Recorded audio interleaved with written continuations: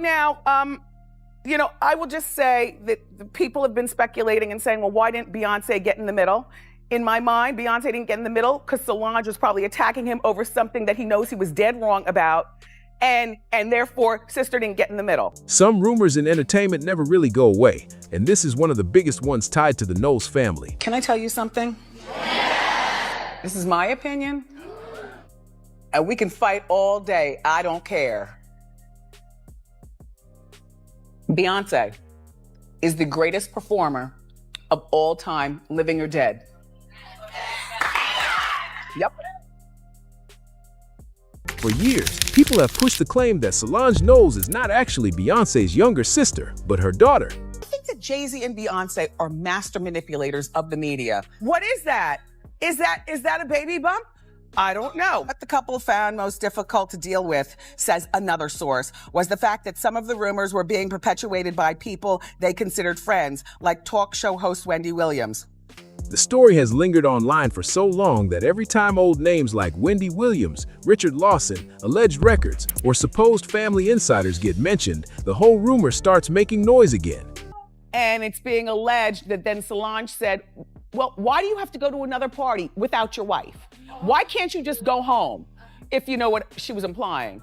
So, is this just another internet story that keeps getting recycled, or is there a reason people keep circling back to it?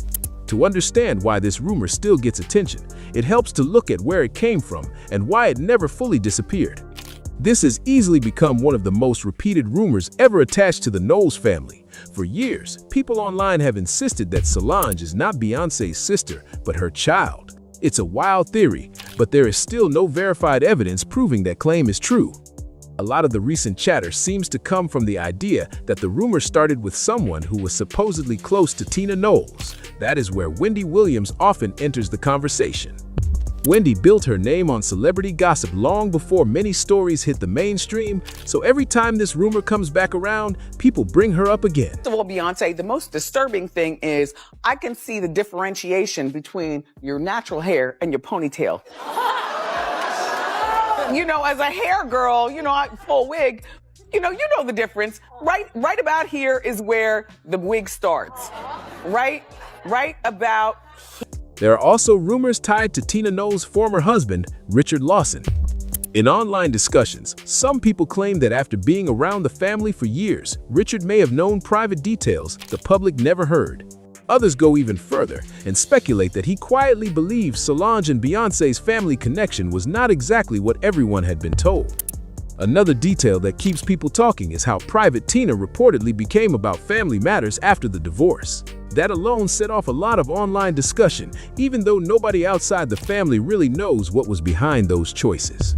Tina and Richard were not just two people who crossed paths later in life. Reports say they had been friends for more than 30 years before they started dating in 2013. So a lot of people assumed there was a serious level of trust between them and that Richard may have known more than the public ever would. Somebody said, nah, she is older than she says. Google is wrong. They do that because old people don't sell albums in that genre. I don't know about that, man. I think she legit 41, like they say, 41, 42. Somebody said, Silk the Shocker boinked her too. This guy must be from the UK. Reports also claim their divorce agreement included both a non-disparagement clause and a confidentiality agreement that limited what Richard could say publicly about family matters. Agreements like that are not unusual, but online speculation quickly turned it into something much bigger. That is when this long-running rumor started picking up steam again. Some people started tying all of this to old claims about Beyonce's age. Officially, Beyonce's birth year has always been listed as 1981. But years ago, an alleged document made the rounds online claiming she was actually born in 1974. The claim spread fast because it sounded huge, but the Texas Health Department later said the document was not authentic. Just lessons I instilled in them to work. You got to work hard if you want good results. There are no shortcuts, but to treat people the way you want to be treated. And so I'm most proud of the fact that my girls, including Kelly Rowland, who came to live with us when she was like 11. Yes, you raised her. Are all just wonderful human beings They are. first, And that is a big reason this story keeps coming back. Over the years, people who believe the theory have pointed to a few moments they think deserve a closer look. One of the main examples they bring up is a story Tina Knowles once shared about taking Beyoncé to Michael Jackson's Triumph Tour in 1981. That memory gets brought up almost every time these rumors resurface. According to Tina, that concert played a major role in Beyoncé falling in love with performing and helped shape her dream of becoming an entertainer. Supporters of the age rumor argue that the story does not line up with the official timeline, while others say it proves absolutely nothing. There is still no verified evidence showing the timeline is wrong, but the debate keeps spreading online anyway. Teaching work ethic, you said you taught them they had to work hard. They love what they were doing, because I think a lot of parents try to preach work hard, but some kids just don't. So was it because they were so madly in love with what they were doing? They loved music. Yeah. That's all they lived for, is they did shows. I mean, I always say nobody wanted to come to my house because they would sell tickets and to come in and do listen. all these shows, and that's what they wanted to do every day. So I think it's important not to push them in any direction or to force them to do anything. But when they love something, then encourage it. Find every opportunity for them to do that. Some people see it as a strange detail, while others see it as just another internet rumor, and that is exactly why this theory keeps getting dragged back into the spotlight years later. According to Tina Knowles, Beyoncé was around 3 years old when she saw Michael Jackson during the Triumph Tour, got overwhelmed, and started crying because she was such a huge fan. Tina said the moment stayed with her, and that Beyoncé later talked about wanting to grow up and be like Michael Jackson. It's a memorable story, but people who support the long-running age rumor keep pointing to it as part of the timeline they question. They argue that stories like this deserve a closer look, especially when they believe certain dates do not line up the way they should. Another moment that gets pulled into the conversation involves comments from Gabrielle Union. Gabrielle, who was born in 1972, has spoken about Beyoncé as a longtime friend and said they knew each other when they were younger. She also shared that they had the same hairstylist and described Beyoncé as kind, supportive, and easy to be around. Those comments have been repeated a lot whenever these rumors come back around, and that is where the speculation gets even louder. Some people try to compare Gabrielle's timeline with Beyoncé's publicly listed birth year of 1981 and argue that the ages do not seem to match the way the friendship was described. Others push back on that and point out that friendships can start through family ties, work, or shared circles, and that public memories do not always give exact dates. Even so, supporters of the rumor bring up the old unverified claim that Beyoncé was actually born in 1974, saying that it would fit their theory better. That is why some fans believe Gabrielle Union may have said more than she meant to, even if it was completely unintentional.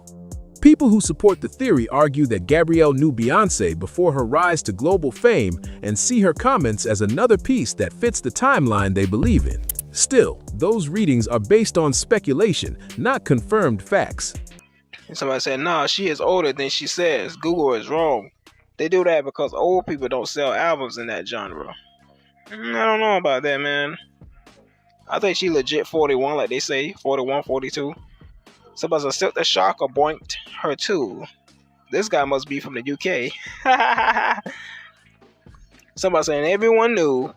I don't know nothing. I'm just figuring out it as much as other people today. Somebody said that ish was a lie back then too. Oh, okay. He said everybody knew it was a lie. Somebody's mother, MFS, act like Beyonce and a female that can't get touched. Shaking my head. She's flesh and blood. Yeah, I heard rumors about that for years, man, but I don't know, man. I don't know.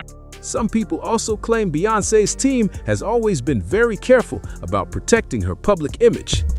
That has led more conspiracy-minded fans to wonder whether older photos, videos, or records that might raise questions were removed, hidden, or simply became harder to find over time. None of those claims have ever been verified. Fans often point to the well-known removal of certain unflattering Super Bowl photos as an example of image control, even though that situation does not prove any of the bigger claims tied to unrelated rumors. And that is where the conversation swings back to the biggest theory of all. Some people online claim Beyoncé is older than her publicly listed age and speculate that Solange was actually her daughter, with the family allegedly presenting them as sisters to protect Beyoncé's career. There is still no verified evidence supporting that claim, and it has remained an internet rumor even after years of resurfacing online. But the speculation does not stop there. One version of the story goes even further, claiming Solange's father was not the person the public had been told for years. Instead, some online posts claim that Solange's father was actually one of Beyoncé's early boyfriends, someone who allegedly believed they were building a future together before fame changed everything. That is where the story takes an even more dramatic turn, especially once an old online rumor from around 2011 starts getting pulled back into the conversation. According to internet speculation, a person claiming to be a former Columbia Records employee shared allegations that quickly caught the attention of conspiracy circles. Beyoncé was 7 and her dance teacher put her in a talent show with bigger kids, like all the way up to high school. And I was like, that's not fair because she's only 7. And she went in and she was shy. And I mean, she got on that stage and commanded the stage. And my husband and I were like, who is that? You know, because the confidence came and the joy, I could see it. And so she felt so confident. She said, well, I just want to get my trophy. I'm hungry and I want to go home. And I'm like, you don't know if you won. Like, sit down and chill. But it was something that happened on that stage that I had never seen before. So I felt very confident. That's what she wanted to do, because she'd always say, you know, I want to be like Michael Jackson. I'm like, yeah, well, who doesn't? You know, whose kid doesn't? She showed a lot of confidence, and that was my main thing, is I saw the joy. The individuals said they had heard plenty of industry gossip while working at the label, but claimed there was one story that stood out more than anything else. According to those unverified claims, some members of the original Destiny's Child lineup allegedly had their ages adjusted for marketing reasons, while Latavia was supposedly the one exception. The same person also claimed they once saw what they believed was Beyoncé's driver's license on a manager's computer and alleged that it listed a 1974 birth year instead of the one publicly reported. Still, there is no verified evidence confirming that story or the document they described. Even so, supporters of the theory quickly tied those claims to another long-running rumor. They argued that the age gap between Beyoncé and Solange was much bigger than the public had been told, and speculated that this could explain the family story they believe was presented to the public. But again, there is no confirmed evidence supporting that theory, and it remains part of ongoing internet speculation. That same rumor also pushes people back toward Beyoncé's early days with Girls' Tyme, the group that later became Destiny's Child. The group appeared on Star Search in 1993 before eventually turning into one of the biggest success stories in music. Because of that, some online discussions have focused on the reported ages of different members, including Nikki Taylor, who has been reported as being born in 1975. Supporters of the theory argue that those age gaps raise questions about the group's timeline. Others counter that performers of different ages have always appeared together in music groups, so that detail alone does not prove anything. Still, it is one of the points people keep dragging back into the conversation whenever this rumor starts trending again. Some online posts even claim that information about Nikki Taylor's age became harder to find over the years, and supporters of the theory say that only made them more suspicious. Andy, my question for you. Since you're good friends with her, do you know who bit Beyoncé, and was it Sanaa Lathan? Good question. Who bit her? Do you know? Were you at that party? I was not at that party. If I ever knew, I would not tell. The easiest way to get ostracized and uninvited is to talk out of school. Others argue that missing, outdated, or inconsistent information online can happen for all kinds of normal reasons, so there is no evidence it points to anything unusual. There is another claim that often gets folded into the story. According to an unverified account posted online, the same person who claimed to be a former record label employee also alleged that Beyoncé's cousin, songwriter Angie Beyoncé, made a joking comment during a Christmas party. The story says the conversation started after Beyoncé supposedly teased Angie about her weight. It then claims Angie joked about having childbearing hips before making a remark that some people later took as a hint that Beyoncé had already experienced motherhood.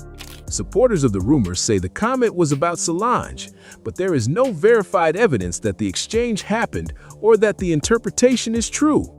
When people stack that story on top of the old age rumors, the talk about Girls' Tyme, and all the other claims that have floated around for years, it becomes easier to see why this theory refuses to disappear online.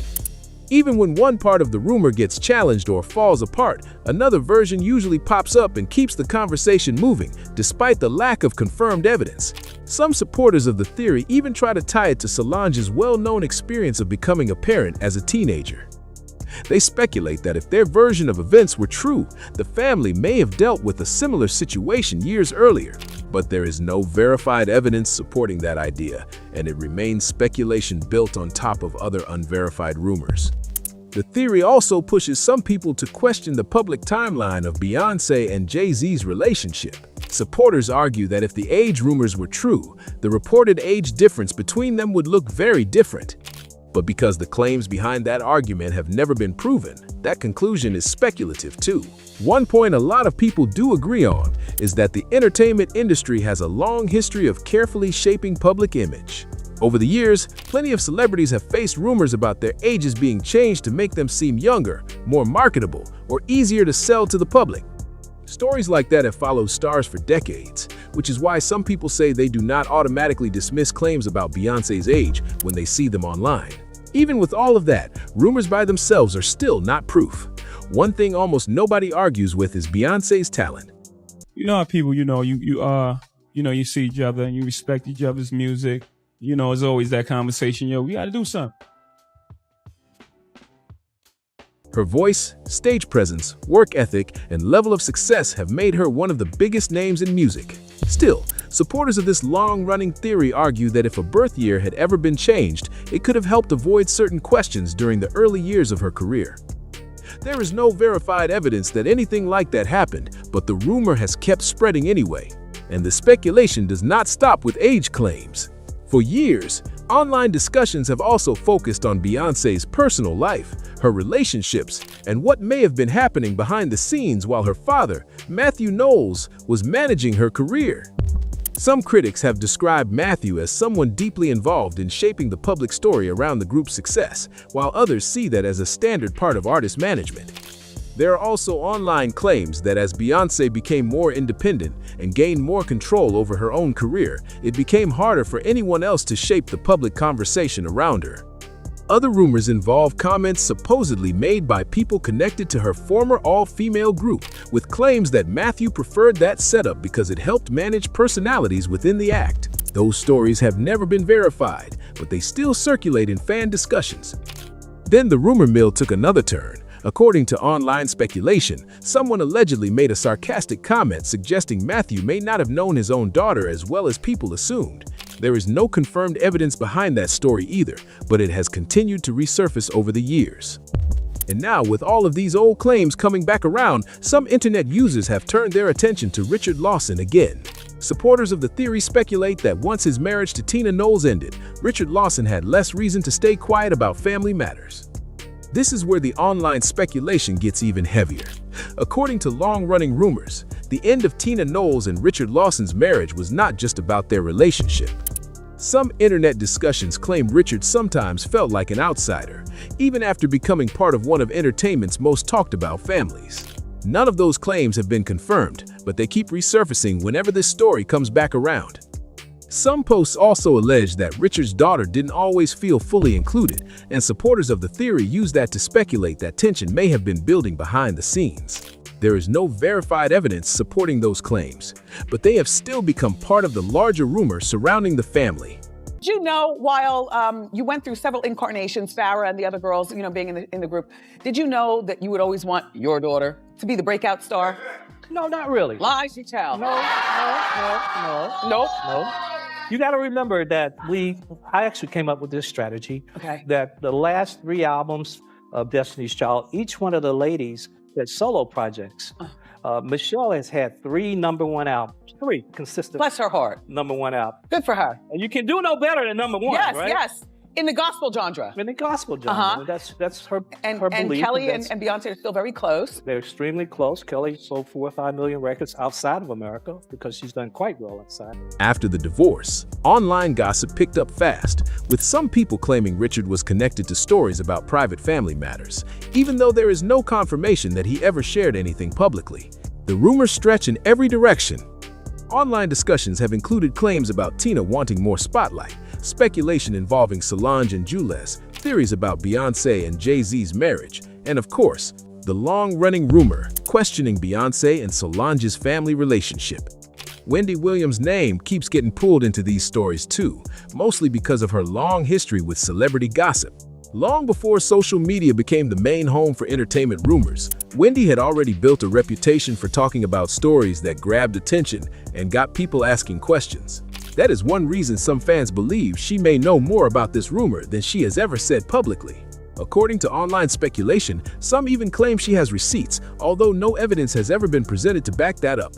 Supporters of that theory argue that Wendy's legal and personal issues may have played a role in why she has not spoken about certain topics in recent years. Because of that, some people believe there are still celebrity stories she never fully addressed.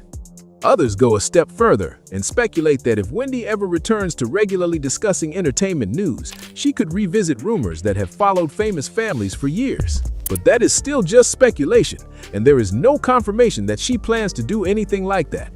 As expected, the internet has no shortage of opinions. Some commenters argue that when a celebrity is extremely private and carefully controls their public image, it naturally creates more curiosity and more rumors. Others say that if the age-related claims were ever proven true, it could change the way people look at parts of Beyoncé's early career and even the timeline of her relationships. Then there are people who swear they have been hearing different versions of this story for years. Some longtime fans claim these rumors have been floating around since the early 2000s. One online commenter even alleged that Matthew Knowles nearly hinted at an age-related discrepancy during an old MTV behind-the-scenes segment before the conversation was suddenly cut off. There is no verified evidence supporting that claim either, and it remains part of online speculation. So, what do you think? Is there any truth behind the rumors about Beyoncé's age, or is this just one of those celebrity theories that keeps getting bigger every time it gets shared? Are all these stories somehow connected, or has years of internet speculation turned this into a mystery of its own? And if Wendy Williams ever speaks on these rumors again, do you think she would actually have something new to add? Drop your thoughts in the comments below. And if you enjoyed this deep dive into celebrity rumors and Hollywood mysteries, make sure to like, share, and subscribe to Star Watch. Then turn on notifications so you never miss an update. Thanks for watching, and we'll see you in the next one. Who was partners with L.A. Reid and Babyface in Atlanta, and these guys had this competitiveness. L.A. had a girls group. I bet you don't know who his lead singer was. No. Pink. Oh. She's the exact same age as Beyonce, and there used to be this battle which group was better. And you had Usher. He was the same age. They were all 14 and 15 years old living in Atlanta. For years, one of the most talked about rumors surrounding the Knowles family has been the claim that Solange is actually Beyoncé's daughter rather than her sister. The story has circulated online for a long time, but recently it has gained fresh attention after social media users pointed to alleged stories and secondhand claims connected to people said to be within Mama Tina's wider circle. Wendy Williams has previously discussed these rumors on her platform, often suggesting there could be more to certain family stories than what the public sees. When Beyonce was 3, I took her to the Triumph tour with Michael Jackson and his brothers. Wow. And my friend said, well, if you go to this certain area at the Astrodome, he's going to come out that way. So I had her out there. It was a group of about 20 people. He walks over, tries to grab her. And she loved him so much, she was just overwhelmed as kids do, and she just started crying, and she wouldn't go to him. Yeah. But what are the odds of that? Wow. And she said then, I'm gonna be like Michael Jackson. Those comments helped keep the speculation alive and gave rumor watchers even more to debate. At the same time, some online commentators have shifted their focus to Tina Knowles' former husband, Richard Lawson. Various rumors claim he may know details about past family dynamics, leading some people to question whether there are still untold stories behind the scenes. None of these claims have been verified, but the ongoing speculation continues to spark conversations about the Knowles family's private life and carefully managed public image. One detail that caught many people's attention was the legal language reportedly included when Tina Knowles and Richard Lawson ended their marriage. Media trainers have been training older artists to lie and say they were as much as 10 years younger than they were.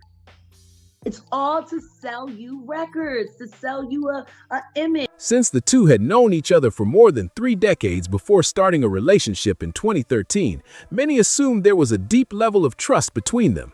That is why reports mentioning a non-disparagement clause and confidentiality agreement quickly became a major topic of discussion.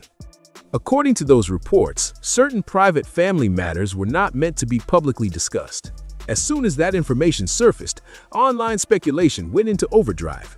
Many people began asking the same question: what exactly was considered so private that it needed that level of protection?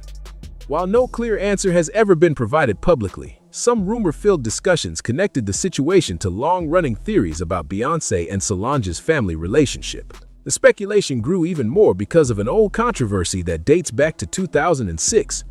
At the time, rumors spread that a person claiming to work for the Texas Department of Health had allegedly obtained what was described as Beyoncé's birth record. According to those unverified claims, the document listed her birth date as the 4th of September 1974 rather than the widely reported 1981 birth year. The alleged leak quickly became the center of intense online debate and countless theories, despite never being officially verified. If the document had actually been genuine, it would have suggested that Beyoncé was 7 years older than the age the public had long been told. If the document was false, however, many people wondered how such a claim gained so much attention in the first place.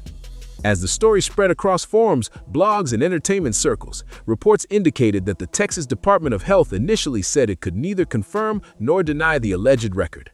Not long afterward, officials reportedly clarified their position, stating that the document was not authentic and had no connection to their agency. Even with that response, the controversy did not completely fade away. The rumor continued circulating, with some people claiming that certain stories from past interviews seemed to line up with the disputed date. One example frequently mentioned by rumor watchers involves comments attributed to Mama Tina about Beyoncé attending Michael Jackson's Triumph Tour in 1981. Tina reportedly described the experience as a major moment that inspired Beyoncé's interest in performing. Others pointed to remarks from Gabrielle Union regarding her friendship with the superstar. She's a brilliant musician, and she was trained at the esteemed Berklee College of Music. Handpicked by my very good friend, Terry Lynn Carrington, Dr.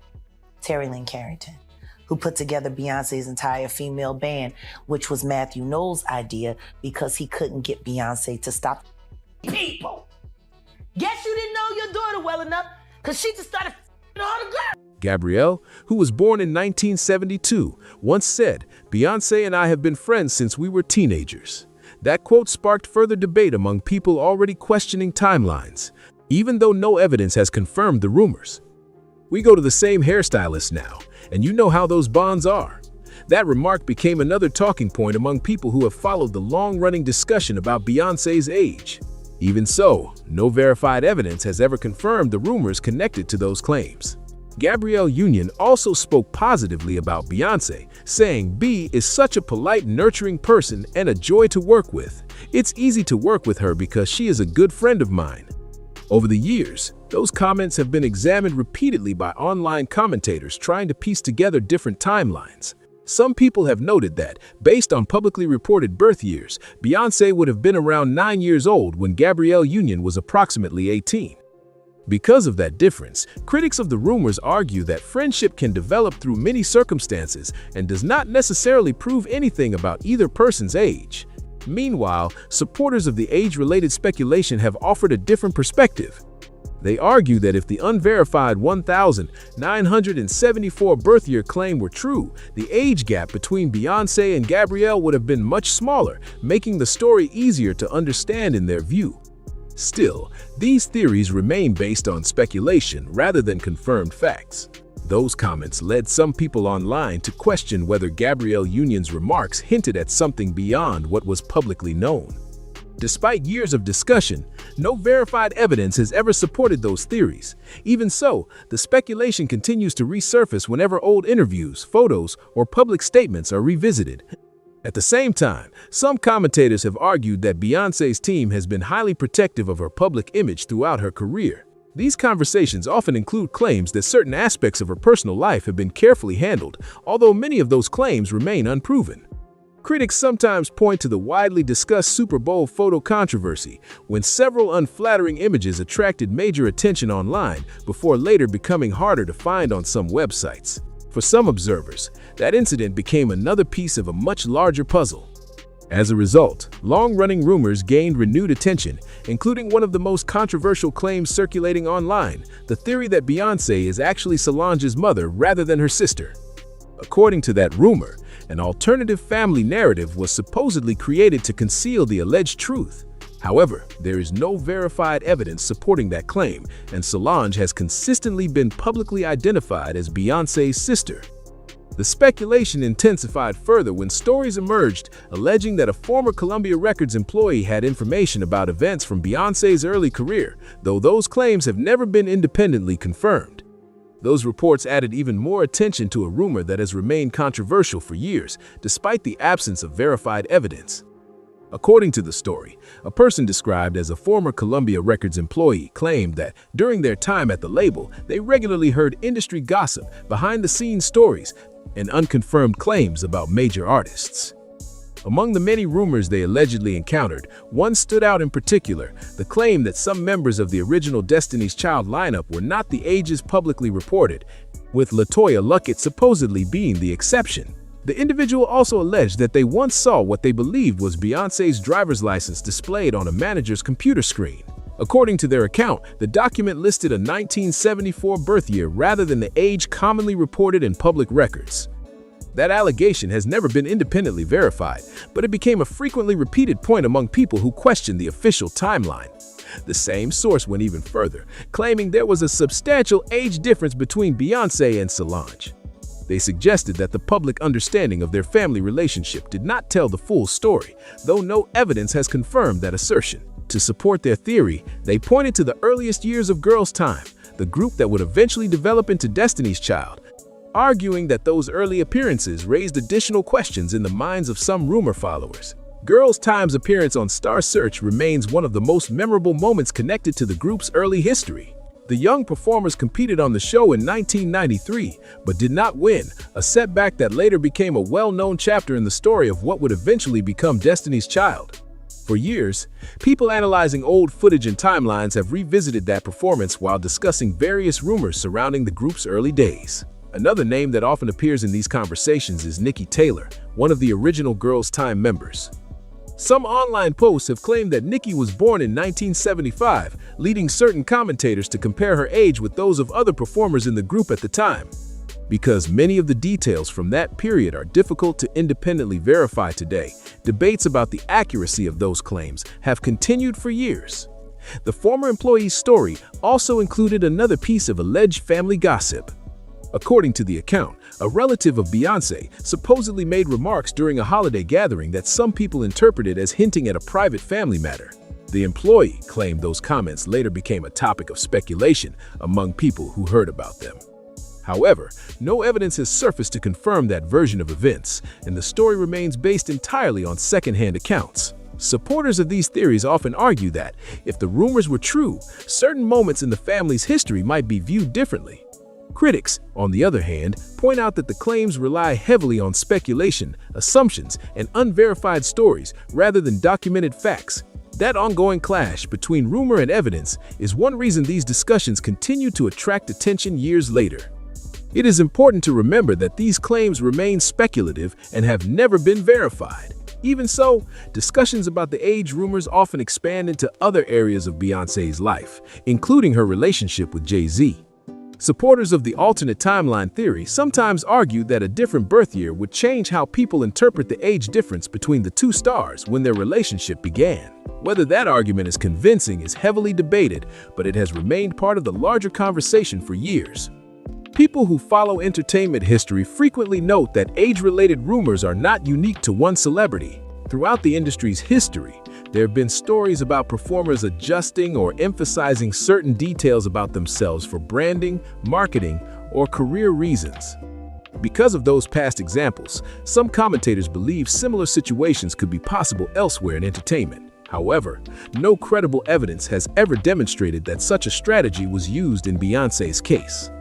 Publicly, her success has consistently been credited to her talent, dedication, powerful performances and ability to connect with audiences across generations. Despite that success, rumors about her personal life have continued to circulate throughout her career. Online gossip has covered everything from relationships and family matters to alleged behind-the-scenes conflicts. Many of those stories gained traction despite lacking reliable evidence.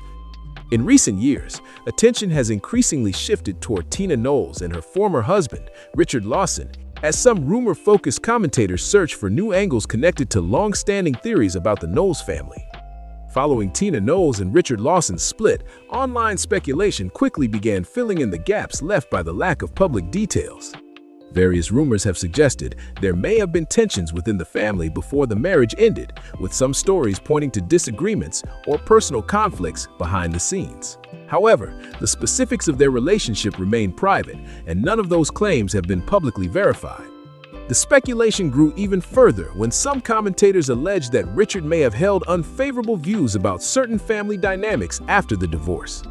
These discussions often revolve around rumored disagreements, strained relationships, and questions about how high-profile public images are managed. While those stories attract significant attention across social media and entertainment blogs, most of the claims are based on anonymous sources, assumptions, or unconfirmed reports rather than documented facts.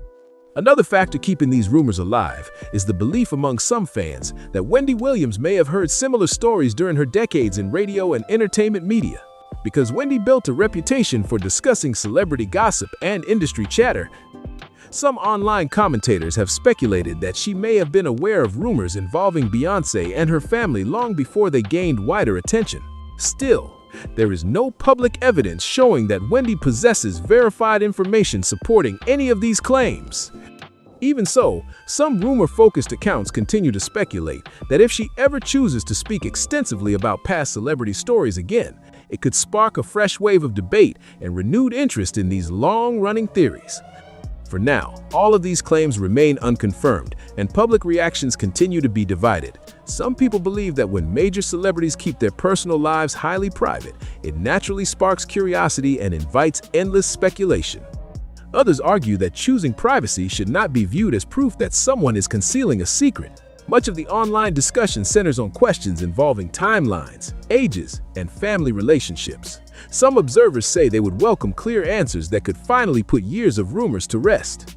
Others counter that most of the claims being circulated rely on assumptions, secondhand stories, and accounts that have never been independently verified. Despite decades of debate, no conclusive evidence has emerged to support the most dramatic allegations involving Beyoncé, Solange, or the Knowles family. The central issue with the entire controversy is that nearly every claim eventually traces back to another rumor rather than solid proof.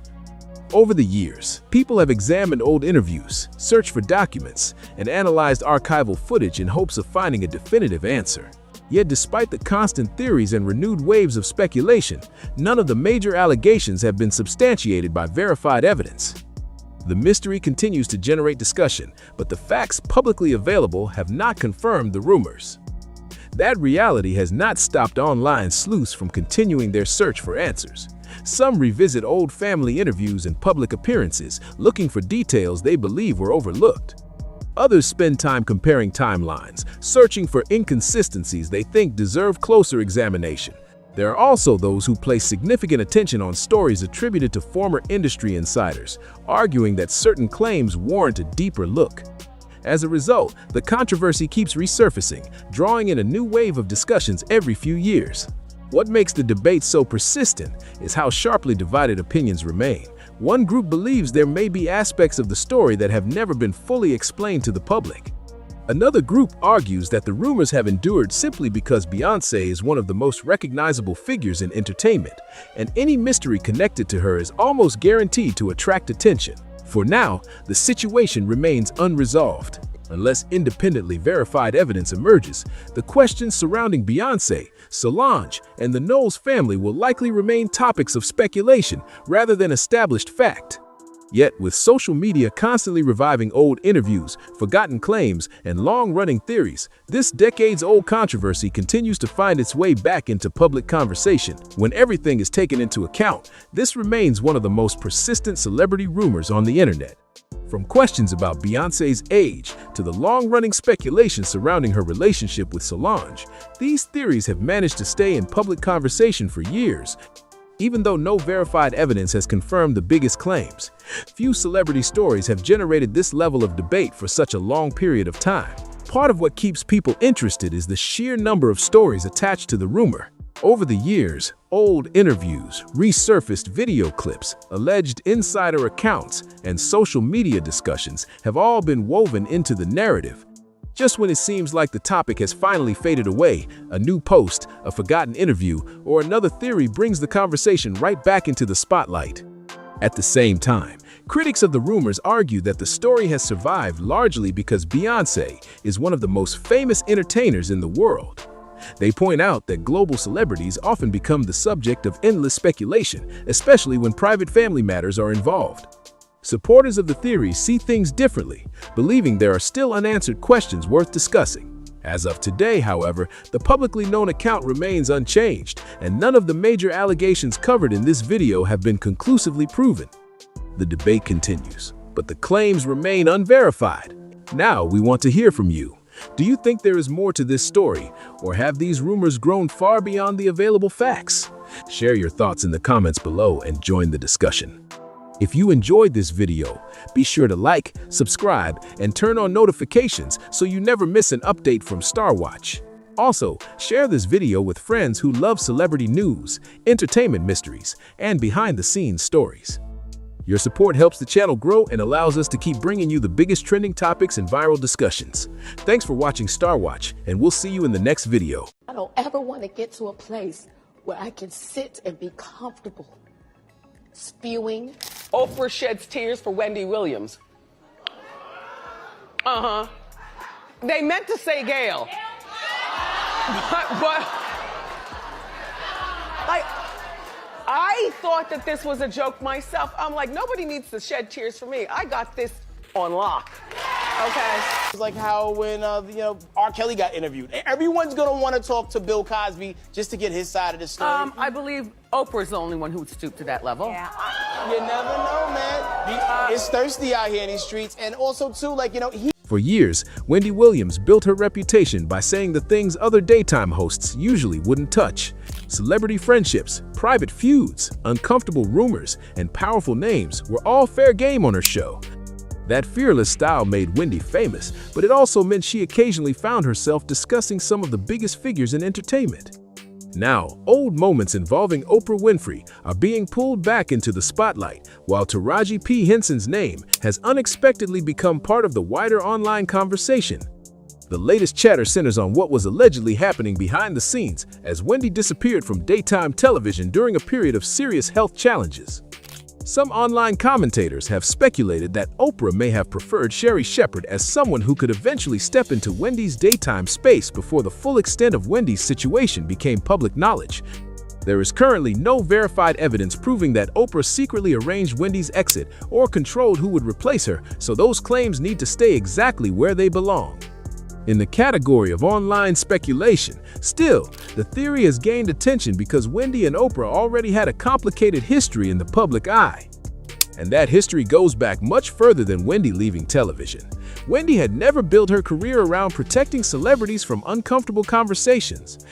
If a story was circulating publicly, she was often willing to discuss it, even when the person involved had serious influence in Hollywood. Oprah was no exception.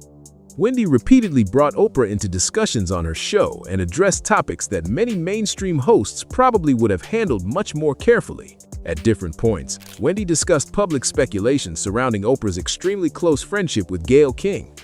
She also questioned aspects of Oprah's involvement with weight loss products and promotions, putting a critical spotlight on business moves connected to one of television's most recognizable personalities.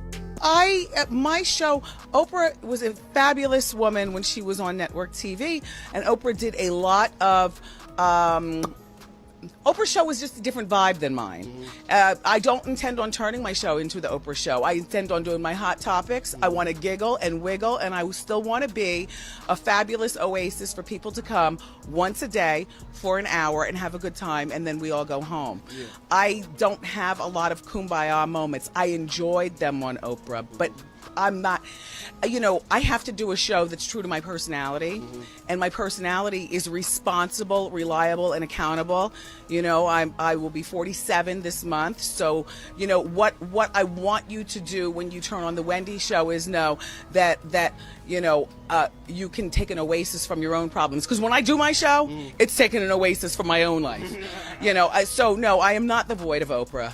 Okay, well, speaking of your own life, the only thing the only reason why people say that is because we're both black. Wendy's approach could be bold, messy, and controversial, but that was also the entire lane she had created for herself.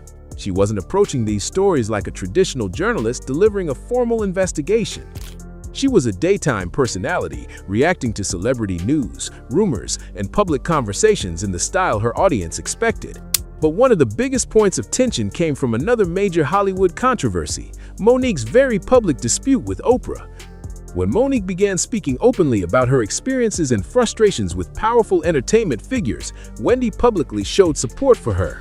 That mattered because Monique's accusations and criticism had already created a heated conversation about power, influence, and treatment behind closed doors in Hollywood. Wendy stepping into that conversation meant she was once again publicly discussing an issue involving Oprah rather than staying safely on the sidelines. That history is exactly why some viewers are now looking backward and wondering whether Wendy's previous commentary could have created lasting tension. But there is an important difference between noticing a history of public criticism and claiming that criticism led to a coordinated effort against Wendy. No credible evidence currently establishes that Oprah engineered Wendy Williams' departure from daytime television, secretly selected Sherri Shepherd as her replacement, or retaliated against Wendy because of comments made on her show. What is documented is already interesting enough. You know, I was there for a crash for the movie. Yeah. And basically she said something about not agreeing with my music, but she thought I did great in the movie. And of course I was up there with the whole cast of Crash. And so I didn't necessarily feel like that needed to be said. You know, you didn't agree with my music. And even if you don't agree with certain songs I made, say you don't agree with certain songs, don't say you just don't agree with all of my music. Wendy regularly talked about powerful celebrities. Oprah was among the famous names she discussed, and Wendy's support for Monique placed her near an already controversial Hollywood dispute. Years later, as Wendy's television career changed dramatically, those old clips and disagreements became perfect material for social media users trying to connect dots. Now, with Taraji P. Henson being mentioned in the broader discussion, an old entertainment story is being examined through an entirely new lens. The story gets even more interesting when you rewind the clock, because the supposed friction between Wendy Williams and Oprah Winfrey didn't suddenly appear during Wendy's final years on television. People had been comparing these two women for years, even though they occupied very different spaces in daytime TV. And according to the public timeline, some of those comparisons started almost as soon as Wendy stepped onto the national daytime stage. Back in 2008, when Wendy began making her move into daytime television, the media quickly started putting her name next to Oprah's. At the time, Oprah was already one of the biggest forces television had ever seen, so almost any woman launching a major daytime talk show risked getting hit with the same comparison. But Wendy wasn't trying to play that game. She made it clear that she never wanted to be the next Oprah and wanted her show to have its own style, attitude, and lane. Wendy's whole setup was different anyway. Her show leaned heavily into celebrity gossip, audience reactions, pop culture, and the kind of messy conversations people might normally have with friends, rather than on daytime television. But by 2011, things took another turn, and this is where the story starts getting complicated. Because Oprah is the new face of Weight Watchers, plus she's got that investment with Weight Watchers, so she's like a boss and a dieter at the same time. There are a few pounds to lose. But if she doesn't lose any weight at all, and all she is a boss at Weight Watchers, you girls, don't be mad at Oprah because you guys dropped the football and she picked it up and ran to the bank with it. Gayle King, Oprah's longtime friend, moved to CBS after previously working with Oprah's network. Wendy saw the headlines and did what Wendy was known for doing. She brought the chatter directly to her audience. She discussed speculation surrounding Oprah and Gayle's relationship and repeated rumors suggesting the longtime friends might have been growing apart. That was a major claim to put on daytime television, especially considering how closely Oprah and Gayle had been publicly associated for years.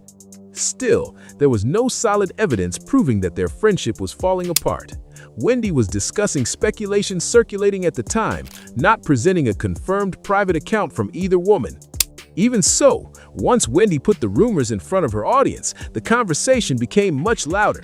It also gave viewers another reason to wonder whether Wendy's willingness to discuss Oprah so openly had created some genuine irritation behind the scenes.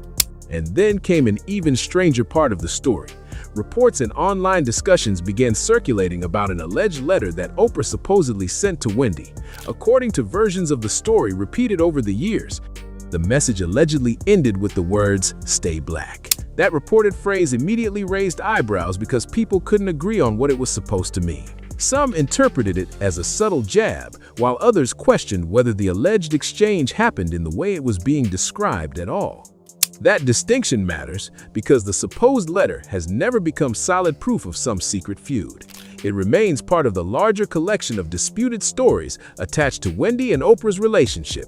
But when you combine that claim with Wendy rejecting the next Oprah label, publicly discussing rumors about Oprah and Gayle, and repeatedly refusing to treat powerful celebrities as untouchable, first acknowledge what I've been in denial for 37 years.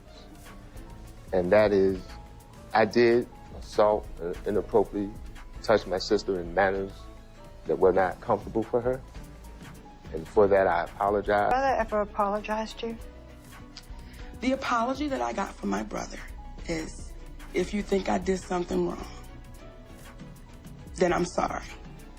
They were my exact words to my sister. Well, there's no more if you think I did it. You were absolutely right with what you said. It becomes easier to understand why people eventually started viewing every interaction between these two television giants through the lens of a possible rivalry. Wendy Williams wasn't the only major celebrity willing to question Oprah Winfrey's carefully built public image during that period. Another huge name stepped into the conversation, and this time it came from an entirely different corner of entertainment. Rapper and businessman 50 Cent publicly criticized Oprah and explained why he believed there was a wall between the kind of culture he represented and the audience Oprah was trying to reach. From 50 Cent's perspective, appearing on Oprah's show represented something much bigger than a regular television interview. Oprah's platform was massive, and being invited onto her stage could feel like a stamp of mainstream acceptance. But 50 Cent believed his music, image, and subject matter didn't fit what Oprah wanted to promote to her viewers. Instead of keeping those feelings private, he talked about them openly and turned the perceived rejection into part of their very public back and forth. He explained his frustration in his own words. "I think she caters to older white women. Oprah's audience is my audience's parents, so I couldn't care less about Oprah or her show." I have some big news for you. Starting in September, I am debuting my own talk show, Sharina! I have always wanted to do a talk show. Even before I joined The View in 2007, I wanted this job bad. I'm telling you, I called Barbara every day. About 4 years ago, I started telling God, I said, Lord, I want a talk show. And when God says it's so, it will be. She was completely against everything that was in my music, so she was never going to have me on that show. I'm never going to reach that platform, which is confirmation that you're a huge success. So I just said, okay, if we can't be friends, then at least let's be enemies. I'm actually better off having friction with her. That statement gave people plenty to talk about.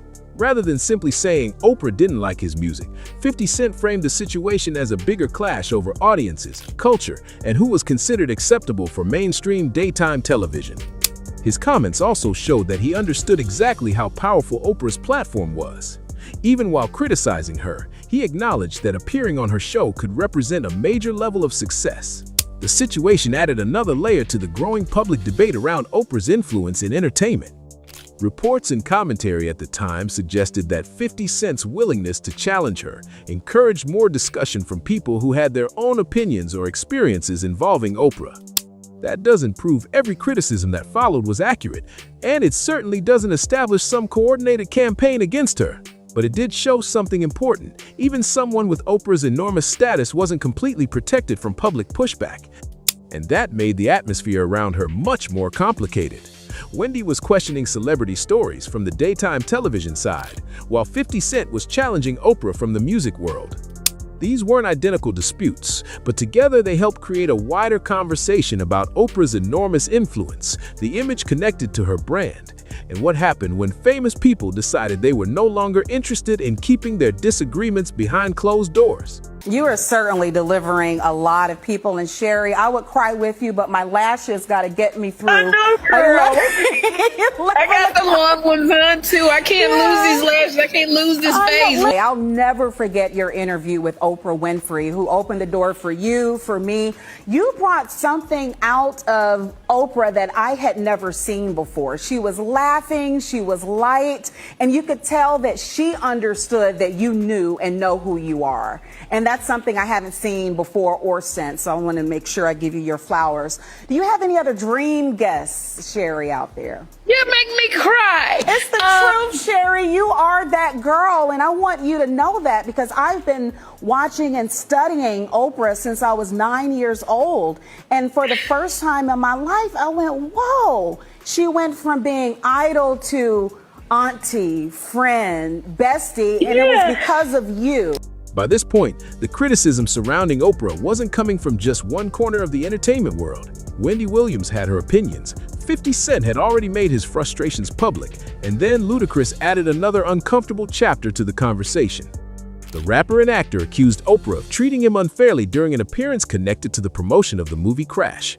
His account became another example people pointed to when debating whether certain artists felt judged or misunderstood when entering Oprah's highly controlled daytime TV space. Ludacris later described his side of that experience publicly, which kept the conversation moving well beyond the original interview.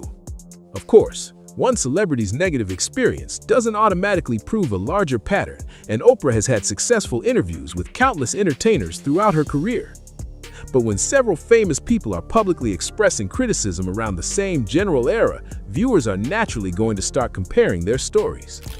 That's when separate celebrity disagreements can begin looking like pieces of a much bigger Hollywood puzzle, even when the individual claims aren't directly connected. But the story involving Wendy had an especially strange twist, and it goes right back to that disputed letter. After reports about the alleged message began attracting attention and backlash, Oprah denied writing it. That could have ended the story right there, except Wendy wasn't willing to let the matter disappear. She continued standing behind her version of what happened and maintained that Oprah really had sent the letter. Wendy even addressed the situation directly on her own show, turning the dispute into content for the same audience that had watched her discuss Oprah in the first place. Wendy said, "I love it when celebrities contact The Wendy Show to set the record straight because that means they're watching." That line was classic Wendy. Instead of treating a celebrity denial as something that might embarrass her, she flipped the whole situation around and made the response itself part of the entertainment. In Wendy's world, if a powerful celebrity felt the need to contact the show and challenge something being discussed, that meant the show had gotten their attention. Still, the basic facts have to remain clear. Oprah denied writing the alleged letter, while Wendy maintained that she had received it. Without independent proof settling the disagreement, viewers were left with two conflicting versions of the same story. And time didn't exactly make Wendy less willing to criticize Oprah. Years later, she was still examining Oprah's public business decisions and giving her audience the kind of unfiltered commentary that had made The Wendy Williams Show famous. In 2018, Wendy turned her attention toward Oprah's relationship with Weight Watchers, now known as WW. Oprah's connection to the company wasn't just a typical celebrity endorsement. She had invested in the business and owned a significant stake, reportedly around 10% when the partnership began, meaning her personal brand had become closely connected to the company's success and public image. Wendy clearly had thoughts about that arrangement, particularly about Oprah serving as such a recognizable face for a company centered around weight management. And once again, she didn't soften her delivery. The audacity to say you're thinking about stopping acting. We said, stop talking. Are you thinking about it? Tired of working so hard, being gracious at what I do, getting paid a fraction of the cost. I'm tired of hearing my sisters say the same thing. Wendy said, "I could have sworn she was gonna pop her corset because, you know, Oprah is not the best spokesperson for a weight loss company." The comment was sharp, personal, and exactly the type of celebrity commentary that kept Wendy's name circulating for years. But it also added another public criticism to an already complicated history between the two television personalities. From the disputed letter to comments about Gayle King, and then Oprah's major business partnerships, Wendy repeatedly demonstrated that Oprah's enormous influence wasn't going to stop her from discussing whatever she believed would get her audience talking. But this is where the timeline gets even more tangled, because some viewers began wondering whether Wendy Williams' years of criticizing Oprah had created a much deeper problem behind the scenes. Wendy had questioned Oprah's business choices, discussed rumors involving her personal relationships, and repeatedly brought her name into controversial conversations. That history gave social media plenty of material to work with. Still, there is no confirmed evidence showing that Oprah secretly targeted Wendy, interfered with her television career, or played a role in the health and professional struggles that later removed Wendy from daytime TV. Those claims remain speculation, even if people online continue trying to connect the dots. At the same time, Oprah was dealing with a completely separate controversy involving Monique, and that dispute became one of the most talked about Hollywood conflicts of its era. Monique won enormous praise for her performance in Precious, but according to her own account, the financial reality behind the role looked very different from the success audiences saw on screen. Monique claimed she was paid just $50,000 for the movie. Things became even more complicated once Precious started receiving serious awards attention. Monique has said she was expected to participate in additional international promotion for the film without receiving the kind of extra compensation she believed should come with those demands.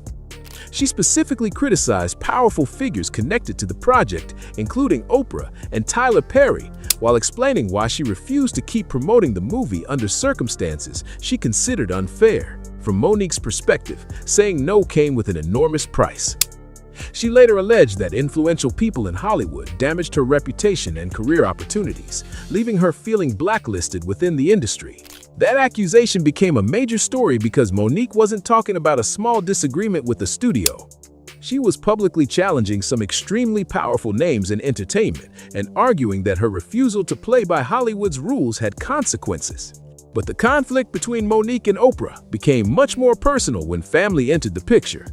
Oprah interviewed Monique's brother on her show after Monique had previously spoken publicly about deeply painful allegations involving him. Monique later expressed serious anger over how that situation was handled. For her, this was no longer simply a disagreement about Precious, promotion, money, or Hollywood politics. It involved an extremely sensitive part of her personal history, and the interview became one of the biggest sources of tension in her relationship with Oprah.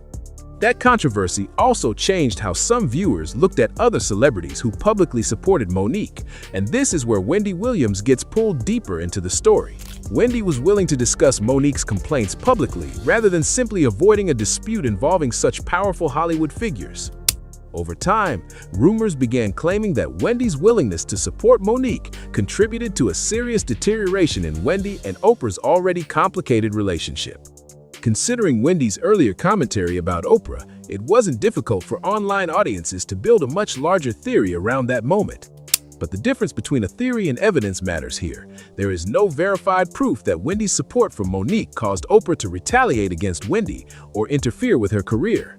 What can be said is that Wendy publicly entered a controversy involving Oprah at a time when the Monique dispute was already extremely sensitive. Add that to everything Wendy had said about Oprah over the years, and it becomes clear why this particular chapter continues to get dragged back into the spotlight whenever questions about their relationship resurface.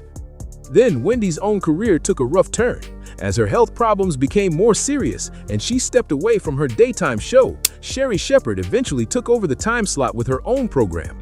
That transition sparked fresh speculation when Oprah publicly congratulated Sherri and later appeared on her show. Some viewers noticed that they hadn't seen that same kind of public support for Wendy during her run, and suddenly the internet started connecting dots that may or may not have actually been connected. Things got even more interesting when Sherri became emotional during Oprah's appearance. Some viewers took that moment as a sign that Oprah had supported Sherri behind the scenes, although there's no confirmed evidence proving that theory. Reports also suggested Wendy had a difficult time accepting how everything ended. Critics argued that Sherri benefited from being in the right place at the right time, stepping into a massive opening when the network needed a dependable host to keep daytime television moving. Then, Taraji P. Henson's experience brought a whole new wave of attention to the conversation. Some viewers already believed Wendy had been pushed aside too quickly, but rumors later tried to connect Wendy's situation with Taraji's own frustrations surrounding the color purple. In 2023, Taraji publicly opened up about pay inequality and the financial pressures she had faced throughout her acting career, revealing just how frustrated she had become with the business. During an emotional interview with Gayle King, Taraji admitted that she had seriously considered walking away from acting. The conversation quickly blew up online, with some viewers feeling Gayle's response didn't fully match the emotion Taraji was showing. That reaction led people on social media to start looking more closely at Oprah's involvement with the color purple and questioning how Taraji had been treated. From there, speculation went into overdrive. Some critics claimed Taraji's experience may have changed how she viewed Oprah, while others accused Oprah of maintaining a warm public image while operating differently behind closed doors. But those are opinions and theories, not proof that Oprah targeted either Taraji or Wendy, and that brings everything back to Sherri Shepherd. With Oprah publicly supporting Sherri, some viewers started questioning whether there was more happening behind the scenes than audiences were ever told. So what do you think about the unverified claims that Oprah somehow played a role in Wendy losing her show? Now, the big question is, do you believe Oprah actually helped Sherri Shepherd secure her place in daytime television, or do you think people online are connecting dots that simply aren't there? With all the rumors, public feuds, old interviews, and behind-the-scenes claims surrounding this story, there's definitely a lot for viewers to debate. Drop your thoughts in the comments and tell me where you stand. Do you think Wendy was treated unfairly, or was Sherri simply in the right place at the right time? And if you enjoyed this breakdown, make sure you like the video, share it with someone who follows celebrity drama, and subscribe to Star Watch. Turn on your notifications too, because Star Watch has more celebrity stories, controversies, and Hollywood drama coming your way. This is it. This is the last episode of Sherri. She's not well. So there's just a lot going on in Wendy's life that this is where you need your friends, where you need your family. You need people who love you. So all I can do over here is pray for Wendy. Where's Wendy's best friend? I don't know who Wendy's friends are. The daytime TV world just flipped again because Sherri Shepherd is officially out after 4 years in the spotlight, and people are bringing up every old headline connected to how she got there in the first place. The most interesting situation in this case is the fact that generally it's the surrogate that becomes attached to the child during pregnancy. In this particular case, you have Sherri, who so passionately told everybody how she's going to be the mother of another child. I'm having a baby, so everything is going great. Whoa. And now she's walking away from a perfectly healthy, wonderful newborn infant. A lot of viewers never fully moved on from the drama surrounding Wendy Williams' exit, and now the conversation is getting loud all over again. Some fans are saying this feels like karma coming full circle, while others think Sherri was simply doing what anyone in television would do to survive in a brutal industry. Either way, the timing has everybody talking, especially after new comments from people connected to Sherri's personal life started making rounds online. I had consigned myself to, okay, we're gonna have this baby and I'm gonna just be unhappy for the rest of my life and have an affair. Because I said, well, how are we gonna take care of this child? Because I'm working 2 jobs already. I'm doing a Newlywed Game. I'm doing a View. And he's like, we'll get a second nanny. How are we supposed to afford a second nanny? Oh, I'm just supposed to work myself to death. And then I told him, because he was an out-of-work writer, and I said, well, you gotta get a job writing. And he was like, no, because if we have a baby, I'm staying home. The internet wasted no time digging back through interviews, clips, and old statements to compare what was said then versus what people believe now. For many viewers, this was never just about a talk show. It became a messy story about loyalty, ambition, and who was really waiting in the wings while Wendy's career was falling apart. Back when everything first started, Sherri made it clear she was not going to apologize for stepping into daytime television. She openly defended herself and explained that she and Wendy were never close friends, so in her mind, there was no personal betrayal involved. Because the child's not biologically connected to me. Right. So what it you is, like, I'm not getting involved in that. What people don't know, because you will never see anything other than a smile. I don't let you in on my private life. So what people don't know is every day we argue. Every day we argued about this. He wanted a baby. I did not want a baby because I have Jeffrey with special needs. I was tired. Right. And he was like, it ain't fair that you have a baby. Do you have a son and I don't have a son? And I mean, it literally, basically, he was like, well, if you don't have my baby, then... Still, plenty of people felt the situation looked cold because Sherry knew taking that opportunity would completely destroy any chance of having a future relationship with Wendy. The optics alone rubbed viewers the wrong way, especially because Wendy's struggles were already becoming public at the time. Now things are getting even messier after comments from Sherry's ex-husband Lamar started spreading online. According to what he recently shared, this kind of behavior did not surprise him at all because he claimed Sherry had a long history of putting herself first when big opportunities appeared. Those statements instantly added another layer to the public debate surrounding her reputation. Critics started connecting the dots and arguing that the Wendy situation may not have been an isolated moment after all. That is why people still seem divided whenever Sherry's name comes up. Some viewers genuinely supported her because hosting a daytime show had been one of her biggest dreams for years. Others never fully accepted how she landed the position. To critics, it looked less like Sherry earned the slot naturally and more like she carefully positioned herself to take over. She first appeared as a guest host on Wendy Williams' show during Wendy's absence, slowly became a familiar face to the audience. A reproductive center, like out of the phone book. We went there and it turned out that like one of my tubes was blocked. Then they talked about surgery and then I just felt like, oh my God, what is going on with my body? Everything else is working out in my life, but somehow my body is not working according to how I thought it was supposed to work. We went to the IUI. Meanwhile, I think there were some minor little laparoscopic things they had to do to fix my little package in there. And eventually ended up taking over the exact daytime space Wendy once ruled. A lot of viewers also pointed out how close Sherry's daytime show felt to the format Wendy Williams made famous. From the celebrity gossip style to the audience energy and even the overall tone, people constantly compared the two shows side by side. Instead of creating something completely separate, critics felt like Sherry was stepping directly into Wendy's lane and trying to keep that same formula alive. Supporters argued that daytime television naturally overlaps, but others believed the similarities were way too obvious to ignore. The comparisons followed Sherry from the very beginning, and social media kept bringing them up every time a new episode aired. At the same time, more personal drama from Sherry's past started resurfacing online after comments from her former husband Lamar Sally gained attention again. According to Lamar, Sherry had a pattern of cutting people off once they no longer served a purpose in her life or career. Those claims immediately fueled even more debate because critics connected his comments back to the controversy surrounding Wendy's show. Whether people agreed with him or not, the accusations added to the image some viewers already had of Sherry being extremely calculated when it came to protecting her success. For some background, Lamar and Sherry first got together after being introduced by actress and comedian Niecy Nash, who happened to be close friends with Sherry at the time. Their relationship moved fast, but according to Sherry's own past interviews, things were rocky almost from the beginning. She admitted that several people in her circle did not support the relationship and reportedly felt uneasy about the marriage. Sherry even joked in interviews that she practically had to convince friends to show up to the wedding because so many of them doubted the relationship would last. Sherry later explained that part of the reason she married Lamar was because she felt lonely and wanted companionship while living and working in New York. But according to her, the marriage quickly became stressful instead of supportive. Over the years, the breakup turned into a very public feud, with both sides throwing accusations at each other through interviews and court proceedings. Sherry repeatedly accused Lamar of taking advantage of the situation financially, while Lamar pushed back against her version of events. The drama became so public that it started overshadowing parts of Sherry's career for a while, especially once headlines about their legal disputes kept making entertainment news rounds. According to critics of the situation, Sherry only really started shaping the public narrative after things between her and Lamar completely fell apart.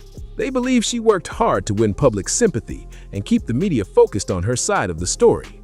People following the drama closely noticed how quickly interviews, talk show discussions, and headlines began painting Lamar as the main problem in the relationship.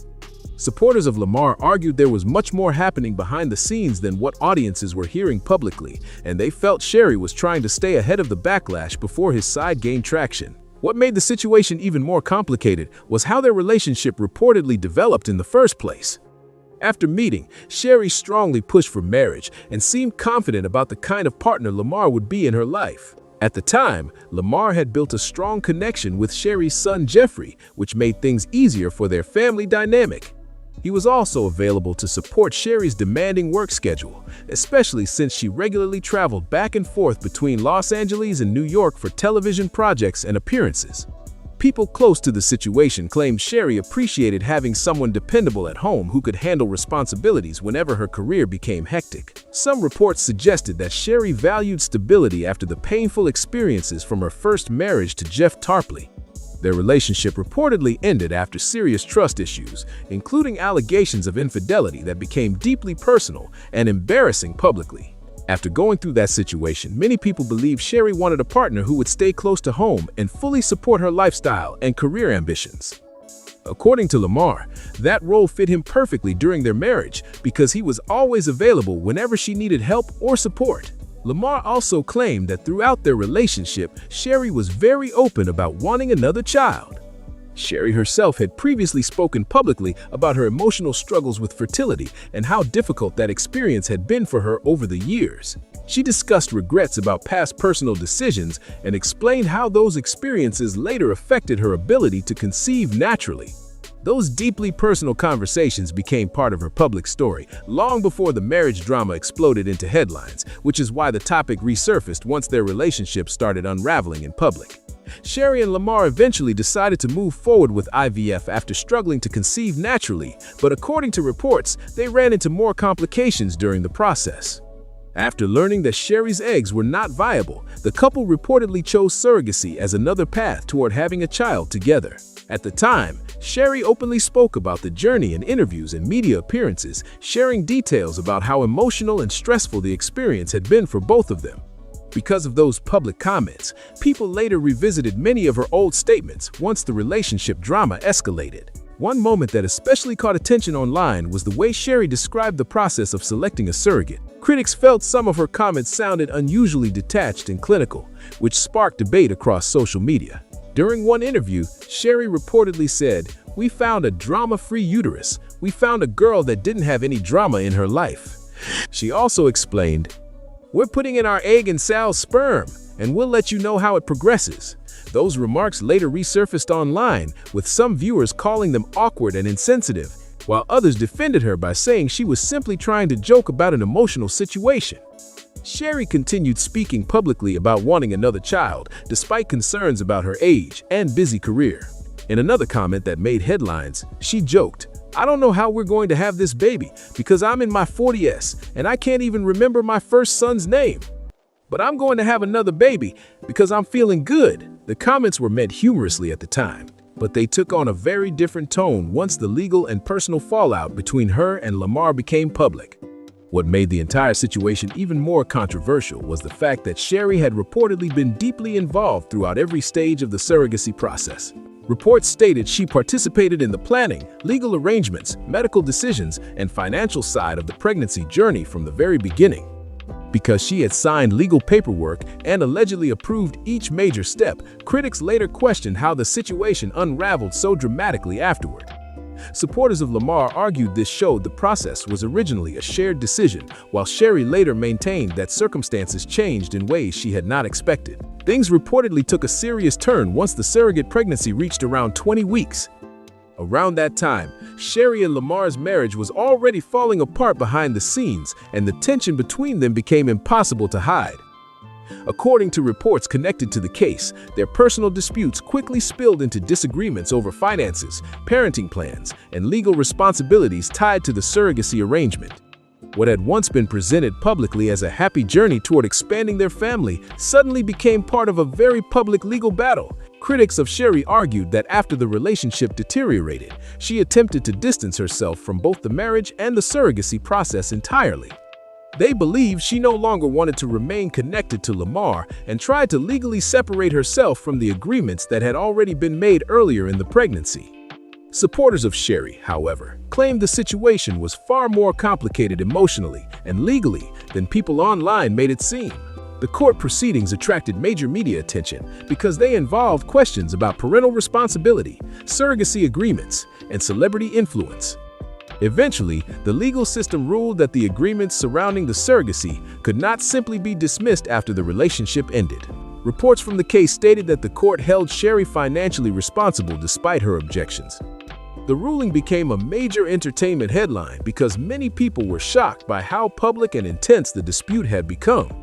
Legal commentators at the time pointed out that surrogacy arrangements involve binding commitments that courts generally take very seriously once the process is already underway. At the same time, public opinion around the case became heavily divided. Some people felt Sherry had unfairly used media appearances and public sympathy to shape the narrative in her favor, especially because she had a larger celebrity platform and stronger media connections than Lamar.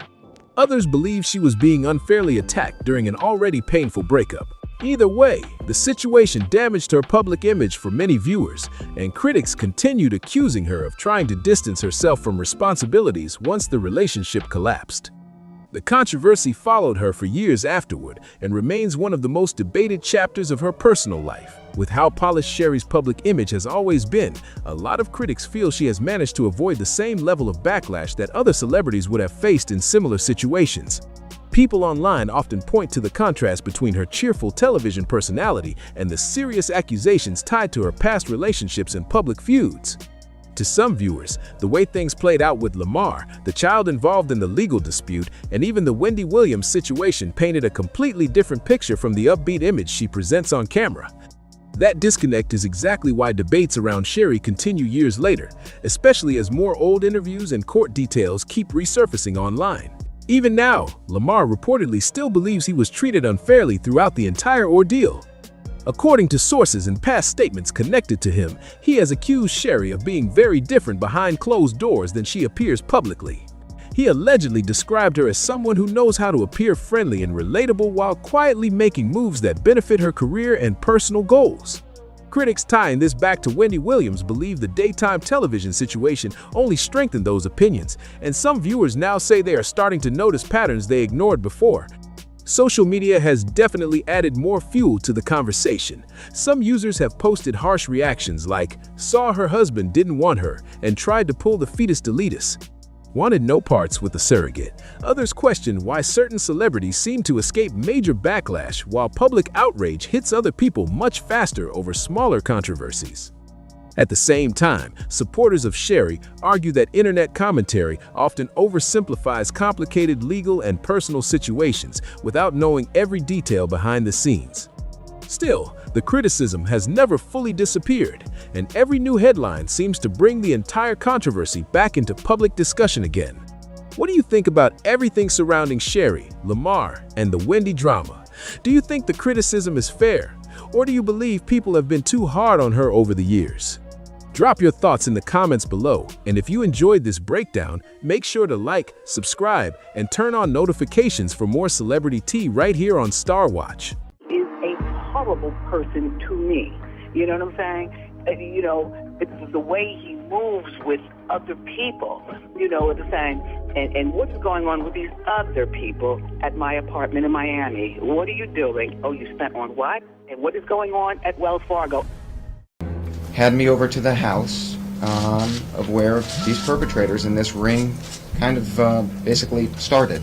They pull me away for their threat sessions and tell me they have gaydar, they have this. At the end of the day, if you don't keep the members of this group happy, we control Hollywood, we can eliminate you, we will eliminate you. Threat after threat after threat. At the house it was, I mean, I've had put in drinks. I had liquor poured down my throat from being...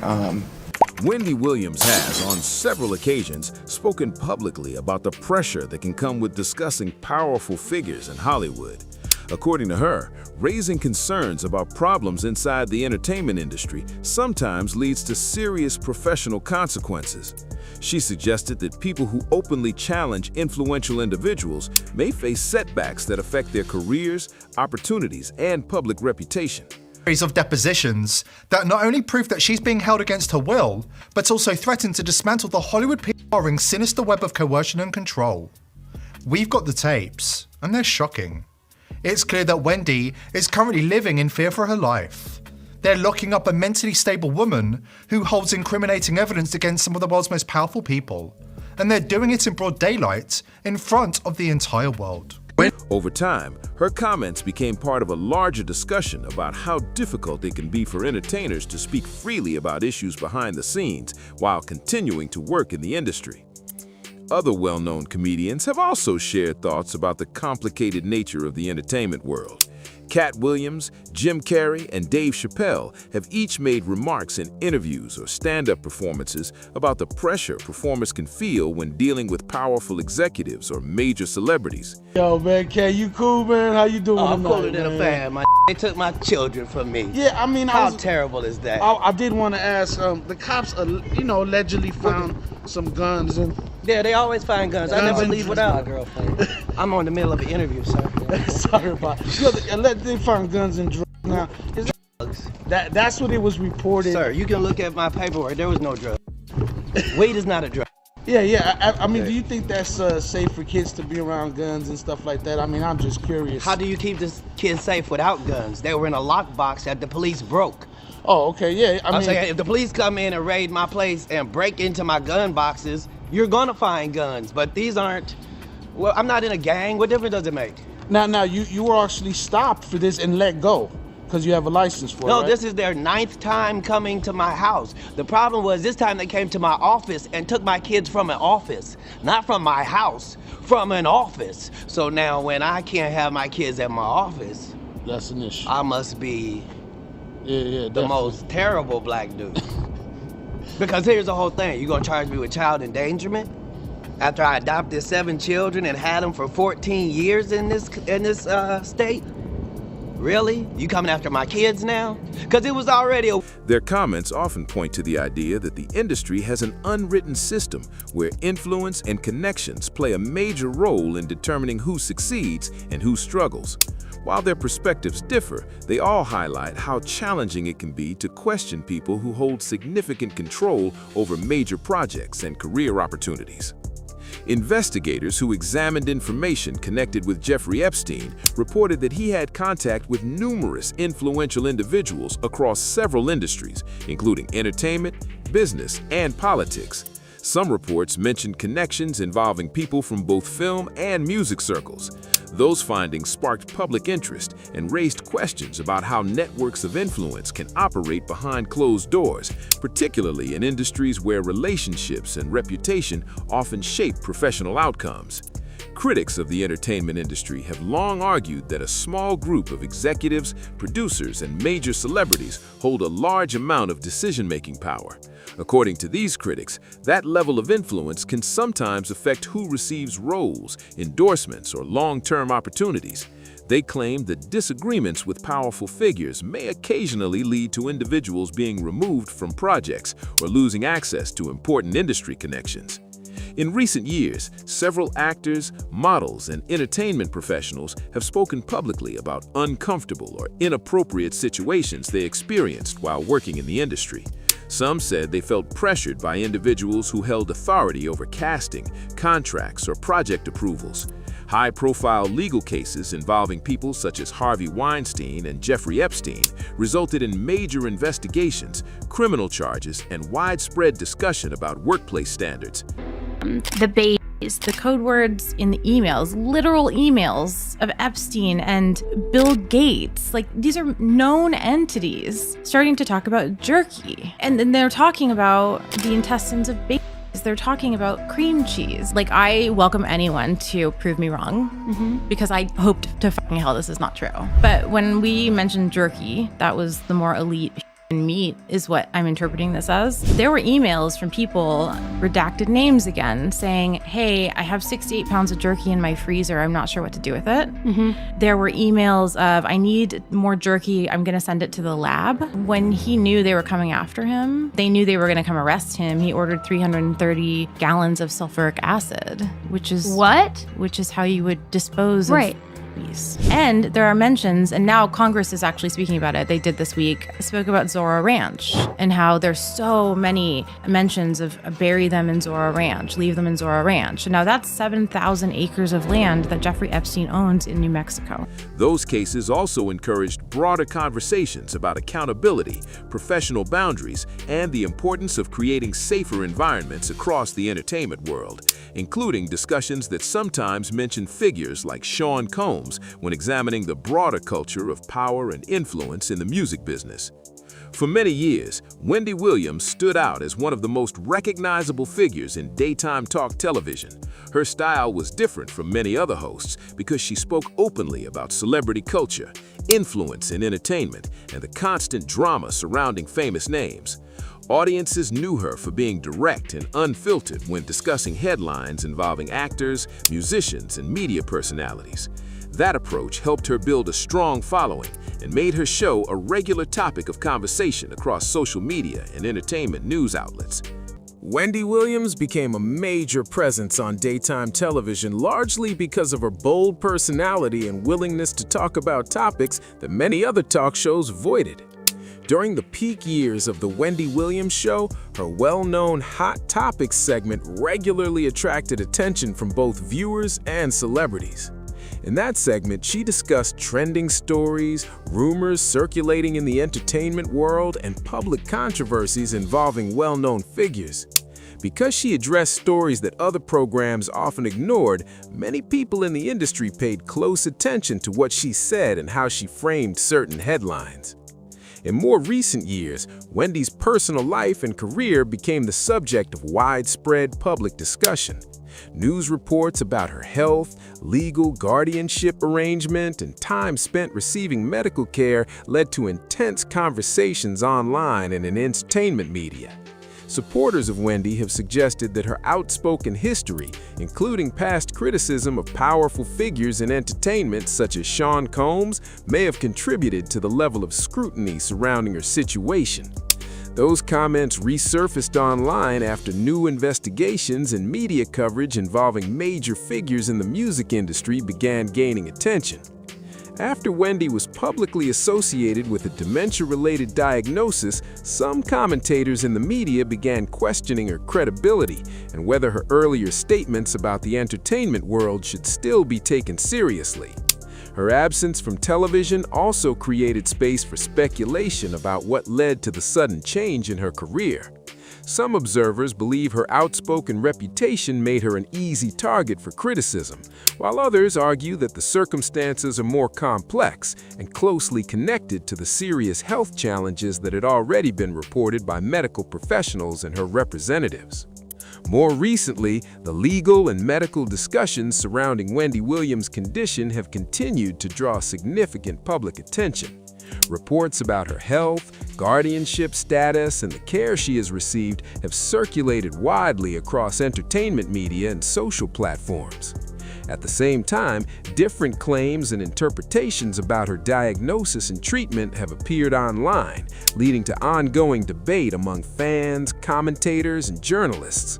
Some people rely on official statements from her representatives and medical professionals, while others continue to question whether the full story has been clearly explained to the public.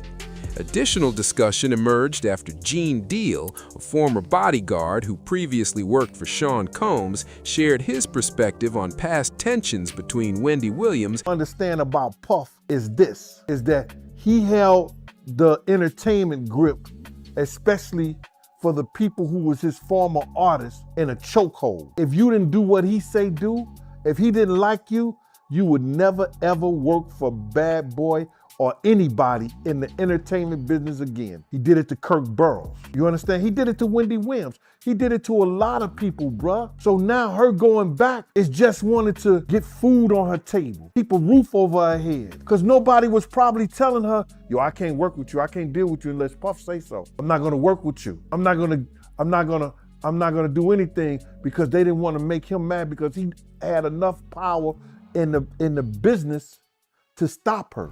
And influential figures in the entertainment business. In several interviews, Deal described moments when Wendy's outspoken commentary about major industry personalities created friction behind the scenes.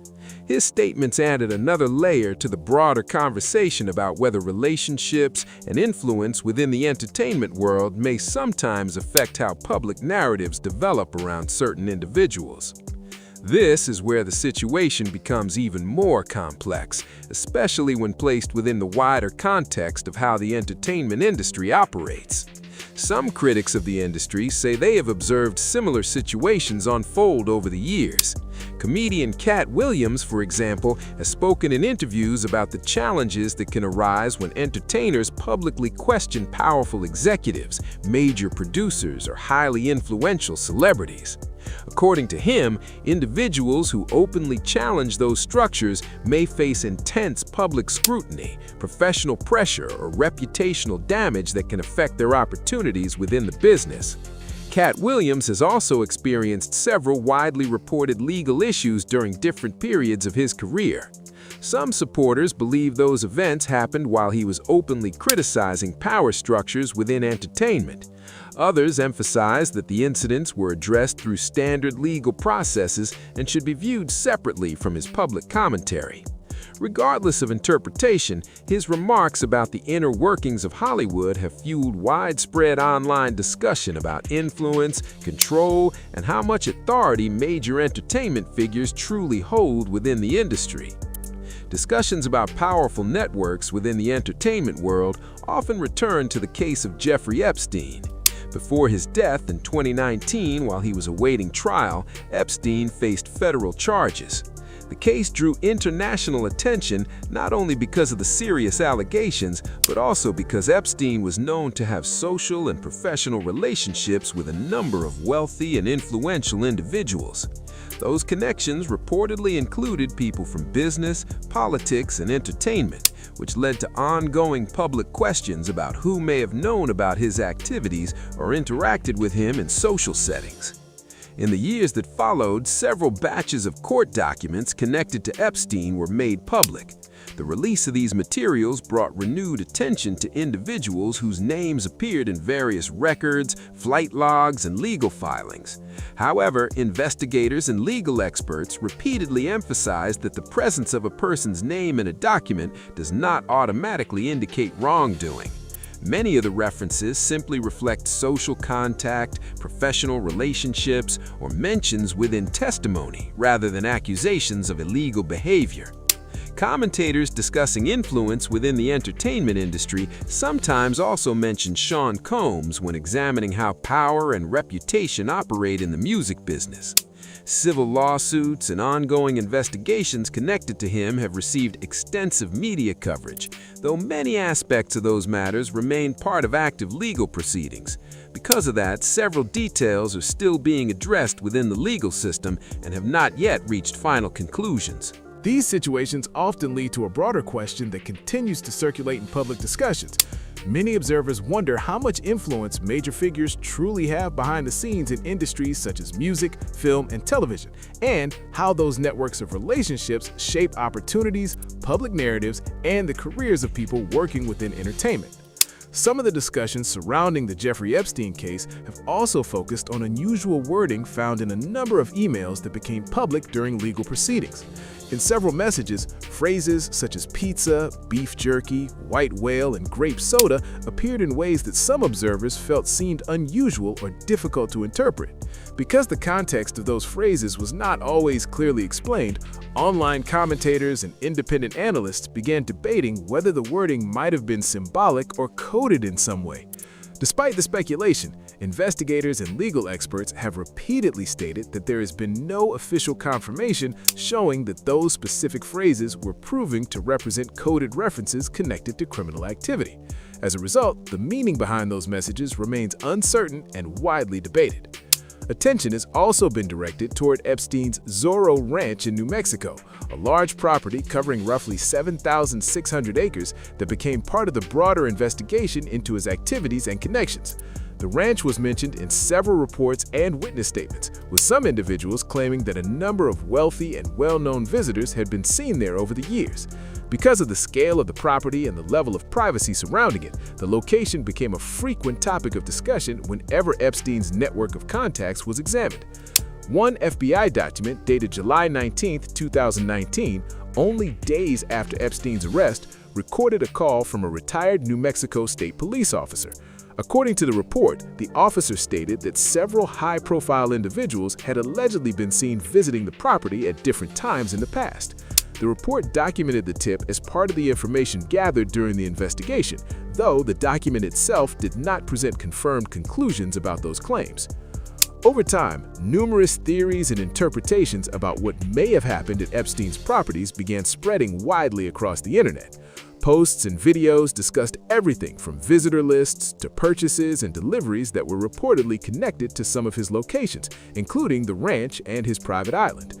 Investigators and journalists, however, have repeatedly warned that many online discussions combine verified facts with unconfirmed speculation. Because of that, officials have emphasized the importance of relying on documented evidence and confirmed findings rather than assumptions that circulate without verification. As conversations about influence and power in Hollywood continued to grow, another well-known celebrity who openly criticized aspects of the entertainment industry was Jim Carrey. After decades of major success, blockbuster films, and multiple award nominations, Carrey began speaking more candidly in interviews about how he viewed fame and the culture surrounding celebrity life. He explained that after experiencing the highest levels of success in Hollywood, his perspective on the industry had changed significantly. Instead of focusing on fame or recognition, he said he started questioning the value placed on image, status, and public perception within the entertainment world. In several public appearances and interviews, Carrey described Hollywood as a place that can sometimes prioritize image and reputation more than personal growth or meaningful work.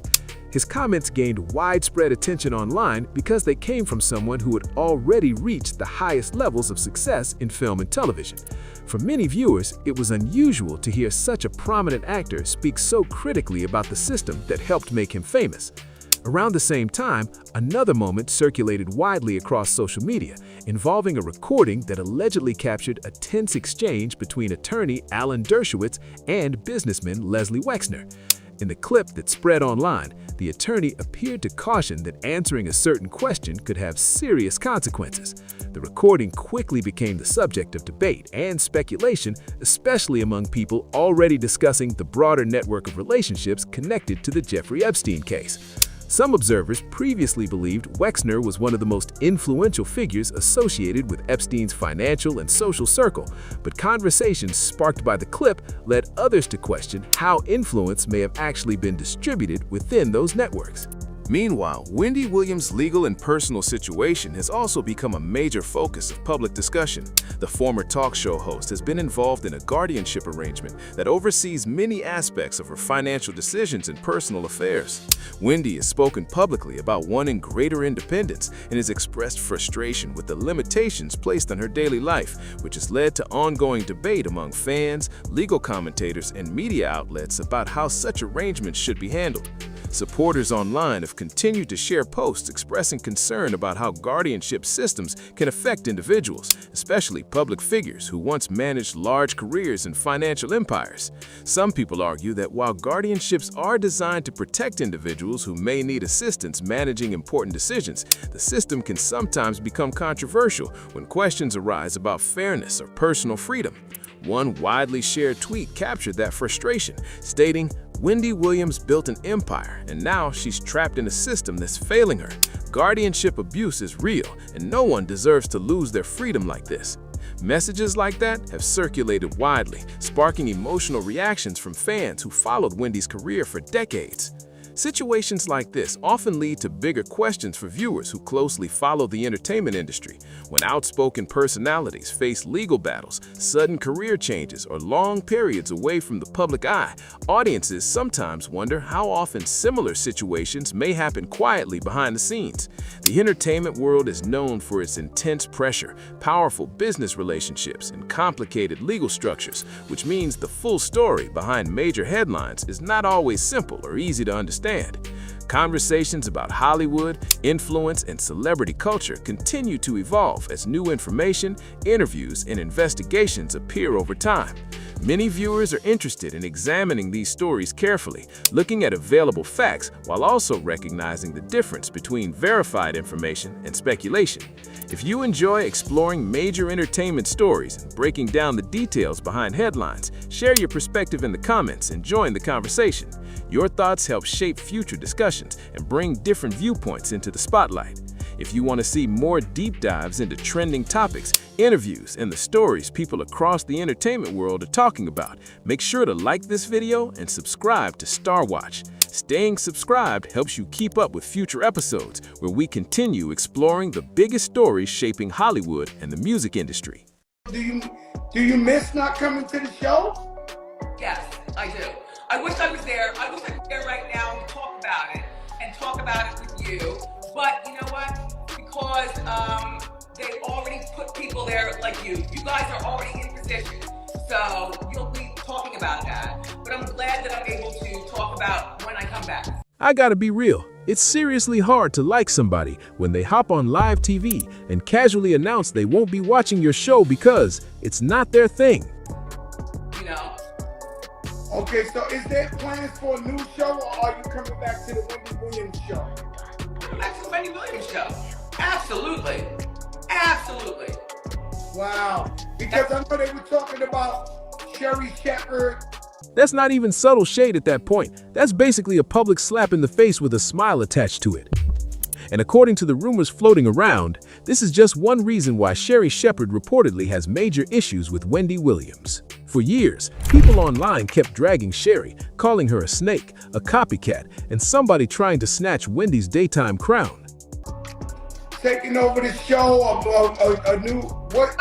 But I won't be watching her, because I know what she's going to be doing, and that's really not my thing. You know. But behind the scenes, Sherry was allegedly dealing with non-stop slick comments, cold energy, and Wendy constantly talking to her in a way that came off disrespectful and condescending. Imagine taking hits from the public while also dealing with someone in the industry allegedly throwing shade at you for over a decade. Now the gossip is getting even messier because word around the industry is Wendy allegedly tried to sabotage Sherry's rise too. And apparently, Sherry is finally fed up with staying quiet and taking all the heat while everybody else acts innocent. This whole situation is turning into straight daytime TV warfare. Okay, when Sherry officially stepped into Wendy's old time slot, the internet completely lost it. Social media turned into a straight-up battlefield overnight. Wendy's loyal fans were coming hard for Sherry, accusing her of stealing the crown while Wendy was at a low point, and every little move Sherry made got picked apart online. Meanwhile, Sherry had to sit there, smile through it, and act unbothered even while people were dragging her left and right every single day. But now that some time has passed and the dust is finally settling, insiders are saying Sherry allegedly feels more comfortable speaking up about what she really dealt with behind the scenes. And apparently, she had been holding in years of frustration. Sherry Shepherd. The barbecue was going to be a decent person. Here's where things get extra messy. According to people close to the situation, whenever Sherry showed up as a guest on the Wendy Williams show, the energy allegedly felt cold from the start. Wendy reportedly wasn't exactly making her feel welcome, and Sherry could supposedly tell she was walking into a room where she wasn't fully wanted. Still, she kept it classy, stayed professional, and played nice on camera even when the vibe felt awkward and tense. And it didn't stop there.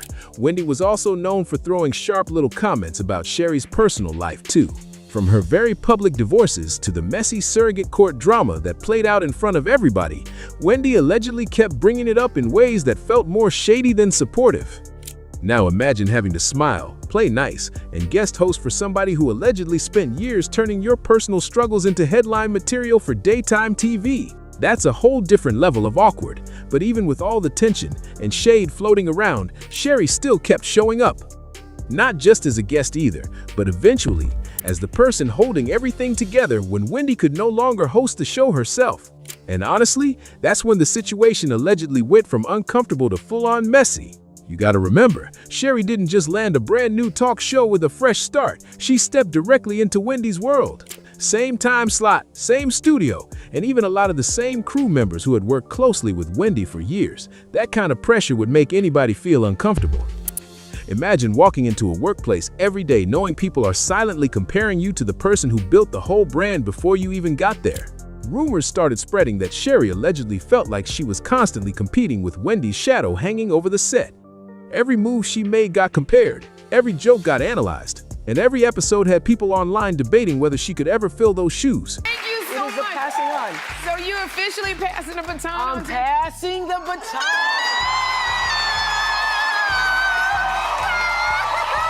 That kind of energy can wear somebody down fast. And maybe that's part of the reason one of Sherry's first major moves reportedly involved letting go of Wendy's longtime producers, David Perler and Suzanne Bass. According to reports, that decision allegedly came directly from Sherry herself. Some people saw it as harsh, while others believe she was simply trying to create her own environment and protect her peace instead of feeling trapped in somebody else's legacy every single day. But the pressure didn't stop behind the scenes. Once Sherry officially took over the time slot, social media turned ruthless. Wendy's fans were constantly attacking her online, calling her a seat stealer and accusing her of taking advantage of Wendy's situation. No matter what Sherry did, people were ready to criticize her, and the backlash just kept getting louder and louder. Sherry literally had to sit there smiling through endless "We miss Wendy" comments almost every single day. No matter what she did, people kept comparing her to Wendy nonstop, and according to reports, that allegedly started building serious resentment behind the scenes. Insiders claim Sherry was especially frustrated because Wendy never publicly told her fans to ease up or really gave her a full public blessing after the transition happened. So while Sherry was taking hit after hit online, she reportedly felt like she was standing alone in the middle of the storm. For all of us here at Sherry. And I know that you have seen the news, and I'm ready to address it. Our show has not been renewed for another season. And I wanna say to y'all, everybody, y'all try not to faint or fall out, because healthcare is expensive and none of us have it anymore. So y'all. And honestly, things only got messier because Wendy herself publicly made it clear she wasn't exactly happy about how everything played out. Sources close to Wendy claimed she allegedly saw Sherry as somebody borrowing her seat instead of truly earning it on her own. So when producers officially replaced Wendy with Sherry back in 2022, Wendy reportedly didn't feel relieved at all. She felt replaced. Reports even claimed Wendy was so hurt by the situation that she refused to drive down the same New York block where Sherry taped her show. Once that story started making rounds, people say it definitely added even more tension between them. Then the network executive stepped in and accidentally made things even worse. Debmar Mercury executives admitted during interviews that audience research showed viewers sometimes saw Wendy as mean, and because of that, they intentionally promoted Sherry as the warmer and kinder alternative. You already know that kind of corporate messaging was guaranteed to stir up drama. Suddenly, the media was painting them like total opposites, with Wendy as the edgy, controversial figure and Sherry as the friendly replacement brought in to clean things up. And let's be honest, that narrative hit a nerve with Wendy's supporters fast. A lot of them felt like daytime TV executives were trying to erase Wendy's bold style and replace it with something safer and more polished. Rumors even started spreading online, along with alleged stories tied to Wendy's circle, claiming Sherry only landed the opportunity because powerful industry connections were backing her. Supporters of Wendy pushed this whole idea that Sherry was basically a corporate pick meant to sanitize daytime television and move away from the raw, unpredictable energy Wendy built her career on. And of course, the situation got even more complicated once Oprah publicly showed support for Sherry. A lot of people noticed it immediately because Wendy had already spent over a decade dominating daytime TV. Yet Oprah seemed to pass that big cosign moment directly to Sherry instead. That definitely got people talking. Sherry even openly shared how much Oprah supported her behind the scenes. According to Sherry, Oprah stayed updated on the show and became somebody she leaned on whenever she felt unsure about certain decisions. In Sherry's words, "Oprah was the one who taught me to advocate. I sent her all of my ratings and what I do on the show. She called me back and said, you know what? They want me to come on with the other cast, but I'm coming by myself. We're going to have some fun." Even Oprah knew what a big deal this was for her to come by herself. "I couldn't have done what I did if it was the entire cast of The Color Purple. Her being there really made people look at my show and go, oh." Now everybody already knows Wendy has never exactly hidden her feelings about Oprah. Over the years, Wendy became one of the few media personalities bold enough to openly question and criticize Oprah publicly. So, when Oprah showed that level of support for Sherri, a lot of people saw it as more than just a friendly appearance. To some fans, it looked like Oprah was indirectly choosing sides in the daytime TV drama, and insiders claimed that allegedly added even more tension between Wendy and Sherri. And apparently, that wasn't the only issue bubbling behind the scenes. Reports also started circulating that Sherri allegedly became frustrated with producers and network executives because she felt Wendy's influence was still hanging around the show even after the transition. Rumors claim there were moments where producers were still heavily focused on Wendy's opinions, legacy, and audience reactions, which allegedly made it harder for Sherri to fully establish her own identity on the show. There were even reports suggesting Sherri's relationship with Debmar Mercury allegedly became strained sometime last year as pressure behind the scenes continued building. And that's what allegedly made the whole situation hit even harder for Sherri. Despite the show pulling in solid ratings and reportedly bringing in strong revenue, her contract was still canceled earlier than expected, and insiders say she was completely blindsided by it. On camera, Sherri always looked upbeat, smiling, laughing, and keeping the energy high. But reports claim behind the scenes she was deeply hurt because she truly believed the show was heading toward a long-term future. According to the gossip floating around, Sherri was allegedly expecting a major renewal for season 5, along with a pay increase, because she felt she had earned it after carrying the show through non-stop comparisons, online backlash, and constant pressure. So, when things suddenly shifted, it reportedly left her shocked and frustrated. There's also talk that Sherri has been quietly venting behind the scenes, telling people that the public has no idea what was really happening off camera.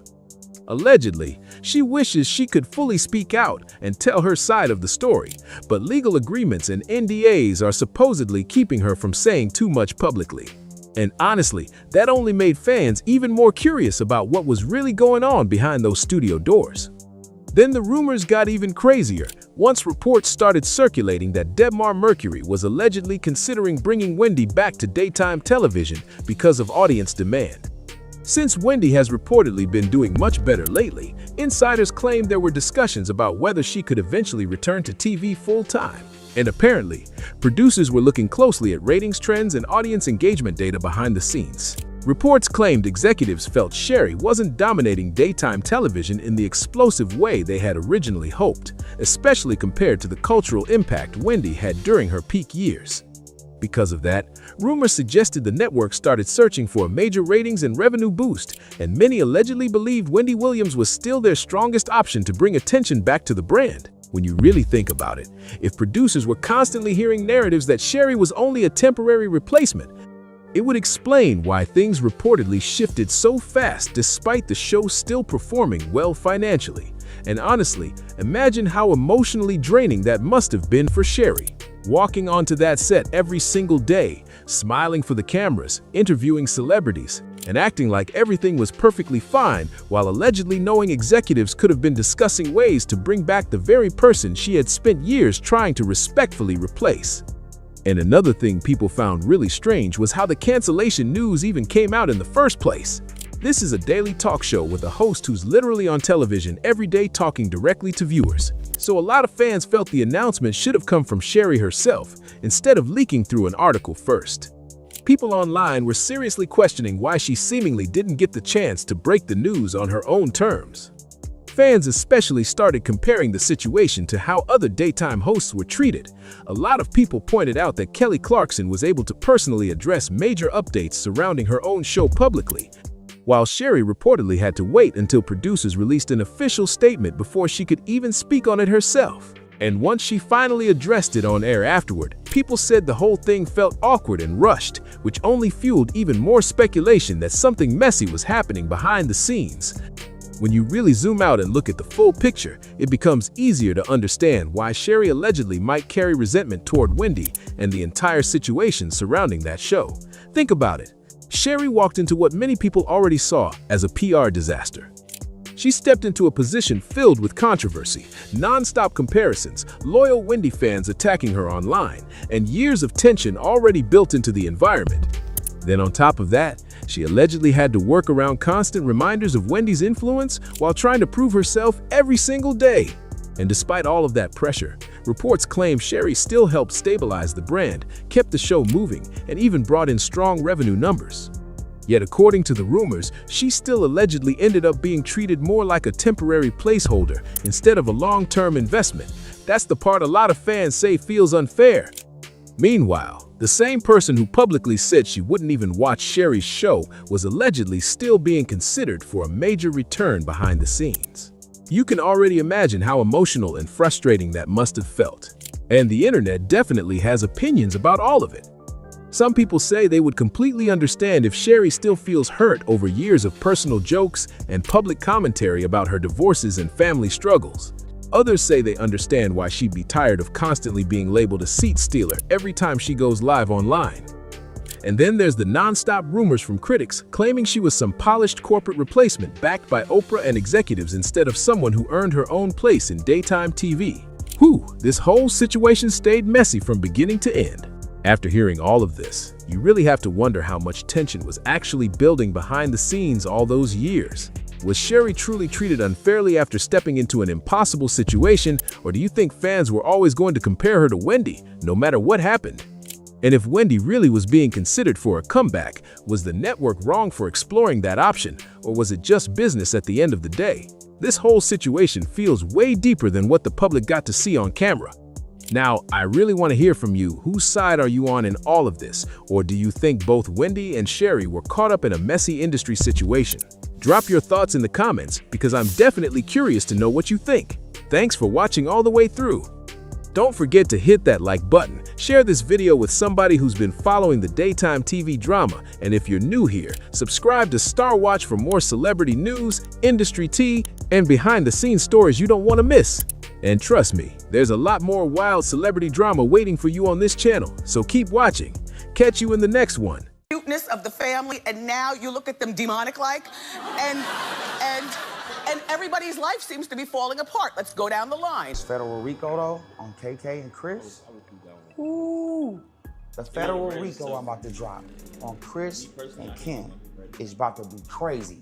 Wendy Williams is back in the spotlight, and she's making serious claims about Kim Kardashian and the Kardashian brand. After years of controversy surrounding Wendy's conservatorship, she's now speaking out again, and this time she's pointing at something much bigger. Allegations that some Kardashian business ventures may have been used to hide where certain money was really coming from. According to Wendy's claims, the family's non-stop cycle of launching new brands and projects, only for some of them to fade out quickly, may not have been random at all. She suggests those businesses could have served as cover operations tied to suspicious money, with the family allegedly taking a cut along the way. So Kim and Khloe was my sister's assistants. They stole $600,000 to $800,000 off my mom's credit card and Brandy's credit card. To do what? Kim was doing closets. They didn't have any money. Oh, that's a lie. They worked for Brandy. Brandy said, go shopping for me. It's a wild accusation, but it's one that's been floating around online for a while. What pushed the story into overdrive was a recent shipment controversy that got people talking again. Reports traced the situation back to September 2025, when a Polish truck driver, Jakub Jan Konkel, was transporting 28 pallets of Skims clothing from the Netherlands to England, and investigators allegedly discovered illegal substances hidden inside the shipment. When the truck reached the port of Harwich, UK Border Force officers reportedly discovered 90 concealed packages of cocaine hidden near the rear trailer doors. So I went to a women's prison, CIW, and I sat in a room like this, and this one girl was like, my boyfriend had me go get drugs or pick something up at this apartment, and I didn't know that like some shit was gonna go down and someone died, and like these crazy stories. And I thought to myself, oh my God, one time my friend had me go pick up like ecstasy at this apartment, and like, what if something happened? And I was like, I literally thought that. And so Elwood's right. And no, I'm being serious though. Like, I was like, what? I don't want to name names. I'm getting myself in trouble. With an estimated street value of around £7.2 million, investigators also said the trailer appeared to have been specially modified to hide the drugs.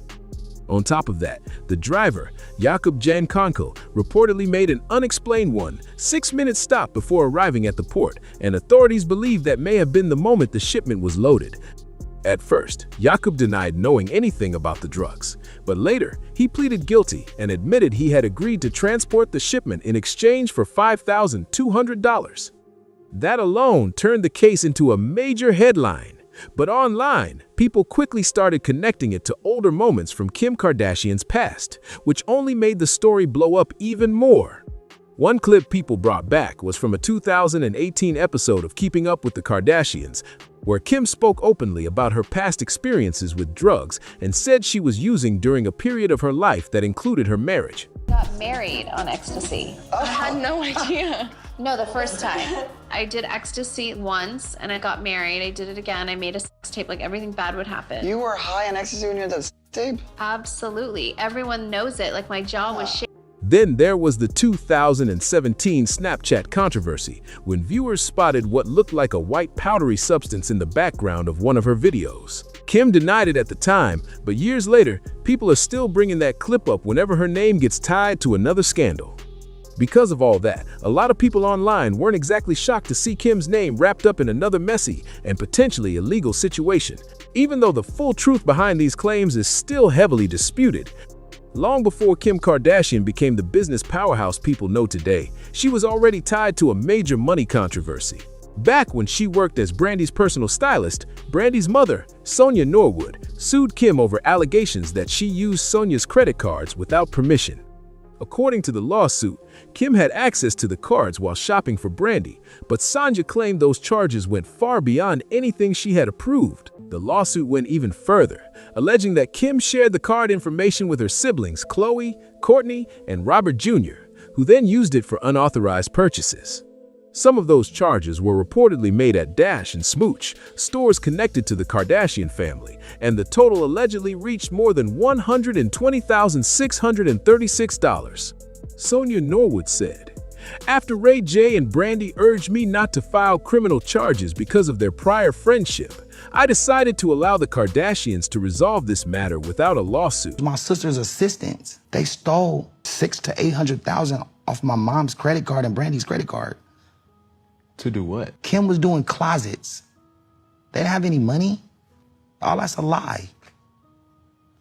They worked for Brandy. Brandy said, go shopping for me. They swiped the card and give Brandy 3 or 4 Jimmy Choo shoes or whatever, or clothes, whatever, and then they'll get themselves like 4 or 5 shoes too. Over and over for months and months and months until it ran up to like almost $1 million. Then my mom gave them the card. My mom don't spend money. My mom is very frugal. They spent like 100 bands on her card running it up. They thought my mom spent like Brandy spent and stole all their money, bro. When the fraudulent charges were brought to their attention, they apologized profusely and advised us through their attorneys that they would pay the debt in full. However, they have since reneged on that promise. That old case has now resurfaced as people look back at earlier accusations tied to Kim and her family. And with Ray J later making even more explosive claims, including talk of law enforcement allegedly building a RICO case, the story only gets more serious from here. At the time Ray J was making those claims, a lot of people brushed him off and assumed he was speaking out of bitterness because of everything that happened between them after their infamous tape became public. But now, with Kim's name being dragged into fresh allegations involving cartel connections and suspicious business activity, some people are starting to look back at what he said in a very different way. According to the rumors making the rounds, federal investigators allegedly started looking into these operations years ago, and one of the biggest red flags was Kris Jenner's church. Critics online have claimed that the church may have been one of the earliest places where money was quietly being moved around before attention shifted to the family's bigger business ventures. As the story goes, once that operation became too risky, the focus allegedly moved into their commercial brands, with Skims now getting mentioned more than anything else. That's also why some people keep questioning Skims' massive valuation, which has been estimated at around $4 billion. On paper, that number reflects the success of a shapewear empire. But according to these theories, critics believe there could be much more behind it than product sales alone. And if you're wondering where the church controversy even started, it all traces back to 2008 when Kris Jenner launched California Community Church, a move that has sparked questions and side-eye for years. According to reports and long-running online rumors, the church was presented as a non-profit-style religious organization, but critics quickly raised eyebrows over the money involved. One of the biggest talking points was the claim that members were expected to pay around $1,000 a month to remain part of it. For a church that was supposed to be rooted in faith and community, that price tag immediately made people suspicious and led to questions about what kind of operation was really being run behind the scenes. And that monthly fee allegedly wasn't the only financial expectation. Reports also claim members were encouraged to give an additional 10% of their income as tithe. That's where the controversy really took off, because critics argued the setup could create a system where money stayed circulating within the same inner circle while still being treated like charitable giving on paper. Since Kris Jenner has been linked to the church's leadership, that only added more fuel to the accusations and made people question whether it was a genuine ministry or something far more strategic. The church's financial history also gave critics more to talk about. Back in 2012, the organization, then known as Life Change Community Church, was reportedly hit with a tax lien for $1,601 in unpaid taxes, covering the period from October 2010 to June 2011. Just days later, another lien reportedly followed for $2,293, including penalties and interest. On their own, those amounts may not sound massive, but to people already suspicious of the church's finances, they became another piece of a much bigger and messier puzzle. Another controversy that put Kim under heavy scrutiny came from the crypto world. In 2021, she was investigated over an Instagram post promoting Ethereum Max tokens.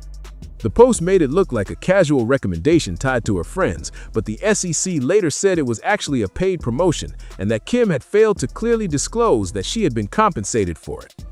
According to the SEC, she was paid $250,000 for the post while promoting the token to her massive audience.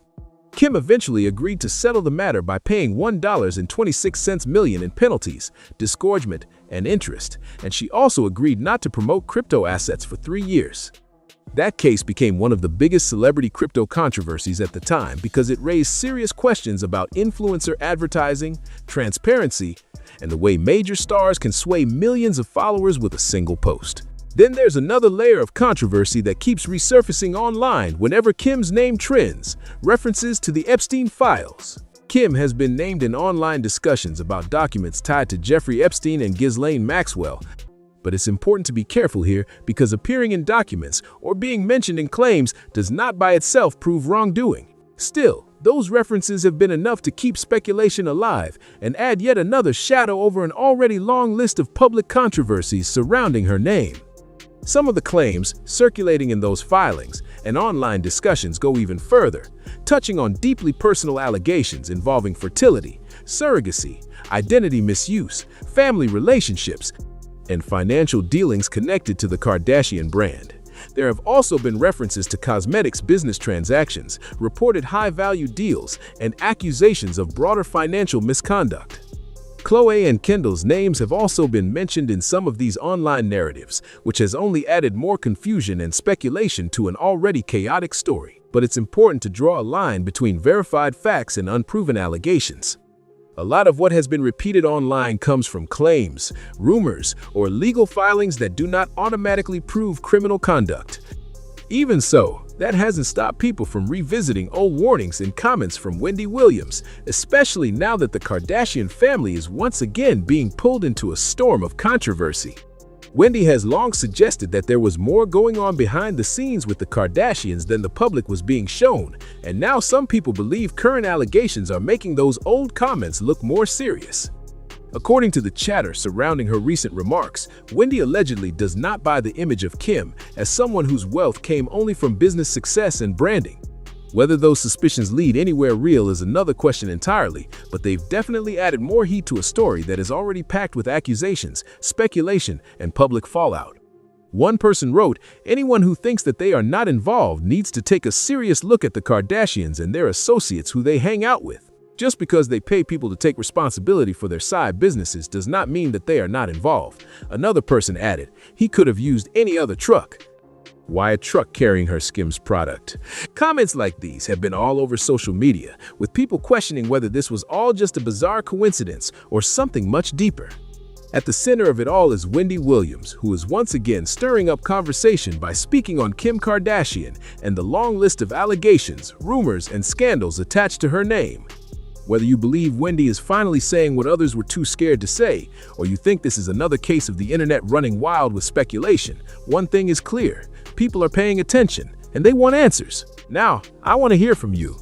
Do you think Wendy Williams is exposing something real here, or do you think these accusations are being blown way out of proportion? And when it comes to Kim and the Kardashian empire, do you believe there's more happening behind the scenes than the public knows? Drop your thoughts in the comments below. If you enjoyed this video, make sure to like, subscribe, and turn on notifications so you never miss the latest celebrity drama from Star Watch. And if you want even more wild Hollywood stories, click the next video on your screen right now, because this rabbit hole goes even deeper. The fact of the matter is, what makes a great comedy special is if 100 people talk at the same time that you're talking, are you saying something different than them people are saying? No. Because if you are, then you deserve a special. In the entertainment world, the biggest headlines are not always created by actors, musicians, or politicians. Sometimes, comedians become the people who spark the loudest conversations because they are willing to say what others avoid.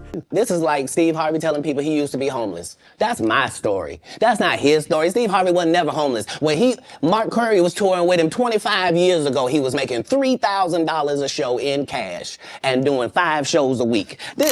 While many comics focus on making people laugh for a few minutes, a small group uses the stage to question powerful figures, challenge popular narratives, and bring attention to stories that rarely get discussed in public.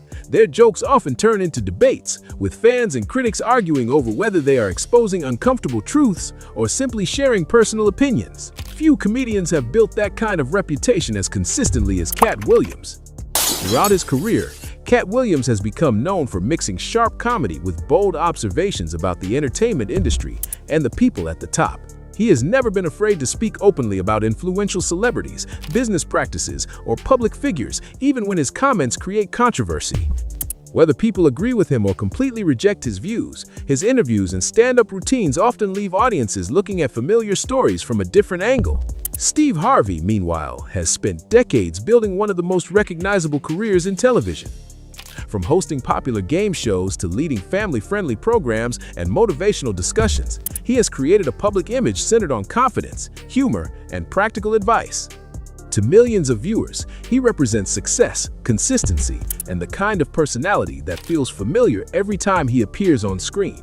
Still, every well-known public figure has a history that goes far beyond the polished image audiences see. According to Cat Williams, there are chapters of Steve Harvey's journey that deserve closer attention. He argues that the public story may not always reflect the full picture, leading to years of debate between supporters who believe his claims raise valid questions and critics who argue that many of the allegations remain unproven or are based on speculation. For years, stories about behind-the-scenes rivalries have continued to spread throughout the entertainment industry. Same Steve that went to go watch Mark Curry do his whole sitcom and then stole everything Mark Curry had. Now Steve got a sitcom where he the principal and he wear a suit and then he gets this high top fade, making all black men think he got the best lineup in the business. Some disappear almost as quickly as they appear, while others refuse to fade away because new interviews, old clips, and fresh opinions keep bringing them back into the spotlight. The ongoing conversation involving Cat Williams and Steve Harvey is one of those stories. As more people revisit their history, interest has only grown in how the disagreement started and why it still captures so much attention today. Cat Williams has recently spoken more openly about these long-running discussions, revisiting claims and moments that have circulated for years. Instead of focusing only on rumors, the conversation has shifted toward why these stories continue to resurface and why so many people remain interested in hearing different perspectives. That is where this story begins. Some of comedy's biggest rivalries have never stayed behind the scenes. They have unfolded during live performances, radio appearances, and memorable interviews that fans continue to revisit years later. The exchanges between Cat Williams and Steve Harvey became one of those defining stories. What began as a competitive challenge gradually developed into a rivalry that sparked ongoing debates about talent, career achievements, and respect within the comedy world. The roots of that tension go back to 2008. To understand why their names are still connected today, it helps to revisit the moment many fans point to as the beginning of their public conflict. Before a New Year's Eve event where both comedians were scheduled to perform, Kat made it clear that he was not planning to simply share the spotlight. He publicly stated that he intended to replace Steve Harvey as the biggest name in comedy, a bold claim that quickly became the main topic of conversation leading up to the event. Just days before the show, Steve Harvey appeared on Jamie Foxx's radio program and suggested he planned to avoid getting pulled into the controversy. However, the interview took an unexpected turn when Jamie played a recording of Kat's remarks during the broadcast. The atmosphere changed immediately, setting the stage for an exchange that many fans still remember. By the time the public exchanges reached their peak, the rivalry had become one of the most talked about stories in comedy. Fans were following every interview, every response, and every appearance, waiting to see whether either comedian would back away from the challenge. Instead, the competition only became more visible. Once you step on that stage, Steve, your reign is finished. Talent always finds its own level. You might want to bring 6 or 7 writers just to survive the night. When Steve Harvey later called into the radio show, he sounded genuinely surprised by what he had just heard. The two discussed the situation during the broadcast, and for a moment, it appeared they had cleared the air. To many listeners, the conversation suggested the disagreement might be over. That impression did not last for long. When the New Year's Eve event finally arrived, Kat quickly brought the rivalry back into focus. Standing before a packed audience, he directed jokes towards Steve's comedy, his performance style, and even his signature look. There was little mystery about who he was talking about or what message he wanted the audience to hear. Let's appreciate Steve Harvey. He's one of the greats, but he is not built for what I'm bringing, not even close. For Kat, those comments reflected the confidence he had developed over years of performing. He believed he had earned the right to challenge some of the biggest names in comedy, and that mindset became a defining part of his public image. It also helped turn what started as a competitive exchange into a rivalry that people continued discussing for years. Cat Williams' success was not built overnight or handed to him through a single opportunity.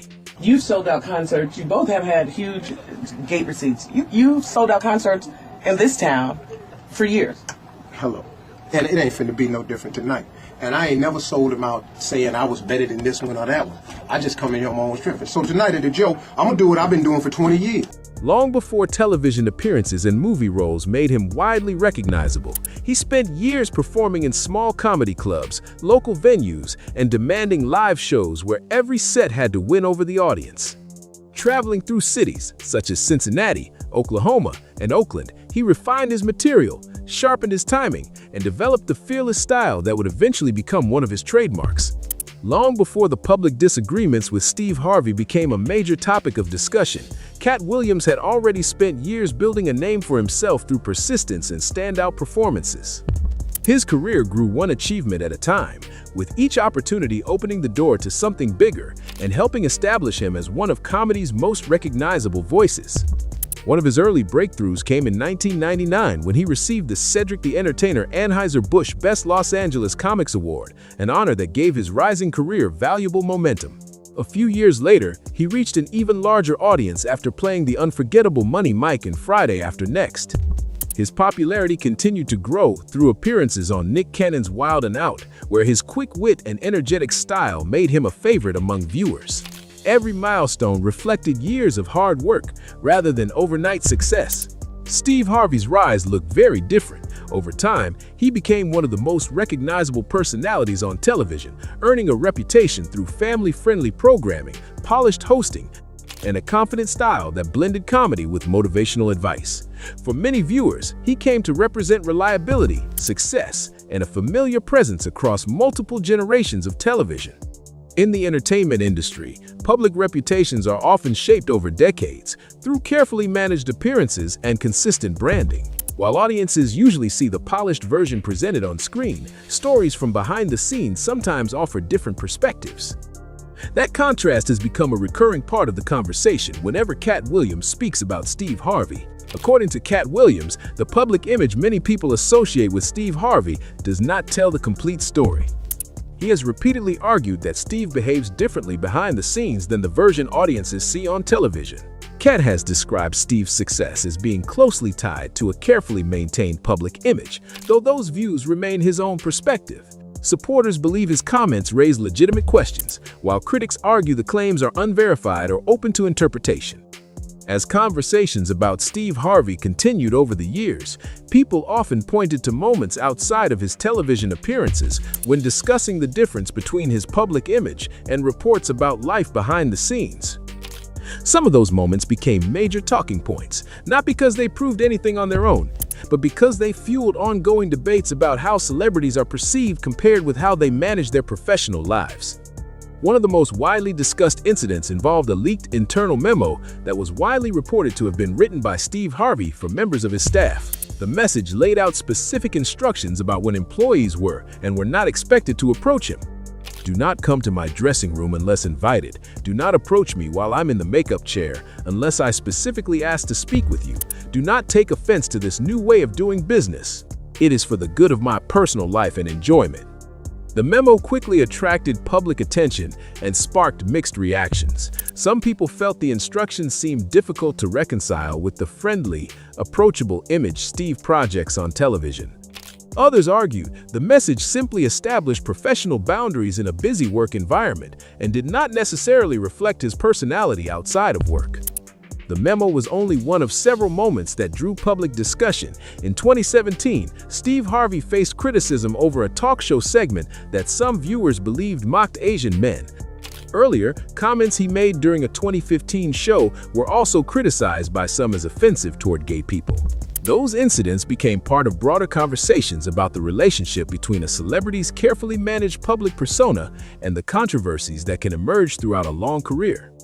Beyond public criticism, Steve Harvey's personal life has also received significant media attention over the years. Legal disputes involving former partners became widely reported and were frequently referenced by critics who questioned whether his private life aligned with the image many viewers had come to know through his television career. Those events added another layer to an already active public conversation, even as opinions about their significance remained divided. As Steve Harvey's career continued to grow, attention was not limited to his television work. At different points, legal disputes and public statements from former partners also became part of the broader conversation about his personal life, drawing significant media coverage and prompting strong reactions from both supporters and critics. In 2013, Steve Harvey's ex-wife, Mary Harvey, publicly discussed their past relationship and made a number of serious allegations. Among them were claims of emotional abuse, interference with her legal rights, violations of custody agreements, and the alleged wrongful removal of their son, Winton, in 2005. According to Mary's account, she was prevented from seeing him during court-ordered visitation periods. She described the experience as deeply painful, saying Steve Harvey had, in her own words, murdered my soul. She later filed a lawsuit seeking $60 million in damages. However, the case was dismissed on jurisdictional grounds, and Steve Harvey has denied allegations made against him over the years. Another former partner, Terry Smith, also took legal action and later published a book titled Men Will Lie When the Truth Will Do. The book added to the public discussion surrounding Harvey's personal life and became another point of reference for people following the ongoing debate about his reputation. For critics such as Cat Williams, these legal disputes, together with past public controversies and widely reported workplace stories, support their view that Steve Harvey's public image does not present the full picture. Supporters, meanwhile, argue that those matters should be viewed separately from his long career in entertainment, leaving audiences to consider the different perspectives and the publicly available information for themselves. As the years passed, the discussion surrounding Steve Harvey expanded beyond any single headline or controversy. For many people following the story, the focus became less about one specific event and more about the larger debate over reputation, public perception, and how careers are viewed in the entertainment industry. That broader conversation is where Cat Williams has continued to direct much of his attention. According to Cat, the biggest question has never been about one lawsuit or one controversial moment. Instead, he has argued that when similar criticisms appear over a long period of time, they should be examined rather than dismissed as unrelated incidents. That viewpoint has become a consistent theme whenever he discusses Steve Harvey in interviews or public appearances. Cat has also questioned Steve Harvey's rise through the comedy world. suggesting that the path to the top may not have been as straightforward as many fans believe. One of his most frequently repeated claims is that Steve benefited from material and ideas that were already circulating among other comedians. Those allegations have generated debate for years, but they remain disputed and have not been established as fact. Supporters of Steve Harvey point to his long list of accomplishments, including his successful television career, best-selling books, and lasting connection with audiences, as evidence that his achievements speak for themselves. Critics, meanwhile, argue that a successful career does not automatically resolve every question raised about a public figure's professional journey or public image. That difference in perspective helps explain why the back and forth between Cat Williams and Steve Harvey has remained relevant for so many years. What began as a competitive rivalry eventually evolved into a broader discussion about authenticity, influence, and the gap that can exist between a celebrity's public image and behind-the-scenes perceptions.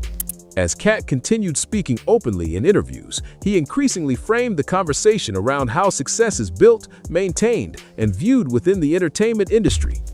After years of interviews, stand-up performances, and public conversations, Cat Williams continues to leave audiences with a question that has never been fully settled. Is Steve Harvey exactly the person millions of viewers have come to know through television, best-selling books, and public appearances, or is there another side to his story that remains open to debate? That question has kept this rivalry alive for years, with supporters pointing to Steve's long list of accomplishments and critics revisiting the controversies, interviews, and public disputes that have followed different stages of his career. The reality is that well-known public figures often inspire completely different opinions, depending on which parts of their story people focus on.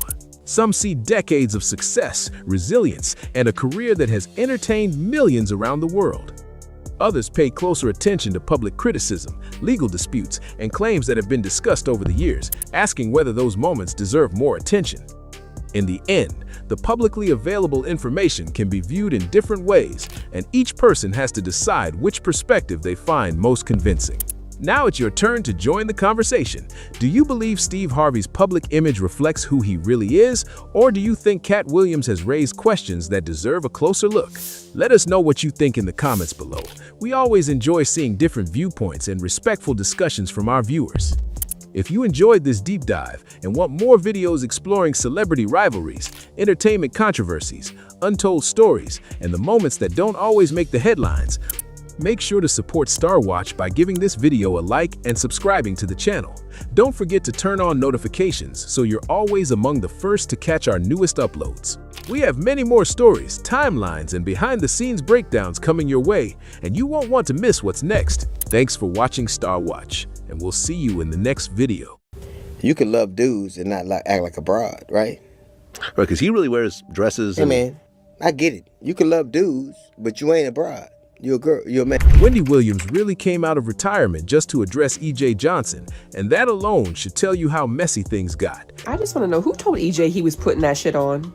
Dressed to the nines, he said. Now, I give credit where credit is due, but baby, let's be honest, where's the fashion icon? Before you start trying to compare yourself and throw shade, let's have the credentials to back it up. Wendy doesn't jump in for no reason, so when she speaks, people listen.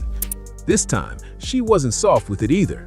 If you missed it, she came through with that same sharp tone she's known for, basically giving EJ a reality check in front of everybody. About the Bergen, ladies and gentlemen. Okay, this is a 35 centimeter. This is a 35 centimeter, and 35 centimeters are for going to your daytime things, to your fashion show during the day, or to your lunch during the day, or to a breakfast during the day, or running your errands during the day. But anyway, it's during the day. Please don't bring your large format bag on a red carpet at night or during your dinner. You must go home and change and find a smaller format bag. Get into your 25 centimeter purse, or your mini Kelly is also an option. Something tiny. This does not go to dinner. She's not. Now EJ has been moving extra bold lately, like he's the most attractive person in any room he walks into, openly saying he competes with women when it comes to men.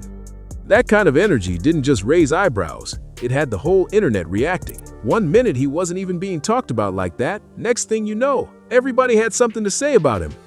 Influencers started calling him out. Women too, even some people who used to support him heavy switched up and questioned his behavior. It wasn't just random critics either, it was people who had been on his side before, which made it hit different. But instead of slowing down, EJ leaned all the way into it. He stood firm, like he had something to prove, basically saying no apologies, no filter. This is who he is. Say call me EJ as much as possible. Okay. You know, it's like pronouns I don't really like he, but like I've also trained myself not to get upset when other people use it, which I think is very important. Because you're giving your power away when you lose it. You know, you give words too much of personal power. You know, they is fine, you know, whatever. She is cool. Like, I'm really not a stickler about it. And that's right when Wendy stepped in and checked the whole situation, reminding him real quick how people were actually receiving that energy. People already knew EJ was confident and expressive. That wasn't new, but this time felt different. The way he started speaking toward women had people looking at him sideways. He made it clear he's fully embracing his feminine side and said that's not changing for anybody. He even told his parents, Magic and Cookie, to stop referring to him as he or calling him their son anymore, which added even more layers to the conversation. EJ came out saying he now goes by she, they, making it clear that his past identity is something he's leaving behind. At the same time, though, he also said he's not transitioning and doesn't want to be placed in the same category as the trans community. That's where a lot of people started getting confused, and not quietly either. Folks were trying to understand how all of that fits together, and the reactions came in fast. On one side, he's asking to be addressed a certain way, but on the other, people feel like he's taking shots at women while doing it. That contrast is what really started making things look messy. It wasn't just about identity anymore, it became about how he was speaking and who he was directing that energy toward.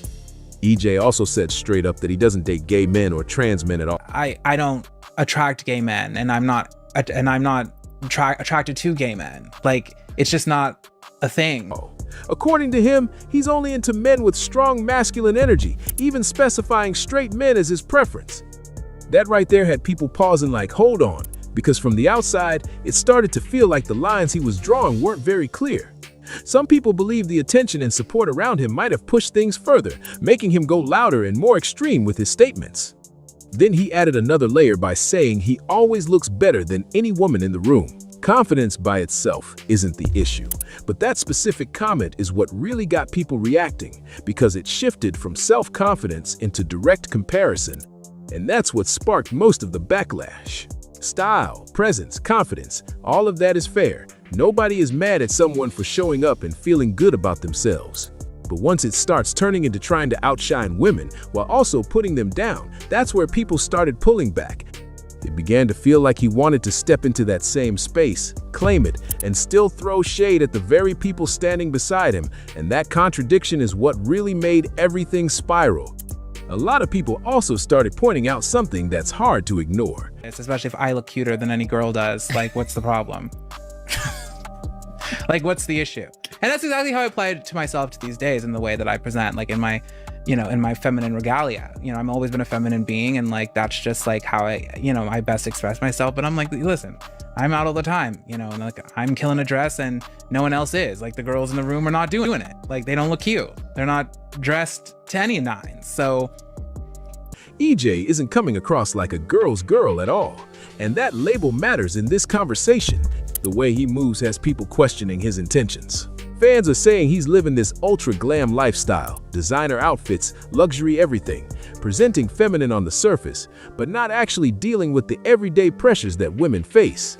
And people are being real about it. His last name comes up every time. There's a strong belief that being Magic Johnson's son gives him a level of comfort most people don't have. Some critics didn't soften their words either.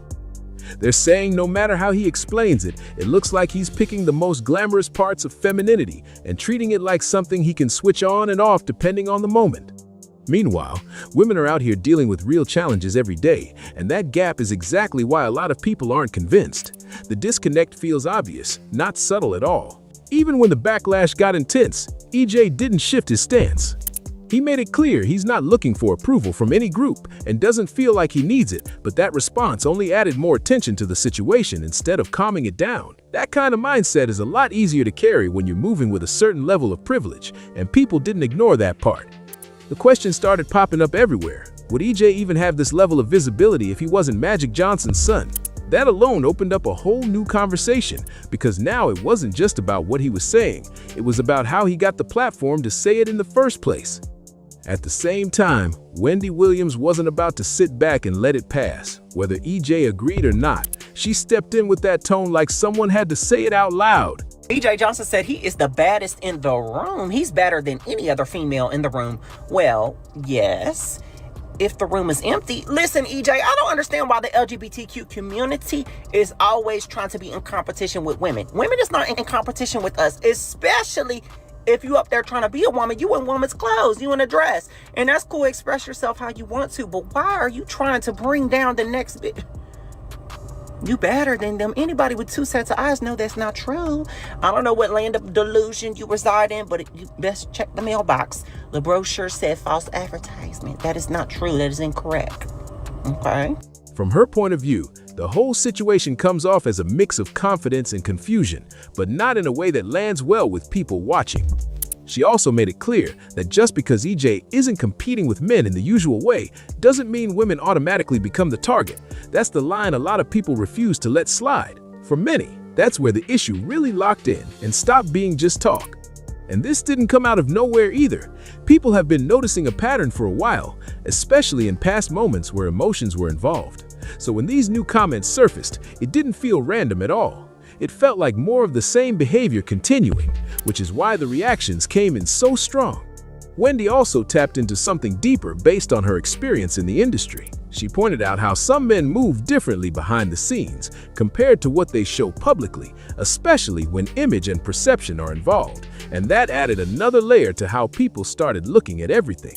According to Wendy's experience, there are men who keep certain relationships low-key because of the image they want to protect. So when EJ says he only deals with straight men, that instantly got people talking sideways. A lot of folks aren't fully buying that explanation, and the conversations around it have been getting louder by the day. But this situation didn't just stay focused on EJ. It opened up a bigger discussion that people have been having for a while now. There's a growing frustration with individuals who try to lift themselves up by putting women down, and audiences are clearly tired of that pattern.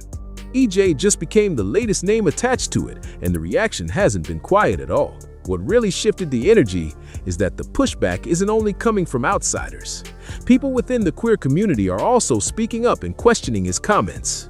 That added a whole different weight to the situation, because now it's not just random criticism, it's coming from multiple sides at once. At its core, people aren't upset about confidence or self-expression.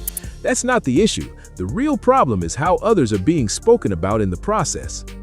That's the part that keeps making this situation grow instead of fade out. And that's why everything keeps escalating instead of calming down. Every time EJ speaks on it, more people feel like he's missing the bigger picture. It's not only about the words he's choosing, it's the tone behind them and who ends up being targeted.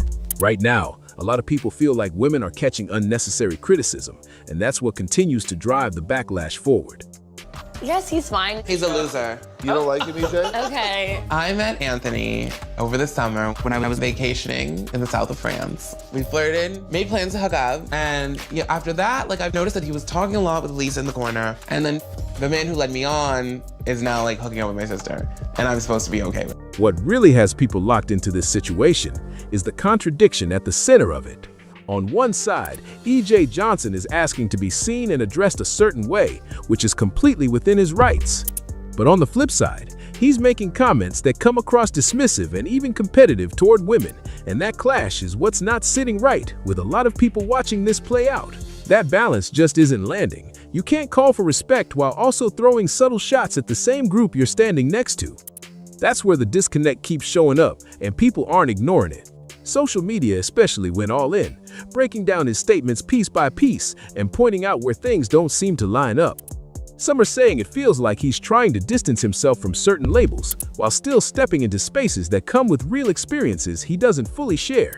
That's where the tension keeps building, because people are paying attention to both what's being said and how it's being framed. Then the dating conversation pushed things even further when EJ doubled down and said he prefers masculine or straight men. That instantly had people questioning what that really means. In this context, a lot of folks are looking at it like if someone is truly straight, they wouldn't even be part of that situation to begin with. That's why those statements are getting so much scrutiny. Now, people are side-eyeing those claims even harder and calling them out more openly. It's also the way he delivers it. He sounds very confident, but for some listeners, that confidence starts to come off as superiority, and that's when the tone of the conversation shifts completely and the backlash grows stronger. And that's exactly how this situation took off. The line between self-love and putting others down got real blurry, and people caught onto that fast. It wasn't subtle either. The shift in tone stood out, and once people noticed it, the reactions came in heavy.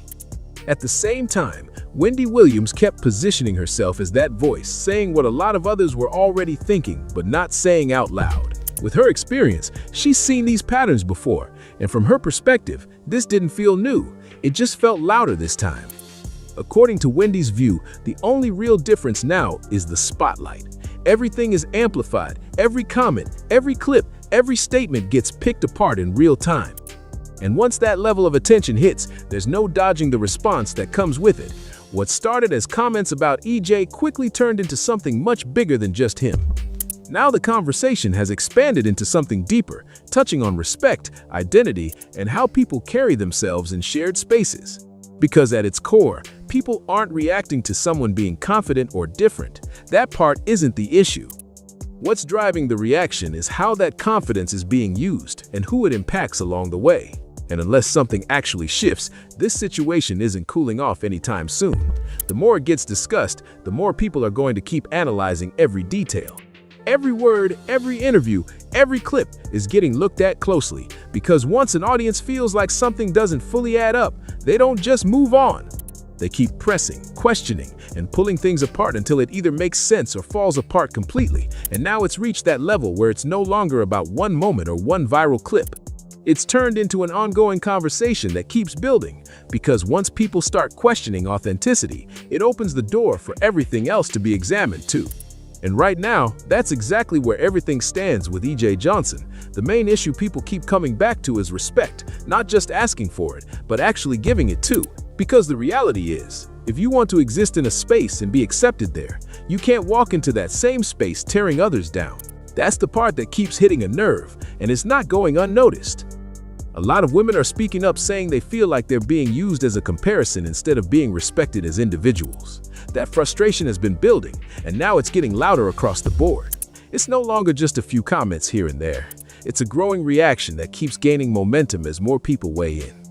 At the same time, people are starting to look deeper at what's influencing all of this. Because realistically, EJ didn't just wake up and start making these bold statements out of nowhere. Whether it's the circles he's in, the people encouraging him, or the environment he moves through, something played a role in boosting that level of confidence. But now that the public response has kicked in, that same energy isn't shielding him the way it might have before. Instead, it's putting everything under a brighter light. And that's where Wendy Williams really stepped in and shifted how people are looking at the situation. She didn't soften her words either.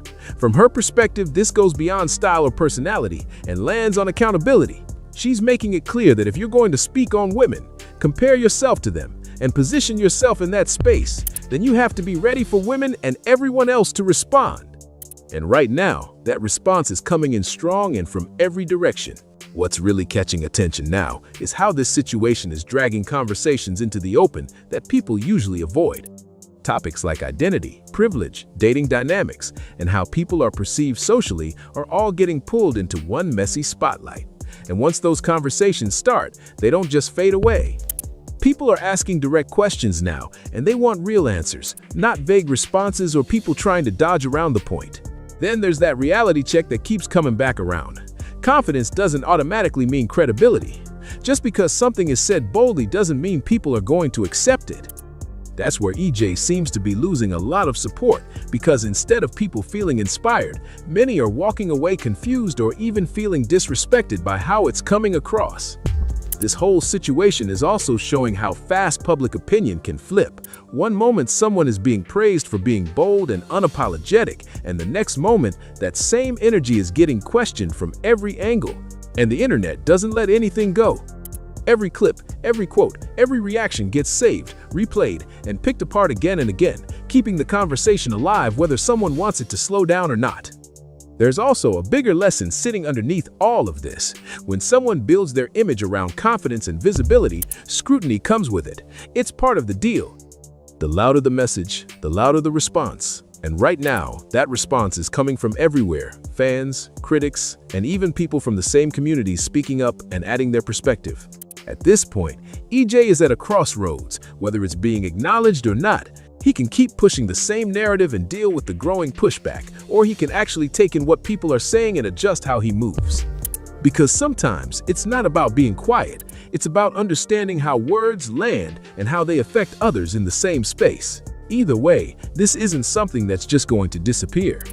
It's already sparked conversations that go way beyond one person, and people are locked in now, paying close attention to every move, every statement, and every reaction that follows. This whole situation makes one thing clear: confidence might open the door, but how someone carries themselves once they're in the room is what really shapes how they're received. If you made it this far, tap in with Star Watch, like, share, and subscribe to stay locked on everything unfolding next.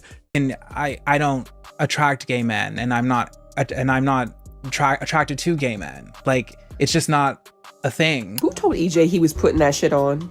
Dressed to the nines, he said. Now, I give credit where credit is due, but baby, let's be honest, where's the fashion icon? Before you start trying to compare yourself and throw shade, let's have the credentials to back it up, babe. Nobody expected Wendy Williams to step back into the spotlight and instantly shake the room again. But the second she started speaking, people online knew this was not going to be some soft celebrity chat. Wendy locked in on every detail, every look, and every awkward moment like she never left daytime TV. When she called out EJ Johnson for showing up with a giant daytime bag at a nighttime event, the internet laughed at first, but then people realized the comment carried a deeper message. Okay, this is a 35 centimeter. This is a 35 centimeter, and 35 centimeters are for going to your daytime things, to your fashion show during the day, or to your lunch during the day, or to a breakfast during the day, or running your errands during the day. But anyway, it's during the day. Please don't bring your large format bag on a red carpet at night or during your dinner. You must go home and change and find a smaller format bag. Get into your 25 centimeter purse, or your mini Kelly is also an option. Something tiny. This does not go to dinner. Wendy was hinting that EJ's entire public image has started to feel more like performance than personality, and critics wasted no time jumping in with their own opinions. For years, EJ Johnson built a reputation around shocking fashion choices, flashy interviews, and pushing celebrity culture to extremes. But lately, even longtime supporters have started questioning where the line actually is. Some people feel EJ is no longer just experimenting with identity or style. They think he is deliberately provoking audiences for attention while expecting zero criticism in return. Others inside the LGBTQ community have even accused him of creating unnecessary division instead of bringing people together. And because he comes from one of the richest and most famous sports families in America, critics say he moves through controversy with a safety net most people could never imagine having. Say call me EJ as much as possible. Okay. You know, it's like pronouns I don't really like he, but like I've also trained myself not to get upset when other people use it, which I think is very important, because you're giving your power away when you lose it. You know, you give words too much of personal power. You know, they is fine, you know, whatever. She is cool. Like, I'm really not a stickler about it. Now, the conversation has exploded after a podcast appearance that completely changed the tone around EJ's public image. What was supposed to be a relaxed interview suddenly turned into one of the most talked about celebrity moments online. EJ looked directly at the hosts and explained that the person he used to be is gone. He said he no longer wants his family using words like he, him, gay, or even son when talking about him. EJ then revealed that he now identifies with she and they pronouns, leaving the hosts visibly stunned as the clip spread across social media within hours. The interview took an even stranger turn once EJ started explaining how he sees himself. At first, people thought he was announcing a full transition, but EJ quickly shut that idea down. Especially if I look cuter than any girl does. Like, what's the problem? Like, what's the issue?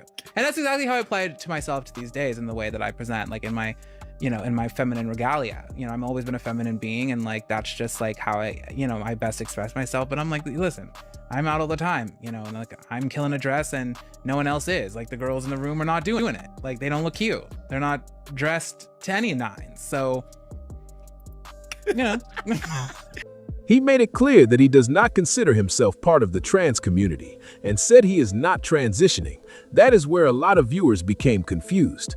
EJ explained that he prefers feminine presentation and different pronouns, but many people online argued that his comments created mixed signals about identity, labels, and how he wants the public to view him. Then the conversation shifted toward dating, and that is when social media really exploded. EJ openly said he does not date gay men and claimed he has never been interested in them romantically. According to EJ, he is mainly drawn to men with very masculine energy. The statement immediately sparked debate online because viewers could not understand exactly what he meant, especially after he repeatedly referenced attraction from straight men. Clips from the interview spread fast, with people arguing over whether EJ was being serious, provocative, or simply trying to stir reactions. Things became even more controversial after EJ started comparing himself to women in social settings. During the discussion, he confidently claimed that he often outshines everyone else in the room and suggested that he gets attention from the same men women pursue. EJ Johnson said he is the baddest in the room. He's better than any other female in the room. Well, yes. If the room is empty. Listen, EJ, I don't understand why the LGBTQ community is always trying to be in competition with women. Women is not in competition with us, especially if you up there trying to be a woman. You in woman's clothes, you in a dress. And that's cool, express yourself how you want to, but why are you trying to bring down the next bit? You better than them. Anybody with two sets of eyes know that's not true. I don't know what land of delusion you reside in, but you best check the mailbox. The brochure said false advertisement. That is not true. That is incorrect. That comment instantly triggered backlash online, with critics accusing him of turning relationships and attraction into some kind of public competition. Others defended him, saying he was simply expressing confidence in his appearance and presence. Either way, the interview stopped feeling like a casual celebrity conversation and started looking more like a full internet firestorm. EJ kept the controversy going when he said, "If I look cuter than any girl does, like, what's the problem?" That single quote instantly took over social media. Critics argued the comment sounded less like confidence and more like a comparison designed to provoke people. Many women online felt frustrated because they believed EJ was reducing womanhood to appearance, fashion, and attention, while ignoring the real experiences many women deal with every day, including discrimination, pressure, and unfair treatment. The debate quickly became much bigger than celebrity gossip, turning into a wider conversation about identity, privilege, and public perception. Sexy? Yes, he's fine. He's a loser. You don't like him, EJ? Okay. I met Anthony over the summer when I was vacationing in the south of France. We flirted, made plans to hook up, and after that, I've noticed that he was talking a lot with Lisa in the corner, and then the man who led me on is now hooking up with my sister, and I'm supposed to be okay. The reaction came from every direction. On Twitter and Instagram, thousands of users criticized EJ for comments they viewed as disrespectful toward women. Meanwhile, some LGBTQ creators and influencers pushed back for different reasons. Several argued that EJ's repeated comments about avoiding gay men while focusing on straight men came across as dismissive and confusing. TikTok especially exploded with reaction videos, breakdowns, and heated debates, with creators trying to unpack what EJ actually meant versus how his words were being received by the public. What shocked people even more was that EJ showed no interest in calming the situation down. Instead of walking the comments back, he made it clear that public approval was not important to him. EJ openly said he was not searching for acceptance from any community and seemed completely unfazed by the backlash building online. That response only intensified the criticism, with many viewers saying the interview felt less like self-expression and more like someone intentionally provoking outrage to keep attention focused on them. Once Wendy Williams heard about the interview clips making rounds online, she wasted no time jumping into the conversation. But instead of turning it into a serious debate about identity, Wendy focused on something she knows always gets attention: image, style, and presentation. She criticized EJ's red carpet look and even broke down the difference between oversized daytime bags and the smaller luxury styles usually carried at night events. To Wendy, the issue was bigger than fashion itself. Her argument was basically that if someone wants to position themselves as a top-tier fashion figure, people are going to expect them to understand the details and standards that come with that world. The internet immediately ran with Wendy's comments because they added another layer to the growing criticism surrounding EJ. Some viewers felt Wendy was exposing what they saw as contradictions in EJ's public persona, while others argued she was simply being harsh for entertainment. Either way, the clip spread fast, and suddenly the conversation shifted from identity and dating to whether EJ was trying too hard to create an image that did not fully connect with reality. But the deeper controversy started long before Wendy entered the picture. A lot of people began revisiting stories EJ shared about his personal life and family dynamics, especially involving his sister, Elisa Johnson. During one interview, EJ talked about meeting a man named Anthony while spending time in the south of France. According to EJ, the two were flirting and planning to spend more time together, but things changed after Anthony started talking with Elisa. EJ claimed the attention quickly shifted toward his sister, and before long, Anthony ended up pursuing her instead. That story sparked another wave of online discussion because many viewers felt it revealed a competitive streak EJ had been hinting at throughout the interview. EJ openly admitted he was upset about the situation and did not hide his frustration over losing attention to his sister. Critics online connected that moment to his earlier comments about wanting to outshine women socially and romantically, while supporters argued he was simply being honest about jealousy and rejection in dating situations.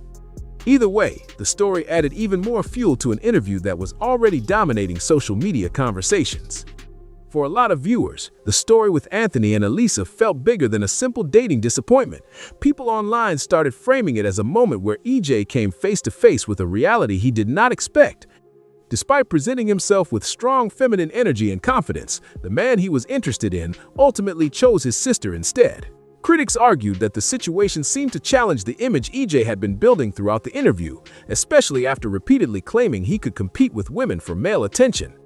That is where the debate around EJ's comments became even more intense.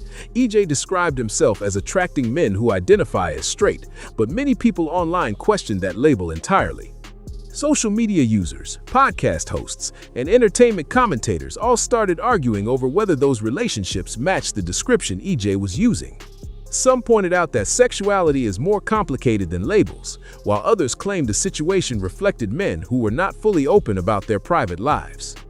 The discussion quickly spiraled into conversations about secrecy, image management, and the pressure some people in entertainment feel when it comes to public identity. Wendy Williams also became part of that conversation because she has spent years discussing hidden relationships and celebrity rumors in Hollywood. Fans began connecting her past commentary about private lifestyles in the entertainment world to EJ's current claims about dating. Online discussions exploded with theories about men living double lives, keeping certain relationships hidden, and avoiding public labels altogether. At the same time, others pushed back hard against making assumptions about people's sexuality based only on rumors or appearances. As the clips continued spreading, people also focused on EJ's comments about family and identity. When he asked Magic and Cookie Johnson to stop referring to him as their son, many viewers saw it as part of a larger effort to redefine how he wants the world to see him. Supporters viewed it as personal self-expression, while critics argued it reflected a deeper struggle with public image and identity. Either way, the interview had moved far beyond celebrity gossip and turned into one of the most polarizing online discussions of the moment. Critics online believe EJ's public image has become centered around competition and attention more than self-expression. According to that argument, EJ presents himself with feminine language, fashion, and energy because he wants access to the same admiration and influence often given to women in celebrity culture. But once comparisons start happening, especially against women like his sister Elisa, many viewers feel EJ responds by becoming louder, more provocative, and more confrontational in interviews and online discussions. That is why comments about being the baddest woman in the room sparked such intense reactions across social media.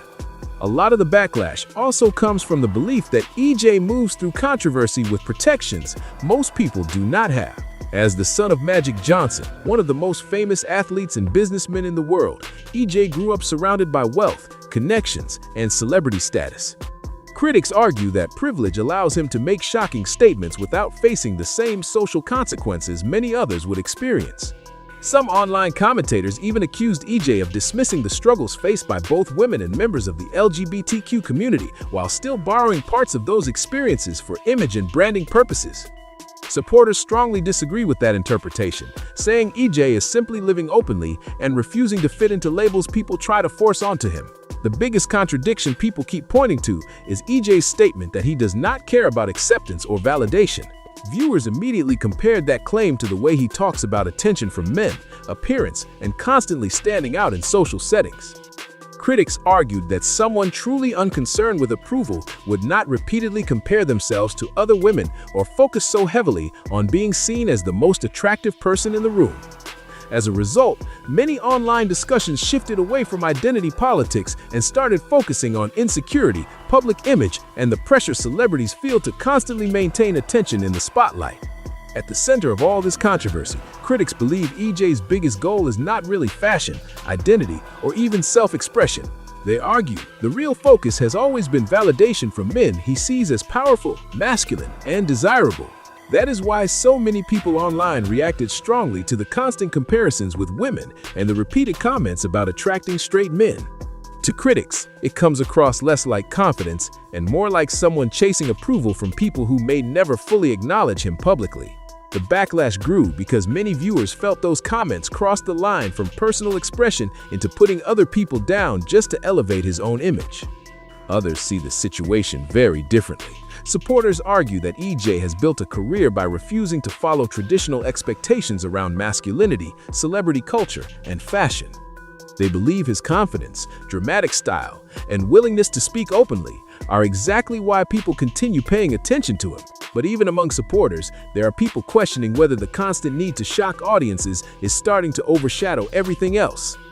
Every interview, every podcast appearance, and every viral clip seems to create another debate about identity, relationships, and validation, keeping EJ locked in controversy instead of allowing the conversation to move forward. What keeps pulling people back into this story is the uncomfortable question underneath all the headlines. If someone truly feels secure in who they are, why keep chasing approval from people who may never publicly stand beside them?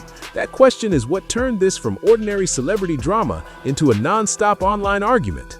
For some viewers, EJ represents confidence and freedom. For others, he represents insecurity, hidden behind luxury brands, social media attention, and headline-making statements. And as long as those mixed reactions continue, the internet is probably not done talking about him anytime soon. If you made it this far, drop your thoughts in the comments because this debate has people completely split online. Do you think EJ is simply expressing himself without caring what people think? Or do you believe the criticism is starting to expose bigger contradictions in his public image? Also, make sure you like this video, subscribe to Star Watch, and turn on notifications so you do not miss the next deep dive into the celebrity stories everyone is arguing about. Star Watch is where we break down the moments, interviews, and viral controversies that have the internet buzzing long after the cameras stop rolling. Joe Tacopina, Wendy Williams' attorney, was on Nightline, and he's saying that she'll be out of her guardianship potentially this year. This is one of the most outrageous things I have heard in a long, long time. In a case that has been filled with. And looks at Wendy and says, you know, you had a great career. Your career is over. It is never coming back. You're done. What if your entire empire built on lies came crashing down overnight? That's exactly what's happening to Kevin Hunter and his longtime mistress, Sharina Hudson. Wendy Williams' fortune, once their golden ticket, is slipping away for good. For over a decade, they lived large, allegedly scheming behind the scenes to secure their future on Wendy's hard-earned success. They left her shattered. It happened, you know, the banks froze everything up. Yeah. He was not in a position to pay $10,000 a month on a. But when the Wendy Williams show ended in 2022, everything flipped upside down. When the court-appointed guardianship locked her accounts, the cash flow vanished overnight. Insiders say Kevin's finances hit rock bottom. He's now selling off luxury cars and designer watches, dodging lawsuits left and right. Meanwhile, Sharina, who used to flash designer bags and fancy brunches, is reportedly scrambling just to get by. What a fall from grace. This wasn't just bad luck, it was a plan gone totally wrong. Sources claim Kevin had been pocketing around $250,000 every single month from Wendy after their divorce. But once that guardianship kicked in, poof, his money stream dried up. By 2023, court papers confirmed what many already whispered. Kevin's fortune was finished, and his options were zero. One judge even shut down his desperate attempt to restart the alimony, ruling that Wendy owed him nothing under their legal deal. The judge in the guardianship read Alex Finney the Riot Act, threatened her, and said, "You're talking," making an accusation that she's talking to the media. And if you continue doing it, I'm going to do this to you, I'm going to do that to you. There is a gag order in this case. I can tell you that the judge is scared. When that failed, Kevin went nuclear, launching a massive $250 million lawsuit. He wasn't just coming after Wendy this time. He dragged her guardian and even Wells Fargo into it, accusing them all of teaming up to freeze him out. It's wild. And here's where it gets even messier. While Wendy was struggling with serious health battles, moving between treatment centers, and losing control of her own finances, Kevin and Sharina were allegedly building a whole new life with her money. Sharina Hudson, the same woman Kevin kept in the shadows for over 10 years while he managed Wendy's career, reportedly gave birth to his daughter back in 2019. And by the way, the judge doesn't know what she's talking about. I mean, by the way, there are a lot of people clamoring for Wendy to actually get back on the air and to have a show again. When did this judge become Roger Ebert? I mean, I'm serious. Wendy Williams is a hot commodity right now. I can tell you from our Tubi documentary, it attracted a lot of attention. She's done interviews with major outlets. The betrayal runs deep, and now karma seems to be catching up fast. Insiders close to the situation say Kevin and Sharina's secret affair dragged on for more than 15 years, right through some of Wendy's hardest moments, including her hospital stays and rehab stints. This wasn't some quick fling, it was a full-blown double life. Kevin reportedly went all in, buying Sharina properties, funding her luxe lifestyle, and even helping her launch that vegan chef brand, all allegedly with Wendy's own money. But then came the crash. Once the Wendy Williams show went off the air and Wendy was placed under court guardianship, the money train screeched to a halt. And when can we expect some movement in court?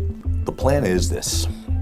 There are guardianship attorneys, and we're watching and waiting. They've assured Wendy by year's end she'll be out of guardianship. No guardianship should feel like a sentence. And honestly, Wendy's does. Wendy's feels like a sentence. She said it was $18,000 a month she was paying this approximately, facility. Yeah, imagine. Just imagine of her money, not the state's money, her money. The monthly check stopped cold. In court, Kevin complained he couldn't even cover basic bills. His homeowner fees, car insurance, and credit cards were stacking up fast. Things got so bad that UBS Bank hit him with a lawsuit in mid-2024, claiming he owed more than $20,000 in unpaid debt. Around that same time, public records showed Kevin pawning off luxury cars and trying to unload the Florida home he once shared with Sharina for about $1.2 million. But despite that high price tag, neighbors whispered that the place had fallen into rough shape. Another clue the money had truly dried up. I've always spoken to her, and she's always wanted me to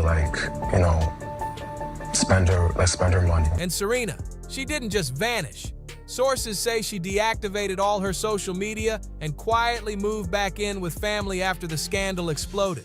Those Instagram glam shots and designer brand promos, gone.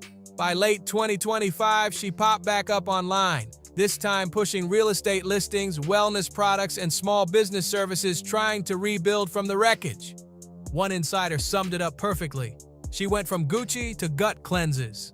That line says it all. Sources claim that during this chaotic period, Kevin and Sharina started drifting apart fast. The tension between them reportedly exploded over money problems and what came next for their future. I was told that if that even happens this year, and it probably won't, yes, it would just be a limited guardianship. So there would be somebody with her to still figure out certain things like financial decisions, She also has she's openly talked about dealing with substance abuse, right? So someone checking in on her when it comes to that, she'll be able to come and go like we've seen her do, more recently. But there will be somebody there. But from, the way that they're angling this is that she's going to be 100% free. And I was told that that is not what it's going to be. Some insiders even allege Kevin stopped helping with expenses for their daughter. And that move supposedly pushed their relationship to the breaking point. And let's be real, public opinion has been brutal. Online, people have called their downfall pure karma. For years, Wendy's fans suspected something shady. But when the Lifetime documentary dropped in early 2024, every doubt vanished. The truth came crashing out for the world to see. He was with me, begging forgiveness, telling me to take a moment, and he would see it, and we were meant to be together. Viewers were heartbroken watching Wendy struggle. She appeared confused, her speech slurred, and her movement slowed, while allegedly the same people closest to her were out making brand deals, arranging film crews, and even selling access to her life. Sharina's name never came up in the doc, but her silence and sudden absence from Kevin's side while he fought his legal battles spoke volumes. Kevin, on the other hand, tried hard to flip the script. In a federal lawsuit, he painted himself as Wendy's protector, claiming he was blowing the lid off financial abuse within her guardianship. But most people weren't buying that narrative at all. Legal experts quickly pointed out that Kevin had zero authority to sue on Wendy's behalf, especially since they were divorced and he no longer had any official role in her affairs. Job of protecting my mom. As long as she has people around who are yes people, I know that she's not getting the help that she needs or getting better. Still, that lawsuit grabbed headlines. Kevin dragged court officials, doctors, and even banking execs into a messy swirl of accusations that shocked everyone following the story. But here's the twist. Some of his claims started lining up with whispers coming from Wendy's own circle. Friends and family had already hinted that shady things were happening behind the scenes, and suddenly, Kevin's wild allegations didn't seem so far-fetched after all. Court documents and exclusive interviews reveal that Wendy Williams' guardianship has been controversial since day one. It all started in 2022 when Wells Fargo froze her accounts, claiming there were suspicious withdrawals and warning of possible exploitation.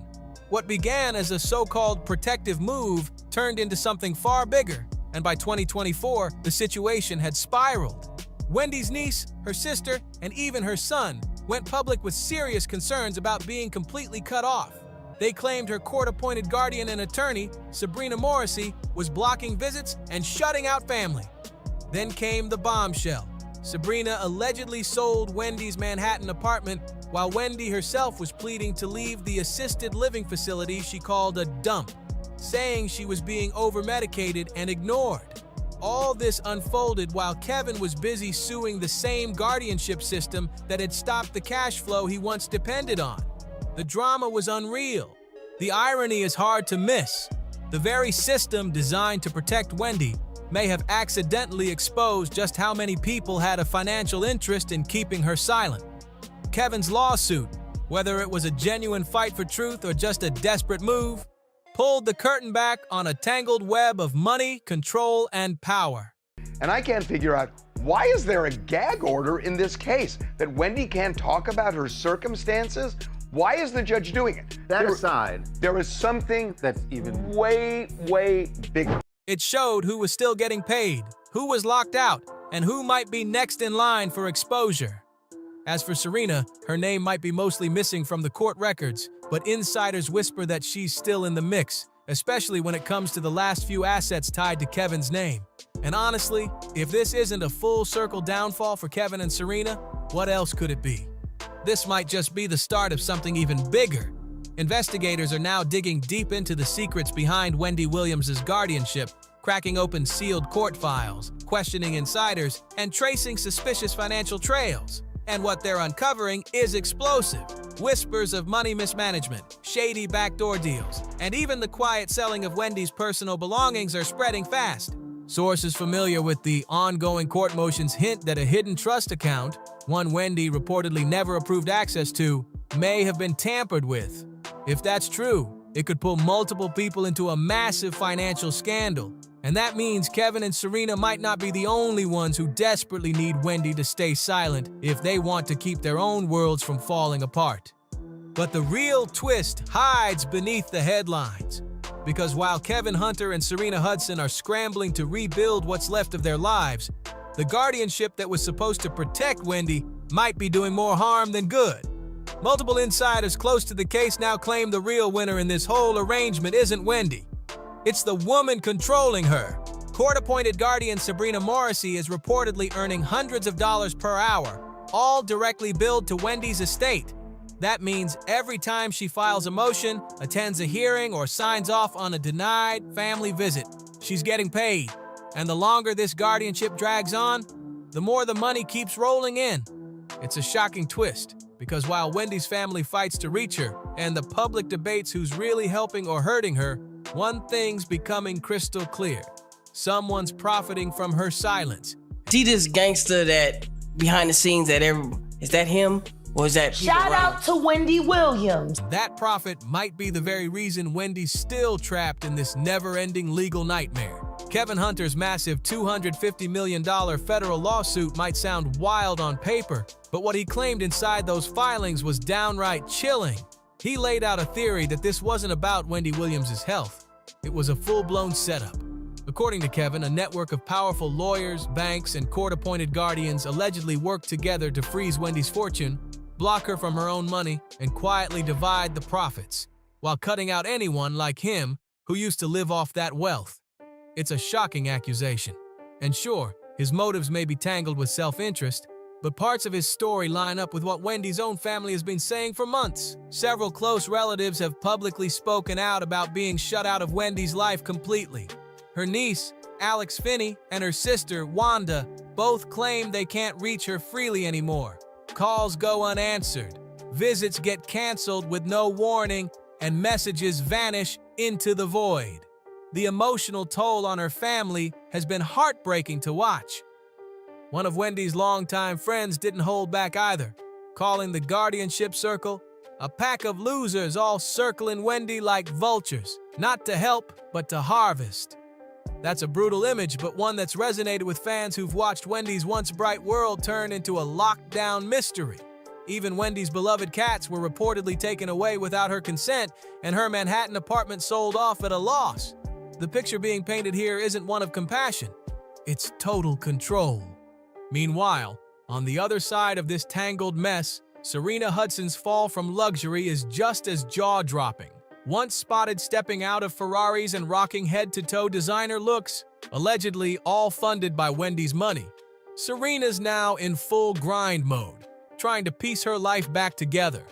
Reports say she's juggling multiple hustles, from selling real estate and promoting wellness supplements to consulting small businesses, all while keeping a low profile online. But behind that quiet comeback, insiders say, is a woman drowning in regret. Industry sources who once worked with her describe Sharina as being in total despair, realizing too late that her place in Kevin's plan was never safe. She thought she was winning, one insider said. Now she's just surviving. That shift has reportedly sparked growing tension between Sharina and Kevin, especially with bills piling up, lawsuits looming, and no steady income to keep them afloat. What started as a love triangle built on Wendy's empire has now turned into a slow-motion collapse. And the cracks are showing everywhere. Kevin's failed lawsuits, Sharina's fading business ventures, and the non-stop wave of public backlash have reportedly taken a huge toll on both of them. The once glamorous Florida house they shared, listed for sale, their fancy cars, sold off. According to one former associate, Sharina has quietly packed up and moved back in with family, possibly marking the final chapter of her relationship with Kevin. And just when people thought Sharina was bouncing back, a video clip surfaced, her cheerfully saying, "I am so excited to introduce you guys to these pancakes with only 3 ingredients. Baby, when I tell you these things gonna be so But behind that upbeat tone, insiders say something deeper is going on. Sources close to Sharina claim the breakdown isn't just financial, it's emotional too. One former friend described her as withdrawn, ashamed, and visibly shaken during a recent encounter. Whispers suggest her nights are haunted by the empire she helped wreck, turning her once bold hustle into a quiet fight for redemption. She's reportedly struggling to come to terms with how fast her glittering lifestyle turned to dust, and how far the fallout has reached. Insiders believe Sharina completely underestimated Wendy's strength, and the sheer power of the legal machine now locking everyone out. What she thought would be a smooth, luxury-filled future has turned into a long, exhausting spiral of court drama and closed doors. What started as a slick plan for wealth and status has crumbled into a story of regret and downfall. Legal experts say Wendy's financial guardianship is one of the most tightly controlled cases in recent celebrity history. Every account monitored, every move documented, every dollar locked down tight. And in that freeze, Serena's old world, the fame, the comfort, the illusion of control, has vanished completely, leaving her to face the full weight of the choices that brought her here. With Wendy Williams' finances now locked up tighter than ever, it's practically impossible for anyone on the outside to touch her wealth. And that harsh reality reportedly hit Sharina Hudson like a brick. Many believe she had banked emotionally and financially on Kevin's steady access to Wendy's money. But once that door slammed shut, Sharina was left standing in the wreckage, facing nothing but the fallout. According to insiders, the emotional toll has become painfully obvious. They say Sharina's grown paranoid, constantly looking over her shoulder, convinced that she's being watched, recorded, or tracked. She's terrified of lawsuits, media exposure, and the endless gossip that keeps her name floating online. Allegedly, she's burned bridges with old friends, stopped answering calls from business contacts, and avoids public events entirely, anything to stay under the radar. One source described her as moving like someone waiting for the next hit, suggesting Sharina's living in constant fear of what else might surface from her years tied to Kevin Hunter. This isn't just guilt, it's panic. And that fear seems to be cracking the calm, polished image she used to project. Some close to her say Sharina's now battling an identity crisis that cuts deep. For over a decade, she built her image around being the quiet force behind Kevin, the woman who could move in the shadows, benefit in silence, and never get caught. But now that invisibility has turned into isolation, and with no money flow from Kevin or Wendy's camp, she's reportedly struggling just to keep her life together. Her attempts to reinvent herself through small businesses and online ventures have mostly fizzled out. Rumors are swirling that her personal debt is piling up and that pressure could push her into serious legal danger. Legal analysts watching Wendy's ongoing case warn that new financial probes could soon dig even deeper, especially if triggered by medical reviews or new court challenges. If investigators start tracing every transaction connected to Wendy's estate, they might uncover hidden assets or quiet money transfers that were never meant to see daylight. And if Sharina benefited from any of those moves, even indirectly, she could end up pulled into a brand new storm of lawsuits and financial scrutiny. The walls are closing in fast, and this time, there might be no one left to shield her. There may not be an official complaint against Sharina Hudson yet, but insiders say the energy around her is shifting fast. One industry source put it perfectly: in high-profile guardianships, the bigger the fall, the wider the net. And that's exactly what's happening now. As Sharina's paranoia grows and the cracks in her composure widen, people are starting to wonder, could she finally flip the script? Could she expose even darker secrets about Kevin Hunter's behind-the-scenes moves to save herself? That question is echoing louder every day as her silence drags on. Because in this scandal, no one is safe anymore. Everyone who once looked untouchable is now just one headline away from total collapse. And the one person who might know exactly what Kevin did when the cameras weren't rolling. Sharina could also be the most desperate to strike a deal before the truth hits the fan. But this chaos isn't just about broken relationships. It's a reflection of something much deeper. When Kevin chose Sharina over Wendy, it wasn't just infidelity. It allegedly triggered a devastating chain reaction that left Wendy cut off, vulnerable, and stripped of her own fortune. What began as a personal betrayal has exploded into a full-blown scandal with national eyes watching every move. The Lifetime documentary showed the world a heartbreaking side of Wendy, confused, distant, but still fighting to be free. In one unforgettable scene, she reportedly dropped a handwritten note from her assisted living window that read, "Help Wendy." That cry for help shook viewers to their core, and it hasn't been forgotten. Now, as the guardianship comes under fresh scrutiny and the legal armor around Wendy starts to crack, new questions are rising. Was Kevin's betrayal and Sharina's involvement just the result of the chaos, or were they part of the reason Wendy ended up in this state to begin with?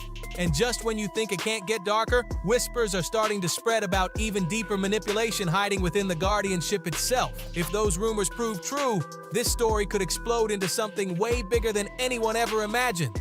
Multiple insiders, including 2 former employees from Wendy Williams' inner circle, are now claiming there were serious power struggles behind closed doors. According to them, Wendy's guardian, her former publicist, and even some past managers were allegedly fighting for control. each trying to influence how her story was told while Wendy herself slipped deeper into silence. Shockingly, some of those same insiders were reportedly pitching TV and film projects about Wendy's life, raising the big question, who's really protecting her and who's just cashing in while she's unable to speak for herself? At the center of this chaos stands Wendy Williams, isolated, medicated, and constantly monitored. Her fans remain split right down the middle. Some believe she's truly ill and needs protection, while others are convinced she's being kept under control under the guise of care. But one thing everyone agrees on, the people who once surrounded her for love, loyalty, or money have all vanished. What's left are lawsuits, documentaries, and a haunting silence that feels impossible to ignore. And yet the storm hasn't slowed down one bit. Kevin Hunter is still trying to fight his way back into Wendy's finances, filing new motions even after being repeatedly shut down by the courts. Meanwhile, Sharina Hudson, the woman once seen as his partner and future, now seems to be moving solo. Her name's been erased from Kevin's social media, her presence wiped clean, like she was never part of his story at all. But don't be fooled. Insiders believe Sharina might still have secrets locked away, and if her situation keeps crumbling, she might decide it's time to talk. One former stylist who worked with her back in 2019 warned, if she talks, a lot of people are going to regret underestimating her. That statement alone has the industry buzzing, because if Sharina decides to spill everything, this scandal could explode on a whole new level. So the burning question now is, who else was in on it? If Kevin and Sharina weren't the masterminds, who really was? How deep does this web of exploitation run? Because while a few names are public, others are still hiding behind sealed court files, confidential settlements, and ironclad NDAs, and the whispers don't stop there. Some say even the documentary's producers, the ones who were reportedly paid directly by Wendy's estate, may have been chasing exposure more than truth or healing. If that's true, then it means the woman who made a career out of uncovering other people's secrets has now become the most exploited story of them all. Kevin's drowning in lawsuits. Sharina's allegedly spiraling deeper into despair. And Wendy? She's still trapped in a system built to protect her, but surrounded by people who seem to benefit more from her silence than her freedom. One thing's for sure, this story isn't finished. The web of schemes, secrets, and karma might just pull in even more players before it's done. So what do you think really happened behind the scenes? Drop your thoughts in the comments, tell us your theory, and make sure to like, share, and subscribe to Star Watch for all the latest updates. Turn on those notifications, because this storm's nowhere near over. Stay sharp and stay watching. So now, guess who's jealous of Adele? Beyonce. Wendy Williams just kicked open a conversation the industry keeps trying to avoid. Beyonce needs auto-tune. Adele, Aretha, Celine, Dionne Warwick, and Mariah. They need nothing. And now people are looking at Adele's Grammy moment in a completely different way. For years, Wendy hinted that Adele was deeply uncomfortable around the pressure connected to Beyoncé's name. God. This is why Adele has to get on the podium and thank Beyonce. When actually she did it because of my manager, my label, my A&R, and all of the I created for her to exist. But critics brushed it off as drama and accused Wendy of stirring up problems between two of the biggest women in music. Now those old clips are resurfacing everywhere, and suddenly the story does not sound so messy anymore. One of the best videos of all time. Beyonce, it was so monumental. We fucking adore you. You are our light. Fans are starting to wonder if Adele's emotional reactions over the years were tied to something much bigger happening behind the scenes in the entertainment world. Back when Adele stood on that Grammy stage crying while praising Beyonce, most viewers thought it was simply a respectful tribute from one superstar to another. But now, people online are re-examining every second of that speech and asking why Adele looked so overwhelmed and nervous during what should have been one of the happiest moments of her career. Some fans believe she felt trapped under massive industry pressure, especially after publicly beating Beyonce in major award categories. The internet has spent years turning those moments into conspiracy theories, rumors, and non-stop debates. I started out around the same time, and just like all of her fans, I fell in love with her. The first time I saw her, from her singing to dancing to acting, she can do it all. She's a triple threat and one of the most talented people I've ever seen. And the fact that Beyonce made a country record changed the game. So thank you. Beyonce, you changed my life. So thank you so much. I definitely want to say thank you to Beyonce. With many claiming celebrities act extra careful whenever Beyonce is involved because they are terrified of backlash, career damage, or becoming targets online. A huge wave of memes exploded after that Grammy speech, showing endless clips of celebrities thanking Beyonce during award wins that had absolutely nothing to do with her. The trend became so massive that even casual viewers started noticing how often stars mentioned her name during emotional speeches. Social media users stitched together compilations featuring singers, actors, athletes, and influencers almost treating Beyonce like a required part of every acceptance speech. That only pushed the rumors further, especially among people already convinced that powerful figures in entertainment quietly control who rises and who disappears from the spotlight. Things became even darker once internet detectives started connecting unrelated celebrity tragedies to these wild theories. She is my icon of my whole life. My life is Beyonce, and this album for me, the Lemonade album, was just so monumental. Beyonce. Lemonade. So a piece of me did die inside as a Beyonce stan, I'm not gonna lie, because I was completely rooting for her. I feel like it was her time to win. Obviously the visual is very new, and you know, and the Grammys are very traditional, but I just thought this year would be the year that they would kind of go with the tide. And I am, of course, very, very grateful having won it. But I felt the need because I love her, because I felt like she was more than... Videos began circulating about artists like Aaliyah, M.I.A., and even stories tied to Jay-Z's alleged former mistress, Kathy White, who died before a reported interview connected to journalist Liz Crokin. Online creators used those cases to build dramatic narratives about hidden industry secrets, suspicious timing, and celebrities supposedly living in fear behind closed doors. Even though many of these claims remain unproven and heavily debated, the speculation refuses to die down, and every old interview or emotional award speech keeps getting pulled back into the conversation again. Guess who's jealous of Adele? Beyonce. Adele is the voice. And Adele does not have to lose, 50 pounds to impress us. And Adele is just a beautiful, gorgeous, regular woman that we can all relate to.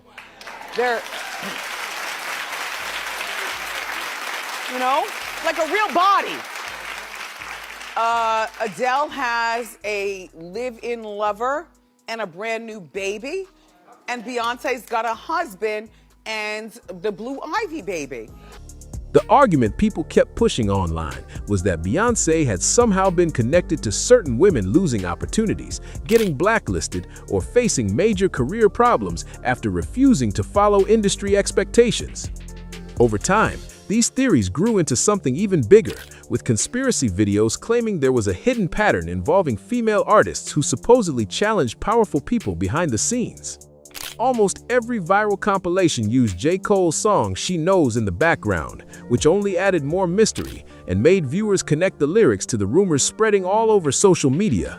What made the song stand out even more was the fact that J. Cole mentions Aaliyah, Left Eye, and Michael Jackson in the lyrics. No, I can't answer that. I can't answer that. Oh, she's touching him off the neck! Look! You see? Why do people not want to let the Jay-Z Blue Cantrell thing go? I didn't think it would last, though. What, me and him? Yeah. All three artists passed away tragically, and for years there have been non-stop theories online claiming they had conflicts with influential figures in entertainment before their deaths.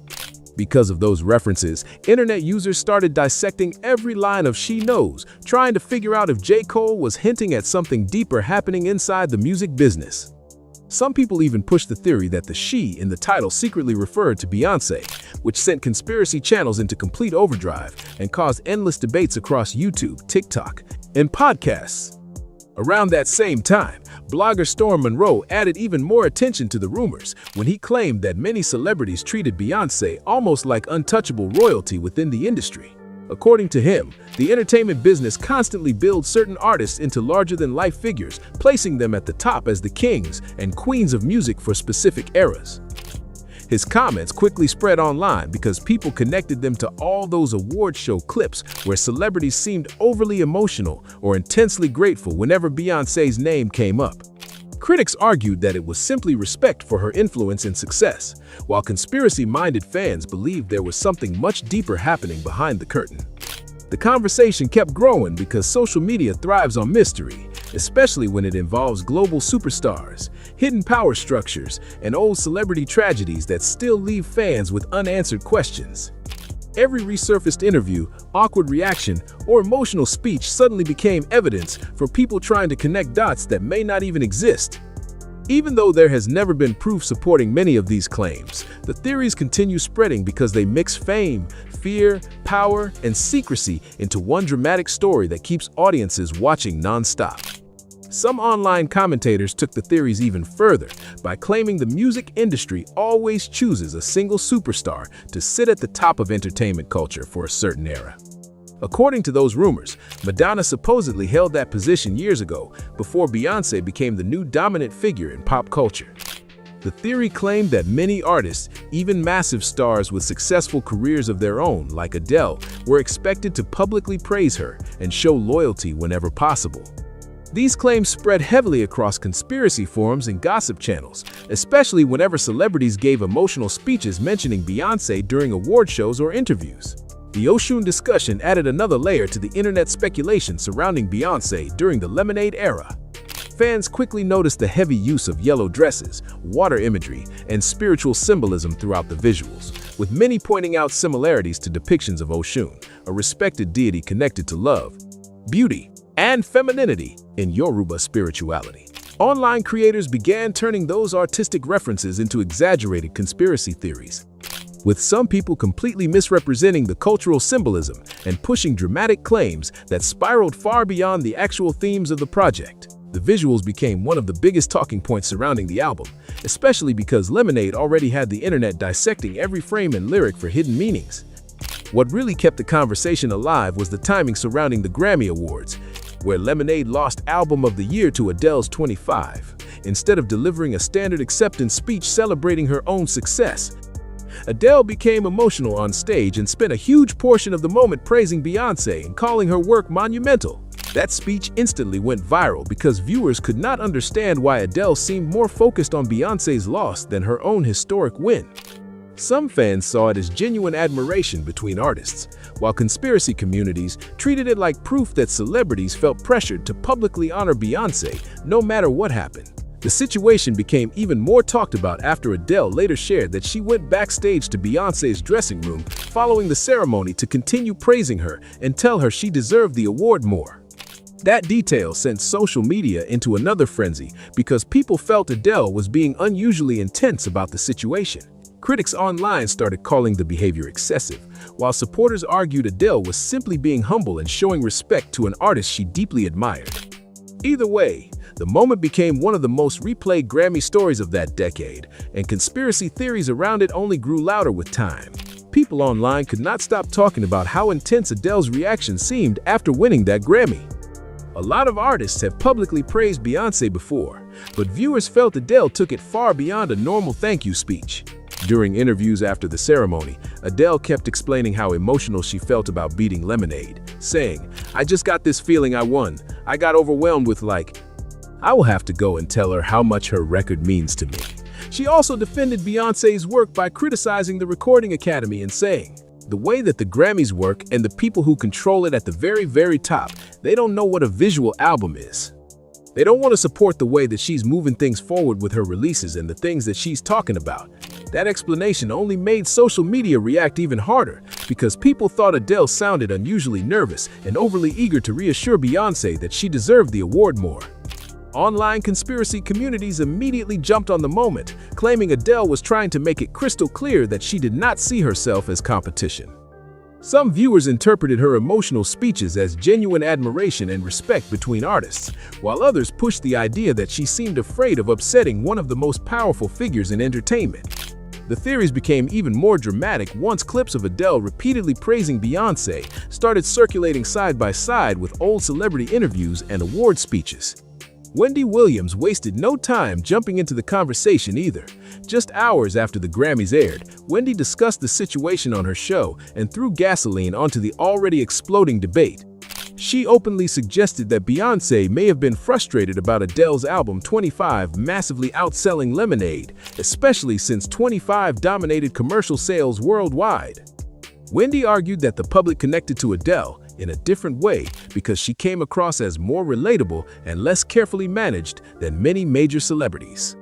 According to Wendy, Adele's image felt more natural and less focused on perfection, which she implied gave her an advantage with everyday audiences. The comments instantly sparked backlash because Beyoncé's fanbase saw Wendy's take as disrespectful and designed to create division between two successful women. But at the same time, critics of celebrity culture kept replaying the clips because they believed Wendy was exposing uncomfortable truths about image control, competition, and insecurity in the music industry.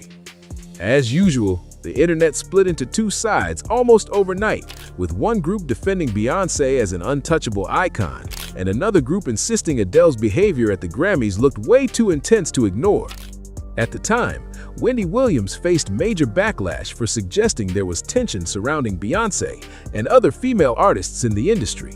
A lot of people accused her of creating unnecessary drama and trying to turn successful women against each other. But years later, some viewers started revisiting those old interviews and wondering if Wendy had noticed patterns that others ignored. Online discussions began focusing on artists who publicly challenged Beyoncé or became linked to controversy afterward, with many people pointing to Carrie Hilson as one of the biggest examples. The situation between Carrie Hilson and Beyoncé became huge after a remix of Carrie's song Turning Me On leaked online. In the track, Carrie delivered lyrics many listeners believed were directly aimed at Beyoncé. The lines included, "Your vision cloudy if you think that you the best. You can dance, she can sing, but need to move it to the left. She needs to go have some babies. She needs to sit down. She fake." Fans immediately connected "Move It to the Left" to Beyoncé's hit song Irreplaceable, where the phrase became iconic. Once the remix spread online, blogs and entertainment shows exploded with debates about whether Carrie had crossed the line by taking shots at one of the biggest stars in music. Things only became more uncomfortable for Carrie after old clips resurfaced showing awkward moments involving Beyoncé and Jay-Z. One of the most talked about videos showed Carrie appearing hesitant to hold up a magazine once she realized Beyoncé and Jay-Z were featured on the cover. That clip fueled even more rumors about behind-the-scenes tension, and suddenly Carrie found herself facing non-stop criticism online. Fans heavily defended Beyoncé, while Carrie's public image started taking serious hits as the controversy continued growing across blogs, radio shows, and celebrity gossip programs. Over time, many people began linking that controversy to the slowdown in Carrie Hilson's music career. Years later, Carrie explained in interviews that she felt pressured by people within the industry to participate in the remix and record lyrics she was uncomfortable with. According to her, the situation spiraled out of control once the song leaked, and by then, the public had already formed strong opinions about her intentions. Even though she later tried to clarify her side of the story, many fans felt the damage had already been done, and the feud became one of the most talked about celebrity conflicts of that era. By that point, many fans felt Carrie Hilson's career had taken a serious hit after the controversy surrounding the Beyoncé diss track. Online discussions became brutal, and people constantly compared her situation to artists who chose to publicly praise Beyoncé instead of challenging her. That is why some internet users joked that Carrie might have had a smoother path if she had handled things more like Adele by staying supportive and avoiding public tension altogether. Whether fair or not, the perception around Carrie changed dramatically after the remix leaked, and the industry conversation around her never fully recovered. Then people started bringing up Blue Cantrell as another artist connected to these long-running industry rumors. Blue was having a massive rise in the early 2000s, with major labels reportedly competing to sign her because of her strong vocals and growing popularity. Songs like Hit 'Em Up Style made her stand out quickly, and many believe she had the potential to become one of the biggest R&B stars of that era. But according to internet speculation, things allegedly shifted once Beyoncé launched her solo career around the same time. Blue was trying to establish herself as a dominant force in music. In 2003, Blue released her second album, Bittersweet, right as Beyoncé was stepping into solo superstardom after Destiny's Child. Fans online later turned that timing into part of a larger conspiracy narrative, claiming there was intense competition between female artists behind the scenes during that period. Rumors also circulated for years, suggesting Blue and Jay-Z may have had some kind of relationship, although those claims were never confirmed publicly. Even without proof, gossip blogs and celebrity forums kept the rumors alive, especially because people were already obsessed with stories involving Beyoncé, Jay-Z, and possible industry rivalries. The speculation became even louder after listeners connected certain Beyoncé lyrics to the gossip surrounding Jay-Z. In the song Signs, Beyoncé sang, "I was in love with a Sagittarius. I wish he were a Virgo, the same sign as me, and know how to show me love, 'cause I've been hurt by a Pisces." Fans immediately started trying to decode the lyrics and match them to rumored relationships and alleged betrayals.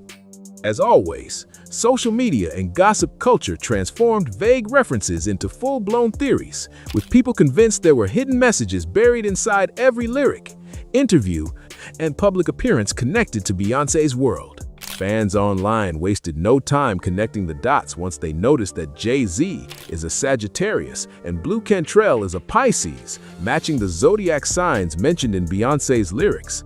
That only pushed the rumors further, especially among gossip blogs that were already convinced the song contained hidden references to real-life relationships. Over the years, Blue's personal struggles also became part of those conversations. TMZ once reported concerning incidents involving Blue, including claims that she appeared distressed in public and believed people were trying to harm her.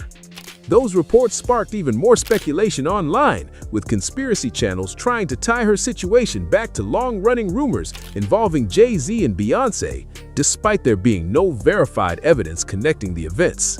Mia is another artist whose name repeatedly gets pulled into these discussions whenever people revisit old celebrity gossip from the early 2000s. At the height of her career, Mia was seen as one of the most talented performers in R&B and pop, consistently releasing hits and collaborating with major artists. Rumors surrounding her and Jay-Z started gaining attention after they worked together on Best of Me, Part 2. Fans immediately noticed their chemistry in the music video and performances, and entertainment blogs quickly began speculating that there could have been something happening behind the scenes. Even though nothing was ever publicly confirmed, the gossip followed both artists for years afterward. The rumors exploded again in 2014 after Beyoncé performed her song Resentment live and appeared to change some of the lyrics during the performance. The original version included lines like, "I've been crying for too long. What did you do to me? I was writing for you for so long." But during that performance, fans noticed Beyoncé saying, "I know she was attractive, but I was here first, boy. Been riding with you for 12 years. Why did you do this to me?" Because Beyoncé and Jay-Z had been together for around 12 years at that point, viewers instantly believed the lyric change was personal and directed toward real events in their relationship. That performance sent social media into complete chaos because fans immediately started trying to figure out who Beyoncé could have been referring to. Mia's name quickly resurfaced due to the old collaboration rumors, and gossip sites treated the performance like hidden confirmation of past drama. Supporters argued that artists often personalize songs during live shows without it meaning anything specific, while others became convinced Beyoncé was subtly exposing relationship issues in front of the audience. Either way, the moment became another major chapter in the endless online obsession surrounding Beyoncé, Jay-Z, and the rumors tied to people in their circle. According to old gossip reports, a source allegedly connected to Beyoncé's circle once contacted Media Takeout, claiming Beyoncé had discovered a supposed affair between Jay-Z and Mia not long after the Best of Me Part 2 collaboration. The story spread across blogs almost instantly because fans were already obsessed with rumors surrounding Jay-Z's relationships. What made the situation even more suspicious to internet detectives was the fact that the article reportedly disappeared from the website only hours later without any clear explanation. Even though nothing was ever confirmed, people online treated the sudden removal like proof that powerful figures were trying to shut the story down before it gained even more attention. One thing people always say about Wendy Williams is that she may joke around and stir controversy, but she usually says what is already floating around behind the scenes. Looking back at Adele's emotional Grammy speech, a lot of viewers now believe she knew exactly how carefully she needed to handle that moment. Some fans think Adele went out of her way to praise Beyoncé because she did not want to end up caught in the same kind of backlash, rumors, or industry drama that other women in entertainment have faced over the years. Of course, none of these theories have ever been proven, but that has not stopped people online from connecting old interviews, performances, and celebrity feuds together. Social media users had plenty to say once these clips started resurfacing again. One person commented, "So Wendy wasn't lying. Wendy has been telling everybody for a long time, more than just this." Another wrote, "Wendy was messy, but she always said the truth." Those reactions only added more fuel to the non-stop debates happening online about fame, influence, celebrity loyalty, and the pressure artists may feel inside the entertainment industry. Whether people believe the theories or think the internet is reading too deeply into everything, the conversation around Beyoncé, Adele, and these old rumors clearly is not disappearing anytime soon. Now I want to hear what you think. Do you believe these celebrities are genuinely intimidated by Beyoncé, or do you think social media has completely exaggerated these situations over the years? Drop your thoughts and theories in the comments below. And if you enjoyed this video, make sure to like, share, and subscribe to Star Watch for more celebrity stories, industry drama, and viral entertainment breakdowns. Here is a new blind item that is allegedly about Wendy Williams and her disappearing money. The illiterate former talk show host was wealthy, but not the kind of wealth her friend is alleging. That being said, The Guardian is helping herself to the money. And again, this is allegedly Wendy Williams. And the related headline reads, "Where's Wendy's money? Wendy Williams had $55 million in the bank before Guardian took over and told her she has no money left," court documents claim. Wendy has been meeting with Bank of America in an effort to leave Wells Fargo. Wendy Williams had $55 million in the bank before her guardian, Sharina Morrissey, took over and told her she has no money left, per court documents. In an affidavit submitted to a New Jersey court and exclusively obtained by the U.S. Sun, Wendy's best friend of 44 years, Regina Shell, claimed to have seen the star's Wells Fargo bank statements. In July of 2022, Wendy invited me to stay with her in New York City for an extended period, Wendy's childhood friend claimed in the affidavit. During the visit, Wendy expressed to me that she wished to explore options regarding her estate, specifically a possible change with her current financial institution. She also shared with me documents from Wells Fargo showing a cumulative balance of nearly $55 million. For a long time, and now the people closest to Wendy Williams are finally speaking up. Behind the cameras, things don't look like protection anymore. They look like control. This is the same Wendy who once ruled daytime TV. Sharp, bold, and funny. Now barely seen, barely heard, replaced by silence and speculation. Halloween costume contest. We do it every year. It's always a lot of fun. Let's get started. Our first caress. For some time now, and even today and beyond, I have been living in a sober house. I am driven by my 24-hour sober coach back to a home, lights out by 10 p.m. So I go to my room and I stare at the ceiling and I fall asleep to wake up to come back here to see you. So that is my truth. But what's really turning heads is that her son, Kevin Jr., has had enough. He's calling out the very people who were supposed to care for her, and he's not holding anything back. Kevin isn't just concerned, he's angry. He says his mom isn't being cared for, she's being managed. And right in the center of it all is Wendy's court-appointed guardian, Sharina Morrissey. That title is supposed to mean protection for someone who needs help handling life, but according to Kevin, there's something much darker going on. He's questioning everything: Wendy's medical care, her medication, her freedom, and even who's allowed near her. The more pieces you put together, the less things make sense. This stopped being about health a long time ago. It's about control, money, and power. Wendy Williams, a woman who built her own empire from nothing, is now fighting just to have her voice heard. Wendy wasn't just another talk show face. She was a force. Before the wigs, the purple chair, and all the celebrity drama, she was grinding on radio, making a name out of pure hustle. That was not a stunt. I'm overheated in my costume and I did pass out. But you know what? I'm a champ and I'm back. I'd walk in and all of my coworkers, including my bosses, would know. But instead of firing me, you see, I would grab my headphones and arrogantly walk in the studio and dare them to fire me because I was making radio. She talked fast, laughed louder, and said what everyone else was too scared to say. That fearless attitude made her a legend, but it also made her a target. She always owned her story. Wendy never hid from her struggles, openly talking about addiction and admitting she had flaws. That honesty made people connect with her. She felt real, but life didn't play fair. Her marriage to Kevin Hunter crumbled for everyone to see. Cheating rumors turned into tabloid chaos, and when word spread about a baby outside the marriage, everything fell apart. When Wendy filed for divorce, those who really knew her said something inside her cracked. That moment wasn't just the end of a marriage, it was the start of a slow unraveling.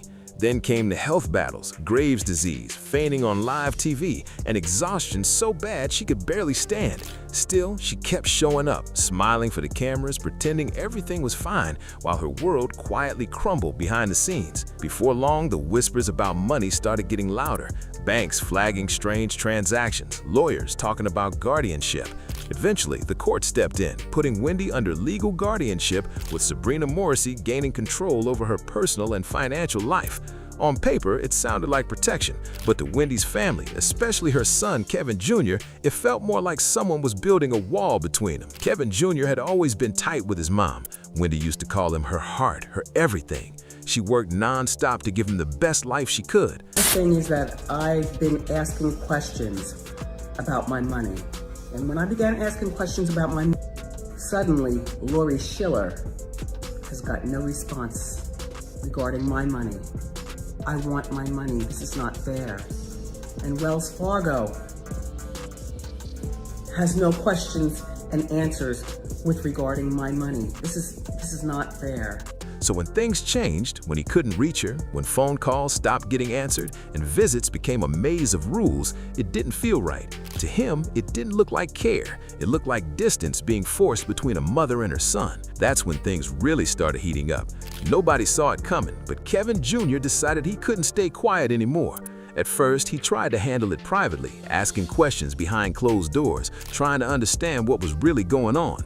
But when those questions got brushed off, the situation exploded. Reports say his quiet concern turned into full-on conversations that couldn't be contained. And soon, the family's worries about Wendy were out in the open for everyone to see. Kevin's been saying something feels off about how his mom is being treated. He's pointed out that her medications and the decisions being made about her care deserve a serious second look. None of this has been proven, but hearing those words come straight from Wendy's mom makes everything sound heavier and harder to ignore. Things get even murkier when you hear from Wendy herself. In past interviews, she sounded confused about why she's still under guardianship, questioning the restrictions placed on her daily life. She's openly wondered why she can't make some choices for herself, and that disconnect between how capable she feels and how limited she is has fueled endless talk and theories online. People familiar with guardianship laws say these situations are almost never simple. Sometimes they're meant to protect, but they can also rip families apart. Critics warn that the system can easily become isolating, cutting people off from loved ones who truly care. Friends have said it's nearly impossible to reach Wendy now. Her appearances keep getting canceled, her communication seems tightly controlled, and when information gets filtered like that, the rumors never stop. They just grow louder. Now, the Kevin Jr. has reportedly taken legal action against Wendy's guardian. What started as a quiet family matter has blown up into a full-on public battle. He's not just upset, he's pushing for the truth. He's asking for receipts, full transparency, and real answers about his mom's health, how she's living, and where her money's going. From his view, it's painful to watch. This is a woman who used to run her entire empire with confidence, and now she needs approval for even the smallest decisions. To him, that loss of control just doesn't make sense. The public's been watching every move, and the pattern is becoming impossible to ignore. Wendy's powerhouse career suddenly stopped cold. Her talk show ended, her businesses faded away, and the woman who once drove every headline has almost disappeared from her own story. Fans are starting to ask tough questions. Is Wendy being cared for or carefully controlled? But that's where things get complicated. Wendy has always been open about her struggles with addiction, and that part of her past makes any talk about her treatment and medication a sensitive subject. Those who defend the guardianship say she's under professional care to keep her safe and stable. But critics, including her supporters and family, believe she should have more freedom, more independence, and more say in what happens to her. Somewhere between those two sides lies a truth that no one's been able to fully see. And without open answers, what started as concern is turned into confusion, and that confusion is quickly turning into a full-blown mystery. When questions start swirling around money, the spotlight gets brighter fast. Wendy spent decades building her empire. Her hit talk show, massive brand deals, and non-stop media appearances made her one of the biggest names in entertainment. But now, under guardianship, someone else has the keys to everything she worked for. On paper, it might look like structure and safety, but when the person who earned every dollar feels disconnected from it, that's when concern turns into real suspicion. Kevin Jr. reportedly believes his mom's finances need a serious audit. These are still unproven claims, but they've only poured more fuel onto an already tense situation.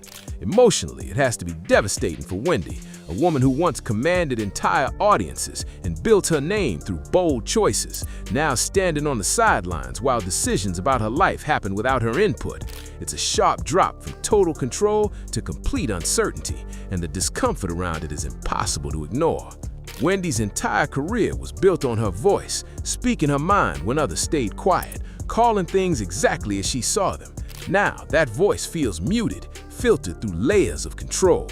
And for someone as outspoken as her, that kind of silence can break the spirit. For Kevin Jr., this fight isn't about attention or wealth, it's personal. He sees his mom not as a headline, but as the woman who hustled non-stop, skipped sleep, and sacrificed everything to give him stability and opportunity. So when he feels shut out, it doesn't feel like legal paperwork. It feels like losing his mother while she's still alive. Fans can feel that same ache. Wendy was raw, unpredictable, and real, and that realness is exactly what people miss the most. As the story keeps unfolding, the silence around Wendy has started to feel heavier than words. Every week, new whispers surface about where she is, how she's doing, and who's really making the calls. Photos pop up here and there, but they only raise more questions than they answer. For someone who once lived her life in the spotlight, this sudden quiet feels unsettling. Fans used to hear her voice every day, and now it's like she's vanished into a carefully managed bubble that no one can quite see through. Behind the scenes, the pressure's building. Kevin Jr.'s push for clarity has reportedly triggered a deeper look into how the guardianship is being handled. People close to Wendy say they just want fairness, a situation where her well-being isn't traded for control. There's talk about lawyers reviewing decisions, financial experts checking numbers, and loved ones trying to get just one honest update about her condition. Yet everything seems to move behind closed doors, leaving everyone else guessing. Online, the discussion has exploded. Fans flood comment sections calling for transparency, while others warn that public speculation could make things worse. But the truth is, when information disappears, people fill in the blanks themselves. Supporters say Wendy deserves peace and privacy. Others argue she deserves her freedom back. The divide keeps growing, and nobody seems to know which side is right. What everyone agrees on is that Wendy's story feels far from over. Whether this ends with justice, reconciliation, or more heartbreak, one thing's certain: people want to hear from Wendy herself again. They want her to speak freely, to take back her story, and remind the world who she really is, the woman who built her legacy by never staying silent. Now, seeing Wendy slowly fade from the spotlight without real answers has everyone on edge. The public isn't chasing drama anymore. They just want to know she's safe, cared for, and treated with the respect she's earned. What makes everything so tense is that there's no clear villain or savior in this story. Guardianship rules are messy. Health struggles are messy. Recovery is messy. But when a son starts speaking out, and when the woman at the center begins to question the limits placed on her own life, people can't look away. At this point, Wendy's situation has moved far beyond celebrity headlines. It feels like a wake-up call, a raw glimpse at how fame, health, and power can collide until the real person behind it all starts to disappear. The same industry that once cheered her bold, fearless energy is now standing by in silence. The woman who used to expose everyone else's truth is suddenly the one being spoken about, her story rewritten by others while she's forced to watch from the sidelines. That's the part that stings, because this isn't just about legal papers or court control. It's about a human being's right to be heard. It's about whether Wendy Williams, the fighter, the survivor, the woman who rebuilt herself time after time, still gets to steer her own life. With Kevin Jr. pushing back, the wall around her story is finally starting to crack. Questions are getting louder, people are demanding answers, and the world isn't watching for entertainment anymore. They're watching for justice and hoping Wendy gets the chance to speak her truth again. One thing's becoming clearer with every passing day. The silence surrounding Wendy Williams is growing impossible to ignore. That silence might be the moment everything starts to shift. Wendy has always believed that no matter how long it takes, the truth eventually finds its way out. And now, the world is watching closely, waiting to see what that truth will reveal in her story. Is this really a system meant to protect her, or has it become something darker, something that needs to be challenged before it causes more harm than good? What's undeniable is that Wendy's story isn't finished. She's stumbled before, publicly, painfully, and every time she stood back up. She's battled addiction, heartbreak, and humiliation in front of millions, yet she still found a way to keep moving, keep smiling, and keep showing up. But now, the question has changed. Are she surrounded by people helping her fight through this chapter, or are they quietly rewriting it without her consent? As Kevin Jr. keeps pushing for answers and the public refuses to turn away, this moment feels like the most critical one yet. Wendy's voice may be quiet right now, but the world can hear the question it leaves behind. Who's really in control of her story? If you want to stay updated as this unfolds, don't miss a beat. Like, share, and subscribe to Star Watch for all the latest updates on Wendy's battle, her comeback, and the truth waiting to surface. They're adopting, but they're gonna play it off like it's allegedly, you know, like they gave birth. I don't know, but I can. Okay, you remember I was the first one to say this. And you remember, because wait, I haven't said it yet. Watch. It's gonna be an at-home water birth in the master bathroom. There are gonna be 3 people there. Beyonce, Jay-Z, and her mother. You would know, I've never partied with them. I've never been to their house. I don't swim in their pool. Like, we're not friends. I'm a pop culture pundit and commentator, right? That's what you call it. Pop culture woman. And I talk about. Kevin Hunter stirred up new drama by claiming that Beyonce and Jay-Z secretly played a role in silencing Wendy Williams. According to him, the power couple allegedly used their influence in the entertainment industry to make sure Wendy's voice disappeared from the spotlight once and for all. She's a real looker, and she's a great singer, but she speaks the Ebonics, and that might not be good for. He insists that there were powerful moves made behind closed doors, all to keep her quiet after years of bad blood. Things between Wendy and the Carters had been tense for a long time, especially after that infamous fake baby bump story, which Wendy discussed endlessly on her show, refusing to back down no matter how much criticism came her way. Wendy was never shy about her opinions on Beyonce or Jay-Z. She made it known every time she talked about them, often in ways that kept her audience watching and the internet buzzing. Now, Kevin Hunter, who has already been tied to that massive $250 million lawsuit over Wendy's estate and the guardianship drama, is adding another layer to the controversy. He's suggesting that the Carters' supposed interference wasn't just about silencing Wendy, it also left him financially stranded once her talk show was taken off the air and the alimony payments stopped coming his way. That people play around with pregnancy. I've had so many miscarriages, and I beg God so much for my own. So I just don't like to. And all right, here's some alleged conspiracy theories. Number 1, the baby is helping Beyonce's sagging. The real question now is what Kevin Hunter is actually after. Is he pulling back the curtain on how deep the entertainment industry's power moves go against Wendy Williams, or is he simply trying to make himself relevant again while bringing in some extra money? The timing of his accusations raise eyebrows. He's speaking out right when Wendy is still mourning her father's passing and struggling with major health issues, along with her ongoing guardianship situation. It's hard not to wonder if he's taking advantage of her silence to reshape the narrative and make himself look like the one with all the answers. These new claims suggest that Mike might be trying to rewrite his part in Wendy's downfall, especially now that her story continues to attract public attention.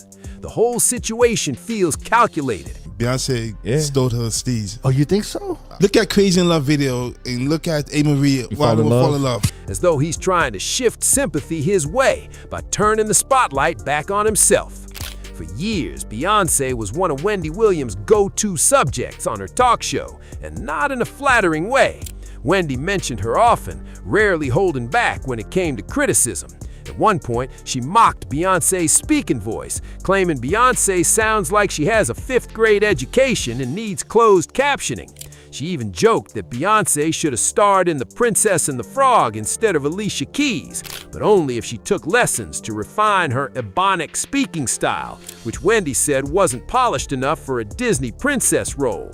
The tension between Wendy Williams and the Carters didn't fade, it only got stronger with time.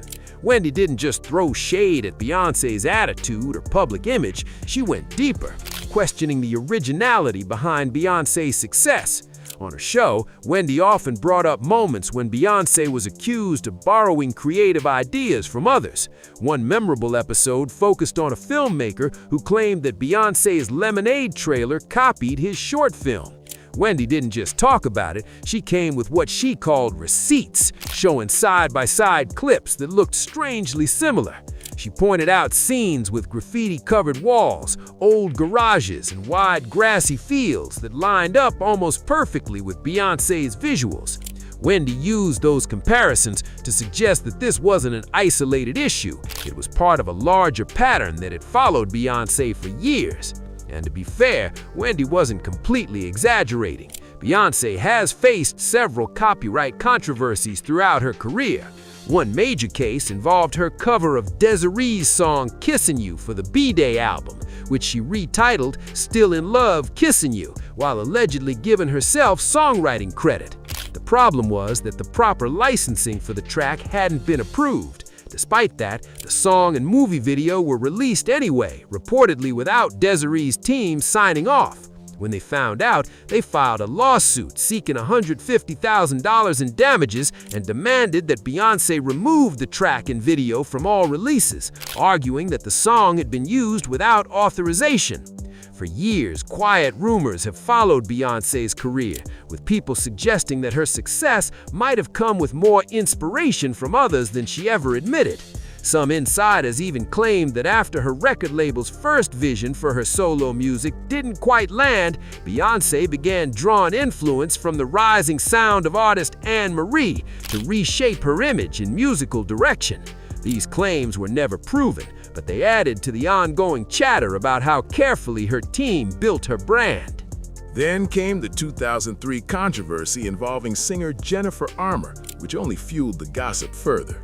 According to reports, Jennifer sent a demo of her track Got a Little Bit of Love for You to Columbia Records, the same label that represented Beyonce. Just a few months later, Baby Boy dropped and immediately climbed the charts. But when Jennifer heard it, she couldn't shake the feeling that it sounded strikingly similar to her own song. Believing that her ideas had been lifted, she filed a lawsuit, insisting that Beyonce's camp must have used her demo as inspiration. The case eventually fell apart though, because Jennifer couldn't prove that Beyonce or anyone on her team had ever actually listened to her version before creating Baby Boy.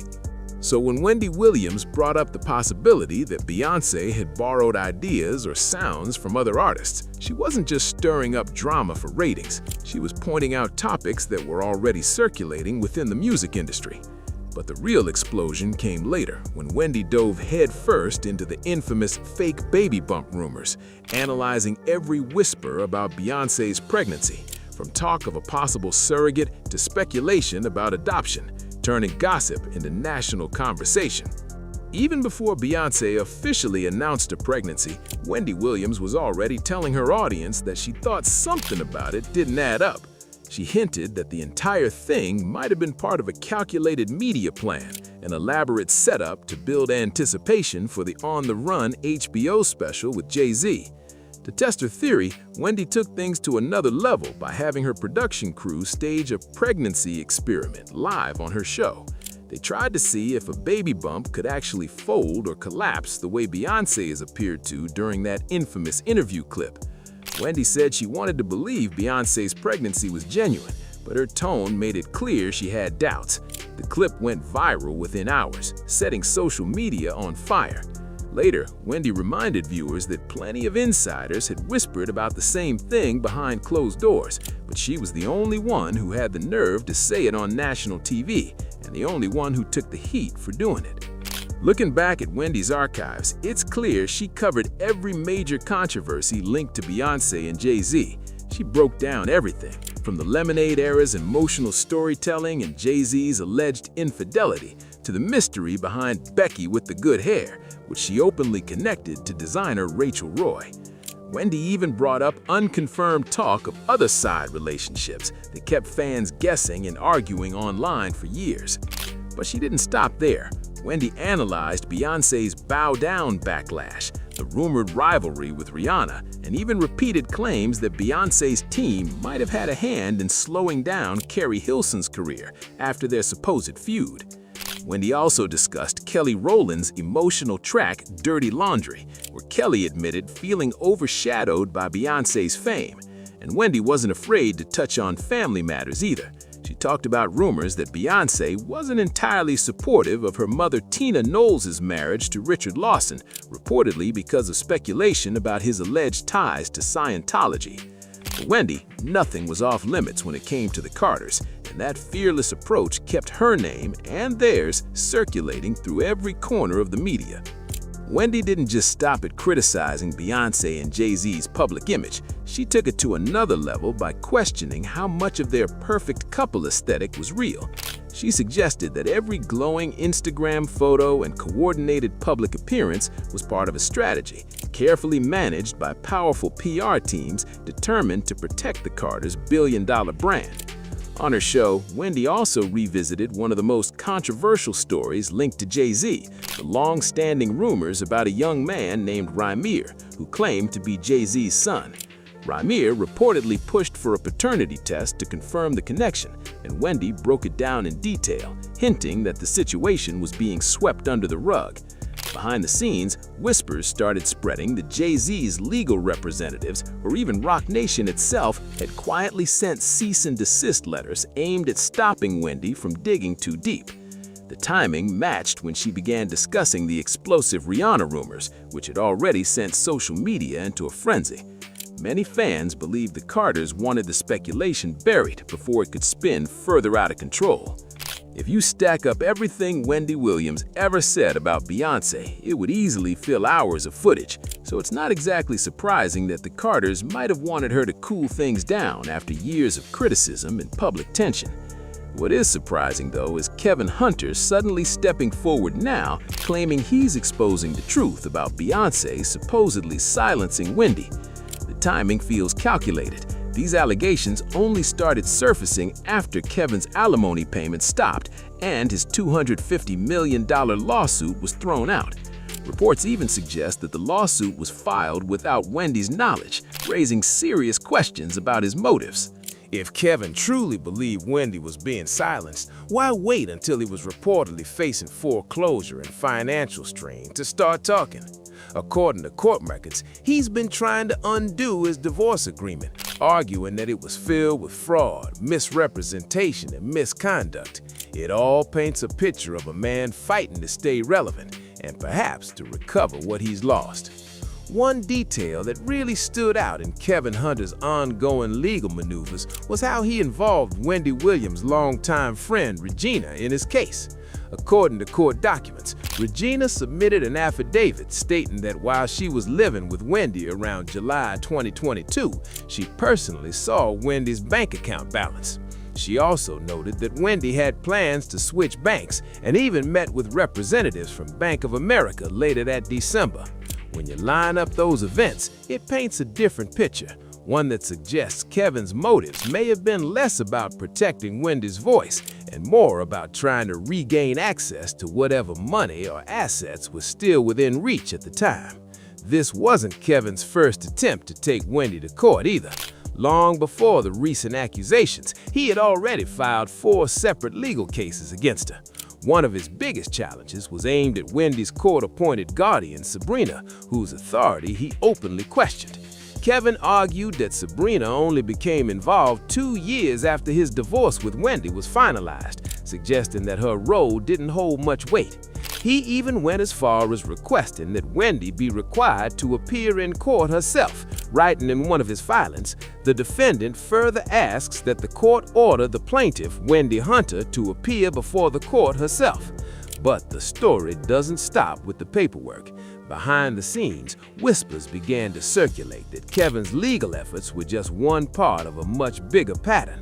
Some people close to Wendy have hinted that Kevin's attempts to maintain control may have gone beyond court filings, that he might have played a deeper role in the instability surrounding her personal life and health struggles. Certain insiders have even suggested that Kevin, along with a few individuals from her former production team, may have influenced the chaos that unfolded as her condition worsened, raising serious questions about who was really looking out for her best interests. People who have followed Wendy Williams for years know she had big plans to make a full comeback to radio after her split from Kevin Hunter. She talked about it often, saying she wanted to return to the platform where her career first took off. According to industry insiders, word of her plans spread quickly, and that's when things reportedly began to get complicated. A return to radio would have given Wendy the kind of independence she hadn't had in years, both personally and financially. But some say that kind of freedom was exactly what Kevin didn't want her to have. Those close to the situation claim Kevin Hunter wasn't ready to let Wendy rebuild her life without him. Allegations surfaced that he may have teamed up with a few people from her production circle to keep a degree of control over her, even after their separation. According to those rumors, the claim was that Wendy was allegedly being kept medicated just enough to remain functional on camera and maintain the show's image. The alleged method was unsettling. Sources said the medication was mixed into the tea Wendy drank daily on set. The alleged goal was chillingly straightforward: keep her compliant enough to keep filming, and when she could no longer perform, gradually move her out of the public eye while maintaining control of her assets and reputation. Now, years later, Kevin is presenting himself as Wendy's so-called protector, trying to rewrite history as if he's the one looking out for her best interests. But that narrative doesn't match what Wendy herself has said. During a heated phone call to TMZ Live in late 2025, Wendy made her feelings crystal clear. She didn't hold back, saying, "Of course he wants to steal my money. He's always been that way." Her words left little room for interpretation, reinforcing the idea that Kevin's current claims may be less about loyalty and more about leverage. At this point, it's hard to tell whether this latest wave of chaos has anything to do with truly defending Wendy Williams, or if it's just Kevin Hunter's newest attempt to inch his way back into her world and somehow restart the money flow that ended with their divorce. The timing of it all feels calculated, especially since his financial troubles seem to surface right around the same time these claims about industry silencing began making headlines. Still, there are fans who believe there could be much bigger forces moving behind the curtain. Some suspect that the Carters may have had some kind of quiet involvement, if not directly controlling what happened to Wendy, then at least choosing not to step in while she was being pushed out of the spotlight. So, what do you think? Was Kevin truly fighting for Wendy this time, or was he simply trying to protect his own bank account and reputation? Don't forget to like, share, and subscribe to Star Watch for more shocking deep dives into the stories shaking the entertainment world. He was with me, begging forgiveness, telling me to take a moment, and he would see it, and we were meant to be together. Wendy Williams just dropped a legal bomb. She's coming after her ex's mistress, Sharina Hudson, demanding every dime of those alimony millions back. And the judge is on her side. Now Sharina's broke, panicking, and watching her luxury life crash down fast. Here's the wild backstory. After Wendy's explosive 2019 divorce from Kevin Hunter, she was forced to pay him a jaw-dropping $250,000 a month in alimony. But Kevin's affair with Sharina, his longtime secret partner of nearly 15 years, was the real scandal behind it all. Now, Wendy's lawyers say that money wasn't just for Kevin. It was secretly funding Sharina's lavish lifestyle. The court just ruled the deal flawed, and Wendy wants every cent returned. Sharina, once living large off Wendy's success, is reportedly broke with no way out. Sources say the designer clothes, luxury homes, and fancy cars are all gone. Court docs show her accounts drained, her assets sold off, and her future in shambles. And Kevin, insiders whisper he's vanished, leaving Sharina to face the storm alone. Kevin Hunter is scrambling to fix things with Wendy Williams, trying to save himself from total financial disaster. And I sacrificed a lot of myself to come out successful on the other side. But why now? What secret is he hiding that's got him running scared? This courtroom chaos didn't come out of thin air. Wendy's been battling for years, not just against Kevin, but against a system she says tried to silence and control her. Remember, this is the same Wendy who was labeled cognitively impaired last year and forced into a guardianship she swore she didn't need. She called it a luxury prison, claiming it was all a setup to trap her and control her cash, even accusing her own family of playing along. Now, with her mental state back under review and a judge finally taking her side, Wendy's done playing nice. This isn't just about the money anymore, it's about power. She was paying Kevin a shocking $250,000 a month, $3 million a year, while Sharina reportedly lived off that money in pure comfort. But when Wendy's health and legal issues hit hard, those payments stopped fast. It happened, you know, the banks froze everything up. Yeah. He was not in a position to pay $10,000 a month on a apartment. In early 2022, Kevin, broke and desperate, sued to restart them, claiming he couldn't even pay his bills. The court didn't buy it. Records show he was deep in debt, behind on his mortgage, car, and credit cards. Even UBS Bank came after him for over $20,000 in unpaid charges. Now his Florida home, once shared with Sharina, is listed for $1.2 million, a last-ditch fire sale to cover his legal mess. But here's the bombshell. While Kevin was crying broke, Wendy's team dug deep and found out he allegedly used her money to live a double life. I want to let people know that we still only human. Fancy cars, luxury homes, and business deals all on her dime. One rare 2005 Ford GT worth $140,000 was reportedly sold off for quick cash, and court docs say he even owed thousands in HOA fees. The trail's messy, the lies are stacking up, and the truth is about to explode. The moment Wendy's payments stopped, Kevin's whole empire started crashing down. Now, with Wendy's lawsuit heating up, he's suddenly switching sides and begging for mercy. Insiders say Kevin's been reaching out non-stop, apologizing to Wendy, asking for forgiveness, even offering to testify against Sharina just to get back in her good graces. But Wendy's not here for forgiveness. She wants justice. She's coming for every penny that was funneled away. Legal experts say if her team proves Kevin and Sharina worked together to divert her money, Sharina could owe millions she doesn't even have. And Kevin's sudden change of heart? It's raising serious questions. Is he actually sorry? Or just scrambling for a deal before Wendy's lawyers drop the real bombshells? The timing is wild too. Just last month, Wendy made a glamorous comeback at New York Fashion Week. Front row at Laquan Smith's show, shining in designer looks and pure confidence. A total glow-up from the dark days when she was hospitalized and her career looked over. Now she's back on top and fighting harder than ever. This isn't just about money, it's about taking back control. The same system that once called her unfit to handle her own life is now proving her right. The judge's new ruling isn't just a legal win, it's sweet vindication. But this story runs deeper than court documents. Wendy's guardianship battle has been pure chaos. Rumors of exploitation, family betrayal, and a system that almost broke her. Her niece, Alex Finney, has been vocal about the injustice, while Wendy herself has called her old facility a dump, surrounded by people she didn't belong with. Yet through every setback, Wendy stayed sharp and strategic.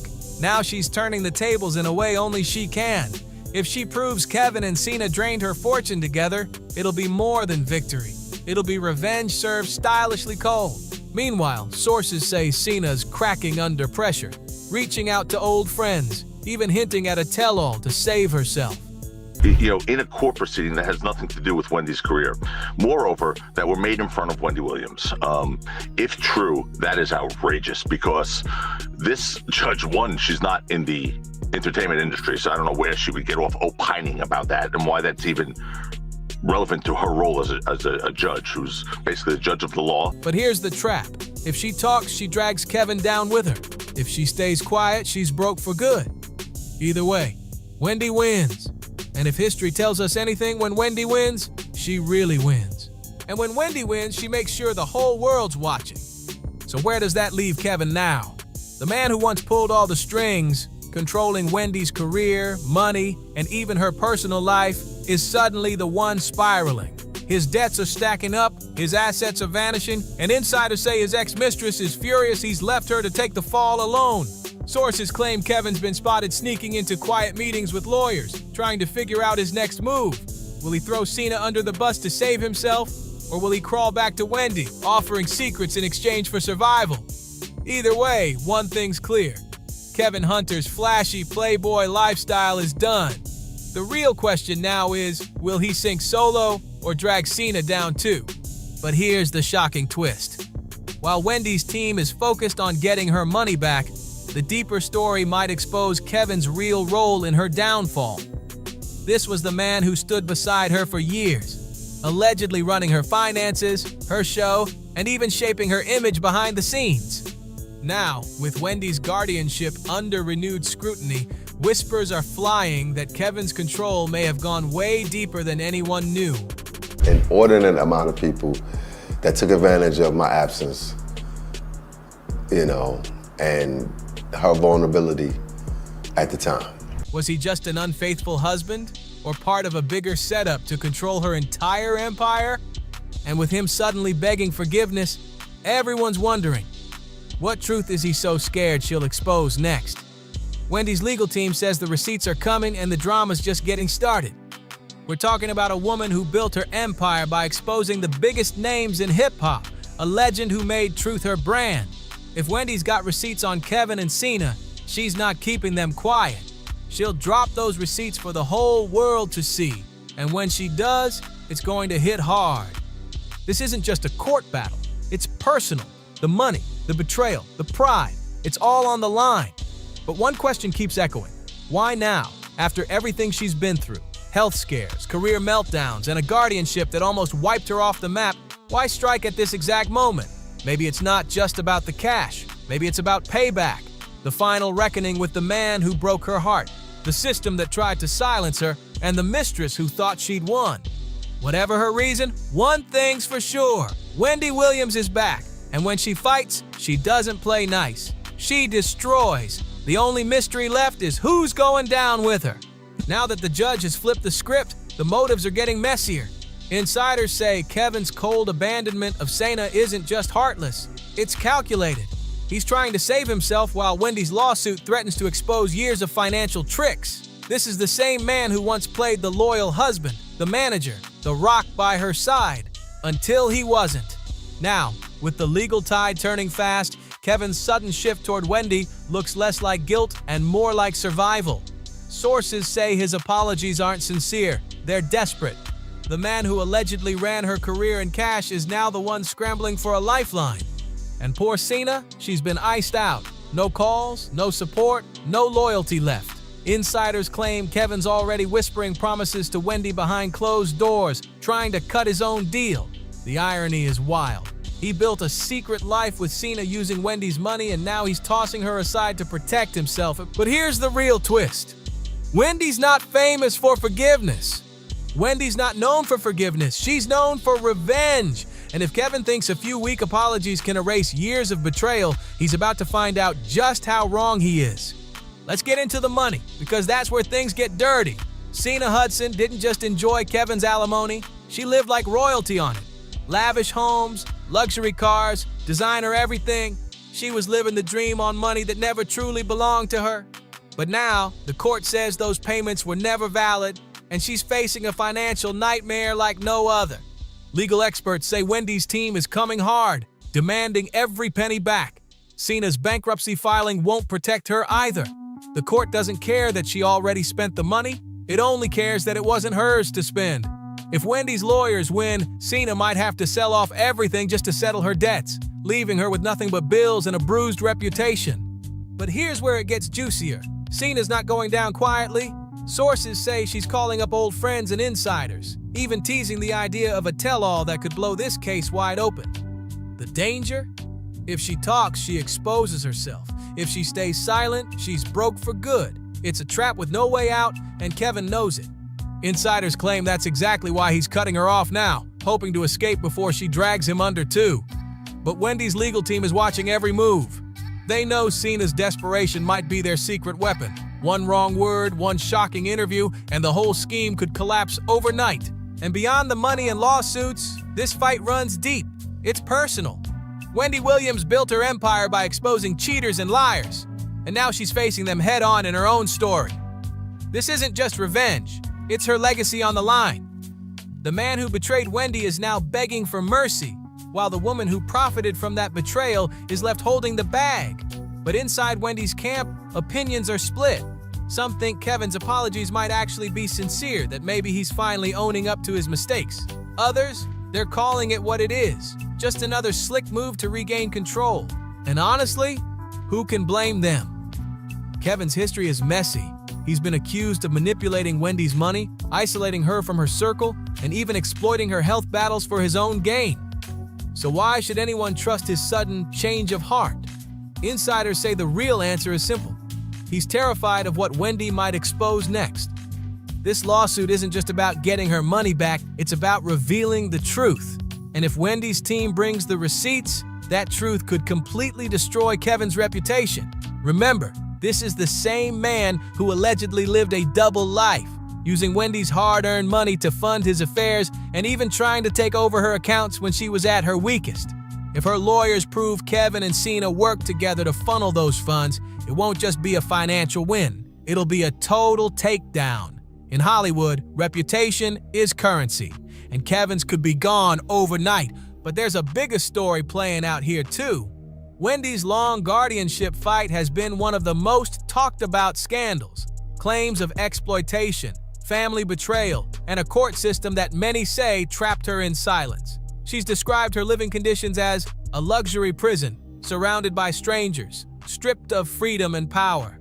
Yet despite it all, Wendy stayed sharp, strategic, and unshaken. And now she's flipping the script. If she proves Kevin and Cena drained her fortune, this won't just be justice, it'll be her full circle moment. And through it all, her family's been speaking out. Her sister, Wanda Finney, has called out the broken system holding Wendy back, while her niece, Alex, has stayed fiercely by her side, reminding everyone that Wendy might have been silenced, but never defeated. But where were they when Kevin was allegedly draining Wendy's money? Where were they when Cena was living large off Wendy's grind? That silence says everything. And now, as Wendy's legal war hits its peak, her family ties are getting tangled fast. Some think she should forgive Kevin for the sake of peace, but others, they're ready to watch it all burn down. So the question is, whose side will Wendy really take? As the courtroom tension explodes, one thing's crystal clear. This fight isn't just about cash. It's about control, power, and one woman's mission to reclaim her life after years of being silenced. Wendy Williams has always been a fighter, and this time she's fighting for everything: her money, her freedom, and her legacy. And if Kevin and Cena ever thought they could play her, They're about to get a reality check they'll never forget. But here's the kicker. This story's nowhere near over. With Cena drowning in bankruptcy and Kevin mumbling apologies behind closed doors, the real question is Wendy's win truly the end, or just the beginning of something even wilder? Because in the world of fame, money, and revenge, the truth never stays buried for long. It just gets louder and messier. So what do you think? Are Kevin's apologies real, or just another one of his smooth plays to save himself? And what's Cena's next desperate move gonna be? Drop your thoughts below, because this scandal is still heating up and the next twist could drop any minute. Like, share, and subscribe to Star Watch for more breaking updates, wild receipts, and all the drama that Hollywood doesn't want you to see. Do you think you have dementia? No. That's what I've been accused of, believe it or not. Frontal temporal dementia? How dare you? And how do you prove it? By keeping me locked here so that I can't see. Look, I can't go out. You have to have keys to open the door, to hit the elevator, to go downstairs. Keys. This whole Wendy Williams situation just keeps getting crazier by the day. Every time her name trends, it's like the story gets deeper and messier. Something about all of it just doesn't sit right. You can tell she's been through a lot, but the people around her, I don't trust half of them. I really don't think she should be out there doing another full TV show. No way.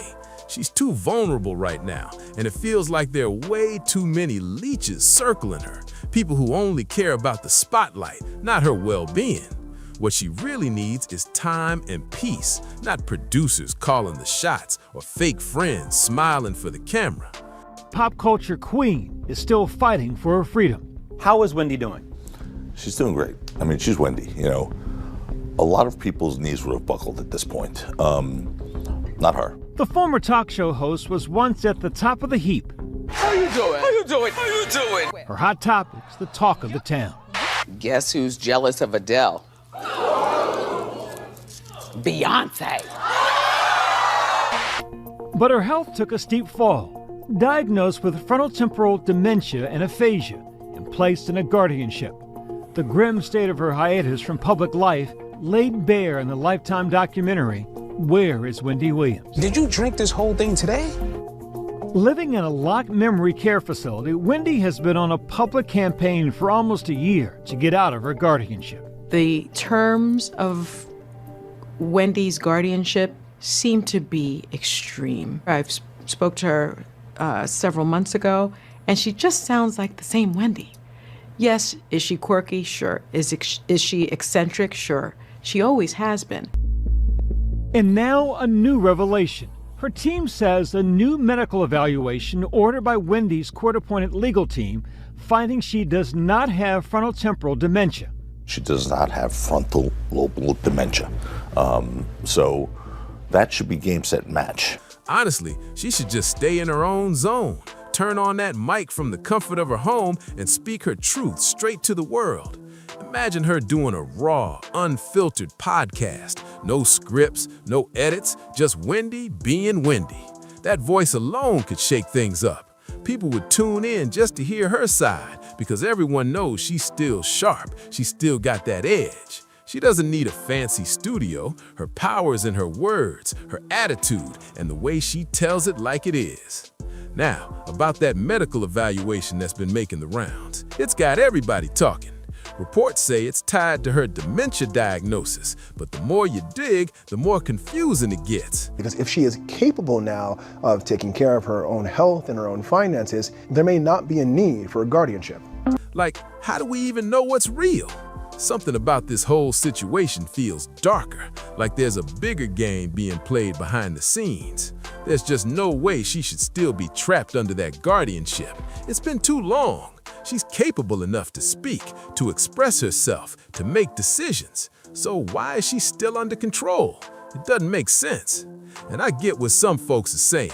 It's because of her past struggles, they say. But come on. I've never heard of someone being locked into a guardianship just because of alcohol use. That's usually handled through treatment or counseling, not by stripping someone's rights away. That's extreme, which is exactly why so many people believe something else is going on. I am not cognitively impaired. You know what I'm saying? Speaking to Nightline. I'm telling you, this is like being in prison. You look so good, girl. Even re-emerging into the spotlight at New York Fashion Week this fall. How does it feel to be dressed up tonight, Wendy? $1 zillion. Oh my God, Wendy. It's very scary that someone like Wendy Williams could be in that position, because it is a situation that she just can't get out of right now. And she's been trying for years. It's almost like there's a hidden agenda or someone behind the scenes trying to hold on to that control.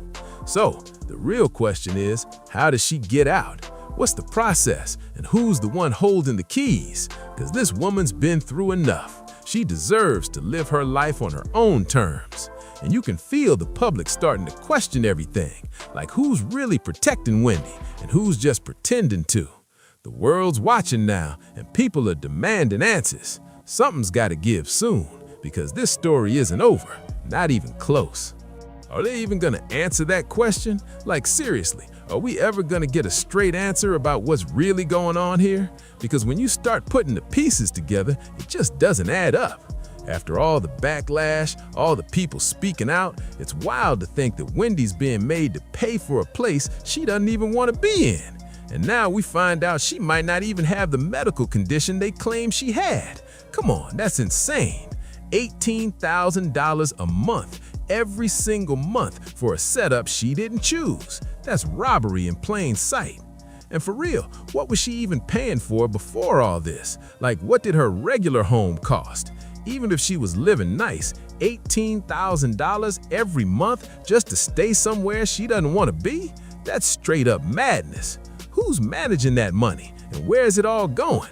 Out of that $18,000, how much is really being used for her care and how much is being pocketed? Because something about those numbers screams funny business.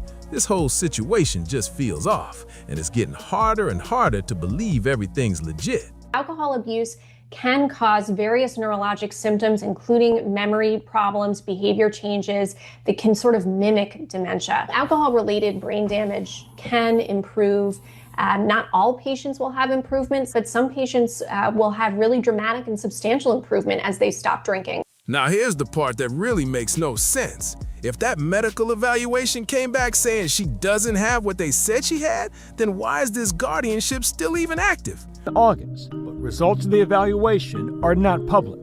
However, People magazine exclusively reported that same month that Wendy's dementia diagnosis was upheld. It was reported her original diagnosis of front temporal dementia and dysphagia were upheld. Do you agree with those results? No, I don't agree with those results because I've not seen those results. We don't know who the doctor is. We've not seen the report. So I don't want to hear it. There were a group of doctors who said, yes, she has a form of dementia, period, full stop. Now there's a new expert who said she doesn't. Who should the public believe? The new expert, because he's the top. Why hasn't that guardian said, you know what, Wendy's fine now, let's wrap this up? That would be the fair, human thing to do. Let her pick someone she trusts, maybe a family member to keep an eye out if needed, and then let her go home. She's more than capable of running her own life. But nah, that's not what's happening, and you gotta ask yourself why.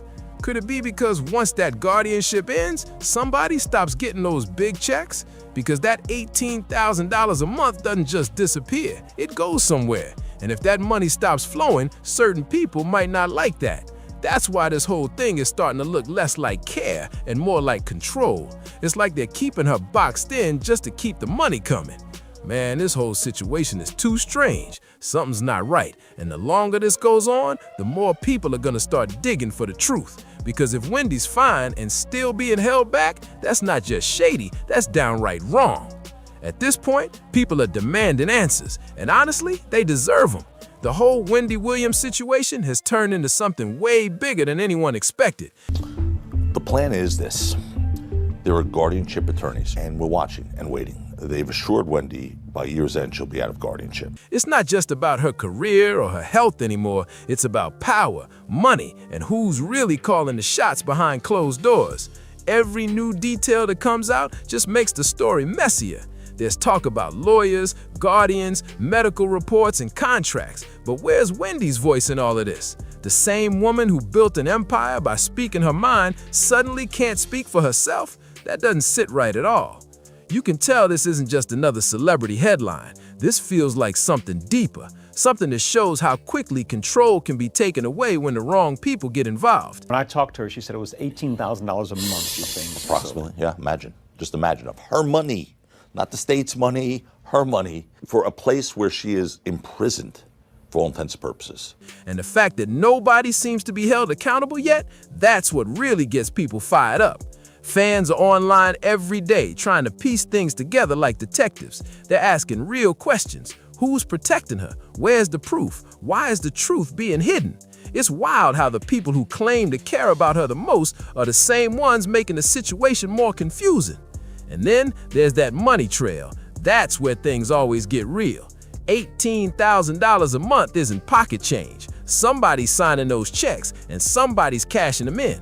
But how much of that is actually being spent on Wendy's care versus being funneled somewhere else? It's giving off serious control vibes, like she's being treated as an investment instead of a person. Every dollar she's worked for, every talk show moment that built her name, now being managed by someone else. That's heartbreaking. What's even crazier is how quiet some of the insiders have been. You'd think by now someone from her team or circle would speak up and set the record straight, but it's crickets. And the silence makes it look even more suspicious. People are starting to whisper that maybe there are deals, NDAs, or hush money being passed around to keep the truth buried.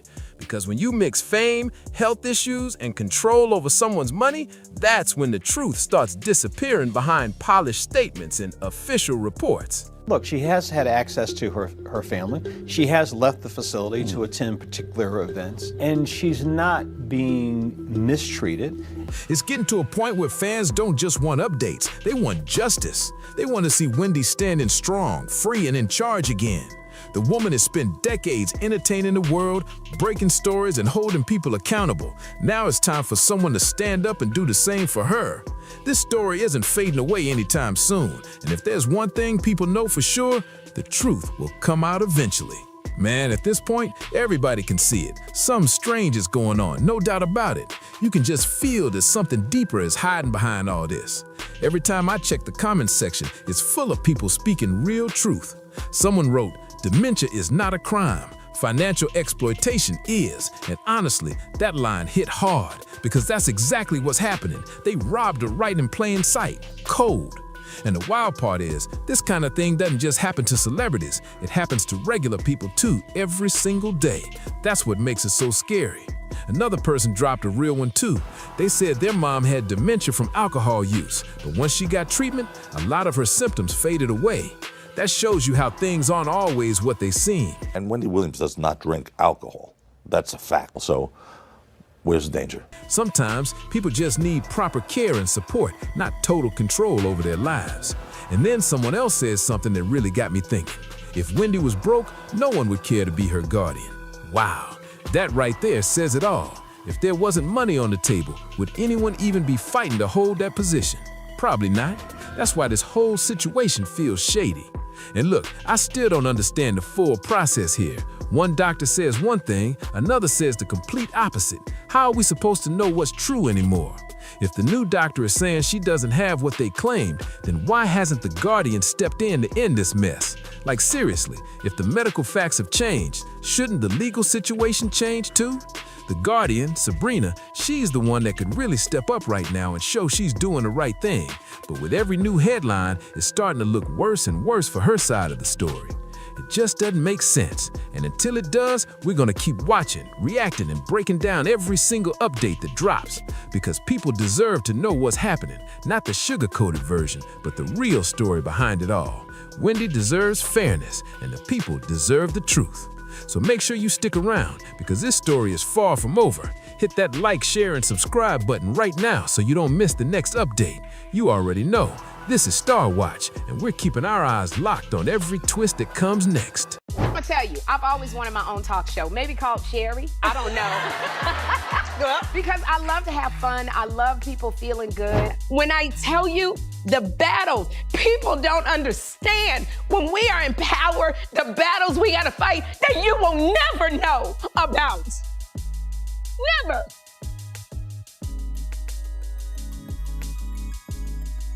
To keep a show on the air for all of us here at Sherry.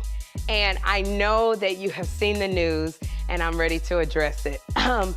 Our show has not been renewed for another season. And I wanna say to y'all, everybody, y'all try not to faint or fall out, because healthcare is expensive and none of us have it anymore. Wendy Williams could be making a return to daytime TV after Sherry Shepherd's sudden show cancellation, and the industry is buzzing about it. Word is, Wendy has been quietly planning a big comeback, ready to reclaim the title that once made her the queen of daytime talk. Y'all, that things are finally looking up, y'all, for Wendy Williams. And they're saying if the signs are right, they're saying 2026 could be her biggest year yet. Now, they say just one day, honey, after the news broke that her daytime replacement, Sherry Shepherd, is being canceled after 4 seasons. It's being reported, y'all, MTO has learned that producers are actively, y'all, working on a plan to bring Wendy Williams back, y'all, to television. And this isn't just empty talk. It's spreading fast across major networks. Insiders say producers are already in serious discussions about a possible 2026 return. The timing raises eyebrows, especially with reports suggesting Wendy might be released from her conservatorship as soon as next month. That's too perfectly timed to overlook. But what really stands out is that Sherry's show ending might have more behind it than Wendy's return. That's where things start to get messy. Why is Sherry so emotional right now? What's really happening behind the scenes? So people don't understand when we are in power, the battles we gotta fight that you will never know. Something about this whole situation feels off, like there's more going on than anyone's letting on. For months, whispers were floating around that Sherry's show was barely hanging on. The rumors kept piling up until the official confirmation finally hit. Then came the statement saying Sherry will continue as planned, with the series airing its final episodes in the fall.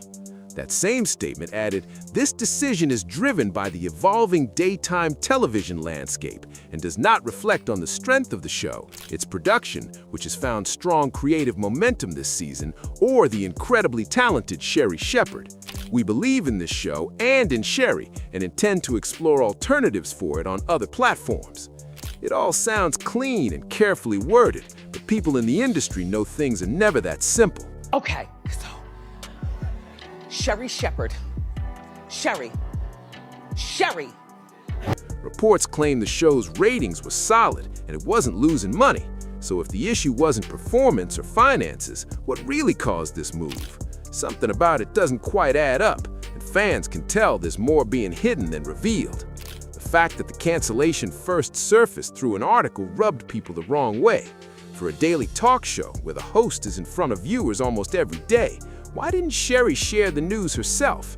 Many felt she deserved to make that announcement directly, the same way Kelly Clarkson did when she revealed her own show was ending earlier that day. The timing raised even more eyebrows, especially after that emotional moment when Sherry talked about Tyra Banks and America's Next Top Model. Her reaction didn't seem random, it felt raw and personal.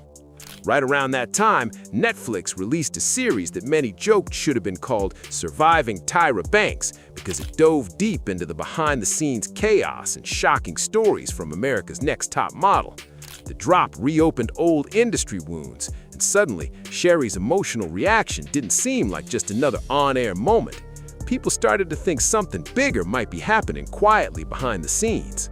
Soon after, things got real. To keep a show on the air, there are things that we have to do that people will tell us, if you want to stay on the air, this is what you got to do. And we got to weigh the options.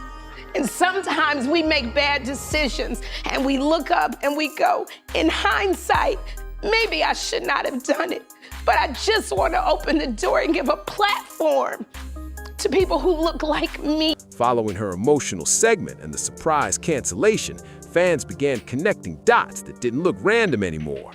Insiders claimed serious power plays were happening off camera, and not everyone agreed on the show's future. Whatever was brewing backstage, it sounds like the off-screen tension might have been louder than anything the audience ever saw. There's talk that some network executives had been planning a major daytime shakeup long before anyone on the outside noticed. And when big networks start rearranging things in silence, it usually means a major reveal is coming. If Wendy Williams is truly being considered for a comeback once her conservatorship is lifted, that could flip the entire daytime scene upside down.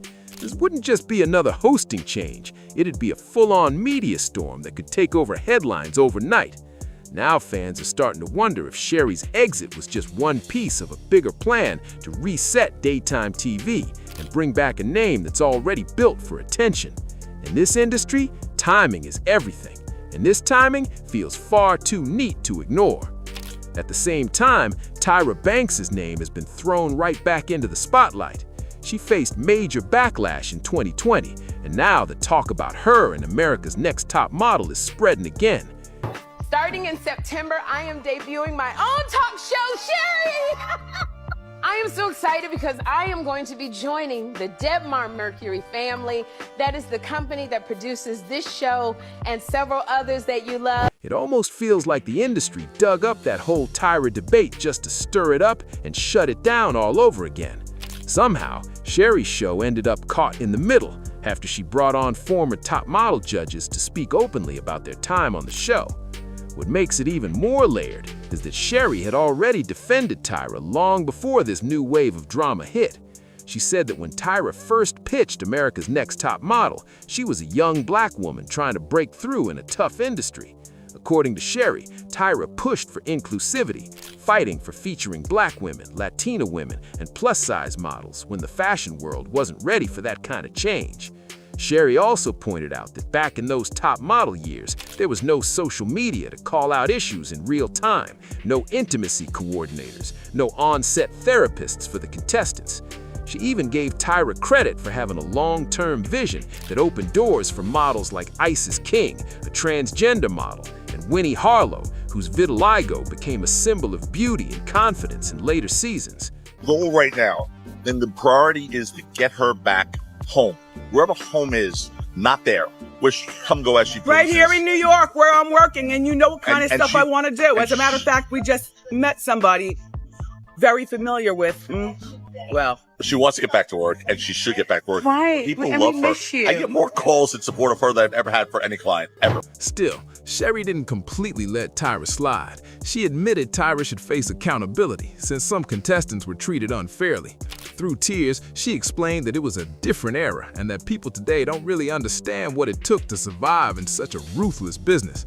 That raw defense hit hard, and a lot of viewers began to wonder if Sherry was also talking from her own scars. That's where things turned personal, when Sherry broke down defending Tyra and talked about how brutal the entertainment world can be. Fans felt she wasn't just standing up for Tyra, she was revealing her own pain. That kind of emotion doesn't just appear out of nowhere. Think about it. Sherry stepped into the daytime spotlight in the middle of chaos, right after Wendy's dramatic exit. From the start, she faced constant comparisons, criticism, and endless questions about whether she could carry the show on her own. That kind of pressure lingers. So when she said people don't understand what it takes to stay on air, it didn't sound like a comment. It sounded like she was speaking from experience. Now, with the show ending just as rumors swirl about Wendy's possible return after her conservatorship, the timing feels almost unreal, like history repeating itself. Some fans think Sherry may have been quietly hidden at her own struggles behind the scenes the whole time. Was she dealing with network pressure, executive tension, or hidden battles the public never saw? Because in daytime TV, everything shines under the lights. The smiles, the laughter, the perfect set. But the real power games play out in private rooms, far from the cameras. And when those network calls get made, they hit fast. Listening back to what Sherry said during those emotional moments, it all sounds simple, until you remember her show was suddenly cut. Then her words take on a whole new meaning. She talked about how the public doesn't understand what people in her position deal with, how they're constantly torn between protecting themselves and doing whatever it takes to keep the job. That no longer feels random. Many viewers now believe she was quietly signaling that she was being edged out, that this had more to do with politics than performance. Some even claim Sherry didn't want to play the game behind the scenes, and that made certain people in power uneasy. According to that theory, her show might have been considered too positive for today's market, where drama and controversy pull bigger numbers than feel-good content. Nothing's confirmed, but the buzz keeps growing. The deeper people dig, the more it sounds like her split with the network may have been way messier than it appeared on TV. Word in the industry is that Sherry was expecting a raise and had already pitched changes for the show. One rumored shift, she supposedly wanted to film fewer days. If true, that could have caused tension with the network. Things got even more interesting when whispers spread that she requested a higher salary while cutting back her filming schedule, stacking multiple episodes in one taping block so she'd have time for acting work. From her angle, that's smart business, but in network TV, execs rarely love when a host starts shifting their focus elsewhere. Rumors say Sherry's relationship with Debmar Mercury, the production company behind the show, started to go downhill sometime last year. Even though a show was reportedly pulling steady ratings and bringing in more than it cost to produce, her contract was cut short, and not by accident. Sources claim Sherry was blindsided and heartbroken, expecting a multi-year renewal and a bigger paycheck heading into season 5. She didn't see it coming, and that's when Wendy Williams allegedly stepped back into the picture. Word is Debmar Mercury made a strategic move to consider bringing Wendy back to daytime. Her name still carries serious pull, and reports suggest she's in a much better personal place now. Insiders believe executives see this as a golden shot for a massive comeback, one that could pull big ratings and attract new advertisers. Because while Sherry's show was stable and profitable, it wasn't dominating daytime like Wendy once did. Producers are said to be chasing that old spark again, and Wendy's name still has that power to draw instant attention. So now the question becomes, was this purely a business move, or was it about reviving a guaranteed headline magnet? Wendy Williams built her empire on unfiltered opinions, viral moments, and saying what others were too careful to say. That fearless unpredictability draws eyes fast, and in television, attention equals profit. If executives really think Wendy can return at full strength, that could flip daytime TV on its head overnight. Advertisers pay for buzz, and Wendy has always been the one to create it. Sherry, meanwhile, built her platform on faith, humor, and warmth, a style that connects deeply but doesn't always set the internet on fire like controversy does. Some insiders claim this whole situation looks like a numbers-driven business decision dressed up as a creative strategy. Others think it's really about control, image, and which host fits the network's future plans. Either way, it's a tense setup. One host blindsided and hurt, the other possibly preparing for a massive return. And if Wendy Williams does make that 2026 comeback, it's going to dominate every headline in entertainment. Executives know exactly what Wendy brings: presence, controversy, and non-stop buzz. The rumors surrounding her return sound almost cinematic. Word is she's chosen a luxurious 3-floor penthouse with a private elevator so she can move easily between levels while managing her lymphedema. That's not all. Sources say production would handle the entire setup to make sure she's fully supported. There's even talk about a custom purple mechanical chair designed to glide her smoothly onto the stage. That image alone would set social media ablaze. Behind the scenes, it's clear this isn't just a comeback. It's a full-scale relaunch built to put Wendy back at the center of the conversation. Insiders also say production is arranging serious accommodations to protect her health and stability, but with tight conditions attached. Reportedly, she'd have 2 full-time personal drivers available beyond filming days, along with a private chef and a life coach to help her stay balanced and focused. In return, sources say Wendy agreed to random scheduled testing to reassure the network she's staying steady. It's a setup designed to keep her supported while keeping accountability clear on all sides. Adding to that, insiders claim Wendy secured a retroactive multi-million-dollar payout from Debmar Mercury connected to how her earlier exit was handled. She's also been vocal about wanting her independence back, questioning why she's still under guardianship since 2022, especially after reportedly passing 2 mental capacity evaluations with perfect results. All of that makes this potential comeback sound less like gossip and more like a calculated rebirth waiting to unfold. If the rumors prove true, daytime TV could be on the verge of a major shakeup. Wendy stepping back onto that stage wouldn't just mean a new season, it'd be a full-circle moment filled with history, tension, and years of unfinished business. Viewers would absolutely tune in just to hear what Wendy says in her first few minutes back, and that puts Sherry in a complicated position. Imagine building a show from scratch, keeping it consistent, and then watching the original queen potentially take that seat again. That's not just a storyline, it's a power shift the entire industry would be watching closely. Fans are already split. Some say Wendy deserves a real comeback and a fair shot at redemption. Others argue Sherry earned more time, more recognition, and a better farewell. Either way, it's clear the network is betting everything on buzz, nostalgia, and bold personalities to fuel the next chapter of daytime TV. If that's the path they're choosing, things are about to get louder than they've been in a long time. Wendy has spoken out herself, explaining that even after passing a mental capacity evaluation, she still had to wait for another cognitive review, this time involving her court-appointed guardian, Sharina Morrissey. That detail alone set off a wave of online debate, with people questioning power, control, and who really gets to decide when someone is ready to take back their own life. In several interviews, Wendy made one thing crystal clear. She wants her full independence back, including control over her finances and personal choices.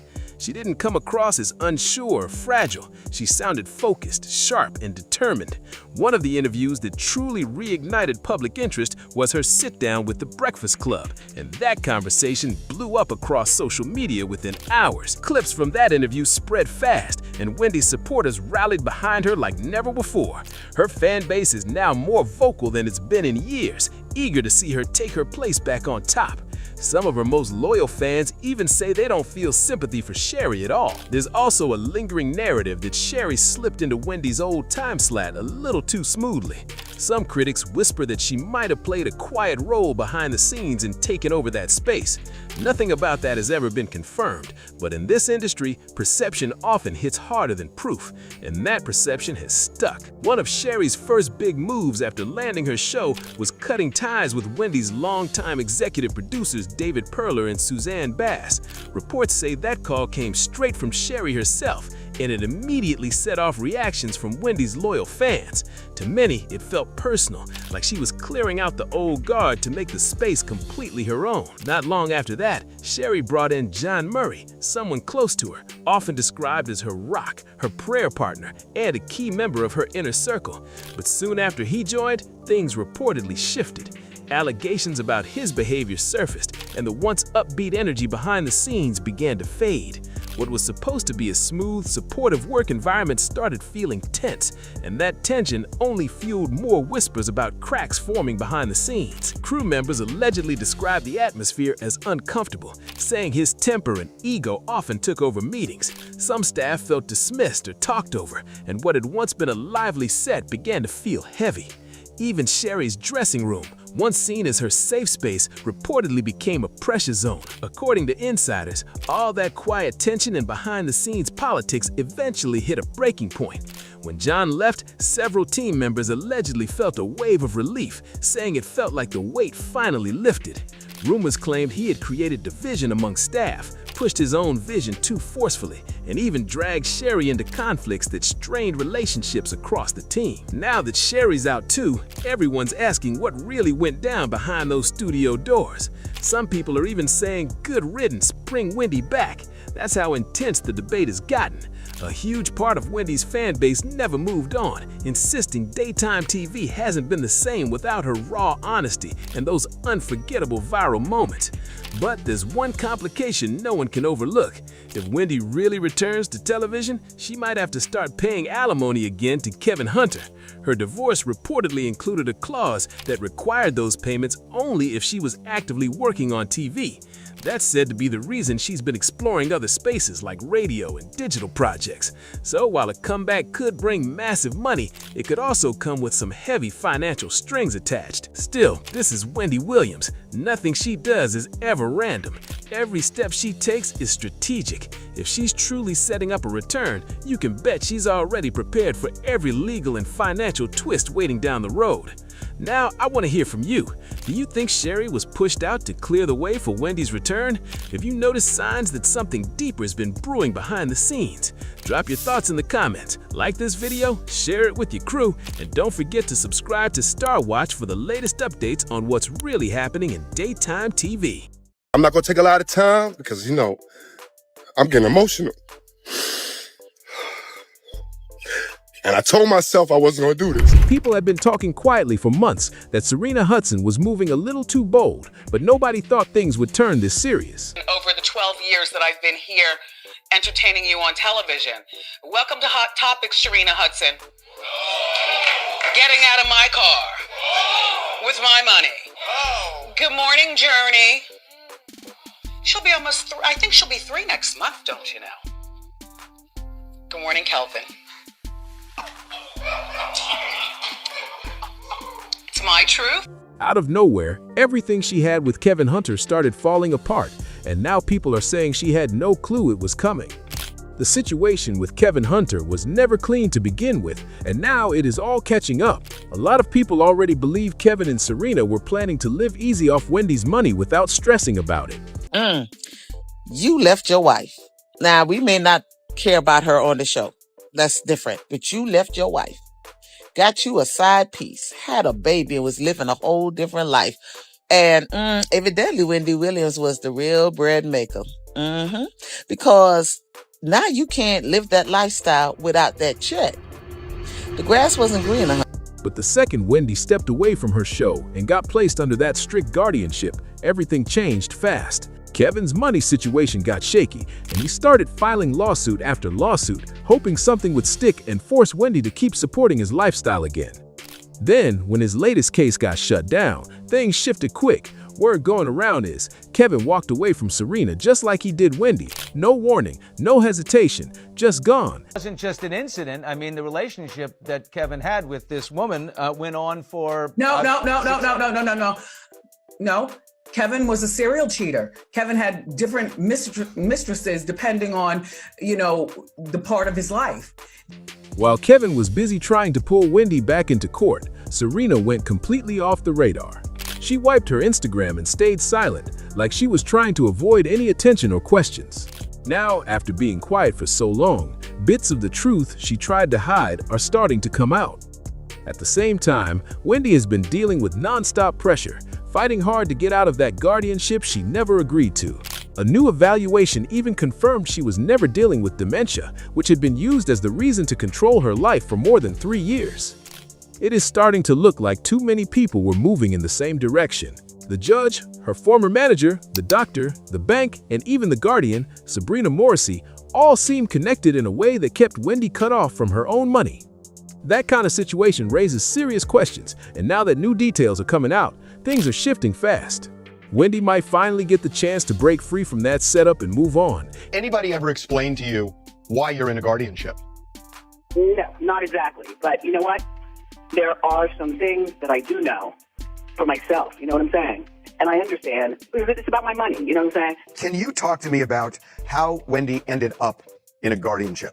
My understanding is somebody was in her bank account that Wells Fargo flagged, and there was large withdrawals being taken out. My son, you know, he overstepped his boundaries in terms of me. You understand? He overstepped his boundaries, and he was inappropriately using my money without telling me crap about it. You know, like, is he stealing from me? Look, all I know is that in terms of what I'm dealing with, and that this is still going on, because, you know, that's when my money got frozen at Wells Fargo. Thank God. No more money stealing from my son and the other people. Wells Fargo, your bank, said you were the victim of undue influence and financial exploitation. Even if she is not planning a big return to TV or jumping back into work anytime soon. When Wendy stepped away, it hit more people than expected. Friends, critics, and even those who acted like they did not care felt the impact. Kevin Hunter and Sharina were definitely part of that circle. The moment Wendy's show stopped, everything around her changed, and the steady money she once had slowed down quick. That shift forced Kevin, also known as Calvin, to face a reality he did not see coming. He never expected that their divorce agreement had a hidden detail sitting right there. It clearly stated that if Wendy's contract was paused or not renewed, she would not have to pay him any alimony at all. That one clause changed everything fast. Death to all of them. The last thing Wendy Williams remembers is being betrayed by her husband. A lot of people do not know how dirty this guy did her and how much she really loved this man. We first met Kevin Hunter at his skating rink in 1994, and she immediately knew that this man was the love of her life. She basically has said that she was immediately infatuated with him and wanted him to be in her life forever. Got married 3 years later and started to try for a baby, although Wendy went through several miscarriages and no doctors were really sure if she would ever be able to carry a baby to term. She was pregnant with her son Kevin Jr., and yes, she did love her husband so much that she named her one and only child after him. She spent much of that pregnancy bedbound, and of course this is when Kevin started cheating on her with other women. Even after all this, Wendy did decide to forgive Kevin for his cheating. He was even quoted, "You know what, like, I love this man so much, I just pushed it down and forgave him because I wanted to keep our marriage, which was so strong, together." Basically, Wendy wanted anything but divorce. Her life was extremely intertwined with Kevin. Not only did he help her father her only child, but Kevin also helped her launch the talk show, which made her famous. Whoever slipped that line into the paperwork knew exactly how things could play out, because Kevin clearly thought he was set for life off Wendy's success. When the divorce was finalized, Kevin walked away with a major lump sum, and monthly alimony checks reported to be around $250,000 every single month. That kind of money changes how someone moves, and it looked like he got comfortable real quick. Most people will never touch that kind of money in a full year, but Kevin moved like it would never stop. He did not plan for anything switching up, and he definitely did not expect Wendy's situation to interrupt that steady flow. The moment those payments stopped, everything shifted fast. By 2022, he was right back in court, trying to force Wendy to start paying again so he could keep his lifestyle intact. But what I needed at the time, because I was running 100 miles an hour, and I was so much of a strong support structure for her and all the dreams that she wanted to accomplish, I needed somebody for me. And my new offspring, my daughter, who is a beautiful, beautiful spirit, she was not an oops baby. She was not a mistake baby. Kevin told the court he was struggling heavy without those checks coming in. He claimed he was buried in bills, falling behind, and dealing with pressure from where he lived, including strict homeowner fees that had to be paid on time. According to him, missing those payments put him at risk of losing the property, showing just how quickly things were breaking down. He even admitted he could not keep up with insurance payments on his luxury cars, the same ones he used to show off like status symbols. On top of that, he said he was behind on multiple credit card bills, which only added more pressure to his situation. By the time he filed that lawsuit, things must have been serious because he reportedly took out loans against 2 of his high-end vehicles through a company called Flex Wealth, and it did not stop there. He also had to put the home he shared with Sharina up for sale because without Wendy's money supporting everything, he could not afford to keep it going. It became obvious in real time that the lifestyle Kevin built using Wendy's success was falling apart, and that perfect image he once showed Sharina was losing its shine fast. Barbie, he was tricking up money. She's in the passenger seat of my Rolls Royce Ferrari, and real. The idea that everything would be better on the other side did not hold up at all. Even after his first lawsuit got dismissed quickly, Kevin did not ease up or step back. By 2024, he returned with a completely different claim, saying Wendy had supposedly hidden more than $1. People had been talking quietly for months that Sharina Hudson was moving a little too bold, but nobody thought things would turn this serious. Out of nowhere, everything she had with Kevin Hunter started falling apart, and now people are saying she had no clue it was coming. The situation with Kevin Hunter was never clean to begin with, and now it is all catching up. A lot of people already believed Kevin and Sharina were planning to live easy off Wendy's money without stressing about it. Kevin had gone to LA for business. And I hired a PI. Yes, I did. I hired a PI to follow my husband. And this guy is telling me that Kevin is in Miami with the girl. This is where you show the picture of them on the beach. You know the picture where she's going, to the camera and he's laying there on the cell phone like they're chilling like a couple. You understand what I'm saying? The PI was taking pictures of them going to the gym, going to dinner, her with Gucci, Poochie, and... But the second Wendy stepped away from her show and got placed under that strict guardianship, everything changed fast. Kevin's money situation got shaky, and he started filing lawsuit after lawsuit, hoping something would stick and force Wendy to keep supporting his lifestyle again. Then, when his latest case got shut down, things shifted quick. Word going around as Kevin walked away from Sharina just like he did Wendy. No warning, no hesitation, just gone. While Kevin was busy trying to pull Wendy back into court, Sharina went completely off the radar. She wiped her Instagram and stayed silent, like she was trying to avoid any attention or questions. Now, after being quiet for so long, bits of the truth she tried to hide are starting to come out. At the same time, Wendy has been dealing with non-stop pressure, fighting hard to get out of that guardianship she never agreed to. A new evaluation even confirmed she was never dealing with dementia, which had been used as the reason to control her life for more than 3 years. It is starting to look like too many people were moving in the same direction. The judge, her former manager, the doctor, the bank, and even the guardian, Sabrina Morrissey, all seemed connected in a way that kept Wendy cut off from her own money. That kind of situation raises serious questions, and now that new details are coming out, things are shifting fast. Wendy might finally get the chance to break free from that setup and move on, even if she is not planning a big return to TV or jumping back into work anytime soon. When Wendy stepped away, it hit more people than expected. Friends, critics, and even those who acted like they did not care felt the impact. Kevin Hunter and Sharina were definitely part of that circle. The moment Wendy's show stopped, everything around her changed, and the steady money she once had slowed down quick. That shift forced Kevin, also known as Calvin, to face a reality he did not see coming. He never expected that their divorce agreement had a hidden detail sitting right there. It clearly stated that if Wendy's contract was paused or not renewed, she would not have to pay him any alimony at all. That one clause changed everything fast. Whoever slipped that line into the paperwork knew exactly how things could play out, because Kevin clearly thought he was set for life off Wendy's success. When the divorce was finalized, Kevin walked away with a major lump sum and monthly alimony checks reported to be around $250,000 every single month. That kind of money changes how someone moves, and it looked like he got comfortable real quick. Most people will never touch that kind of money in a full year, but Kevin moved like it would never stop. He did not plan for anything switching up, and he definitely did not expect Wendy's situation to interrupt that steady flow. The moment those payments stopped, everything shifted fast. By 2022, he was right back in court, trying to force Wendy to start paying again so he could keep his lifestyle intact. Kevin told the court he was struggling heavy without those checks coming in. He claimed he was buried in bills, falling behind, and dealing with pressure from where he lived, including strict homeowner fees that had to be paid on time. According to him, missing those payments put him at risk of losing the property, showing just how quickly things were breaking down.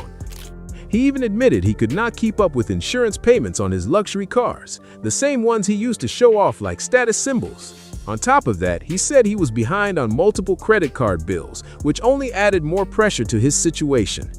By the time he filed that lawsuit, things must have been serious because he reportedly took out loans against 2 of his high-end vehicles through a company called Flex Wealth, and it did not stop there.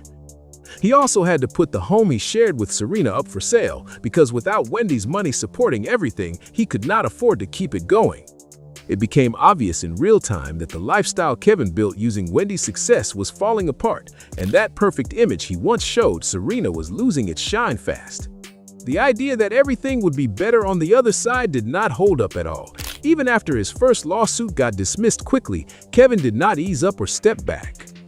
By 2024, he returned with a completely different claim, saying Wendy had supposedly hidden more than $48 million during their divorce. He pushed to have the entire agreement thrown out, like it should all start over again, just to get another chance at that money.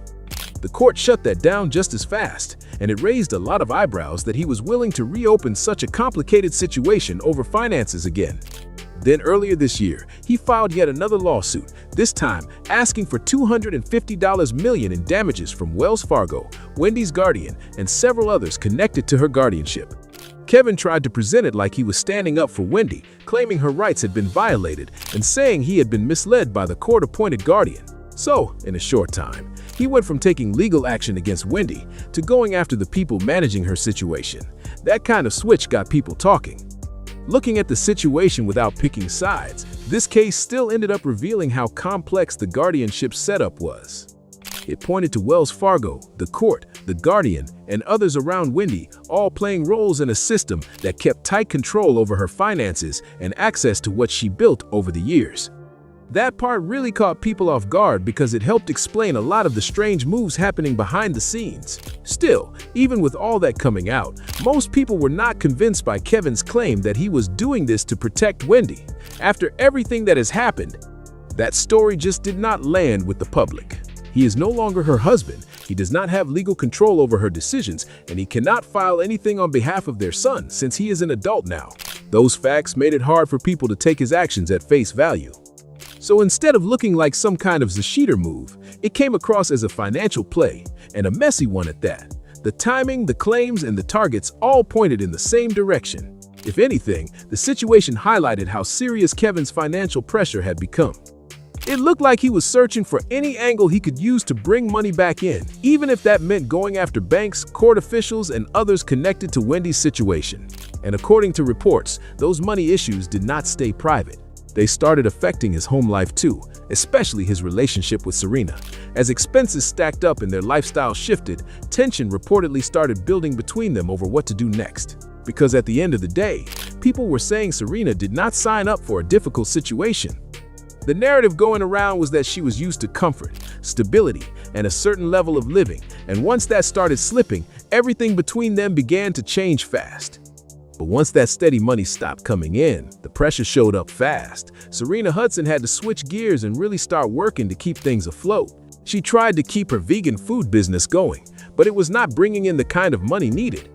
So she stepped into something new and got her real estate license, jumping into the Florida housing market just to create some kind of income. That shift was major because it was not the kind of lifestyle she expected when she first got involved with Kevin. Everything changed, and it changed quick. There have also been claims that Kevin has not been keeping up with child support and does not plan to restart payments until his finances recover. That alone had people questioning his decisions and looking at him differently. Then things took another turn when Sharina suddenly made her Instagram private. Reports started circulating that she moved back in with her mother to stabilize her situation and get her finances in order. After some time offline, she returned and started pushing hard, promoting herself as a real estate agent while also marketing the gut health products she created. It was a full shift in how she presented herself. She went from showing a calm, luxury-focused lifestyle to posting about working, building, and selling her services with urgency. Now it looks like she is doing everything she can to stay steady and take care of her daughter during all this change, and people are saying she and Kevin may have quietly gone their separate ways. Nothing has been confirmed publicly, but the sudden change in her page, her tone, and her moves has everyone talking. The shift is so noticeable that people are connecting dots on their own, and a lot of them are calling it karma catching up. Many are saying there is no way Sharina truly believed that lifestyle would last forever living off someone else's success.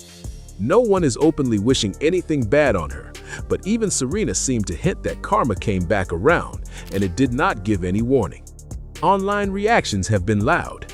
People were posting things like, "I would never feel right living off another woman's money," and that sentiment spread fast.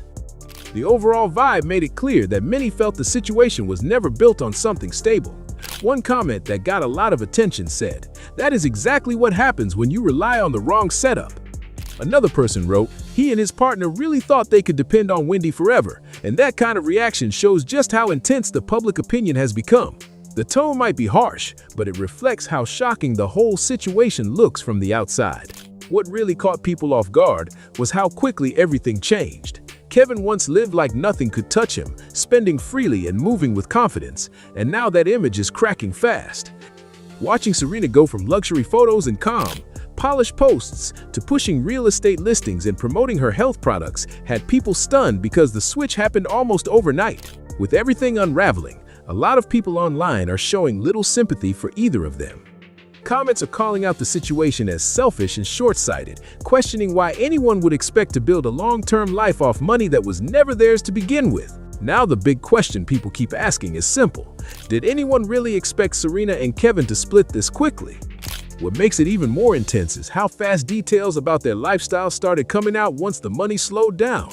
People close to them have been sharing small insights that paint a very different picture from the polished image that used to be shown online. Turns out that picture-perfect luxury life was not as smooth as it looked. It depended heavily on Wendy's past income, and once that stopped, everything started falling apart fast. The shift was immediate, and the cracks became impossible to hide. Reports say Kevin grew frustrated when he realized he could not keep up the high-end lifestyle he had built around himself. He allegedly kept searching for quick ways to bring money in, but nothing seemed to land. That is when the tension between him and Sharina reportedly reached another level, because she was not trying to step down from the lifestyle she had gotten used to. The pressure was real, and it kept building. At the same time, more details started circulating about how Kevin handled money, even before things started falling apart. There were claims that he spent heavily just to maintain a certain image: luxury rentals, designer outfits, expensive dinners, all to make everything look flawless on the outside. But behind closed doors, people say the bills were stacking up quickly, and the reality did not match the image being presented. On Sharina's side, sources say the stress pushed her into survival mode. She reportedly began distancing herself from anything that tied her too closely to Kevin's situation. That included skipping certain events, cutting off shared connections, and even changing how she showed up online so people would not link her directly to the financial issues.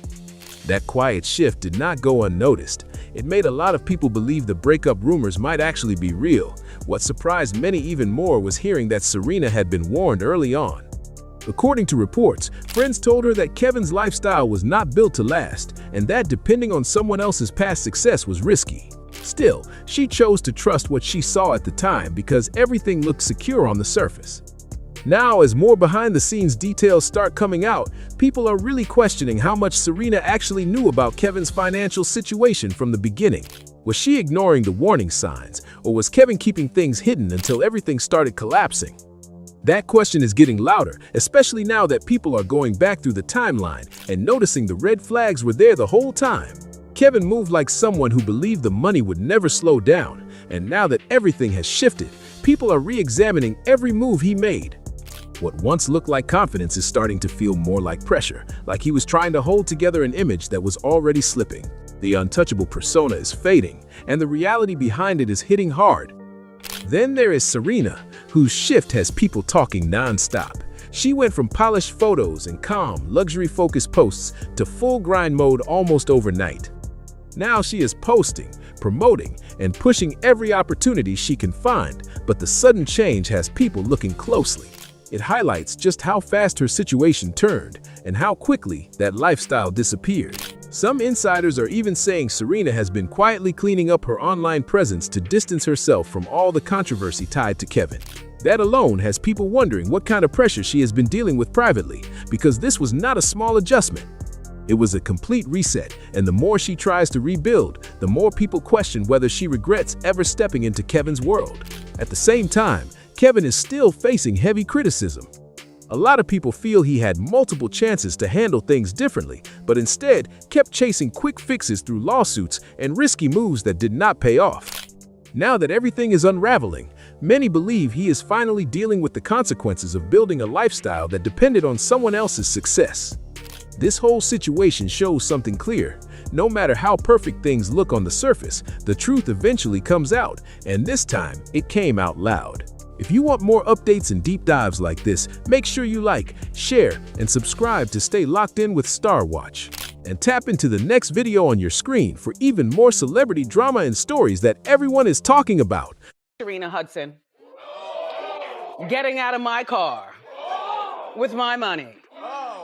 Life is not what you think it is behind the scenes. Trust me. Homegirl is miserable. Like, was a serial cheater. Kevin had different mistresses depending on, the part of his life. This last one was the one that he had the longest term. Looks like karma's got Sharina and Kevin on speed dial again. These two just can't seem to catch a single break. Kevin's been drowning in lawsuits, reportedly maxing out credit cards left and right and owing stacks of cash to several banks. He even had to unload their fancy mansion in those flashy cars just to keep up with the bills. Ever since Wendy's alimony payments stopped rolling in, it's been nothing but pure financial chaos for the couple. But hold up, it gets even messier. Word just came out that Sharina's being sued by TJ Maxx for allegedly defaulting on her $3,000 store card.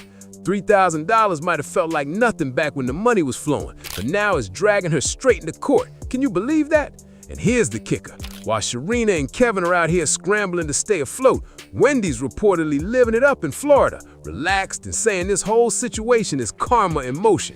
People are whispering that she's been watching their downfall with a grin, and honestly, who could blame her? So I'm not gonna take a lot of time because, I'm getting emotional. And I told myself I wasn't gonna do this.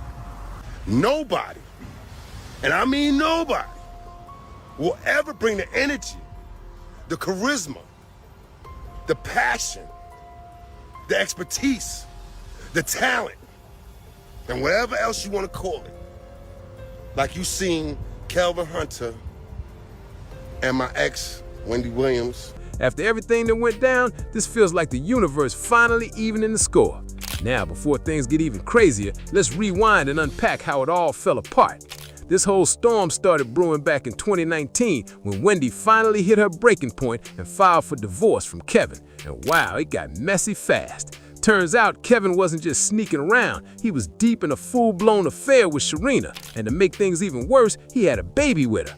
Wendy reportedly already knew about his cheating ways, but what completely shattered her was finding out that Kevin had secretly fathered a child with Sharina behind her back. That was it, the final straw that blew everything apart. The moment she found out, Wendy wasted no time. Divorce papers were filed, Kevin got the boot as a manager, and she shut that whole chapter down in record time. It was like she wiped her life clean overnight. But here's where it gets even juicier. While this scandal was blowing up, Sharina's own family turned against her. They didn't just keep quiet, they actually stood with Wendy and blasted Sharina for wrecking her marriage. Her uncle didn't mince words. He said she should know right from wrong and even dragged her for leaving her hometown in South Carolina, not even for the holidays. That's some cold truth right there. And as if things weren't already wild enough, the court decided Wendy had to pay Kevin alimony, which became his main source of income. Imagine that, the man who betrayed her walking away with her money. What a jaw-dropper of a twist. Meanwhile, Sharina was out here acting like everything was perfect, trying to live the luxury life by starting business after business that all ended up crashing hard. Kevin was right by her side, pouring his cash into every dream. He even paid for her to go to school to become a massage therapist, got her a little mall kiosk in North Carolina, and helped her launch a jewelry and clothing line called Vish. But guess what? Every single one of those ventures went down in flames. Kevin tried to flip his own luck too. He opened up a barbershop, but that went down just as bad as the rest. And here's the real tea. Every single one of those business moves was being fueled by Wendy's money. Yep, all those failed ventures, fancy setups, and big dreams were paid for with the very checks Wendy was cutting. Despite everything crumbling behind the scenes, Sharina and Kevin were still out here stunting like they were living the high life. Designer fits, luxury trips, expensive rides, all while barely lifting a finger to actually earn it. And come on, if you know Wendy, then you know she wasn't about to let that slide in silence. She threw some serious shade, saying the reason Sharina's businesses kept tanking was plain as day. She's not smart and has no clue how to run a business. That was a brutal hit, but Wendy didn't hold back one bit. But Wendy's revenge didn't stop there. When her talk show got canceled, she slammed the brakes on those alimony payments completely, and that's when Kevin started spiraling. Suddenly, the man who once flaunted wealth was scraping for cash, unable to keep up the flashy lifestyle he and Sharina had built around Wendy's money. Things got so desperate that he actually hauled Wendy back to court, claiming those alimony checks were his only income and that he was flat out broke. What a major downfall for someone who once had it all.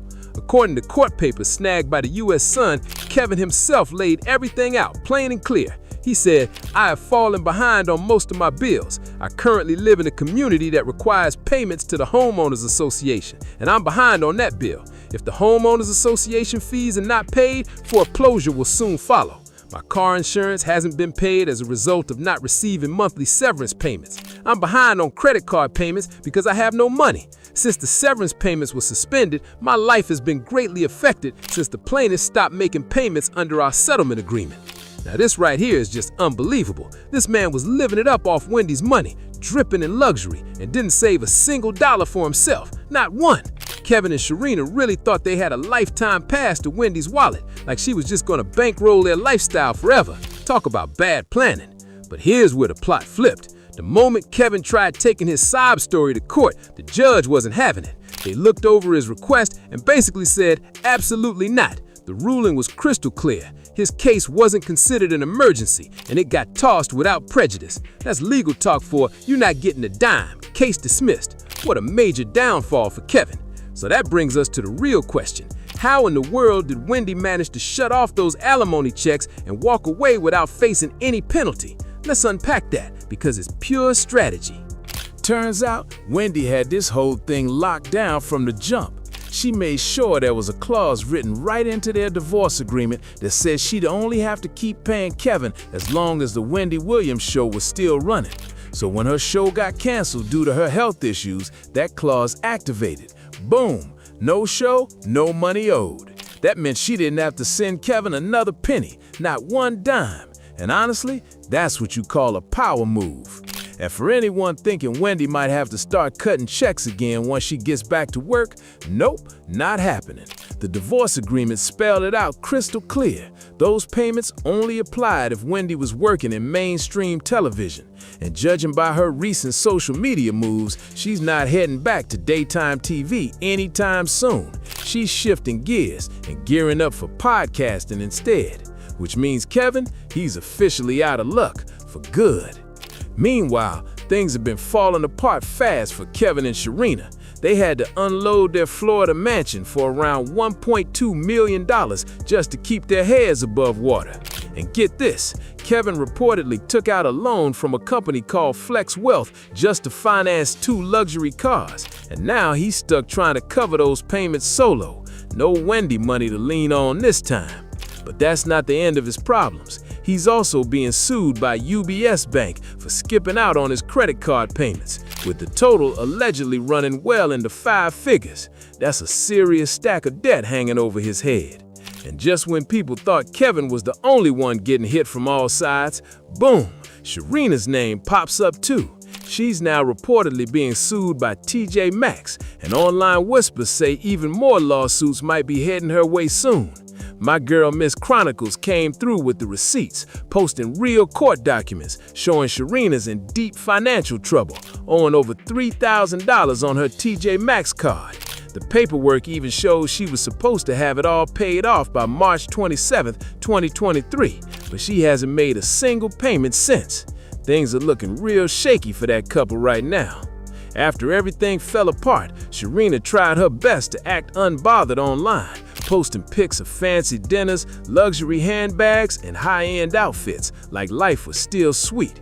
But fans weren't fooled for a second. The comment section lit up with people calling her out, saying she was putting on a show and pretending to live a lifestyle she clearly couldn't afford anymore. Word on the street is, most of those glam photos were old, taken months before their finances crashed. Talk about keeping up appearances. Meanwhile, Kevin's been ghosting the spotlight, barely seen out in public. Insiders say he's been stressing non-stop, trying to figure out how to juggle all that debt now that Wendy's made it crystal clear she's never sending him another penny. Some reports even claim he's been pitching new business ideas to potential investors, but nobody's biting. The same people who used to cheer him on and ride his coattails have suddenly vanished into thin air. Online, people are calling this straight up karma in 4K, saying Kevin and Sharina are finally living the reality they built for themselves. That so-called luxury lifestyle they love to flex is completely falling apart. The designer bags, the cars, the trips, it's all gone, and they're left facing the fallout head on. Crazy thing is, the kind of money they're stressing over now used to be pocket change for them, until Wendy slammed the door shut on those alimony checks. And speaking of Wendy, her longtime bestie, Miss Jones, Jonesy from 94.7, just dropped some fresh updates on what Wendy's been up to lately. And if that name sounds familiar, she's the same one who once exposed Kevin for allegedly trying to send a hitman after her over his messy drama with Wendy. But that wild story, that's a whole other situation we'll save for another time. Recently, Miss Jones showed up at Wendy's place just to check in because no one had heard a peep from her in a while. But here's the update. According to Wendy's doorman, she quietly packed her things and slipped away to Florida a few weeks ago with her son, Kevin Hunter Jr. Word is, she just wanted some real peace, a little sunshine, and a break from all the chaos Sharina and Kevin have been stirring up. Now brace yourself, because this next part is wild. Sources are saying Sharina's out here straight up blaming Wendy for her financial mess in that lawsuit. Apparently, she's been telling people that if Wendy hadn't stopped those alimony payments, none of this drama would be happening. Like, seriously? You can't make this up. People are saying Sharina has completely lost it. How do you take another woman's man, blow through her hard-earned money on a bunch of failed business ideas, live off her success for years, and then have the nerve to turn around and blame her when your own finances fall apart? The internet went crazy over this one, calling Sharina delusional and saying she's giving full-on unhinged vibes. And honestly, they're not wrong. One comment online really hit deep. Someone said Wendy's still that girl, and she can absolutely make a huge comeback when she's ready. Ever since she stepped out of the spotlight back in 2020, no one's truly taken her place. They reminded everyone that Wendy deserves to take her time, focus on healing, and return on her own terms, because real strength isn't in how fast you bounce back, it's in how strong you rise. And then came the shade of the century.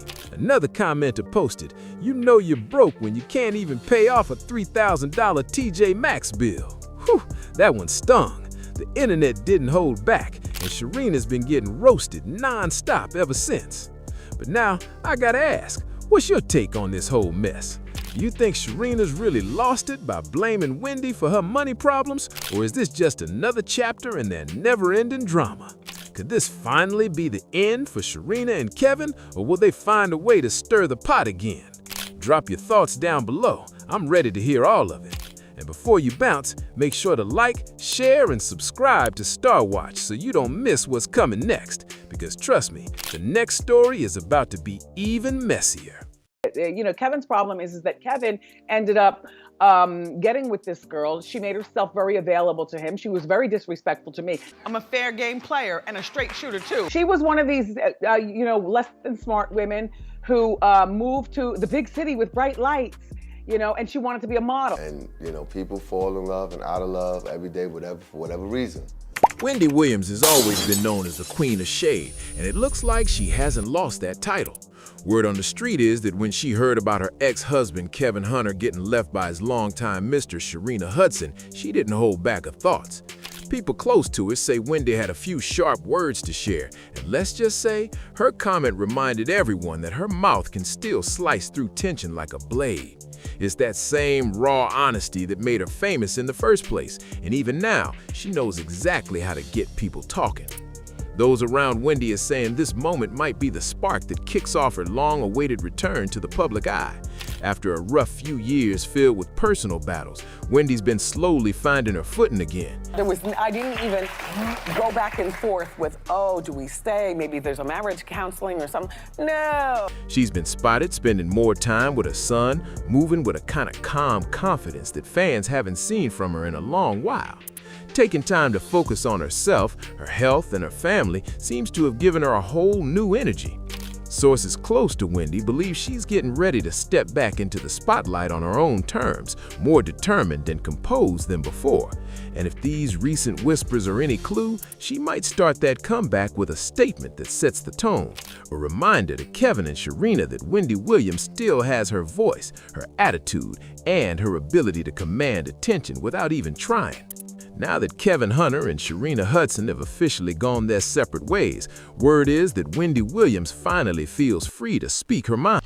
I've talked about it all on TV and radio. Yeah. There is so much more to the story. I've created for myself. Insiders close to her say she's known about their affair long before her marriage ended and had been quietly holding her cards, waiting for the right time to tell her side of the story. For years, she kept her cool in public, but those who know her best claim Wendy never forgot the betrayal or the way it unfolded. she was just waiting for the moment when the truth would sound louder than the drama that surrounded it. After the divorce, Wendy began to drop subtle hints during interviews, carefully framing her words while making it clear she had opinions about Kevin's choices. She hinted that Sharina wasn't drawn to Kevin out of love, but out of the comfort, money, and lifestyle that came with being by his side. According to Wendy's comments, Sharina always had her eye on a life filled with glamour, luxury, and attention, and Kevin became the easy ticket to get there. For a while, it looked like that plan worked perfectly. The moment Kevin's focus shifted to Sharina, she stepped into the spotlight, living the kind of life Wendy had helped him build. But the contrast between Kevin's life with Wendy and his life with Sharina couldn't have been sharper. With Wendy, things were steady, built on years of teamwork, shared goals, and a sense of loyalty that had once been real. The marriage eventually turned into a cycle of long workdays and emotional distance, but Wendy had always tried to hold things together. When she discovered that Kevin had gone as far as creating another family behind her back, she made the hardest decision of her life. Walking away ended years of pain and disappointment, marking the start of Wendy's journey back to self-respect, freedom, and quiet strength. After years of holding everything together, Wendy Williams eventually realized that the only way forward was to start putting herself first. She had spent so much time trying to protect her marriage and her image that she forgot what peace even felt like. When the truth about Kevin's double life came out, it hit her like a wave, forcing her to rebuild from the ground up. While Wendy was left to handle the public humiliation and heartbreak on her own, Kevin was busy diving headfirst into a flashy new chapter with Sharina Hudson as if nothing had happened. Yet even through the pain, Wendy stayed sharp and saw things for what they really were. People close to her say she never once believed that Sharina's loyalty came from love. To Wendy, it was all about luxury, not emotion. As she once put it, Sharina was someone who stayed because the money kept her comfortable. Kevin, on the other hand, seemed desperate to prove his worth after the split. Instead of reflecting on the damage he'd caused, he went all in on his new relationship, spending wildly to keep Sharina's attention. He showered her with high-end gifts, designer handbags, sparkling jewelry, private dinners in expensive restaurants, and cars that made heads turn. Kevin didn't even try to hide it.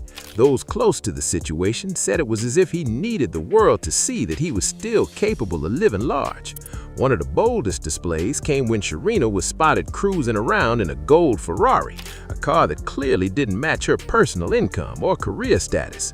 For Kevin, the affair seemed to become more than just romance. It turned into an escape, a way to reinvent himself outside of Wendy's shadow.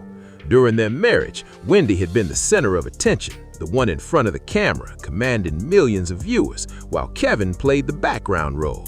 With Sharina, he could finally step into the spotlight and pretend to be the one in control. The power, the attention, and the money gave him a sense of dominance he hadn't felt in years. But instead of building something real, he got lost in appearances. Obsessed with proving himself, Kevin poured money into Sharina's ambitions, funded her lifestyle, and spoiled her endlessly, even calling her his soulmate, as if to convince everyone, including himself, that it all meant something deeper than it really did. Kevin Hunter's obsession with proving his manhood went far beyond expensive gifts or flashy displays of wealth.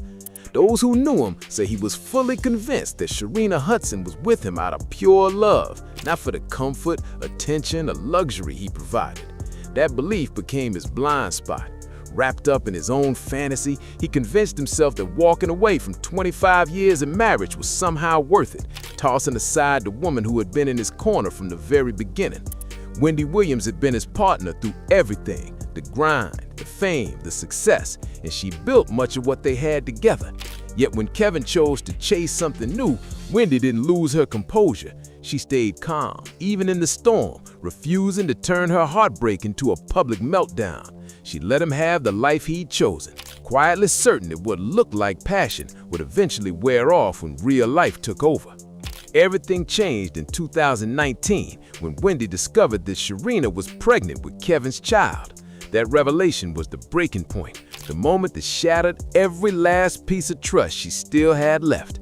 The betrayal was brutal, but Wendy didn't let it destroy her. Instead, she made a decision that stunned everyone watching. she filed for divorce and walked away for good. She chose dignity over drama and made it clear that she valued herself more than the chaos he had created. People close to Wendy say she understood something Kevin never did. Without her drive, vision, and influence, his so-called perfect life would never hold up. While he was chasing an illusion, she was reclaiming her identity. As Wendy later explained, she stood tall on her own, thriving at the peak of her career, while Kevin tried to build a new empire on a shaky foundation that didn't belong to him. In the end, it became clear that Wendy was the real powerhouse, and Kevin's dream life was just another fantasy waiting to fall apart. By the time Kevin Hunter's secret double life finally collapsed, Wendy Williams had already evolved past him in every way. Learning there was a child involved only made her see how far she'd come and how much she'd outgrown the man she once loved. Wendy had built her entire career from nothing, turning her voice, charisma, and drive into an empire. She no longer needed validation, and she certainly didn't need anyone telling her what her worth was. Emotionally, she was stronger than ever, and financially, she stood on solid ground. But deep down, there was a quiet part of her that wanted Sharina Hudson to see the truth, to finally understand who Kevin really was when the fame and money weren't propping him up. That's why Wendy agreed to pay Kevin alimony after the divorce. To the outside world, it looked like an act of maturity, even kindness, a way to keep things civil. But to those who knew her well, it was a strategic move that spoke volumes. By continuing to support him financially, she let the world see just how dependent Kevin had always been on her success. Every check she wrote only highlighted the imbalance between them, showing the same man who had tried to control her once couldn't stand on his own. Over time, that truth became impossible to ignore. When the payments finally stopped, everything Kevin had been pretending to be began to crumble. The confident image, the smooth talk, the flashy lifestyle, all of it started to fade. What took its place was frustration and resentment as the reality of his situation set in. According to people close to him, even Sharina began to notice the shift. The charm that once drew her in was gone, replaced by the weight of unpaid bills and broken promises.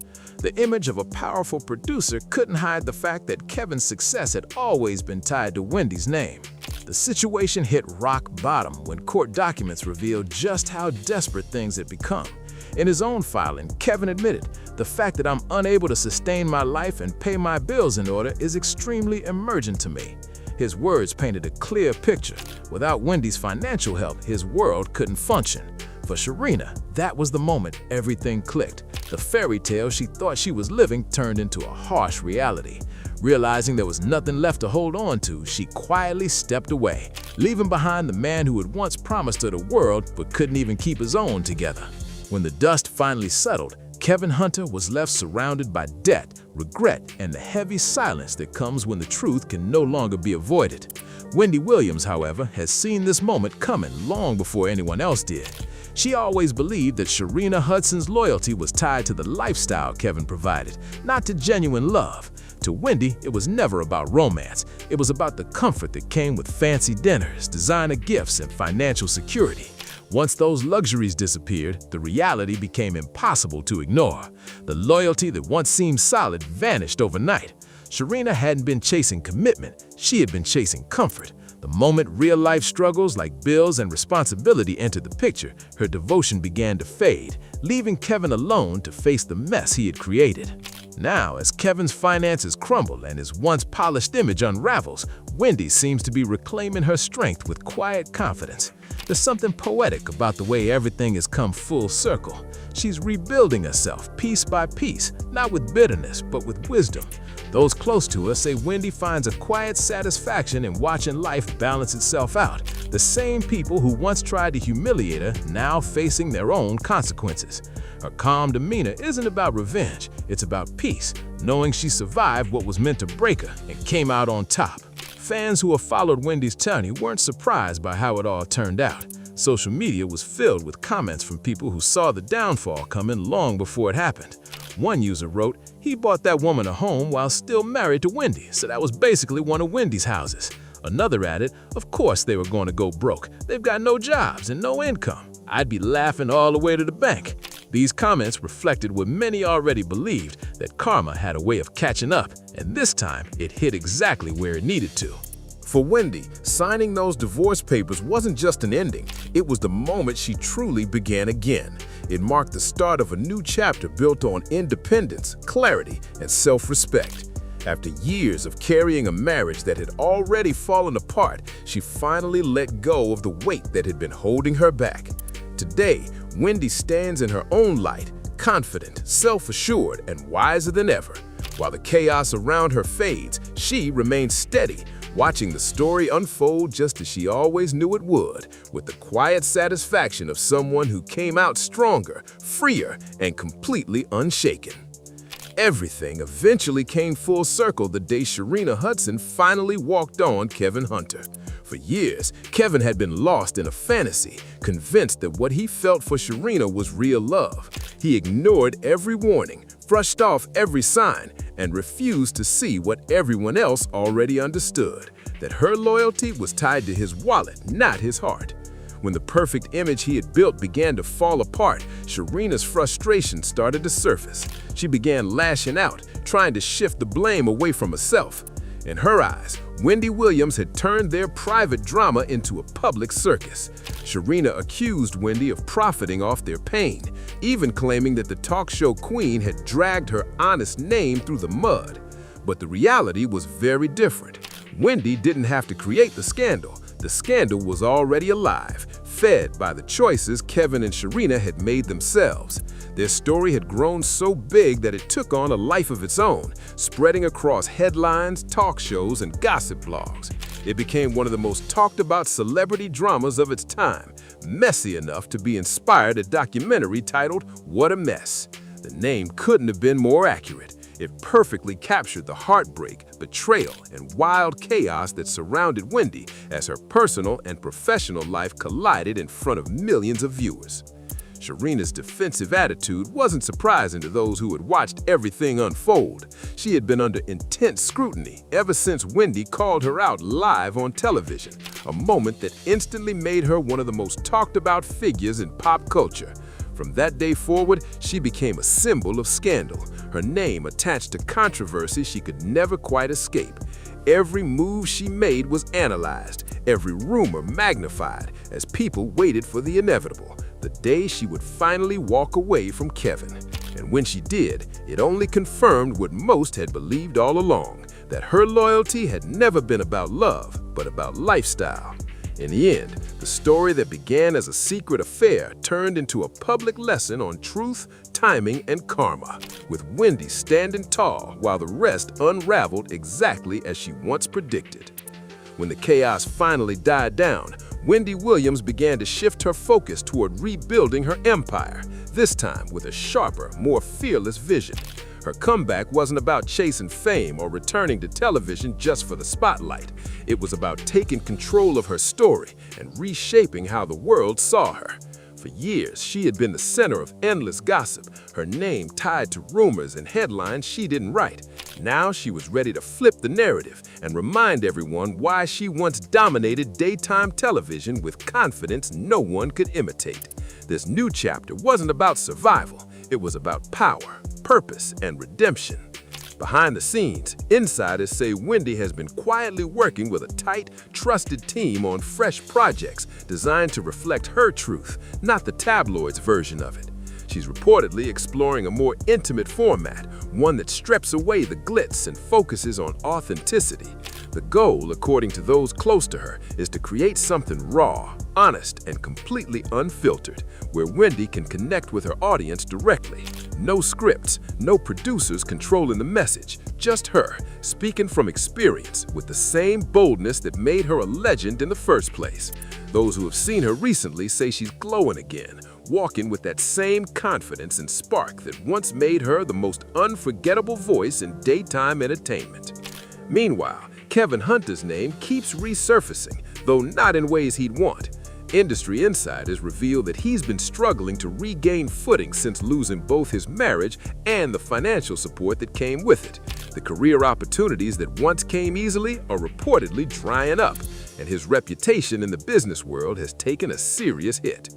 Even Sharina Hudson, once the center of his world, seems to have moved on, staying out of the spotlight and keeping her distance from the controversy that once followed them everywhere. While Kevin's world grows quieter, Wendy's is beginning to roar again, not with drama this time, but with determination and a clear sense of who she truly is. For Wendy Williams, this chapter feels like the sweet calm after the storm, the moment when everything finally settles and she can breathe again. She's standing tall, free from betrayal and pain, completely in control of a story for the first time in years. The woman who once watched her world fall apart is now rebuilding it piece by piece, stronger, wiser, and far more intentional than before. What makes it even more powerful is that she's doing it entirely on her own terms. This time, there are no outsiders shaping her image or writing her ending. Wendy is the one holding the pen, and she's rewriting her legacy with clarity and purpose. Wendy has never been one to hide how she feels, especially when it comes to those who crossed her. She made it no secret that she believed Sharina Hudson deserved the public criticism that came her way. But while the world was busy following the scandal, Wendy was fighting a much quieter, deeper battle behind the scenes. The emotional wreckage from the divorce cut deep, leaving marks that didn't fade overnight. Insiders say the toll it took on her mental and physical health was immense. Reports began to surface about her exhaustion and ongoing struggles with alcohol, fueling concern that one of television's most outspoken voices might never return to her old self. For a while, it seemed like Wendy's light was dimming, her spark fading under the weight of heartbreak and exhaustion. But true to form, Wendy found her way back, slowly, steadily, and in her own way. Defying every expectation, she started making public appearances again, looking healthier, clearer, and more vibrant than she had in years. Each sighting reminded fans of the strength they had always admired in her. Recently, she's been seen spending time with her son, walking with a sense of peace and warmth that had been missing for too long. Those close to her say she's been focused on healing, physically, emotionally, and spiritually, while staying grounded in gratitude. And as she moves forward, she's doing so with quiet confidence, watching from a distance as the people who once hurt her now face their own consequences. For Wendy, that's not revenge, it's closure, and the beginning of the life she was always meant to live. After the release of Wendy Williams' explosive documentary, the entire narrative shifted. The spotlight that once painted her as the subject of gossip turned directly toward Kevin Hunter and Sharina Hudson, and this time the public wasn't holding back. The backlash was relentless. People who had once watched their story unfold with curiosity were now openly calling them out. Kevin and Sharina's once glamorous image, built on flashy displays of wealth and confidence, started to crumble fast under the weight of criticism. Behind closed doors, things weren't much better. Sources close to them revealed that financial troubles were piling up, forcing Kevin to make desperate moves just to survive. Reports even surfaced that he sold off his last property, a quiet sign that his empire had officially collapsed. Wendy, true to her unfiltered nature, didn't stay silent about any of it. When asked about the situation, she spoke her mind without hesitation, pointing out the truth that had been clear to her from the start. Sharina disappeared the moment the money stopped flowing. To Wendy, that was the ultimate confirmation that the relationship was never about love. It was about lifestyle, status, and luxury. She had said it before, and now the reality spoke louder than words. In her eyes, Sharina's sudden exit wasn't heartbreak. It was proof that the affection she'd claimed to have for Kevin had always been tied to his bank account. From Wendy's perspective, the entire situation feels like poetic justice. The same relationship that once tore her marriage apart has now fallen apart in front of the world. Insiders close to Wendy say she isn't gloating. She's simply at peace, quietly observing how time has a way of setting everything right. These days, she's focused on herself, surrounded by genuine love and family support. She's reportedly settled in Florida to stay close to her son, choosing calm and healing over chaos. The divorce that once drained her emotionally and forced her to step away from TV ended up becoming the reset she needed. Slowly but surely, she's finding a balance again, rebuilding her strength and preparing for whatever comes next, this time with control, confidence, and a sense of inner peace she hadn't felt in years. More than anything, Wendy Williams wants her journey to stand as a powerful reminder of how pride, greed, and betrayal can completely destroy everything you've built. She's not just telling a story for sympathy, she's sharing it so people can understand what happens when you let ego and temptation take the lead. And when it comes to Kevin Hunter, Wendy wants him to finally face the truth about what he lost. He gambled away decades of loyalty and stability for something that never held real weight. Fans who've watched her transformation seem to agree. One viewer commented, "After watching her docuseries, you can tell she's moving smart. She's showing Kevin and his mistress exactly what they threw away." That sentiment has been echoed across social media, where supporters are praising her for standing tall and owning every part of her truth. Of course, not everyone sees Wendy's comeback through the same lens. Some critics still question her decision to revisit the past so publicly. One user wrote, "The past should stay in the past. Wendy, will you ever learn? Leave that man alone. You gave him the green light for that affair, and he took it. Let it go." But letting go has never been Wendy's way, especially when it comes to reclaiming her voice and setting the record straight. For her, this isn't about revenge or dwelling on old wounds. It's about empowerment. It's about proving that no matter how many times life knocks her down, she'll always rise again, stronger, wiser, and unapologetically herself.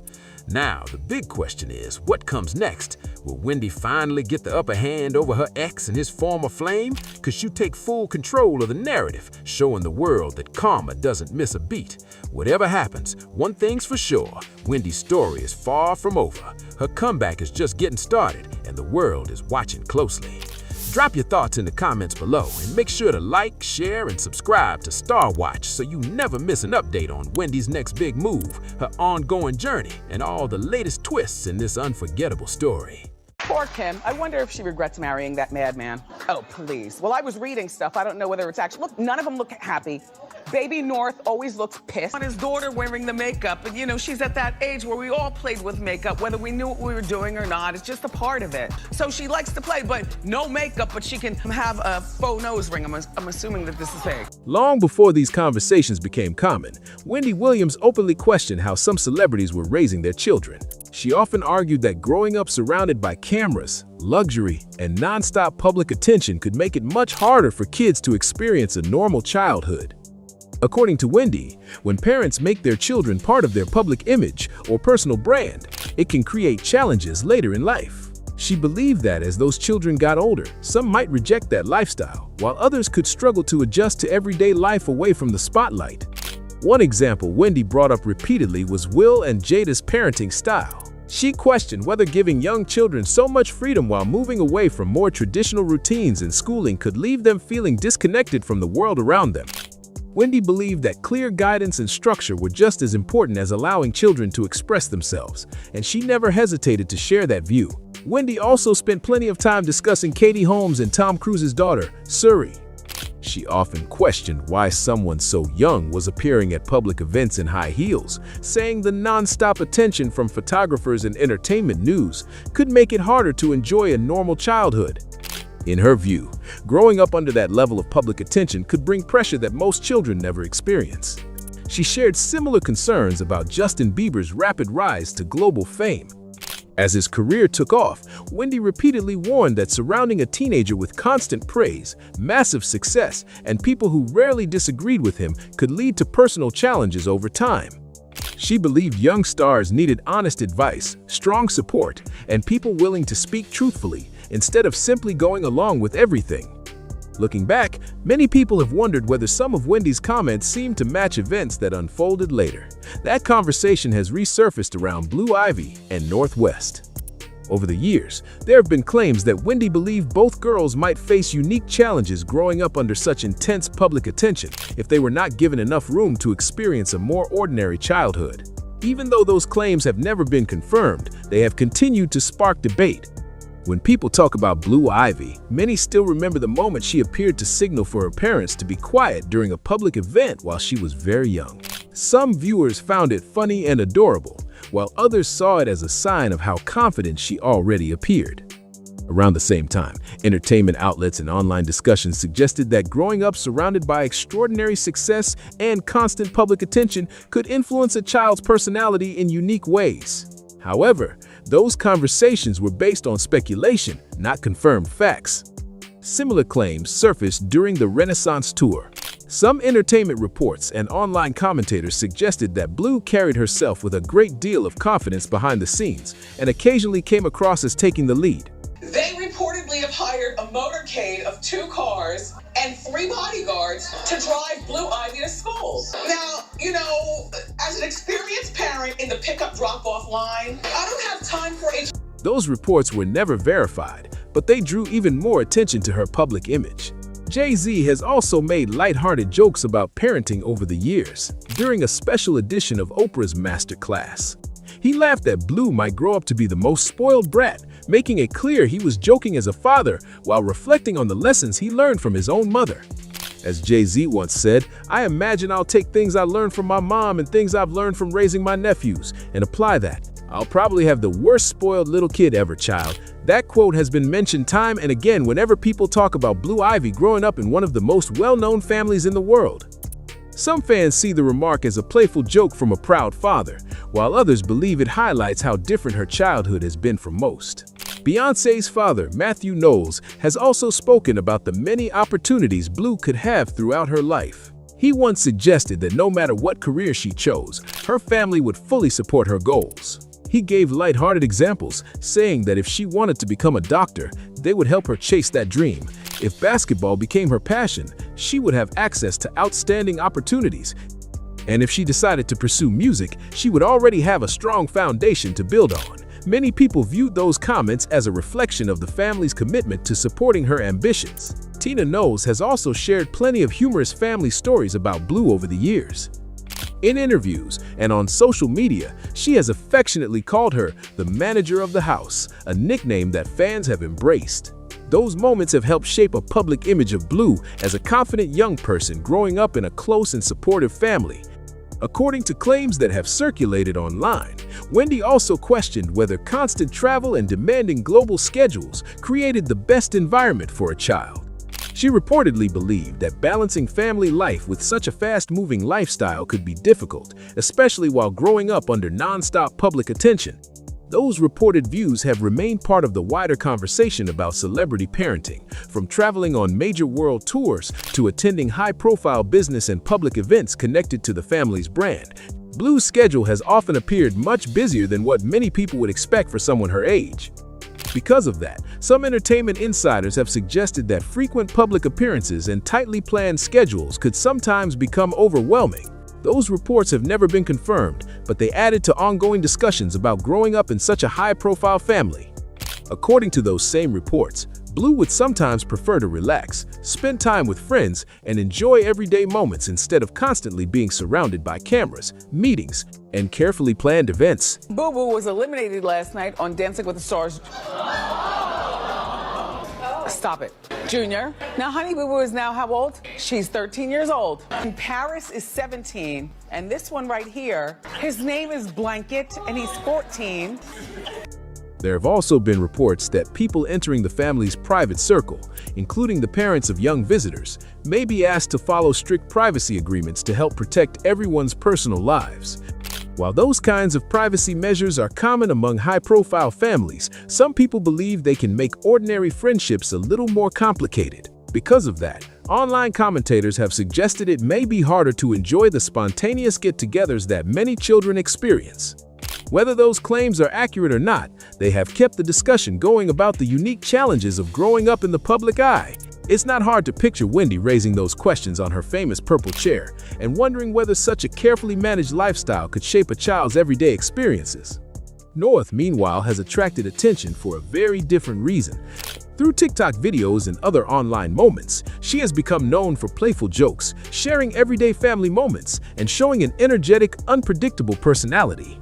Her posts often leave fans with the impression that she enjoys being creative and expressing herself, giving her a very different public image from what many expect of celebrity families. Like Blue, North attended major public events from a young age because of her family's fame.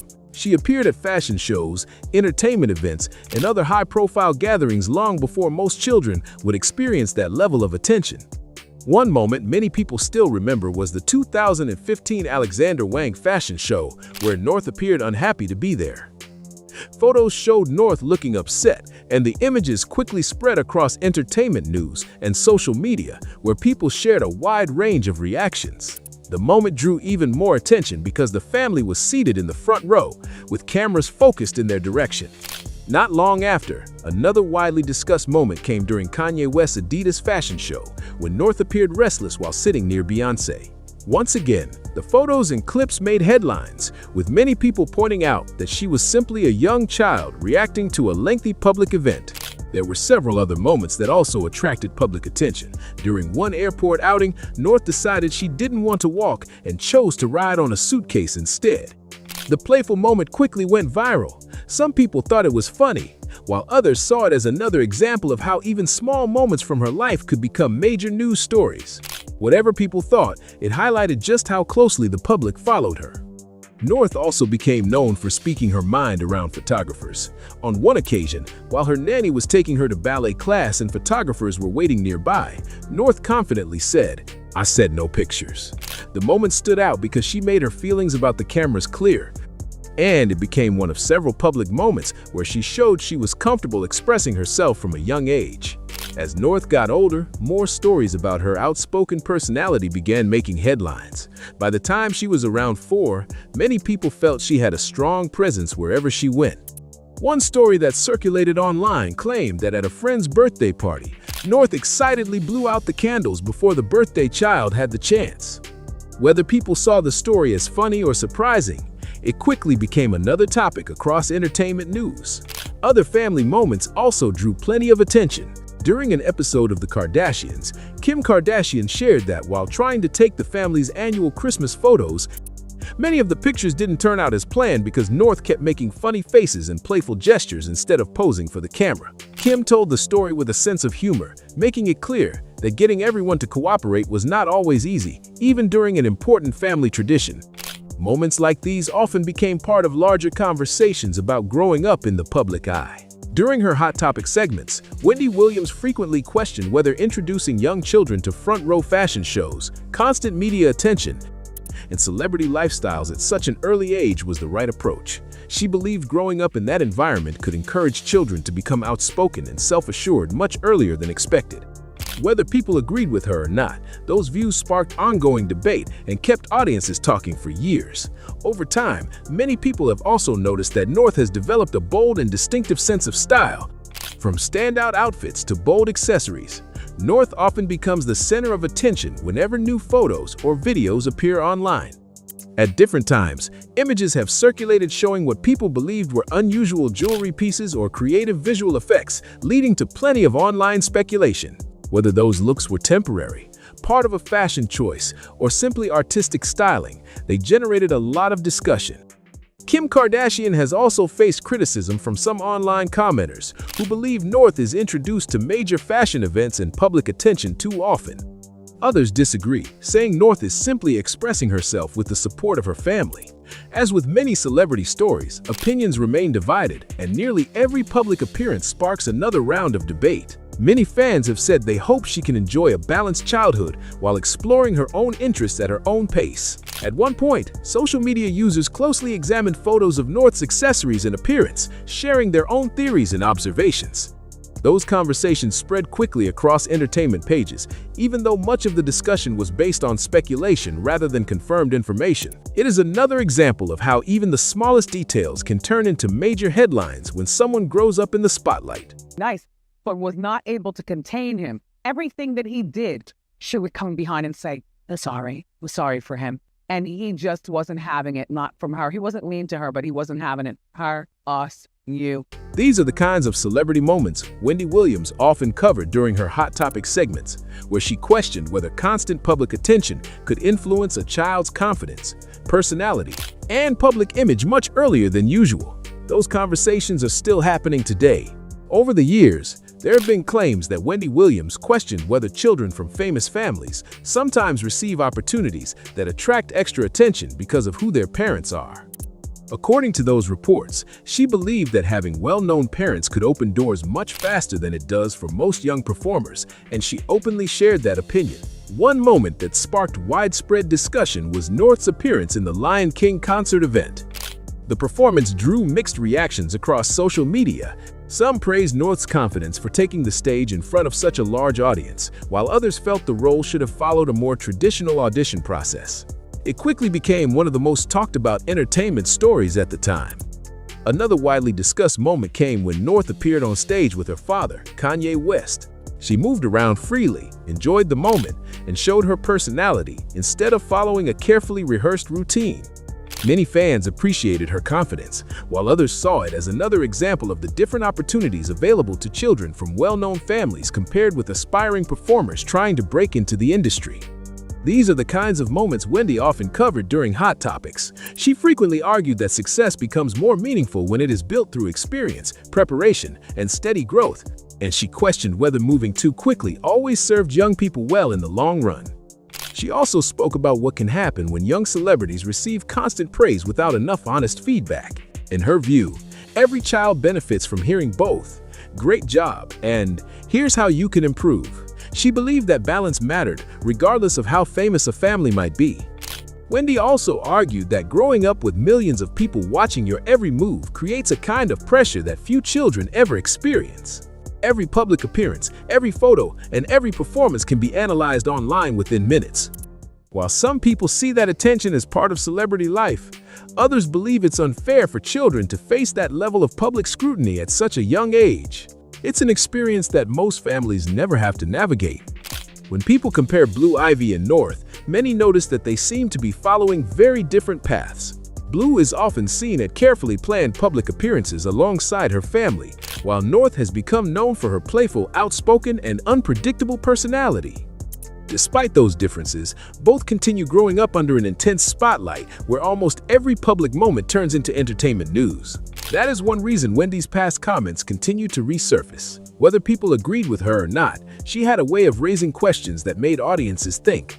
I saw were unusable because North was sticking out her middle finger. And it's days like this when I really just need to lock myself in the room by myself for just a... Rather than focusing only on the headlines, she encouraged people to consider what life might actually feel like for children growing up in that environment, especially as they got older and started making more of their own decisions.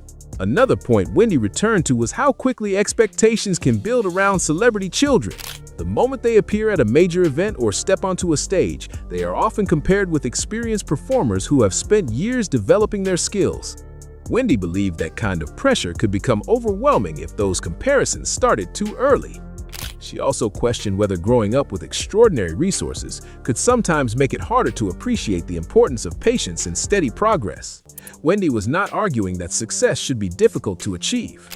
Instead, she believed that learning through experience, making mistakes, and improving over time helps build lasting confidence in ways that shortcuts cannot.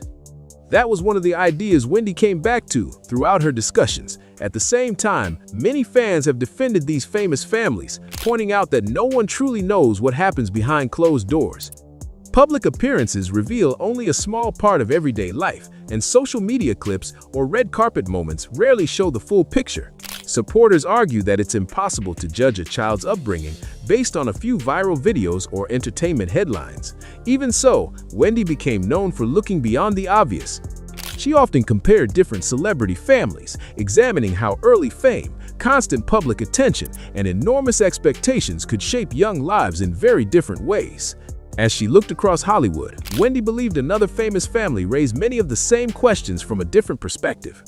According to her reported views, the biggest concern was never just about designer clothes, exclusive events, or growing up around celebrities. She believed the greater challenge began when a child's public image became almost as important as childhood itself. In Wendy's view, once every appearance is planned, photographed, and analyzed by millions of people, it becomes much harder to enjoy the simple moments that many families take for granted. She also questioned how much pressure celebrity children might feel to match the remarkable success of their parents. Imagine having people constantly wondering whether you'll become the next superstar before you've even had the chance to discover your own interests. Wendy often suggested that those expectations could become a heavy burden, especially when every public moment is discussed across headlines and social media. Another point Wendy often made was that people sometimes forget these young public figures are still growing and learning. One playful moment, one awkward appearance, or one offhand comment can follow them for years because the internet rarely lets those moments disappear. Wendy believed growing up under that level of public attention was very different from the experience of most children, whose mistakes are usually private and soon forgotten. At the same time, she acknowledged there was no simple answer.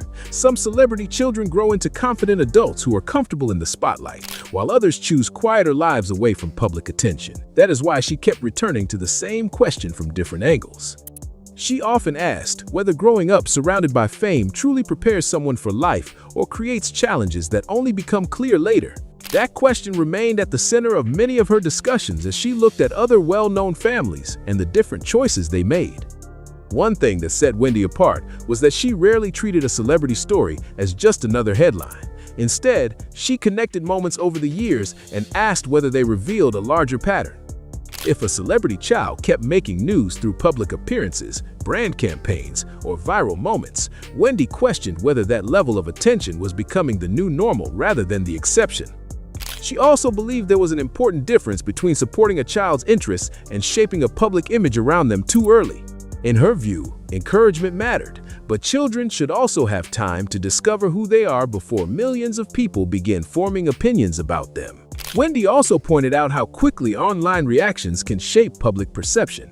A single photo, a short video, or one unexpected moment can spread across the internet within hours, creating impressions that can be difficult to change later. Before long, people start creating stories and assumptions that may not reflect the full picture. Wendy often reminded viewers that entertainment headlines move quickly, but the people behind those stories have to live with the labels long after the news cycle has moved on. That helps explain why she kept returning to the topic of celebrity parenting whenever a new story made headlines. She was not just reacting to individual moments. Wendy questioned whether the next generation of celebrity families was growing up in an environment unlike anything seen before, where childhood, public attention, and personal identity were becoming more connected than ever. What made her commentary stand out was that she focused not only on famous parents but also on how the public responded. She often pointed out that fans can unintentionally add more pressure by expecting celebrity children to be perfect. One day they are praised for being confident, and the next they are criticized for showing that same confidence. Wendy believed those mixed reactions could be difficult for anyone growing up in the spotlight. She also noted how dramatically public attention had changed. Instead of being limited to interviews or television appearances, every short video, family photo, or public outing can now be clipped, shared, and debated within minutes. Wendy frequently questioned whether that non-stop attention left enough room for young people to simply grow, learn, and discover themselves without feeling constantly judged. She also spoke about the impact of famous last names. While having well-known parents can create remarkable opportunities, she believed it also brings expectations that most people never face. Every achievement is measured against a parent's success, and every decision can become a headline, making it harder for celebrity children to build an identity of their own. Looking back, it's clear Wendy wasn't focused on just one family or one viral moment. She kept returning to the same bigger question: how do children build confidence, independence, and a strong sense of identity when so much of their lives plays out in public? That idea remained at the center of many of her discussions, and she believed it applied to far more than just one celebrity family. Wendy's perspective was never only about fame or success. She often questioned whether growing up with endless opportunities could sometimes make it harder to appreciate the value of learning through experience, patience, and steady progress. In her view, every young person benefits from guidance and the freedom to develop their own talents at their own pace, regardless of how famous their family may be. If Wendy Williams were still sitting in that famous purple chair today, it's easy to imagine Blue Ivy and Northwest remaining regular topics of discussion. Based on the opinions she shared over the years, she likely would have continued asking whether growing up surrounded by extraordinary wealth, constant public attention, and enormous expectations creates challenges that many people never see from the outside. Whether you agree with Wendy's perspective or see things differently, her conversations encourage people to look beyond the headlines. What do you think? Let us know in the comments below. If you enjoyed this video, be sure to like, share, and subscribe to Star Watch for more celebrity stories and trending entertainment updates. Thanks for watching, and we'll see you in the next video. I feel like the Guardian has not done a good job of protecting my mom. This is not something that is like a conspiracy theory. According to a new report, Wendy Williams does not have frontotemporal dementia. I feel like the Guardian has not done a good job of protecting my mom. After years of being pushed into silence, locked away, and treated in ways people now call downright cruel, Wendy Williams is finally snapping those chains, finally getting her shot at real freedom. For so long, she was kept out of the spotlight, stripped of her voice, while others twisted her story and spoke for her like she didn't exist. But now, secrets are spilling, and what's coming to light is darker, deeper, and way more explosive than anyone ever saw coming. Recently, leaked confidential neurological test results turned the whole story upside down. These tests came from one of New York's top brain specialists, and the results? Straight up shocking. According to those reports, Wendy Williams does not have the mental conditions that supposedly justified taking her independence away. Let that sink in for a second. A woman who lost her talk show, her fortune, her peace, and even some of her closest relationships might have been misdiagnosed from day one. If that's true, then everything we thought we knew about her downfall might have been a complete setup.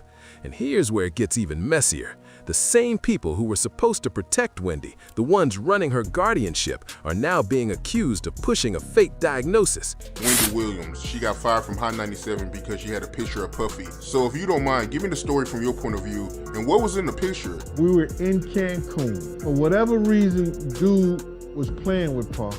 He went behind him and grabbed his trunks and pulled them down. Some girls that was taking pictures. They took that picture and emailed it back to Wendy Williams. Wendy Williams said she had him in a compromising position and like it was gay, something like that. She was gonna put it out. Wendy had shown people that email. Puff told Hot 97 if they didn't get rid of her before he got back in New York, that they was not gonna get any music from any of his friends, any of the record labels executives that was cool with him. Everybody was gonna boycott their station. We was out in LA for about 3 days before we landed back in New York. Can you believe that? For months, Wendy tried to speak out. She told anyone who would listen that she wasn't sick, that she was being controlled and silenced, but no one wanted to hear her. Now, the truth might finally be catching up, and it's looking wild. Instead of standing by her, they flipped the script on her. They called Wendy Williams unstable, untrustworthy, and claimed she couldn't even make her own choices. Her words were pushed aside again and again, like her voice meant nothing. But one person saw through all the lies and tried to sound the alarm: Nicki Minaj. Not too long ago, Nicki spoke out and dropped some serious hints that something dark and twisted was happening behind the scenes with Wendy. Not something that is like a conspiracy theory. This actually happens. But if they're able to separate Nicki and Kenny, that makes Nicki vulnerable because your husband is your power of attorney. Your husband is your signator on all of your accounts in the event anything goes wrong. Michael wasn't married. Britney Spears was married, but of course they control all of that. And so the mere fact that all these narratives are out about Kenny stealing this to buy chains and buy that, that's not what it is. It's like, you know, they got doctors that are giving out these diagnoses saying that she's schizophrenic and bipolar and all of this stuff. And then Kenny's now here. You know, she trusts Kenny. Of course, they've known each other since they were kids. Their families know each other. And so Kenny is just in the way. And so what do? You create narratives to try to separate, because if you separate, then you can divide and conquer. And so that's what it's about. You know, she's going into her latter years and, you know, there's a lot of money on the line and she's worth a lot, but Kenny is in the way. And so, yeah, I mean, look at what they're doing to Wendy Williams. Had Wendy would have still been with Kelvin, they wouldn't have been able to put her under a conservatorship because she has a husband. So, you know, and like I said, there was only one that was accused of stealing. We're gonna leave it at that. And she didn't just hint, she came right out and said she was scared the same thing could happen to her. She warned that powerful people in the industry could slap the label mentally unwell on her just to strip away her power, her freedom, and her money, the exact same way it happened to Wendy. Back then, everyone brushed it off. Some people said she was being dramatic. Others claimed she was just paranoid. But look at what's surfacing now. Those leaks, those reports, all these shady moves. Suddenly, Nicki's warning doesn't sound so far-fetched anymore. Maybe she wasn't just speaking for herself. Maybe she already saw what was really going on before the rest of us even had a clue. The grand overture from Puffy, I don't believe he really wants her back. I believe he probably treated her at some particular point like a possession, like a possession. And if you really care, then you'd reach out privately, not publicly. Y'all have bad blood for a while. Real bad. Real bad blood. The worst blood. The worst blood. You almost wanted to run you out of New York at one point, right? Well, not run, like push you out of New York at one point. He had you ran out. You give him full credit for that? Okay, cool. He had you ran out of New York. Now, what Nicki Minaj said doesn't sound like fear anymore. It sounds like straight up foresight, like she saw the storm before it even hit. And to really understand just how deep this whole situation runs, we need to break down exactly what went down with Wendy Williams, because the truth is layered, messy, and honestly shocking. So here's the deal. According to a brand new report, Wendy recently went through another round of neurological testing, and this time the results completely flipped the narrative. The top brain specialist who examined her, one of the best in New York, concluded that Wendy does not have the medical condition that was originally used to justify putting her under guardianship. Can you even wrap your head around that? For years, we were told Wendy was too sick to manage her own life, too unstable to handle her finances, too fragile to be in control. But this new evidence says otherwise. It paints a picture of a woman who was never truly given a fair chance, whose freedom was stolen under the guise of protection. That's not just concerning, it's outrageous. But here's the heartbreaking part. By the time this truth came to light, the damage was already done. Wendy had already been cycled through multiple psychiatric facilities, each one claiming to be helping her while stripping away another piece of her independence. She was heavily medicated, monitored, and muzzled, her voice drowned out by people who claimed to know what was best for her. The talk show she built with her own hands, the same one that flipped daytime television on its head and made her a household name, was axed without hesitation. Years of hard work gone overnight. And to make it worse, she was completely cut off from the very people who loved her most. No visits, no phone calls, no contact, not even a chance to say she was okay. She was left isolated, silenced, and stripped of everything that made her who she was. A woman who once dominated the media world, now trapped behind closed doors, with no one truly fighting for her voice. This isn't just sad, it's chilling. Because if it can happen to someone as powerful and outspoken as Wendy Williams, who's really safe? Now, Wendy Williams is speaking up, and she's not biting her tongue anymore. She's calling it exactly how she sees it, claiming that none of this was an accident. According to her, everything that happened was carefully planned, step by step, like a script written to destroy her independence. She says someone wanted her locked away, silenced, and stripped of control, and they made sure it happened right under everyone's nose. That raises one chilling question. Who benefits when a rich, high-profile celebrity gets labeled mentally unfit? Who gains the power, the money, and the control once that person is no longer allowed to make decisions for themselves? Wendy says she knows exactly who. In a shocking claim, Wendy points the finger straight at Wells Fargo. She insists the bank played a major role in placing her under guardianship. According to her, they went to court and argued that she couldn't manage her own finances anymore, that she was, quote, at risk of being taken advantage of. Their solution? Strip her of all financial authority and hand her entire estate over to a court-appointed guardian. Not long after that, everything spiraled out of control. Wendy was suddenly labeled with two serious conditions, frontal temporal dementia and aphasia, diagnoses so severe they automatically justified full guardianship. But here's the twist. These new neurological test results are telling a completely different story. They suggest that Wendy does not suffer from those conditions at all. So now people are asking the obvious question, was this ever about her health, or was it all a setup to take her money and control her empire? And that's where things get even more suspicious. If these diagnoses were wrong, or worse, exaggerated, then someone had to benefit from keeping her under guardianship. Someone had to gain from silencing her. And that's when one name comes front and center, Sabrina Morrissey, Wendy's court-appointed guardian. Morrissey was the one given total control over Wendy's finances, her property, and even her communication with the outside world. She became the gatekeeper of Wendy's life. Now, with all these new revelations coming out, people are starting to look at her role a lot more closely. Was she just following orders, or was she part of a bigger plan to keep Wendy powerless while others handled her fortune behind the scenes? This story just keeps getting darker, and the deeper you dig, the wilder it gets. At first, the public was fed a calm, polished story. Everything was supposedly fine. We were told Wendy Williams was getting the best care possible, that she was safe and protected under the watchful eyes of professionals. But the longer this guardianship went on, the more things started to smell off. Something wasn't adding up, and soon the cracks started showing, big time. Out of nowhere, Wendy began collecting new medical labels like trophies. Conditions that had never been mentioned before suddenly appeared on official papers. Each fresh diagnosis seemed perfectly timed, another convenient reason to keep her locked down, quiet, and totally dependent on her guardians. It started to look less like care and more like control.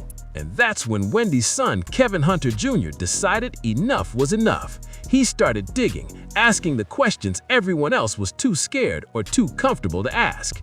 Kevin Jr. began noticing that the story being told to the public just didn't make sense. He saw the contradictions, the inconsistencies, the strange decisions that no loving caretaker would ever allow.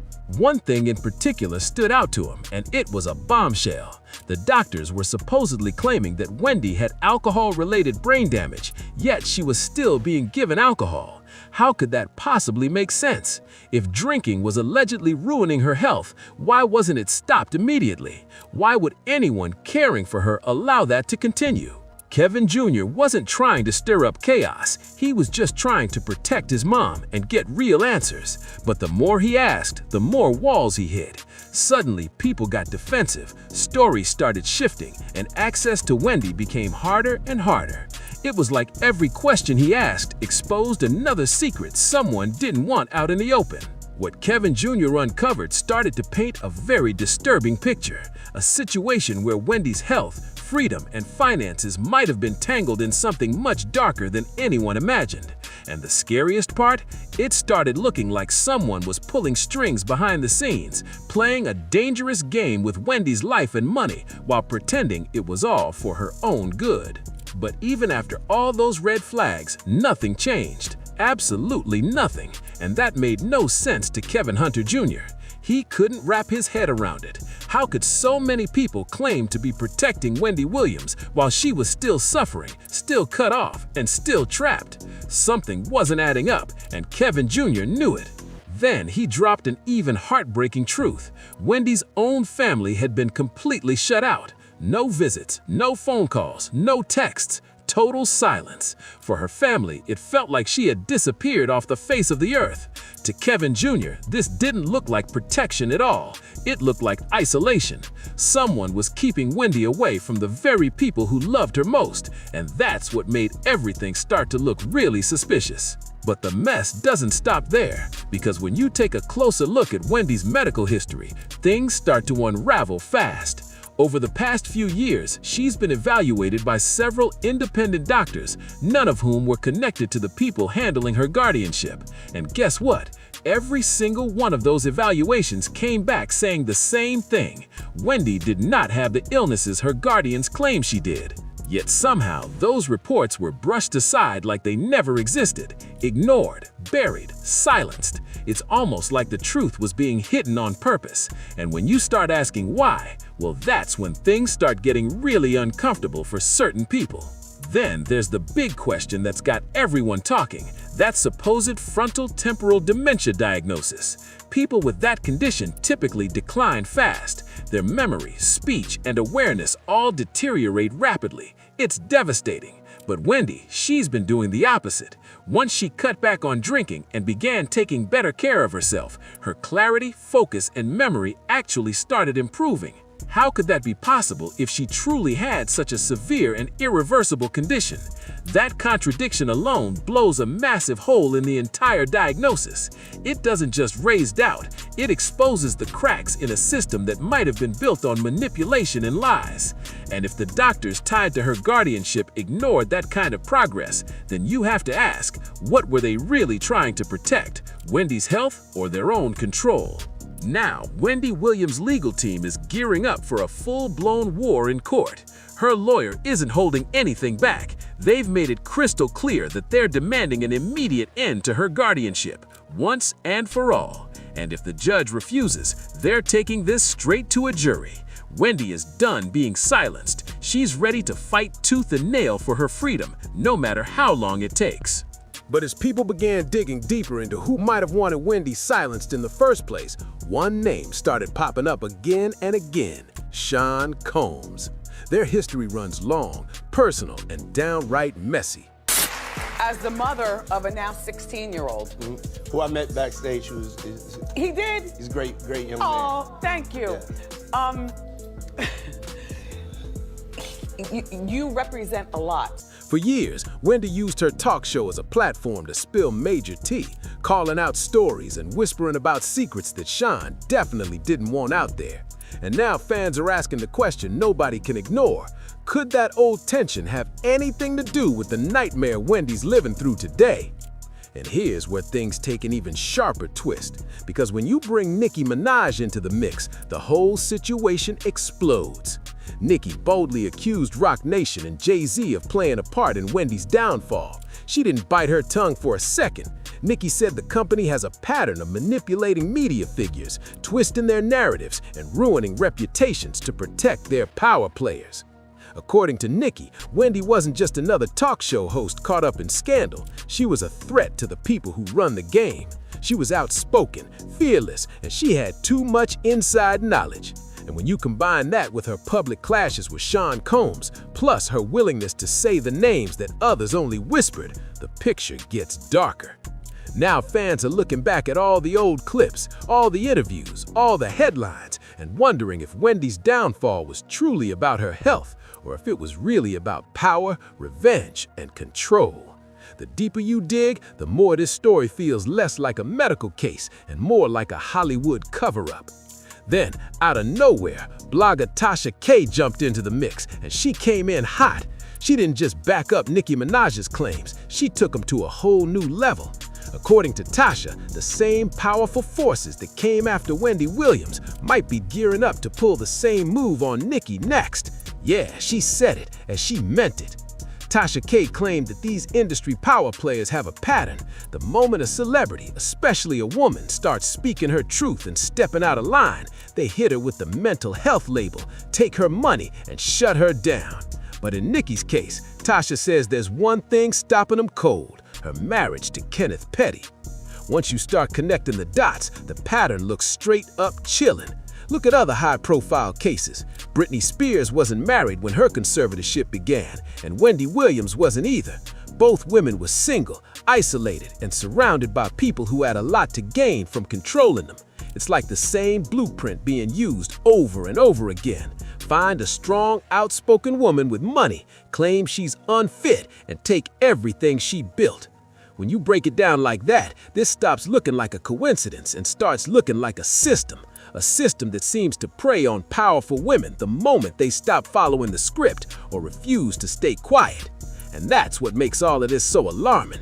It's no longer just about Wendy Williams or even Nicki Minaj. It's about a much bigger pattern that's been hiding in plain sight. A cycle wherein independent, successful women get punished the moment they take control of their own lives. And now people are finally waking up to it.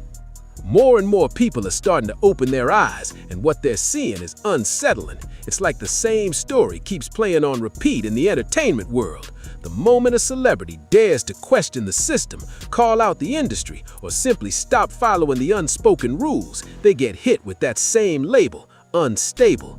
Once that label sticks, everything they've built, money, career, reputation, starts crumbling like clockwork.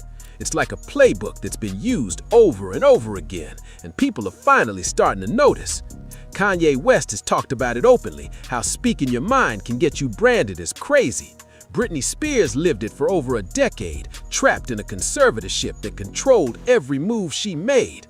And Michael Jackson, he tried to warn everyone about the dark forces in the industry long before he passed. Cassie back.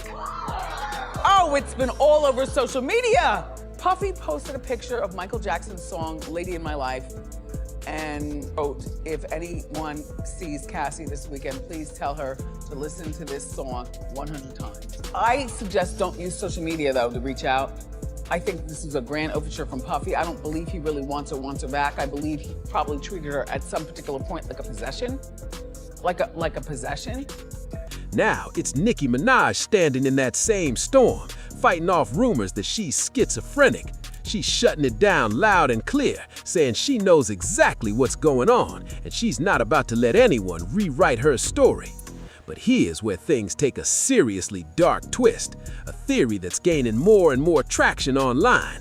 People are now claiming that Wendy Williams wasn't placed under guardianship for her own safety at all. It was done to silence her. According to this theory, Wendy knew way too much about Sean Combs, and the timing of her guardianship might not be a coincidence at all. And just when you think it can't get any messier, the story takes yet another turn. New whispers are flying that Jay-Z could be facing serious legal problems of his own, and right when those rumors start heating up, Nicki Minaj suddenly becomes the new target of mental health accusations. Suddenly, people are calling her unstable and erratic, just like they did with Wendy and Britney. To a lot of people watching from the outside, that's just too convenient to be coincidence. It looks like a pattern, a powerful one, designed to silence voices that get too loud, too bold, or too real. And if that theory turns out to be true, it doesn't just expose one celebrity scandal, it exposes an entire system built to protect power, not people. While all this happened, Wendy was left completely powerless. Others made every decision for her, controlling her world like she didn't exist. Now the public is done staying quiet. They want justice, and they want it now. People are calling for accountability. They want the doctors investigated, the guardian questioned, and the banks forced to explain their role in all of this. But above all, they're demanding one thing louder than ever. They want Wendy free. Wendy Williams is closer than ever to reclaiming her life and her freedom. But as she fights to get back everything she lost, even bigger questions remain. Was she silenced on purpose? Was this entire situation part of a larger plan?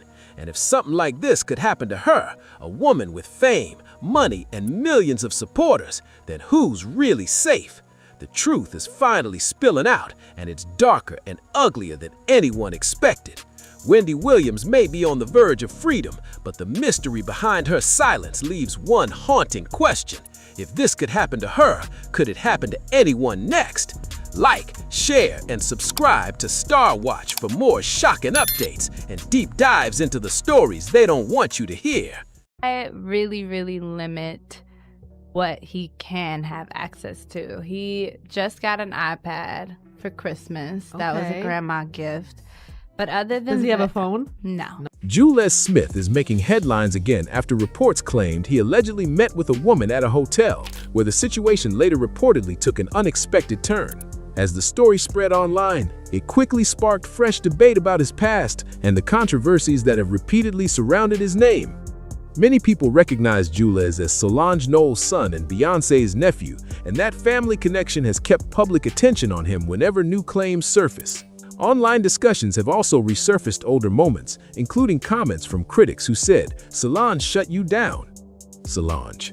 Others have called some of Jules's reported behavior disrespectful toward women, leading to more questions about his actions. One person even shared, "What man unprovokingly disrespect women? Like, that just don't make sense to me." So I feel like he started that argument because he wanted to. Like, that's how he likes to initiate sex. I don't know what. Those remarks added another layer to the ongoing conversation, though they reflect one person's opinion rather than established fact. The latest reports have also led some people to question why neither his father nor Solange has done more to help guide him. At the same time, others point to past comments from Wendy Williams, who claimed Solange was not around enough to be blamed for how things turned out. Whether those claims are accurate or not, Jules has remained a figure whose name often returns to the spotlight whenever another controversy appears. We thought Solange shut you down. Solange. Anyways, it's Jules Smith, Beyonce's nephew. Because that's the only way y'all gonna know who I'm talking about. But the is disrespectful. And that's another reason why I think what man unprovokingly disrespects women? Like, that just don't make sense to me. So I feel like he started that argument because he wanted to, like, that's how he liked to initiate sex. I don't know. One of the earliest controversies involving Jules Smith happened when he was about 15 years old. Private messages connected to him and Disney actress Sky Jackson were shared in a group chat. The messages included disrespectful remarks about her, and once screenshots started spreading online, the story quickly took off across social media. As more people talked about it, new rumors began to circulate. Some online users claimed Jules was the person who shared the messages to embarrass Sky, but those claims have never been confirmed and remain online speculation. Around the same period, there were also reports claiming he had gotten a girl pregnant while he was still a teenager. Those reports sparked even more discussion, with many wondering whether he was about to become a young father. According to reports at the time, Jules did not want the pregnancy to continue, but he also reportedly said that if the child was his, he would accept responsibility and provide support.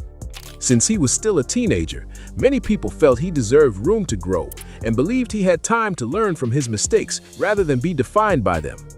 Another reason many people were hesitant to judge him too harshly was because of the respect his mother has earned over the years. Solange has built a reputation as one of the more private and respected figures in entertainment. She has always followed her own creative path, stayed away from unnecessary drama, and never seemed focused on competing with her sister or chasing the spotlight. She created her own path through music and art, and that's one of the reasons so many fans continue to respect her. Solange has also built a reputation for being confident and staying true to herself. Many people still remember her widely discussed elevator confrontation with Jay-Z, a moment that kept people talking for years. Now that Jules is an adult and becoming more visible in the public eye, some people have started wondering whether he has truly matured or found a clear direction for his life. Jules used to slide in Hollywood Unlock's DMs when he was younger, trying to get my staff to hook him up with different female celebrities, one of which was Sky Jackson. And I felt very uncomfortable with Jules in our DMs because I don't want Jules in our DMs. So I would DM him back and say, hey, Jules, like, you know, we're not going to do that. We're not going to do that, da-da-da. Earlier this year, Jules faced criticism after agreeing to appear at an event hosted by a gay nightclub in Atlanta.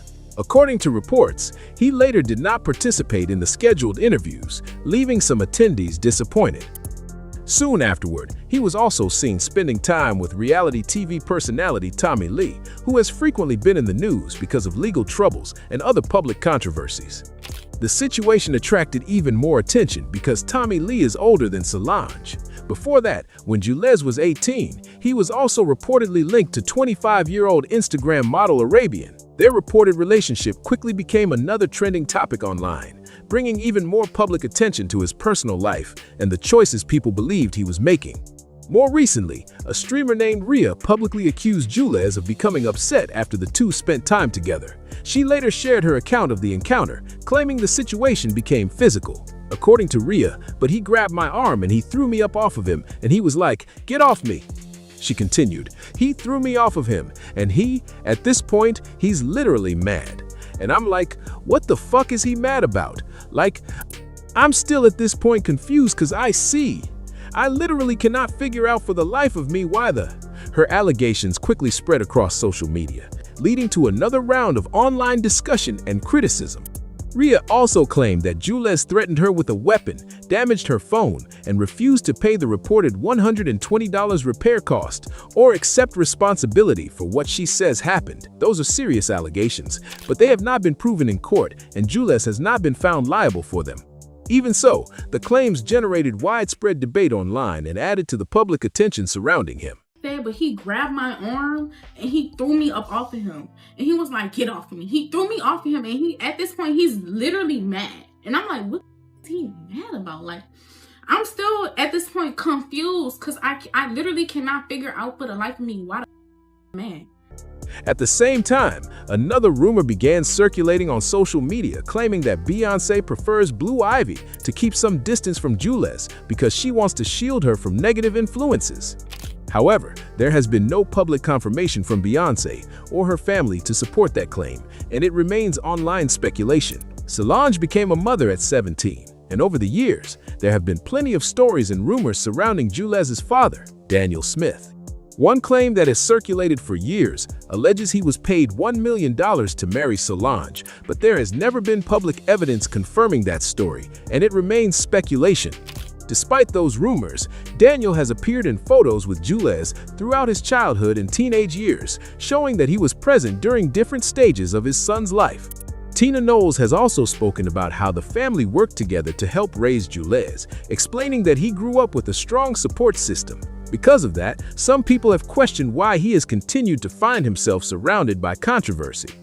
Critics argue that instead of building a stronger public image, his name keeps returning to the headlines for the wrong reasons. Some online commentators have even compared his public reputation to that of other celebrities who regularly face controversy. They argue that Jules has benefited from his family's fame, resources, and opportunities, yet he still ends up facing repeated public criticism over his reported actions. As more stories involving the Knowles-Carter family continue to circulate, Wendy Williams has questioned whether the public is seeing the complete picture. She has suggested that the family's public image is carefully managed and that some stories receive far more attention than others, though that remains her opinion rather than an established fact. And mom's gonna be mom's always, you know, that's my biggest support system for sure, so. What do you admire most about her? She's just the fly, she's the best. Yeah. Wendy Williams also questioned how Solange's career might have been viewed if more critical stories about her had received the same level of media attention. She argued that public reactions often differ depending on whether criticism is aimed at a father or a mother. Because of that, some people believe Solange would have faced much stronger backlash if she had been widely seen as uninvolved in raising Jules. Others have argued that any major controversy involving her parenting could have affected not only Solange's reputation but also brought increased attention to Beyoncé and Tina Knowles. For that reason, some believe the family made an effort to present a united front and regularly spoke about supporting Solange as she navigated becoming a mother at a young age. Those interpretations, however, remain matters of public opinion rather than established fact.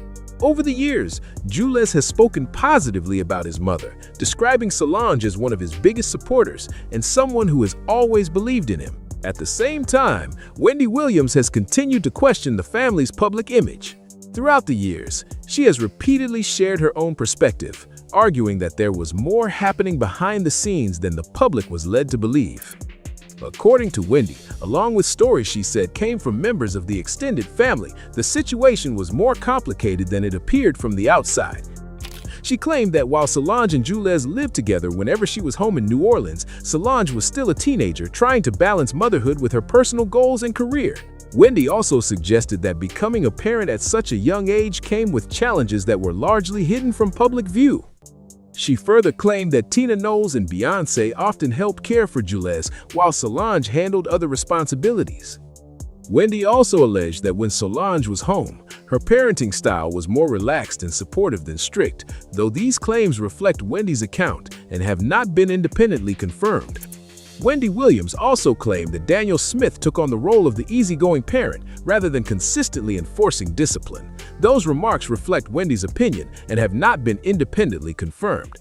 Over the years, other unverified reports have also claimed that Beyoncé and Solange disagreed at times over how Jules should be raised. According to those reports, Beyoncé believed Solange needed to establish firmer boundaries and play a stronger role in guiding her son. Solange, however, was said to have disagreed, reportedly pointing out that Beyoncé also had a strong support system while raising her own children. Neither Beyoncé, Solange, nor other members of the family have publicly confirmed those claims. The same reports further allege that Solange felt she did not receive the same level of support from those around her. According to those accounts, she believed their cousin Angela was one of the few relatives who consistently helped her, while Tina Knowles was more focused on supporting Beyoncé. The stories also claim that Matthew Knowles tried to ease the reported tension, but that the sisters never fully settled their differences. These accounts remain unverified and should be treated as speculation. Some online commentators have even pointed to Beyoncé's 2023 Grammy acceptance speech, noting that she thanked several family members without specifically mentioning Solange. However, there is no public evidence linking that speech to the rumored family disagreement, and any connection between the two remains entirely speculative. Many critics believe that stronger guidance earlier in Jules's life might have helped him avoid some of the controversies that later surrounded him. They point to reported incidents involving private messages, an alleged intimate video, and footage reportedly recorded inside Beyoncé's home as examples of situations where, in their view, better judgment could have made a difference. Others, however, argue that growing up in one of the world's most famous families brings an unusual level of pressure and constant public scrutiny that few people ever experience. Some people have also compared the public images of Jules and Blue Ivy, saying the two appear to have taken very different paths despite growing up in the same famous family. Others believe it is still too early to draw lasting conclusions, and that only time will show how Jules's story develops. Social media has been filled with strong opinions about the latest allegations. One user wrote, "I'm looking at Solange and her child's father very weird because what do you mean your son pushed a woman to the ground, beat her, held a pew-pew to her head, smashed her phone, and poured Casamigos on her? Are you raising Nate Jacobs or what?" Those comments reflect that individual's opinion, and the allegations referenced have not been proven in court. Another person posted, "As much as I love the Carters, Jules is somewhat a bit of a deviant and has a pattern, but their team is great at scrubbing it off the internet." Someone else added, "Jules is so aggressive towards women. Like, what the F is that boy's dad teaching him? But I don't think Solange is condoning it." Well, I hope not. The conversation remains deeply divided. Some people believe Jules's recent public behavior raises serious concerns, while others argue that public allegations and online reactions should not be treated as proof, and that the pressures of growing up in the spotlight can complicate how these situations are viewed. The discussion goes beyond Jules alone. Many people believe that growing up in one of the most famous families in the world comes with a level of pressure that most people will never fully understand. Every mistake can become breaking news. Every rumor can spread across social media within minutes, and every decision is examined by millions of people who have never met you. That does not excuse poor decisions if they occur, but it helps explain why almost every situation involving a high-profile family can quickly become a major public discussion. On the other hand, critics argue that fame, wealth, and powerful connections also bring greater responsibility. They believe public figures should be held accountable for their actions while also receiving a fair opportunity to respond before conclusions are reached. Until more verified information becomes available, much of the conversation is likely to continue being shaped by online reactions, speculation, and conflicting claims instead of confirmed facts. That is one reason this story has continued to attract so much attention. The Knowles family has spent years building a reputation for keeping their private lives out of the spotlight. Unlike many celebrity families that publicly respond to every rumor, they have often chosen to remain silent. While that approach has helped protect their privacy, it has also fueled even more curiosity whenever new allegations or controversies appear. When there are few public answers, people online often fill the gaps with their own theories and opinions. That pattern has also played out with Jules. Each new allegation, rumor, or viral post is frequently linked back to older stories involving him, leading some people to believe they are seeing a repeated pattern. Others argue that social media has a tendency to amplify controversy, making situations appear larger or more definitive than the available facts actually support. Without complete information, it can be difficult to separate verified facts from rumors and online speculation. That is one of the biggest challenges whenever a high-profile story starts gaining attention. As more posts, videos, and opinions flood social media, it becomes harder to tell which claims are supported by evidence and which are simply part of the online conversation. Another topic people continue to debate is accountability. Some believe Jules should publicly respond to the criticism surrounding his name instead of staying silent. Others argue that addressing every allegation would only generate more headlines and keep the story in the spotlight even longer. It is a difficult position that many public figures face when they become the focus of intense public attention. For now, the discussion shows no signs of fading.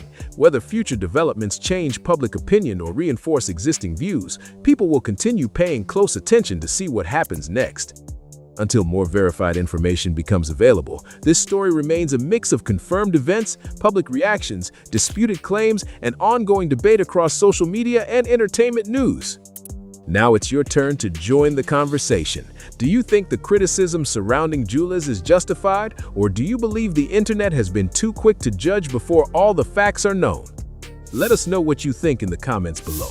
We always enjoy reading your perspectives, and respectful discussions help make these conversations more interesting. If you enjoyed this video and want more deep dives into the biggest celebrity stories, breaking entertainment news, and viral moments everyone is talking about, make sure to like this video, subscribe to Star Watch, and turn on notifications so you never miss an upload. Share this video with your friends and family, or anyone who loves keeping up with the latest celebrity headlines. Thanks so much for watching Star Watch, and we'll see you in the next video. Was a serial cheater. Kevin had different mistresses depending on, the part of his life. This last one was the one that he had the longest term relation. Let me tell you something. If there is one person quietly watching every Wendy Williams headline with serious interest, it is Kevin Hunter. The reason is simple. If Wendy suddenly steps back into the spotlight and starts pulling in major TV money again, Kevin could very easily walk back into court and try to reopen the alimony conversation. People following this long legal saga already know he has pushed this issue many times before, and the possibility of Wendy earning again could give him another angle to argue his case. Many observers say they are tired of seeing the same legal tug-of-war play out, but behind the scenes, there is still a lot of speculation about what might happen next and why a possible comeback could change the financial conversation all over again. Now here is where the story takes a more interesting turn.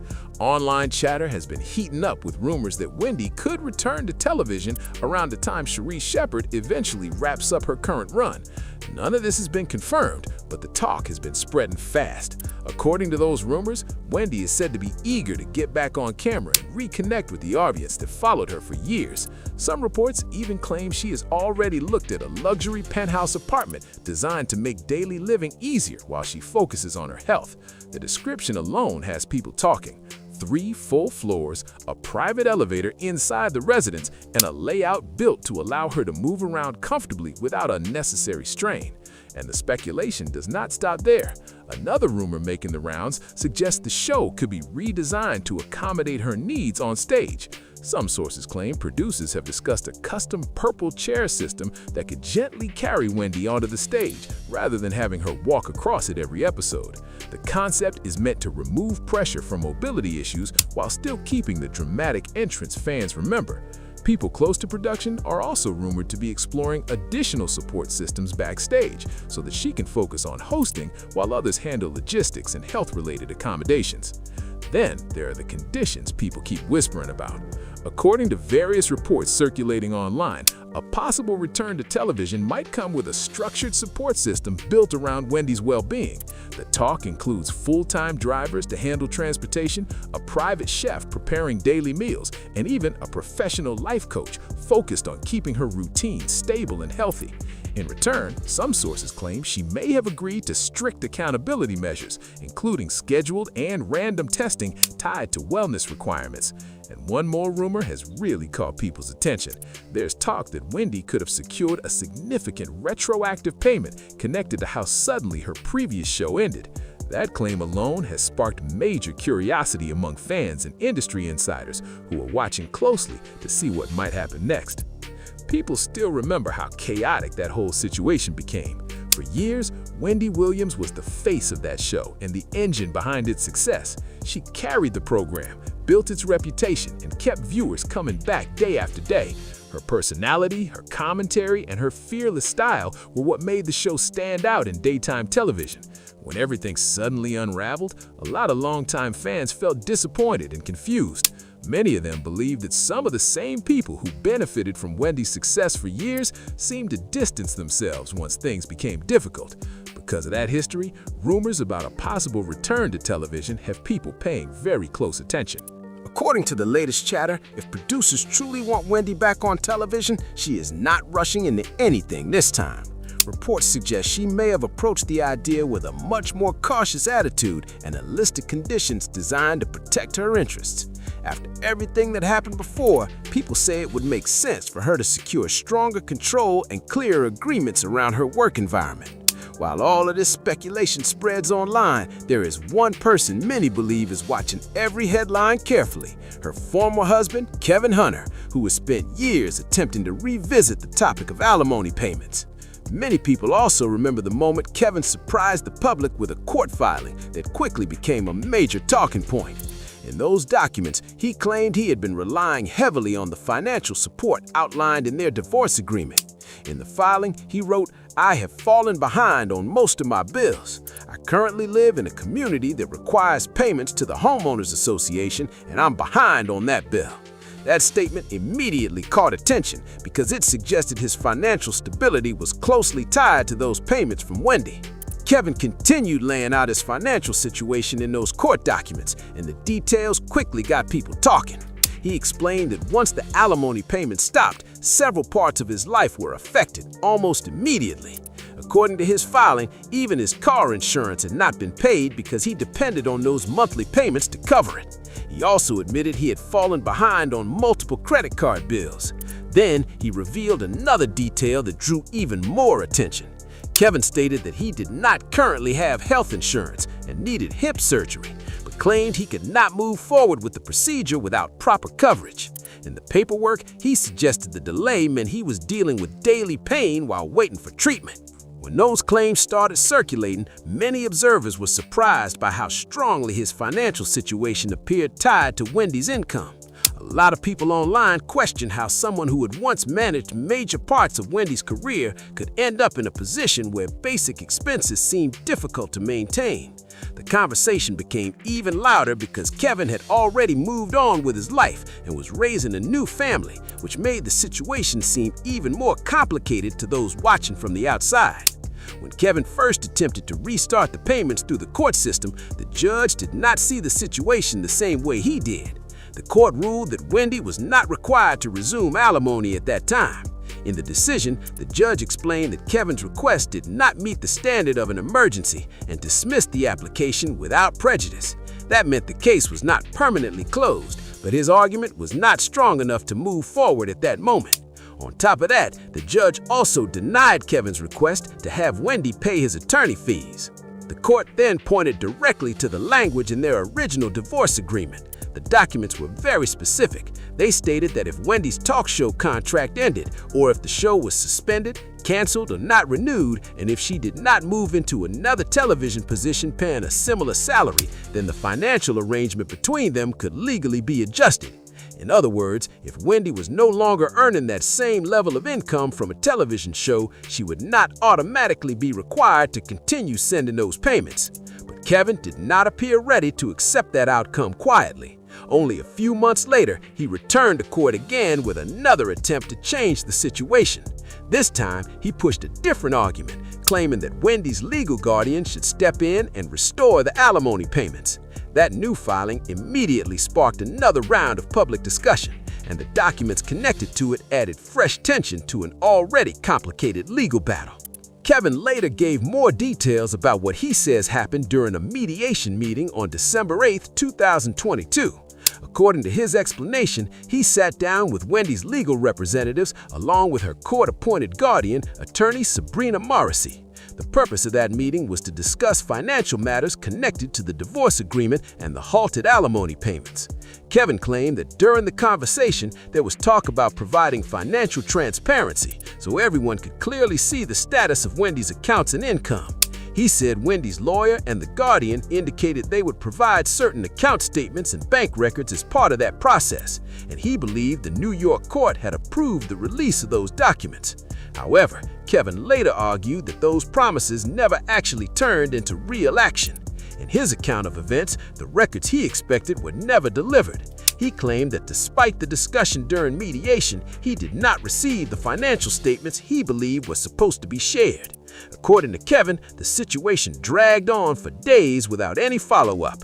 By December 19th, Kevin said he had still not heard anything further from Wendy's side. At that point, he reportedly emailed the mediator and copied everyone involved in the case. In that message, he accused Wendy's legal team of showing a lack of transparency and claimed they were acting in bad faith during the mediation process. His argument was simple from his perspective. Kevin believed there could be financial details he had not seen, and he wanted access to every record that might clarify the situation. But the dispute did not end there. According to a counter-filing submitted by Sharina Morrissey, the version of events from her side of the case looked very different. In court documents filed during the dispute, Wendy's court-appointed guardian, Sharina Morrissey, presented a very different argument about the financial situation. Instead of Kevin being owed money, she suggested the possibility that he might actually owe money back to Wendy. Her filing pointed directly to the terms written in their divorce agreement. According to those terms, the alimony payments were supposed to stop if Wendy's yearly income dropped below twice the amount she had been earning as of February 1st, 2020. That clause suddenly became extremely important once Wendy stopped actively hosting her show. Sabrina explained in the filing that Wendy did not appear as the host for the entire final season of The Wendy Williams Show. Because of that absence, the income structure around the show reportedly changed. According to the Guardian statement, Wendy stopped receiving her full salary starting in October 2021. That shifted income created a major legal question about whether the payments to Kevin should have continued at all. Despite that financial change, the documents claim Kevin still received alimony payments for a period of time after the salary situation had already shifted. Based on the numbers presented in the filing, Sabrina argued that those continued payments created an overpayment situation. Her calculations suggested Kevin received roughly $112,500 that, under the terms of the agreement, he may not have been entitled to receive. Because of that, she asked the court to step in and order Kevin to return the money along with additional interest. That claim immediately turned the entire argument upside down and added another dramatic layer to the already complicated legal battle. But the filing did not stop there. Sabrina also asked the judge to put tighter control around how information from the case was being shared publicly. In the documents, she requested a gag order, writing, "I request that the court increase the protection of this case and issue a gag order, thereby instructing Mr. Hunter not to speak to the press or others except for legal advisors about these matters, and to instruct anyone with whom he has previously discussed these matters that they should not communicate about these matters with anyone else." The request suggested the Guardian believed too many private details about the dispute were making their way into public conversation. Even with that request on the table, the situation did not exactly become quiet. New details about the disagreement continued surfacing in news reports and online discussions. Because the information kept appearing, many observers began speculating about where those leaks might be coming from, and some believed Kevin himself could be the source. Around that same time, Kevin's financial situation started drawing more public attention. Reports began circulating that he had listed his house for sale at roughly $1.3 million. That alone caught people's interest, but it was not the only development connected to his finances. Around the same period, it was also reported that he had taken out loans on 2 luxury vehicles through a company called Flex Wealth. When those details surfaced, many observers began wondering whether the ongoing legal fight over alimony was connected to growing financial pressure behind the scenes. Then another issue appeared reportedly. UBS Bank filed a lawsuit claiming Kevin had failed to pay an outstanding credit card balance. According to the lawsuit, Kevin originally applied for a Visa Signature credit card back in 2014. The bank later claimed he violated the cardholder agreement by not keeping up with the required payments. Situations like that added even more attention to his financial picture. When people looked at the house listing, the reported vehicle loans, and the credit card dispute all at once, it created the impression of someone dealing with significant financial strain, while the legal dispute with Wendy continued unfolding. Just when many people believed the legal drama between Kevin Hunter and Wendy Williams might finally be winding down, another twist suddenly appeared. Reports surfaced that Kevin returned once again seeking spousal support, this time asking for 23 months of back payments. That request alone surprised many observers who had already seen several earlier attempts rejected. But the situation purportedly went even further than that. According to the claims circulating at the time, Kevin was also raising arguments that could potentially challenge the structure of the divorce arrangement itself. That development made the situation feel even more dramatic for those following the case closely. For anyone who missed earlier chapters of the story, Kevin had already tried multiple times to restart the alimony payments after they stopped. Each attempt ran into strong resistance and legal setbacks. After facing another rejection, Kevin appeared to shift his strategy and turned his attention toward the television show that had built Wendy's career. He filed a $10 million lawsuit against the production company connected to the Wendy Williams Show. In that lawsuit, Kevin argued that he had been removed from his role as executive producer because his marriage to Wendy was collapsing. According to court documents submitted by his legal team, Kevin claimed he had played an important role behind the scenes in Wendy's earlier career projects. The filing also suggested that he used his business instincts and negotiation experience to help secure a much larger financial deal for Wendy than what had originally been offered. The lawsuit also focused heavily on the massive success of the Wendy Williams show during its peak years. For a long stretch of time, the program controlled the 10 a.m. daytime television slot and built a loyal audience that tuned in daily. While other networks struggled to find shows that could compete in that same time window, Wendy's program kept delivering strong ratings and consistent attention.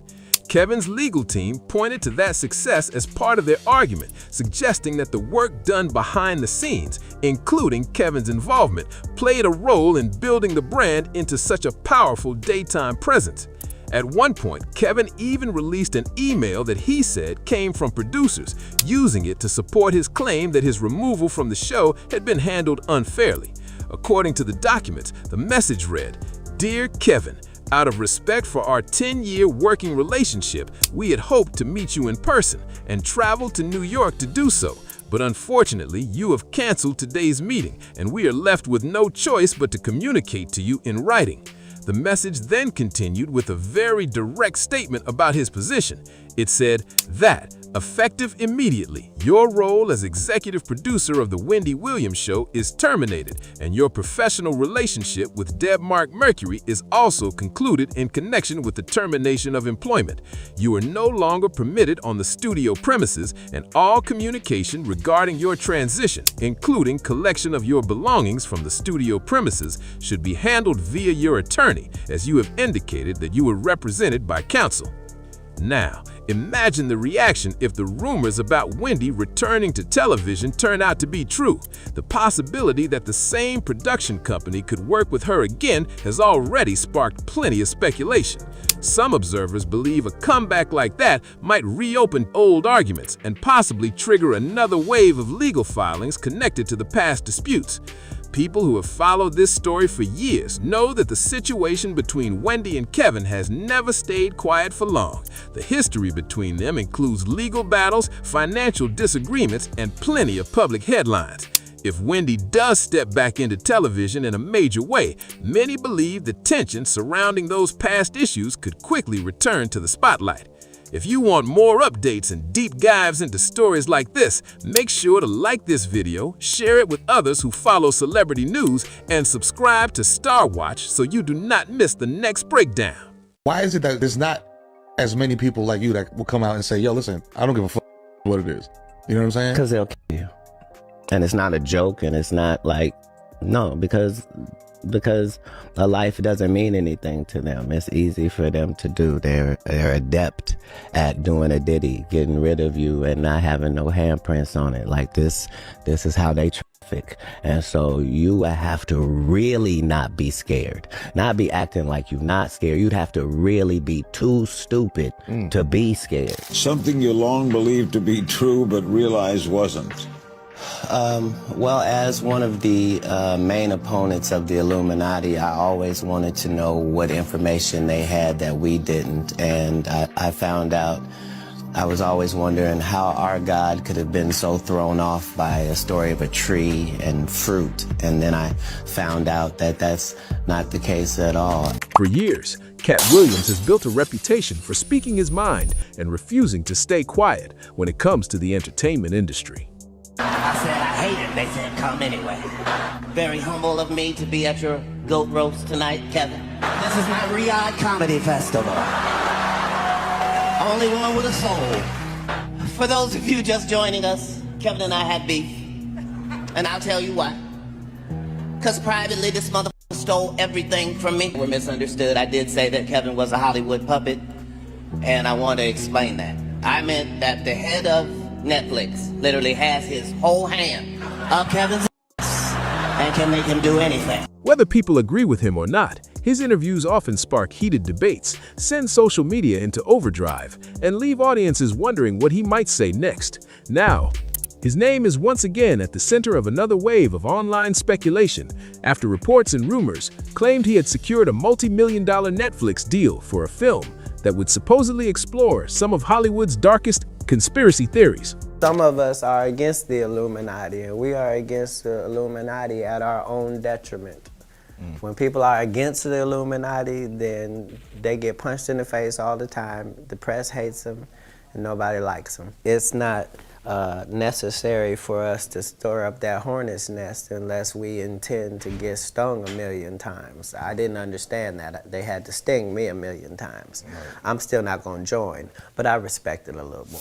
One of the biggest stories tied to those rumors goes back to comments that former actress Roseanne Cherry Barra reportedly made years ago. They eat babies. That is not bullshit. It's true. So it's not just the dogs and the cats, not just the pets. It's not just the dogs and the cats. They're full-on vampires. And everybody still thinks I'm crazy, but I'm not crazy. They're full-on vampires. They love the taste of human flesh and they drink human blood. They do it. They say you can't wake people up that are pretending to be asleep, but I pray to God, please wake up even those who are pretending to be asleep with the irrefutable truth. At the time, many people dismissed those remarks as unbelievable, while others claimed she was hinting at hidden truths. Those statements have never been verified, but they continue to resurface whenever conversations about Hollywood conspiracies gain momentum. According to the same online rumors, the alleged project would also mention well-known celebrities whose names have circulated across social media and conspiracy forums. Supporters of these theories argue they have found what they call receipts, while critics say the claims rely on speculation, unverified stories, and internet rumors rather than confirmed evidence. As the conversation grows, people are once again debating where the line falls between conspiracy, entertainment, and reality. A number of old conspiracy stories that had mostly faded from public attention suddenly started making the rounds again. Social media users began digging up years-old videos, forgotten interviews, and viral posts, arguing that some of those clips deserved another look. One of the most talked about examples was a video involving a model who appeared visibly distressed after leaving what was described online as a Hollywood party. The original clip was reportedly recorded in Spanish before someone later added an English translation.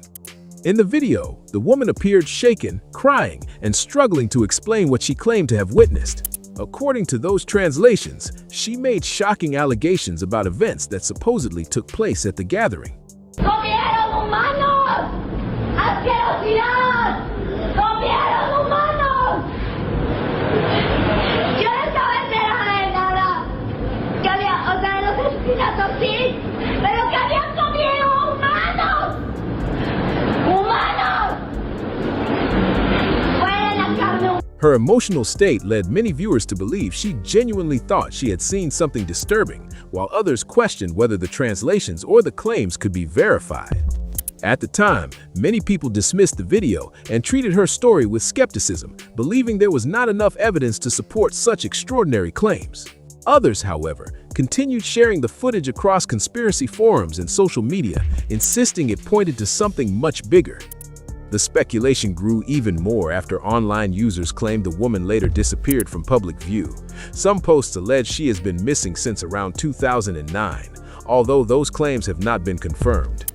That uncertainty has fueled years of debate, with some people wondering whether the video captured someone in genuine distress, while others believe the story has grown through rumor and internet speculation over time. Another clip that continues to circulate in conspiracy circles involves author Barbara Marx. By everything that we do, the babies we eat, the food we eat, the wars we fight, the babies we eat. Online commentators have argued that she appeared to make an unexpected remark during an interview that, in their view, hinted at the same kinds of claims discussed in other viral videos. Others have pushed back, saying it was simply an awkward mistake or a misspoken sentence that was taken out of context. The clip has remained a source of debate, with viewers reaching very different conclusions after watching it. Stories about alleged secret gatherings involving powerful figures are nothing new. These theories have been shared for decades, long before they became popular topics on social media. Supporters of these ideas often point to symbolism in movies, television, music videos, and celebrity events, arguing that entertainment has been quietly referencing hidden groups and exclusive traditions for years. Critics, however, say those connections are based on interpretation rather than verifiable evidence. The Met Gala has also become a frequent topic in these discussions. As know, Beyonce is a witch. She's a very powerful witch. She's heavy into African spirituality. She is a daughter of, I believe, either a daughter of Oshun or Yemaya. I go back and forth. Some online communities claim the event is more than a high-profile fashion fundraiser, suggesting it serves as a private meeting for influential celebrities and industry leaders. No credible evidence has confirmed those allegations, but the event's exclusive guest list, dramatic themes, and limited public access continue to fuel speculation and keep conspiracy theories alive across the internet. One of the biggest reasons these theories continue to gain attention is because people often point to a real private gathering that has been the subject of public scrutiny for decades: Bohemian Grove. Every time conversations about secret societies or elite circles resurface, the name comes up again. While the event itself is real, many of the claims surrounding what happens there remain heavily disputed, creating an ongoing mix of documented facts, speculation, and conspiracy theories. Bohemian Grove is a private retreat held each year around mid-July in Monte Rio, California. The property is known for its large owl statue and its invitation-only guest list, which has included prominent business leaders, politicians, and other influential figures over the years. Those details have fueled widespread curiosity, with many people questioning what takes place behind closed gates during the gathering. That's why I can speak with impunity about the Illuminati, because I know who you would have to be in order for what I'm saying to bother you, number one. Officially, organizers describe the event as a private retreat featuring social activities, performances, and traditions. However, critics and conspiracy communities argue that a smaller group of attendees allegedly participates in exclusive ceremonies that are hidden from the rest of the guests. Those claims have never been substantiated with credible evidence, but they remain a central part of the stories shared online. People who claim to have secretly witnessed parts of the gathering describe a nighttime ceremony in which participants allegedly wear long hooded robes in different colors while carrying torches through the wooded grounds toward the lake. These accounts have been repeated for years, although many details remain unverified and continue to be debated. The mystery surrounding Bohemian Grove has only grown over the years because of the event's strict privacy rules. Reports about limited access and restrictions on photography have led to endless speculation online. No, so there was a crossroads where we were both invited to an Illuminati thing, and it had to be one or the other of us, and decisions had to be made. So it was both of us, we were equal. One of us had to cut off all their hair and couldn't do the sideburn thing no more with the points. And the next person, they said, was going to get $200 million because they were going to pay him $10 million a movie to do 20 movies. Some people believe those policies exist simply to protect the privacy of high-profile guests, while others argue they are meant to keep unusual activities away from public view. Those competing explanations have kept the debate alive for decades. Another claim that frequently appears in discussions about the retreat is that its ceremonies involve much more than the public has been told. Conspiracy communities often describe the well-known owl ceremony as something symbolic of deeper traditions, while skeptics argue those interpretations go far beyond the available evidence and rely heavily on rumor. No one in Hollywood has a memory of going to a sold-out Kevin Hart show. Have we heard of a comedian that came to L.A. and in his first year in L.A. he had his own sitcom on network television and had his own movie called Soul Plane that he was leading? No, we've never heard of that before that person or since that person. What do you think a plant is? Much of the modern attention surrounding Bohemian Grove traces back to 2000, when Alex Jones said he secretly entered the property with a hidden camera and recorded part of the event. He later released footage in a video titled Dark Secrets Inside Bohemian Grove. Supporters viewed the recording as a major revelation, while critics questioned the conclusions drawn from what was shown. Regardless of where people stood, the footage quickly became one of the most widely discussed pieces of media connected to the retreat. Years later, Cat Williams became another major figure in conversations about Hollywood and powerful institutions after his widely shared 2024 interview with Shannon Sharpe. During that appearance, he spoke about the entertainment industry in blunt terms, sharing his personal opinions on fame, influence, and success. He also discussed long-running claims involving secretive groups, moral compromises, and the pressures that some believe exist behind the scenes in Hollywood. Comments that quickly spread across social media and sparked intense debate. One moment from Cat Williams' interviews that generated a huge amount of discussion involved his comments about rapper Ludacris. According to Cat's account, both of them were once invited to what he described as an Illuminati gathering, where he claimed only one person would receive a major career opportunity. The story quickly spread online, with supporters viewing it as another example of Cat speaking openly about the entertainment business, while others questioned whether the claims could be verified. Cat also spent time discussing what many online communities refer to as the Hollywood humiliation ritual.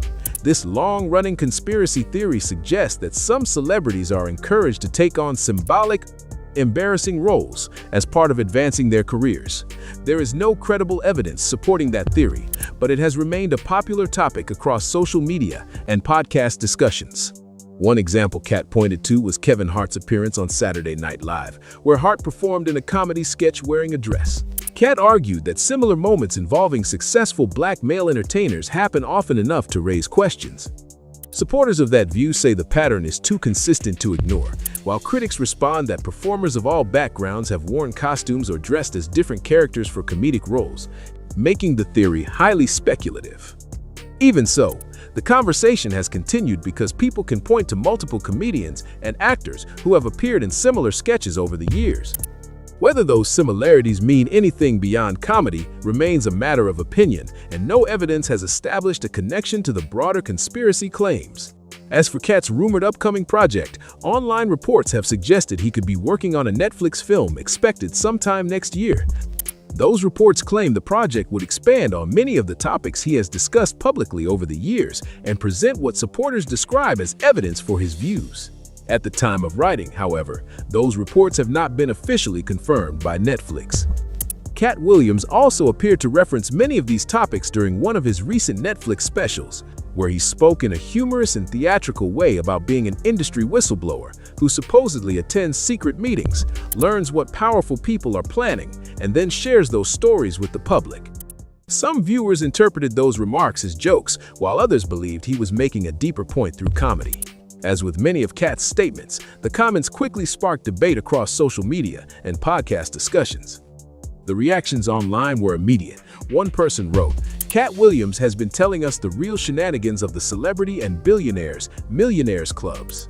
The rot is deeper than one could ever imagine." Another commented, "I know that Cat would not ever want to be seen as a liar or hypocrite. He's trying to tell us all something here, without saying it out loud." Those opinions reflect what some viewers believe, while others remain skeptical and argue that many of these claims have not been supported by credible evidence. If the rumored film does move forward, it will be interesting to see exactly what it presents and whether it offers any new information beyond the stories and theories that have already circulated online. Until then, the conversation continues, with supporters and critics debating the same questions from very different perspectives. Now it's your turn.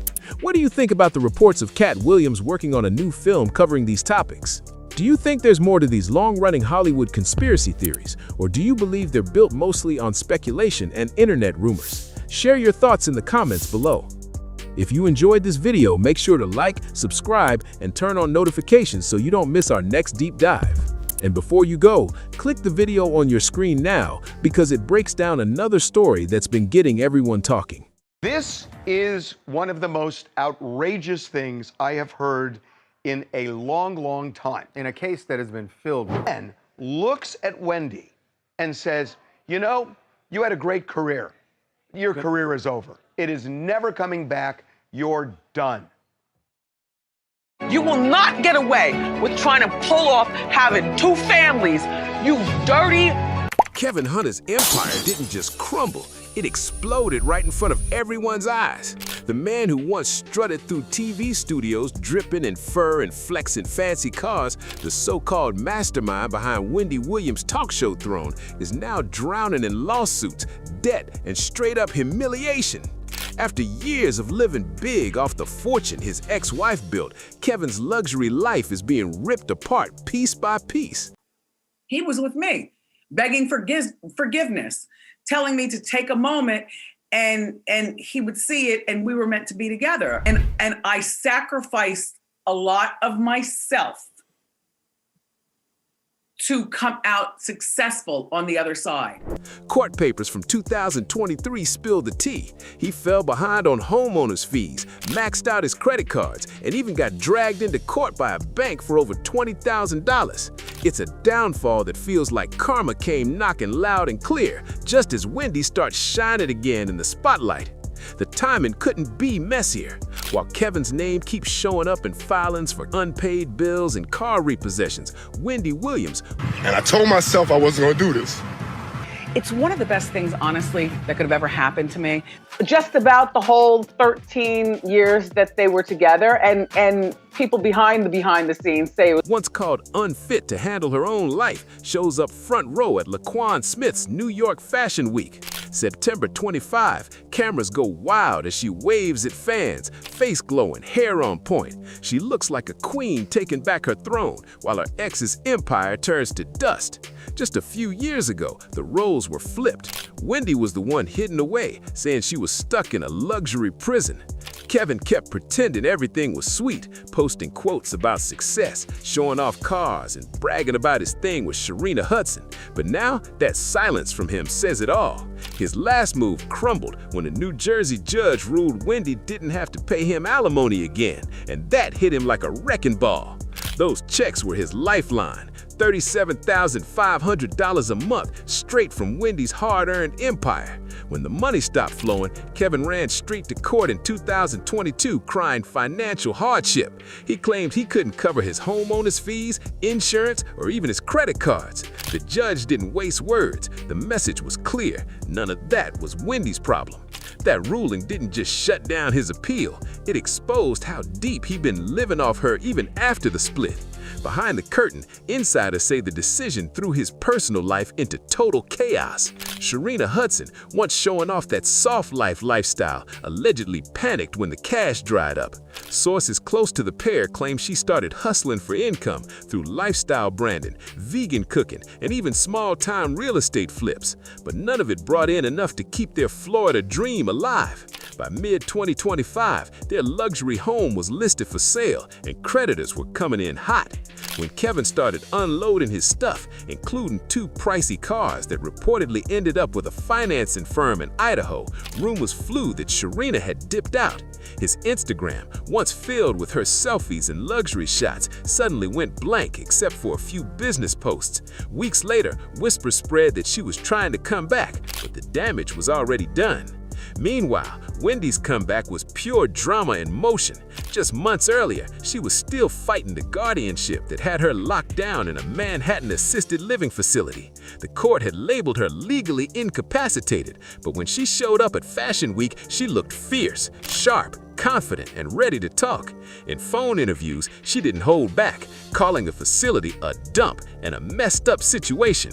Wendy was furious about being stuck on a floor full of elderly residents. She said she could only make outgoing calls and couldn't even receive messages. On top of that, her court-appointed guardian, Sabrina Morrissey, allegedly blocked her from using her iPad, the one she used to listen to her old radio shows. Those aren't the words of a woman who's lost touch. They're the words of someone fighting to be heard. While Wendy's fans started pushing the Free Wendy movement, Kevin tried flipping her battle into his own spotlight. In June 2024, he filed a massive federal lawsuit accusing the guardianship system of corruption, calling it fraudulent bondage, and demanding a wild $250 million payout to split between him and Wendy.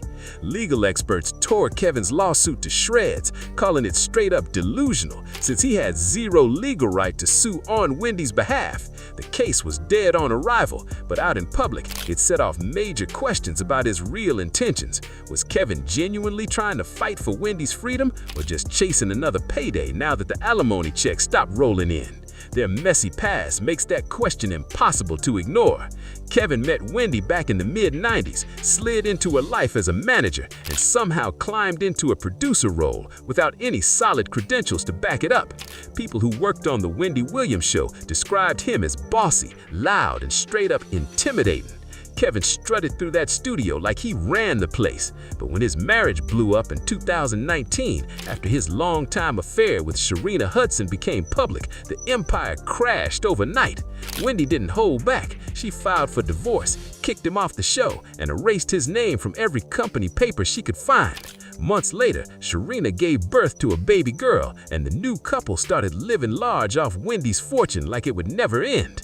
Now, insiders say that whole setup is completely falling apart. Sharina's soft life glow has dimmed big time. She used to flood her socials with fancy brunches and beach trips. Now it's just short clips promoting vegan recipes and modest real estate hustles. Industry voices in Florida say she's been grinding to stay above water. Some even whisper that she's been reaching out to old contacts and maybe even reconnecting with Kevin after a long break.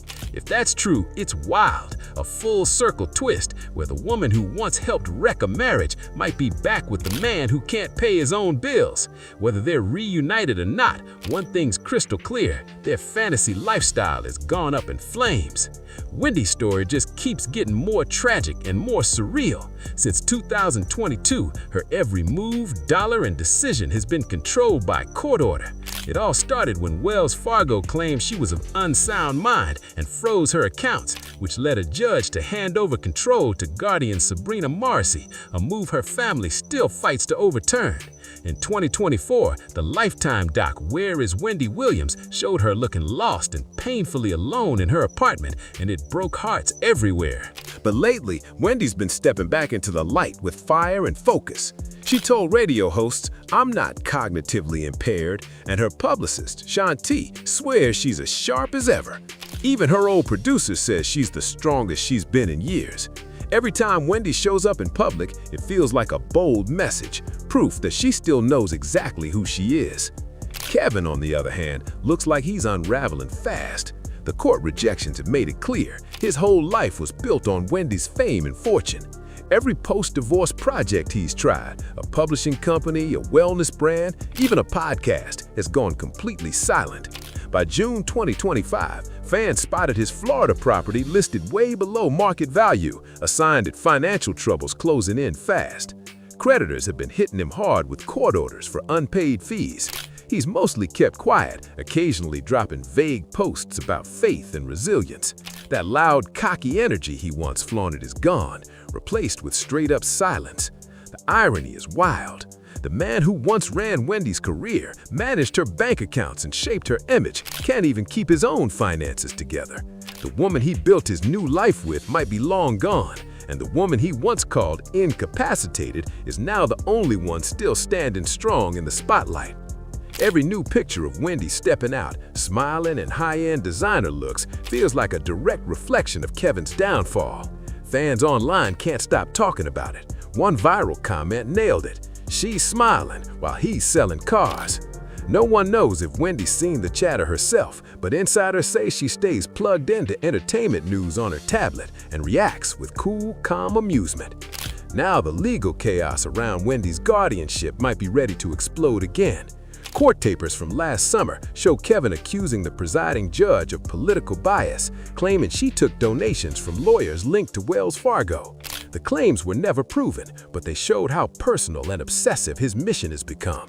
People close to Wendy believe Kevin still views himself as either her savior or her next paycheck. They say his financial collapse could push him to sneak back into her world, hoping to benefit off her story again.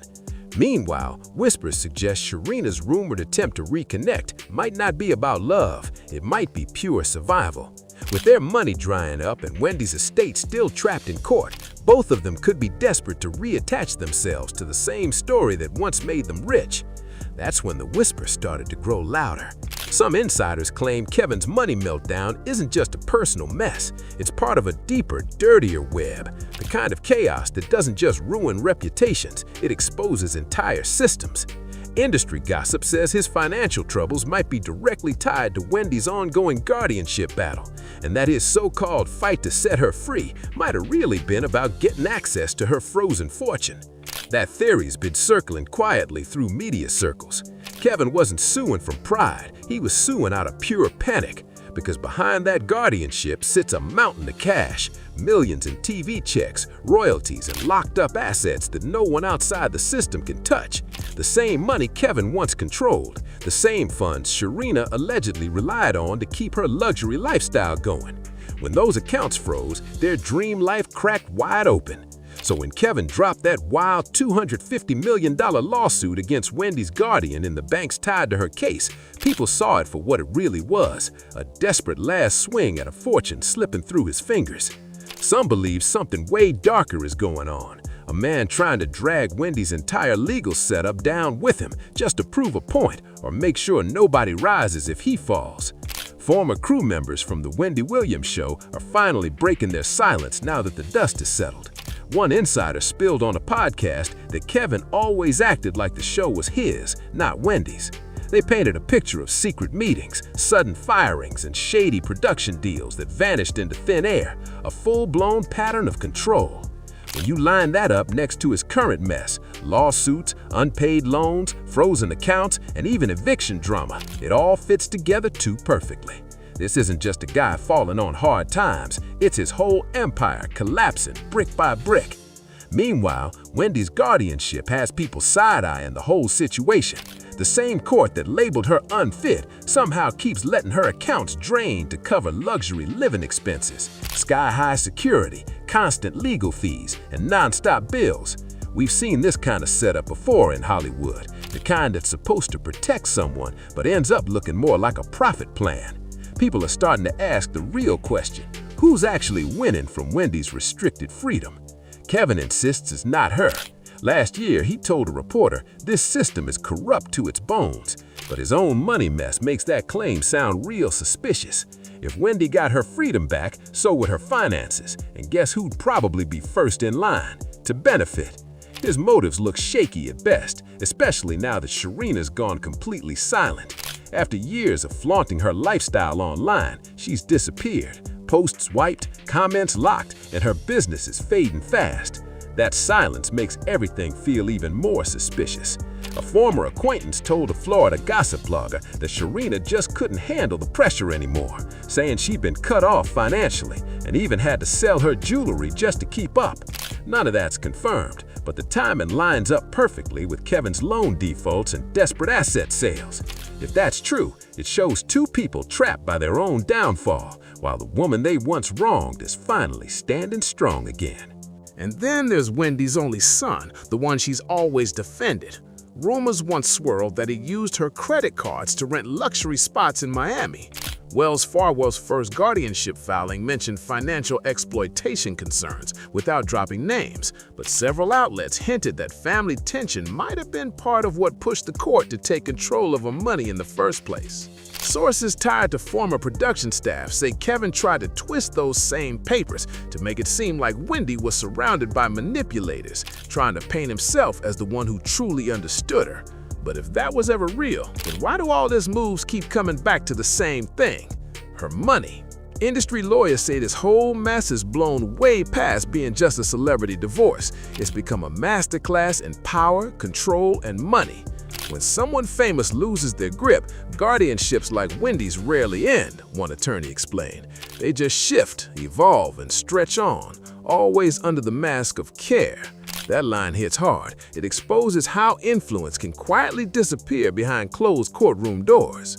Kevin's lawsuit might have been reckless, but it cracked open a chilling question about how this system really works. What happens when the fame fades, but the money keeps flowing? Who gets control of the fortune when the star can't speak for themselves? And why do the same people claiming to protect Wendy also seem to benefit from keeping her quiet? Those questions are hanging heavy, and the silence surrounding them keeps getting louder. As time passes, more names keep surfacing. Old business managers, assistants, and even lawyers who once handled Wendy's biggest deals. Some have been subpoenaed in unrelated cases, while others have suddenly gone mum, refusing to go on record. Insiders whisper that huge revelations could drop if federal investigators ever dig into the money trail behind Wendy's guardianship. If that happens, Kevin's downfall might end up just being a piece of a way bigger explosion, one that could expose not only his greed, but the hidden machine that profits from celebrity collapse. The tabloids already have a name for it, the Wendy Web, a twisted network of everyone who once had strings tied to her ex-husband, her guardian, bank insiders, TV producers, even some family members. Each one has their own version of events, their own justifications, and their own slice of guilt. Now that Kevin's reputation is in ashes, a lot of those same people are scrambling to clean up their own image before the spotlight turns their direction. We've seen this Hollywood playbook before. When the puppet master falls, everyone else suddenly claims they were just trying to help. It's the oldest trick in the book. Sharina's rumored attempts to reconnect with Kevin might just be part of that same PR scramble. Some insiders believe she's trying to reposition herself before the next wave of headlines hits, especially now that the public's turned on both of them. Others say she's quietly stockpiling receipts, texts, emails, and old records to cut a deal if the legal mess circles back around. Whatever the truth is, it all screams one word: panic. The once golden couple of scandal has been reduced to pure survival mode. The same duo who used to flex matching cars and a mansion are now allegedly buried in debt and hoping the noise dies down before it gets any louder. Through all the chaos, Wendy's voice keeps breaking through, like a ghost cutting through static. "I'm not crazy, I'm not gone," she said in a recorded phone call last year. Her words came out shaky but burned with that old fire, part anger, part warning. Whether it was clarity or pure defiance, it sounded like a message to everyone who ever doubted her. And maybe that's what really haunts Kevin now. After all his lawsuits, rants, and desperate public claims, he knows Wendy still holds the one thing he can't ever buy back: her audience's love. If that guardianship ever cracks and Wendy wins back even a piece of control over her money, the story could flip overnight. Just imagine the headlines: Wendy Williams, free at last. The talk show legend staging the ultimate comeback, reclaiming the fortune everyone tried to manage for her. For Kevin and Sharina, that kind of return wouldn't just be embarrassing, it could be dangerous. Once the financial audits start, some motives might start looking real different. We're standing at a wild turning point in this saga. The man who once pulled every string in Wendy's life is buried in debt. The woman who was silenced on camera is finally finding a voice again. And the mistress who once flaunted her soft life dreams is fading out, her glam fantasy turning into a cautionary tale whispered online. But underneath it all, something bigger's brewing, a reckoning not just for Kevin Hunter, but for everyone who fed on Wendy Williams' fame while pretending to protect her. And you gotta wonder, what happens when the woman everyone counted out finally gets her say? Could Wendy's freedom be the plot twist that brings down everyone who cashed in on her pain? Or will the same forces that silenced her once rush to shut her down again? This story is far from over, it's just heating up. Stay tuned, because the drama surrounding Wendy Williams is still unfolding, and it's getting messier by the minute. Drop your thoughts in the comments, hit like, share, and subscribe to Star Watch, because you don't want to miss what happens next. You know, we haven't seen you really around since the Golden Globes, where you were a low profile. Yeah, well, they attacked you, but they said that you were mean and rude, and you were surprised at that. You were surprised. Let me just read one of the things they thought was... I am being rude. I'm surprised they attacked me for it, though. Yeah, exactly. Ellen DeGeneres spent years building a reputation that looked almost untouchable. She was friendly, funny, generous, and presented as one of television's safest stars. But away from that polished image, uncomfortable rumors kept hanging around.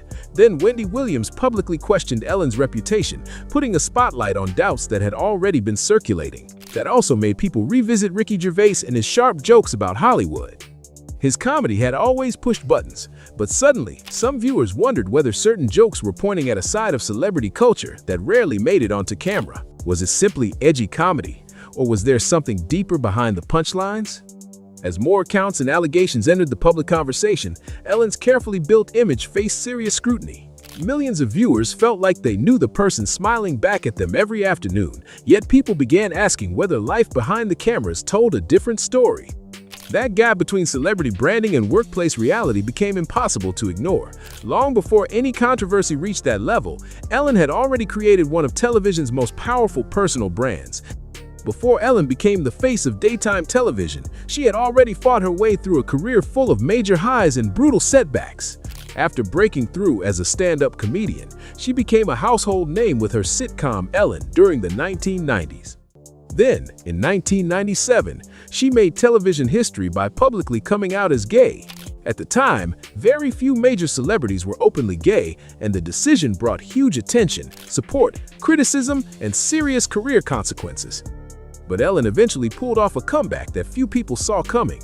In 2003, The Ellen DeGeneres Show hit television screens and quickly became a daytime powerhouse. The message behind it was easy to remember: be kind to one another. That phrase closed every episode and soon became tightly connected to Ellen herself. The whole show was built around that feel-good energy: celebrity interviews, emotional surprises, goofy games, dancing, and massive giveaways kept audiences coming back. Families watched from home, while major celebrities lined up to appear beside her. Ellen collected dozens of Daytime Emmy Awards, hosted the Academy Awards, and became one of entertainment's biggest names. Her image wasn't just successful anymore. Kindness had become her brand. From the outside, Ellen's position in Hollywood looked rock solid. Her comeback story had inspired millions, especially viewers who saw her as someone who had survived major career setbacks and still climbed back to the top.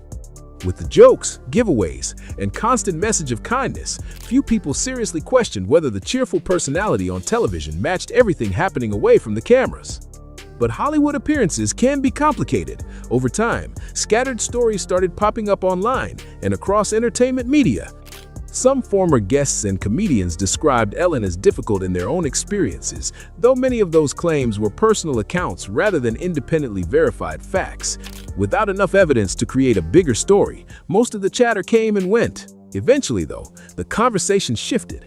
As workplace culture and accountability became bigger public issues, some of those old claims started getting fresh attention.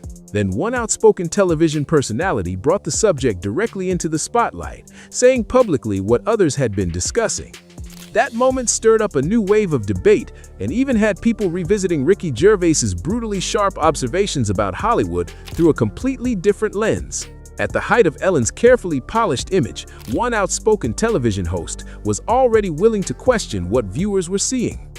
Wendy Williams had built an entire career around saying things other celebrities and hosts often avoided, and when Ellen became part of that conversation, Wendy's comments would eventually take on much more weight. Wendy was never known for keeping celebrity gossip soft or comfortable. For years, The Wendy Williams Show covered Hollywood drama, messy headlines, and entertainment scandals with her signature no-filter style. Her famous phrase, "How you doing?" helped make viewers feel like they were getting the latest tea from someone sitting right across the table. Some loved her bold approach, while others thought she crossed the line. Either way, Wendy knew how to get people talking. Long before Ellen faced widespread criticism, Wendy had already raised questions about the image millions of viewers knew. On different episodes of The Wendy Williams Show, she suggested Ellen's public personality didn't always line up with stories she said she had heard from people inside the entertainment business. Wendy went even further, saying she believed Ellen could sometimes come across as controlling or cold when the cameras weren't rolling. But there's an important distinction here. Those comments reflected Wendy's personal views and industry chatter at the time, not independently verified proof. Still, Wendy had spent decades swimming in celebrity news and Hollywood gossip, so when she spoke, people paid attention. At first, plenty of Ellen's fans brushed the criticism aside. Ellen was one of America's biggest daytime stars, and her whole brand was tied to kindness and positivity. For supporters, a handful of rumors wasn't enough to tear down years of goodwill. Some also argued that anyone who reaches Ellen's level of fame is bound to become a target for messy Hollywood gossip. Then 2020 changed the conversation completely. In July, BuzzFeed News published accounts from current and former employees of The Ellen DeGeneres Show who alleged they had experienced or witnessed bullying, fear, and unfair treatment in the workplace. More reporting followed, and additional former staff members came forward with their own allegations, pushing the controversy far beyond the earlier celebrity chatter. The reports largely centered on the show's workplace culture and allegations involving senior producers, while some employees also raised questions about how much Ellen knew about what was happening behind the scenes.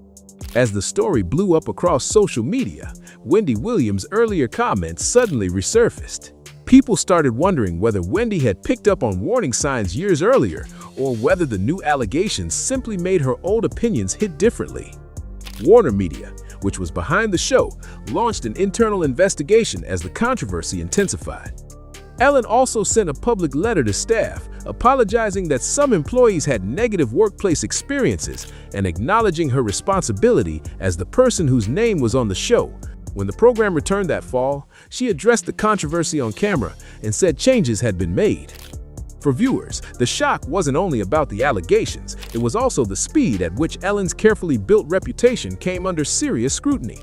A television superstar whose entire brand revolved around kindness was suddenly facing uncomfortable questions about leadership, accountability, and whether her public image matched the reality behind closed doors.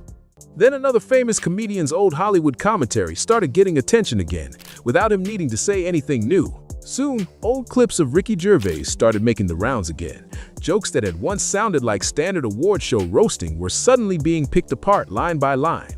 Ricky hadn't changed the material, but Hollywood's reputation was going through a different moment, and that context made some viewers hear those punchlines in a whole new way. Ricky Gervais had never built his career around being Hollywood's favorite guy. His style was basically the opposite.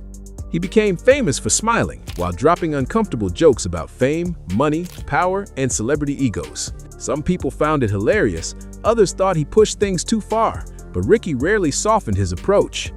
The basic idea behind his comedy was clear. Being rich or famous shouldn't make anyone untouchable.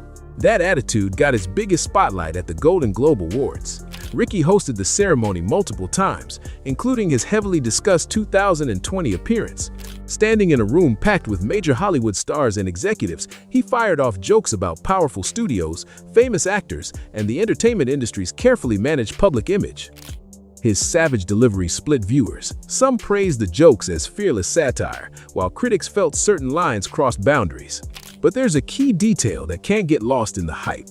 These were comedy routines, not investigative claims or proof of misconduct. Ricky was using satire, exaggeration, and Hollywood's existing reputation to land punchlines. Satire hits differently when it taps into suspicions people already have.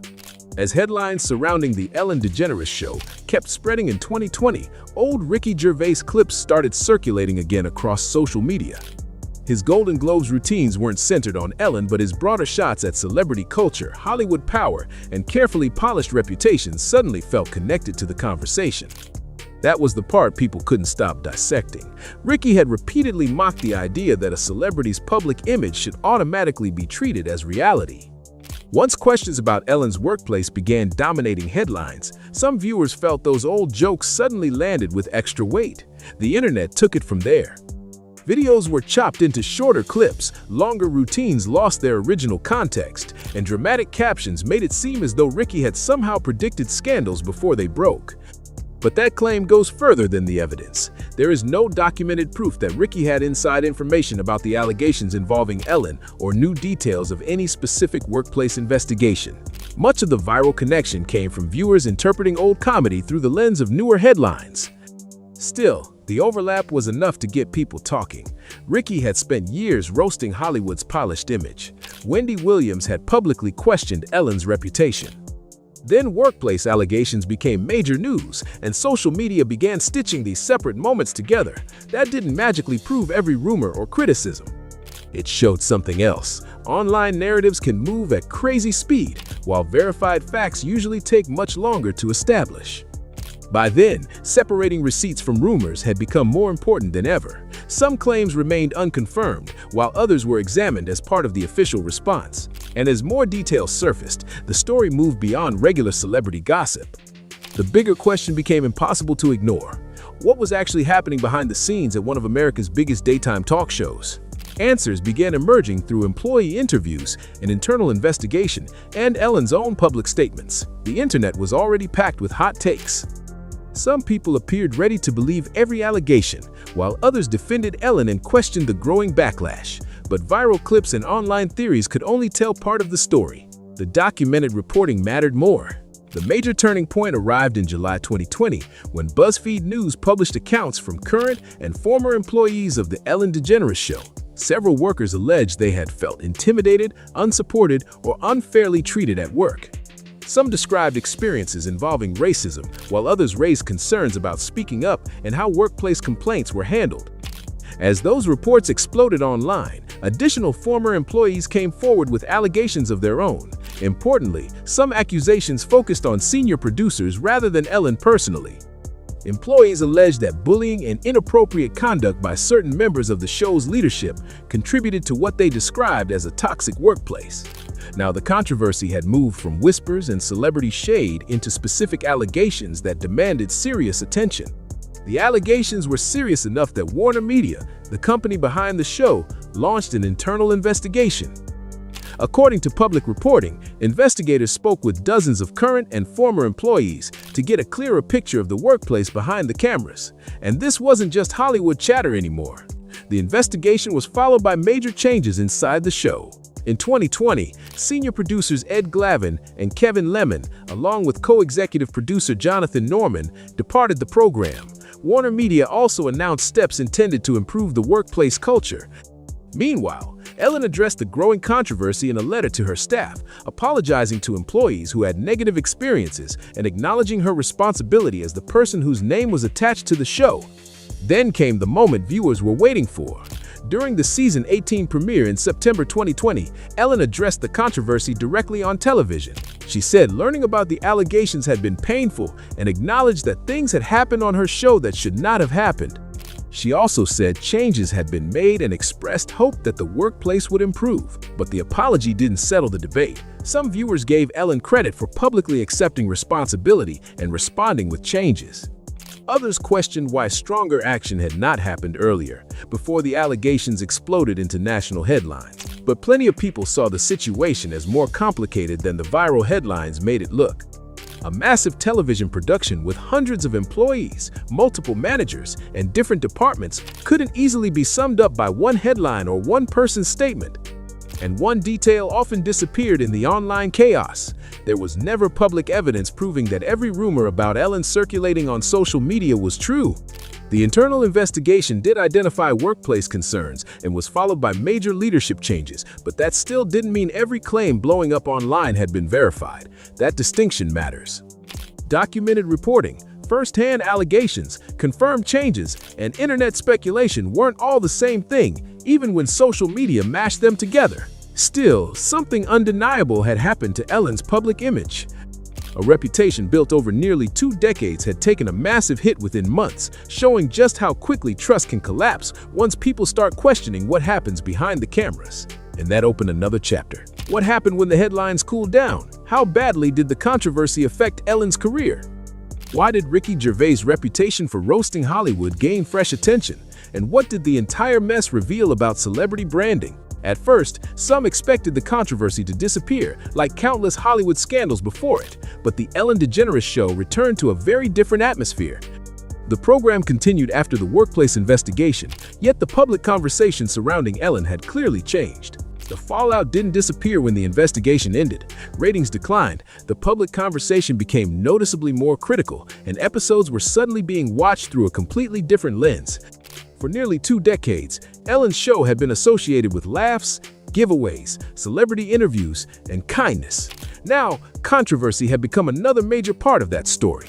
In 2021, Ellen announced that the Ellen DeGeneres Show would end after its 19th season. She said she felt the time had come to move on and pursue new creative challenges. But the timing naturally sparked debate.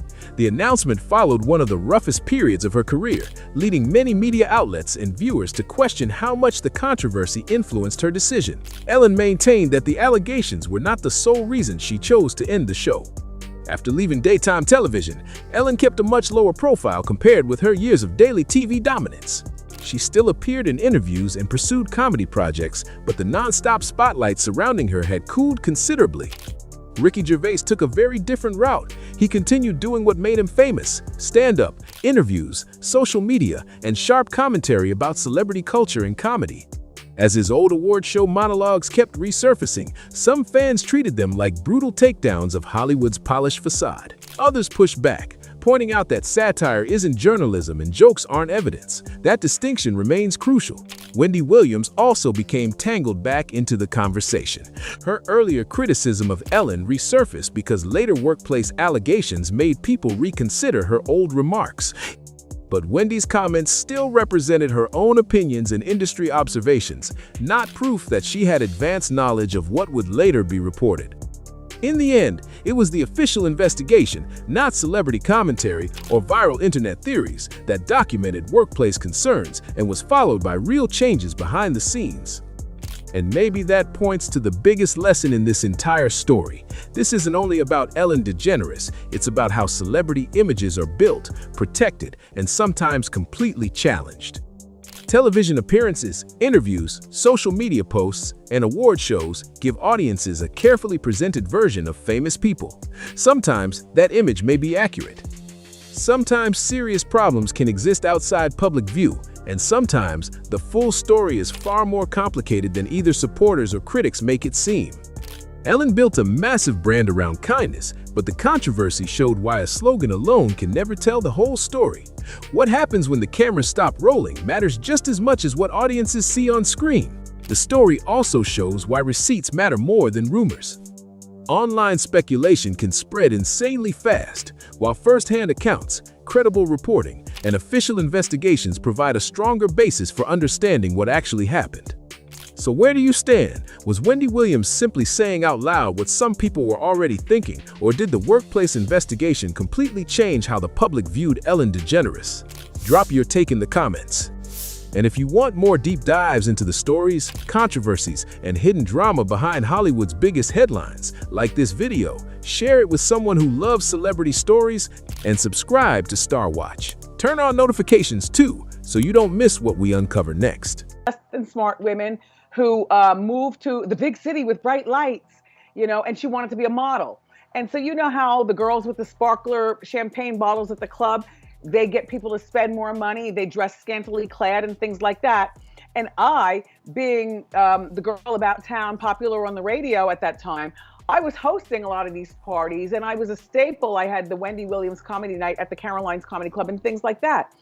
And so, yeah, get over there with the sparkling girls and, you know, hi girls, go look, see that guy right there? He's got money. See, because I knew the scene and attracted the scene. And all their job was to go over there and offer a sparkler champagne for more money than you normally spend for champagne, and guys would actually pay it. You know, Kevin's problem is that Kevin ended up getting with this girl. She made herself very available to him. She was very disrespectful to me. Do you know he had the word on the street is that Sharina Hudson's ready to drop some serious bombs. She's threatening to spill how Kevin Hunter allegedly kept Wendy Williams hooked on certain things while she was still running her talk show. People say she's had enough because rumor has it Kevin's cash flow isn't just low, it's completely gone, like rock bottom broke. Insiders are whispering that Sharina's at her breaking point, using some pretty bold moves to push Kevin into action since he can barely provide for their daughter anymore. Let's be real, for years, Wendy's alimony checks were the only thing keeping that household together, especially when it came to taking care of their kid. Without that steady money, everything seems to be falling apart fast. But here's the real question. Where does Sharina think Kevin's gonna pull this money from? His finances have been hanging by a single thread for ages, unless she's discovered some hidden stash he's been keeping secret. Or maybe she caught him slipping again, sneaking around when he shouldn't be, and now she's ready to make him pay for it, literally. At this point, nothing about Kevin surprises anyone anymore. His name and drama are practically glued together. Wherever he goes, chaos just seems to follow. But here's where things take a dark and twisted turn.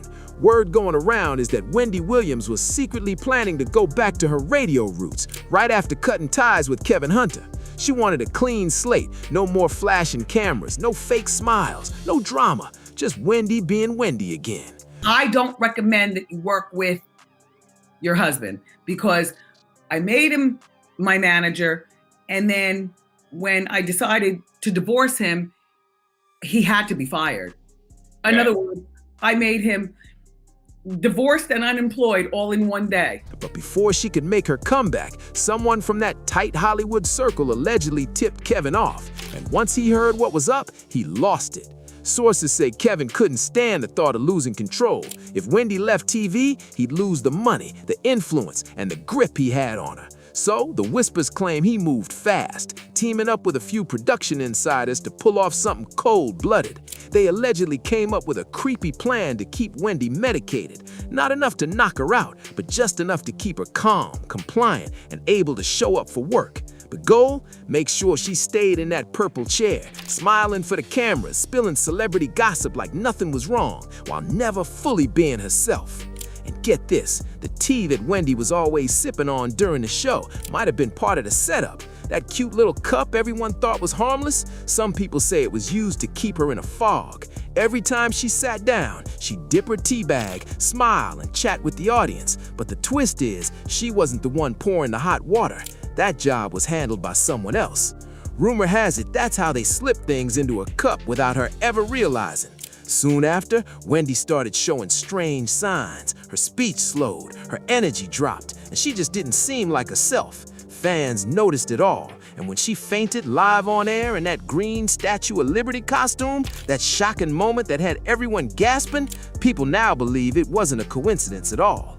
Insiders claim that fainting spell might have been the result of whatever was being slipped into those cups of tea. They said you're cognitively impaired and you're incapacitated. Do I seem that way? No. You've been calling me 5 times a day for the last 2 weeks. No, you don't seem that way. How dare, excuse me, who I naturally am is who I naturally am, you know what I'm saying? Right. Yes. And my niece knows all about that. I mean, I'm sorry. I apologize. And to be clear, you can't leave. Like, they won't allow you to leave or have visitors, family members or not. So you can't even leave and take a walk if you wanted to. Or allegedly, the plan was as cruel as it was simple. Keep Wendy medicated just long enough to keep the show going, then toss her aside the moment she stopped being profitable. Cold, right? And here's the jaw dropper. Insiders claim Kevin Hunter knew every single detail. Some even whispered that he's the one who masterminded the whole thing. His mistress, Sharina Hudson, was allegedly in on it too, quietly playing her role behind the scenes like nothing was wrong. And when you think back, suddenly some moments hit way harder. Remember when Wendy looked straight into the camera and asked if her team had put something in her tea? Maybe that wasn't just one of her dramatic jokes. Maybe she was trying to tell us something, right there, live on air. At one point, she even said something that gives people chills now. She joked, "If you're gonna put a pill in my tea, at least stir it well so I can't see the residue. I'm not drinking that." Everyone laughed back then, thinking she was just being extra. Classic Wendy. But looking at everything that's come out since, that line feels like a cry for help hidden behind a smile. And then comes another mystery that still doesn't sit right. The producer from Wendy's show, who reportedly took his own life after she left. The official story said he stole money from the production budget and the guilt broke him. But people who were close to the situation swear it never added up. The timing, the quiet reactions from the staff, the way everyone suddenly went silent, it all felt off. Whispers now suggest that maybe he knew something he wasn't supposed to. That maybe he was ready to speak up about what was really going on behind those studio doors. Around that same time, police were said to have done a wellness check on Wendy because there were real concerns Kevin might have been poisoning her. If that's even partly true, then that poor producer might have held explosive information, the kind that could have blown the whole story wide open. And now the talk on the street is wild. Sharina Hudson might finally be ready to spill every last secret. People are saying Kevin Hunter's longtime partner has reached her breaking point and is done keeping quiet. Allegedly, she's gearing up to let the world know what really went down behind those closed doors, the kind of details that could blow everything wide open. Whatever's happening between her and Kevin Sr. sounds straight up messy, and it's obvious their picture-perfect act has completely fallen apart. I mean, what woman could keep standing by a man who not only stopped supporting her, but went behind her back and tried to sell their house without saying a word? That's beyond betrayal. And to make it worse, Kevin's reportedly drowning in debt. Word is, he took out 2 massive loans on luxury cars through a company called Flex Wealth, and then got slapped with a lawsuit from UBS Bank for failing to pay off his credit card balance. The man's money problems are stacking up faster than he can count, and it looks like Sharina's had enough of cleaning up his messes. But let's be real, it's not like she didn't see this storm coming. Months ago, people were already whispering that Sharina had walked on Kevin because he couldn't provide for her or their daughter anymore. Everyone remembers how things really worked. It was Wendy Williams' alimony checks that kept that whole household running after the divorce. Even when Wendy's show was still on air, Sharina's lifestyle was being propped up by Wendy's money. She did try to branch out. Rumor says she finished school and opened a small massage therapy kiosk in a North Carolina mall, but nothing ever really took off. No matter what she tried, everything somehow circled right back to Wendy's wallet. And now that the money's dried up, the bills are piling high, and the truth is bubbling to the surface, Sharina's ready to talk. Whether it's out of revenge, desperation, or just pure survival, it seems like she's finally got nothing left to lose. At one point, Sharina Hudson really thought she was about to build her own empire, or at least that's the image she wanted everyone to believe. She launched an online jewelry and clothing brand called Vish, hoping it would be her big moment, the start of her glow-up story.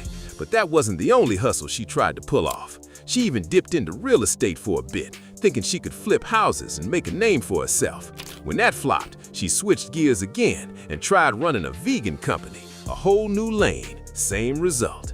It seemed like Sharina was constantly chasing the next big idea, jumping from one business to another, but nothing ever took off. And here's the messy part. Every one of those projects was allegedly bankrolled with Wendy Williams' money. The same alimony cash that Kevin Hunter was supposed to give to Wendy reportedly ended up funding his brand new life with Sharina instead. Even Wendy herself once threw major shade about it. She straight up said Sharina's not that sharp anyway. And honestly, looking back, it's hard to argue with that because none of Sharina's ventures ever made it past the starting line. Everything she touched just fizzled out. Meanwhile, Kevin was busy playing the part of a devoted partner online. He once posted this over-the-top birthday tribute that had everyone talking. He called Sharina his wife, all caps, 2 red exclamation marks, the whole dramatic display. The caption said something like, "Happy birthday, my queen, mother, chef, wife. If you want it, you can get it for the rest of your life." It looked picture perfect at the time. Love, loyalty, and luxury. But now, with the money gone, the cars disappearing, and the bills stacking up, that same love song is gone silent. The devotion, the posts, the gifts, all of it seems to have vanished right along with the cash. Reports are flying that Sharina Hudson isn't getting a single dime from Kevin Hunter anymore. The man's pockets are dry, and now that the money's gone, she's got zero reason to stick around. Word is, she's already packed up her things and moved back home, which is a wild twist considering she supposedly cut off her entire family. When Kevin's affair first exploded in the media, her family was furious. They didn't bite their tongues either. In one exclusive interview, Sharina's own uncle said she shared the blame for Wendy Williams' painful divorce.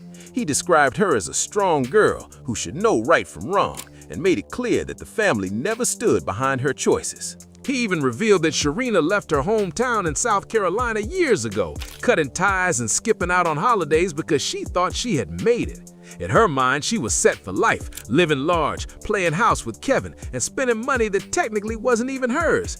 When Wendy filed for divorce, Sharina still thought she'd be fine, convinced those alimony checks would keep rolling in through Kevin. But once the payments stopped and the TV money dried up, the whole fantasy fell apart. The luxury cars? Gone. The little business ventures? Closed down. The vacations and designer bags? History. That picture-perfect lifestyle just crumbled overnight. And now, with nowhere else to turn, it sounds like Sharina had no choice but to go crawling back home, facing the same relatives she once turned her back on. The same family she left behind when she thought she leveled up is now watching her fall right back to square one. The truth is, Kevin's finances are a complete disaster. There's no secret deal, no backup plan, no miracle payday waiting in the wings. Whatever dream life he and Sharina thought they'd built off Wendy's fame and success has totally collapsed, and this time, there's no one left to save him. Not too long ago, Kevin Hunter found himself right back in court again. Seriously, this man just can't let go. But now it's what, the 5th time he's tried to toss out his divorce settlement with Wendy Williams? It's like he refuses to accept reality. In his latest filing, Kevin begged the court to vacate and set aside their entire agreement, throwing around big accusations like fraud, misrepresentation, and misconduct. Basically, he's still chasing after Wendy's money, acting like the gravy train hasn't already left the station. And to push his case even further, Kevin decided to drag Wendy's best friend Regina Shell into the drama. He referenced an affidavit she filed claiming she had first-hand knowledge of Wendy's finances back in mid-2022. Regina said that while she was living with Wendy that July, she saw the numbers herself, Wendy's total bank balance, and even knew she was thinking about moving her money to a new bank. By December 2022, Wendy reportedly had a meeting with senior advisors at Bank of America's private banking group discussing new accounts and investment plans. Regina said she was right there through it all, sitting in the meeting with Wendy and her legal guardian Sabrina. And when it wrapped up, the three of them, Wendy, Regina, and Sabrina, all left together, riding in the same car straight to a courthouse. But just a few days after that, things allegedly took a dark turn. According to Wendy's publicist at the time, they overheard a tense exchange between Wendy and Sabrina, where the guardian allegedly said, "There is no money in your accounts." That one sentence sent shockwaves through the circle. That shocking claim that Wendy's money had somehow disappeared became the backbone of Kevin's latest courtroom stunt. He argued that there had to be more cash hidden somewhere, that the numbers weren't adding up, and that he deserved a cut of whatever was missing. Once again, Kevin's out here trying to squeeze more out of a situation that's already drained dry. But Sabrina, Wendy Williams' court-appointed guardian, wasn't about to let Kevin's story slide. She clapped back hard with her own legal response, and what she dropped flipped the whole situation upside down. According to Sabrina's countersuit, Kevin didn't just have no right to extra money, he actually owed Wendy. Talk about a plot twist.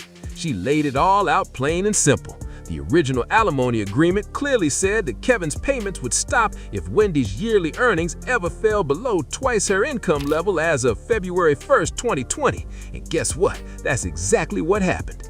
Wendy hadn't hosted her show for a full season, and by October 2021, her entire salary had completely stopped. Yet somehow, Kevin was still cashing those checks like nothing changed. Sabrina didn't just talk, she came with receipts. She showed that Kevin had collected $112,500 he wasn't supposed to get, 3 months worth of payments at $37,500 each. She demanded that he pay every single dollar back, plus interest. In her words, Kevin had been unjustly enriched, basically living off money that was never his to begin with. So when you look at it closely, Kevin wasn't a victim of fraud like he claimed, he was the one taking advantage. He'd been milking the situation for as long as he could, even after the contract made it crystal clear the payments were done. The court documents painted an ugly picture too. No steady job, multiple lawsuits chasing him down, and a stack of unpaid debts trailing behind. It's no wonder he's been trying to drag Wendy's name back into court. It's the only move he's got left. The man who once lived large off Wendy's empire is now fighting just to stay afloat, and the receipts prove it. When it comes to Sharina Hudson, nobody really knows what she's expecting from Kevin Hunter anymore. The man's running on fumes. No income, no business, no real assets, just the leftovers of a life built on somebody else's success. Unless he's got some secret stash hidden somewhere that even the courts couldn't find, there's no miracle money coming his way. Whatever dream Sharina's holding on to is fading fast, and it's becoming clear she might have backed the wrong man. The truth is, that flashy lifestyle she once flaunted was never really hers. It was all borrowed from Wendy's world. And now, people are whispering that Kevin might have done Sharina dirty too. The same way he cheated on Wendy, history might be repeating itself. They say you lose them the same way you got them, and wow, it's looking like that saying fits perfectly here. Sources say Sharina's officially had enough. She's done playing the quiet partner and is ready to serve her revenge cold. Word is, she's gearing up to spill everything she knows about Kevin's behind-the-scenes drama with Wendy. Every secret, every shady move, every piece of the puzzle he's tried to bury. Meanwhile, Wendy Williams is still fighting for her freedom and her voice. Since 2022, she's been living under a court-appointed guardianship, and she's been loudly questioning why that's still happening, especially after reportedly acing not one, but 2 mental capacity tests. You'd think that would have been enough to prove she's capable of handling her own business, but somehow it still hasn't changed a thing. Now, Wendy's waiting on yet another cognitive evaluation, but the timing and process are completely in the hands of her guardian, Sabrina Morrissey. That means Sabrina controls when and how that next test happens, leaving Wendy stuck in limbo while trying to reclaim her independence. Through it all, it's clear. Kevin's empire is crumbled, Sharina's plotting her next move, and Wendy's out here fighting to take back her life, one step at a time. In her recent interviews, Wendy Williams hasn't held back. She's been crystal clear. She wants her life and her money back. Wendy's spoken openly about how trapped she feels under the current system, saying she's ready to take back control of her decisions and her future. One of her most talked about interviews was with The Breakfast Club, where she kept it real, honest, but careful. She admitted there was some topics she just couldn't touch yet because of legal restrictions. And let's be real, one of those off-limits subjects is almost definitely Kevin Hunter. But if there's one thing everyone knows about Wendy, it's that she's far from finished. She's probably already behind the scenes planning her comeback, setting the stage to tell her story on her terms. When that day comes, you better believe it's gonna shake the entire entertainment world all over again. Wendy's always been the one to turn chaos into headlines, and this time won't be any different. Now, here's where things get interesting. Could Sharina Hudson really be gearing up to turn on Kevin after everything they've been through? Could Wendy finally be on her way to getting her freedom back and reclaiming her crown? This story's still unfolding, and the next chapter could be the wildest one yet. Drop your thoughts below. What do you think is really going down behind the scenes? And make sure you like, share, and subscribe to Star Watch for the hottest celebrity tea, real talk, and non-stop updates on this crazy saga. You know, Kevin's problem is that Kevin ended up getting with this girl. She made herself very available to him. She was very disrespectful to me. Wendy Williams has never been one to hold back. I'm a fair game player and a straight shooter too. But this story goes deeper than the headlines. What looked like a strong marriage on the outside was quietly falling apart behind the scenes. Who moved to the big city with bright lights, you know, and she wanted to be a model. And when the truth finally came out, it didn't just surprise people, it turned her personal life into a full-blown public drama. Because once everything was exposed, the story of love, betrayal, and tough choices took center stage, and there was no turning back from it. We all know Wendy Williams as the undisputed queen of shade, and let's be real, she doesn't even have to try that hard to deliver it. Go, look, see that guy right there? He's got money. See, because I knew the scene. So, the second she heard that her ex-husband, Kevin Hunter, got left by his longtime side partner Sharina Hudson, you could almost feel the smirk through the room. Wendy didn't go over the top or do anything extra, she just dropped a slick little comment, the kind that sounds casual but hits like a mic drop. It's that signature style where you blink and realize, yeah, she meant every word. And the timing? Oh, it's perfect, because this might be the very first taste of tea from her comeback season. Forth with, oh, do we stay? Maybe there's a marriage counseling or something. No. Wendy's been spotted out lately with her son, and the difference is loud without her saying a thing. She's glowing, moving lighter, and looking like she finally left all that heavy relationship drama in the past where it belongs. It's giving peace, confidence, and just a hint of I've got something coming energy. Now people close to her are saying she's getting ready to step right back into daytime TV and reclaim her spot like she never left. And knowing Wendy, she's not about to tiptoe back in quietly. There's real talk that she could come in strong and put Kevin Hunter and Sharina right under that bright spotlight, the kind that exposes everything and has everybody watching like, did she really just say that? You know, I just felt like this wasn't for me, that, you know, I was eating a different lifestyle. Now that the situation between Kevin and Sharina is officially finished, Wendy is basically sitting back like, so what exactly am I staying quiet for now? Because let's be real, she's been holding on to this tea for years. This was never breaking news for her. She had the inside scoop way before anyone else even knew there was something going on. While the public was catching up, Wendy had already processed it, lived through it, and moved on. And ever since that divorce, she's been dropping those subtle little hints, the kind where she doesn't say names, but everybody knows exactly who she's talking about. In her post-divorce interviews, Wendy played it smooth but sharp. She didn't come out swinging with direct accusations, but the message was still loud if you were really listening. She kept hinting that Sharina didn't just randomly end up in Kevin's life. She saw a door open and walked right through it. The luxury, the lifestyle, the access that was the real appeal. And Wendy, she was watching it all unfold like, I already know what this is. No confusion, no surprises, just quiet understanding. And for a while, it really looked like Sharina's plan was working perfectly. From the moment Kevin noticed her, everything shifted. his life started moving in a completely different direction. The routine he had with Wendy, gone. The structure, replaced. Suddenly, it was less about stability and more about excitement, more about living in the moment. It was like he traded in a steady life for something unpredictable and flashy. But like people always say, it takes two to tango. When Wendy found out her husband had built an entirely separate life behind her back, that was it, no fixing that kind of situation. I've talked about it all on TV and radio. Yeah. There is so much more to the story. Walking away wasn't simple at all. That decision carried years of history, real emotions, and a lot of pain. But even with all that, Wendy chose herself. She chose her health, her peace of mind, and her future over staying in something that was already broken. Meanwhile, Kevin looked more than ready to jump into this new life, leaving Wendy to deal with the aftermath of choices she didn't make. And here's the part that really hits. Wendy saw through the whole thing from day one. She never bought into the fairy tale, not even for a second. In her eyes, Sharina staying around had everything to do with the lifestyle Kevin could provide, not some deep connection.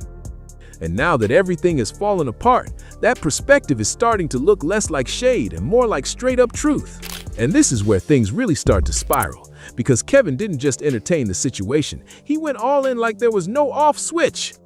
He wasn't being subtle, he wasn't being careful, he was loud with it. Determined to keep this woman in his life, he started throwing money around like it grew on trees. Designer bags, luxury dinners, expensive cars. He was building a whole fantasy lifestyle in real time. And the wild part, he didn't even try to hide it. Wendy's husband was moving with zero hesitation, zero shame, just full commitment to impressing someone new. Because seriously, how do you explain Sharina Hudson casually stepping out of a gold Ferrari like it's nothing, when that kind of lifestyle clearly wasn't coming from her own earnings? For Kevin, this probably felt like a whole new identity, a chance to reinvent himself as the big spender, the provider, the guy calling all the shots. Maybe it boosted his ego, maybe it filled some gap, but whatever it was, he leaned into it heavy. Instead of keeping things quiet, he went bigger and louder. He started backing her business ideas, pouring money into her ventures, and building her up like he was running a one-man investment firm. And then he took it even further, calling her his soulmate. Not partner, not someone he's seeing, soulmate. That's the kind of word that turns a messy situation into something way more serious. And if you think he had a moment where he paused and thought about what he was risking, nope, Kevin fully bought into the story he was living. I want for people to learn life lessons out of it. To the point where he was ready to toss 25 years of marriage like it didn't carry any weight. Decades of shared life, history, and loyalty gone, just like that. No slow fade, no hesitation, just a complete shift.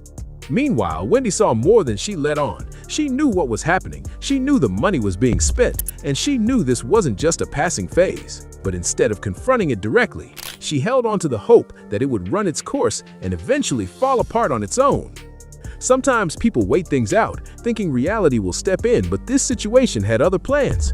Then came 2019, and that's when everything changed for good. The situation went from messy to undeniable. Sharina was expecting Kevin's child, and just like that, any illusion of this being temporary disappeared instantly. At that point, there was no more guessing, no more hoping it was real, permanent, and impossible to ignore. Wendy was deeply hurt by that level of betrayal, and she didn't sit around second-guessing herself. She filed for divorce and meant it. But here's the thing, deep down, she already knew this situation wasn't built to last. In her mind, the only thing holding Kevin and Sharina together all those years wasn't love, it was the lifestyle funded by her success. And Wendy wasn't just guessing, she knew her own position. Her career was still strong, her money was solid, and she wasn't depending on Kevin for anything anymore. Especially not with everything that had happened. So instead of reacting emotionally, Wendy made a very calculated move. She stayed financially strong and let things play out in a way that would reveal the truth on its own. By agreeing to pay alimony, she essentially flipped the dynamic. Now Kevin wasn't the provider, he was the one depending on her. And that shift, it changed everything. Because once that steady flow of money started to slow down, the cracks began to show real fast. And just like that, the image started to fall apart. The version of Kevin that looked polished and in control, gone. What showed up instead was someone struggling to keep things together. Even in court, he admitted it, saying, "The fact that I am unable to sustain my life and pay my bills in order is extremely emergent to me." I cannot pay my bills and sustain my day-to-day living. That's not the picture he was painting before. And Sharina, this was her moment of clarity. The lifestyle, the comfort, the image, it all started to fade. What she was left seeing wasn't the version she signed up for, and it didn't take long before she decided to step away. In the end, she packed up and left, and Kevin was left dealing with debt and a completely different reality. Meanwhile, Wendy had already moved on mentally and financially. She wasn't looking for anything from him anymore. From her perspective, the situation spoke for itself because the lifestyle Sharina wanted came with conditions, and once those conditions disappeared, so did everything else. Now Wendy is stepping back into the spotlight, and she's not moving quietly either. There's a sense that she's watching everything unfold like, wow, didn't I call this?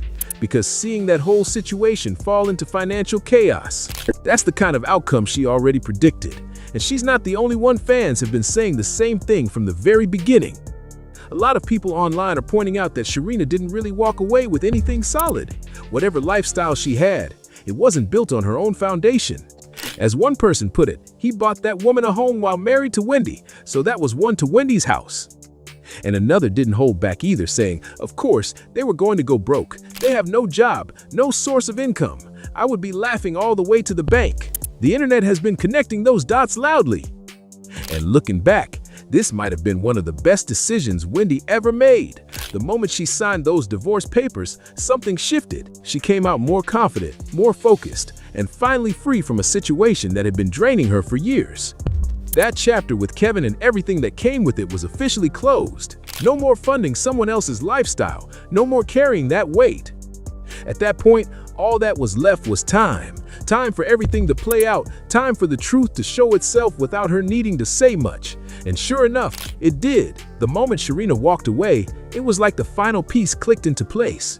Because while Kevin might have been caught up in his feelings, a lot of people saw things differently from the outside. The doubts about Sharina's intentions had been there for a while. One of the first signs, when she started throwing shade at Wendy, accusing her of monetizing the divorce and dragging her name into the spotlight.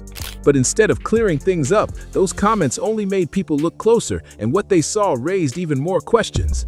Wendy's messy divorce wasn't just gossip, it turned into a full-on public event that people talked about for years. It was everywhere.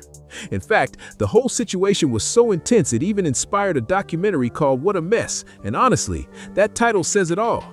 Everything happening in her life at that time felt chaotic, dramatic, and impossible to ignore. It wasn't just a breakup, it was a whole spectacle playing out in real time.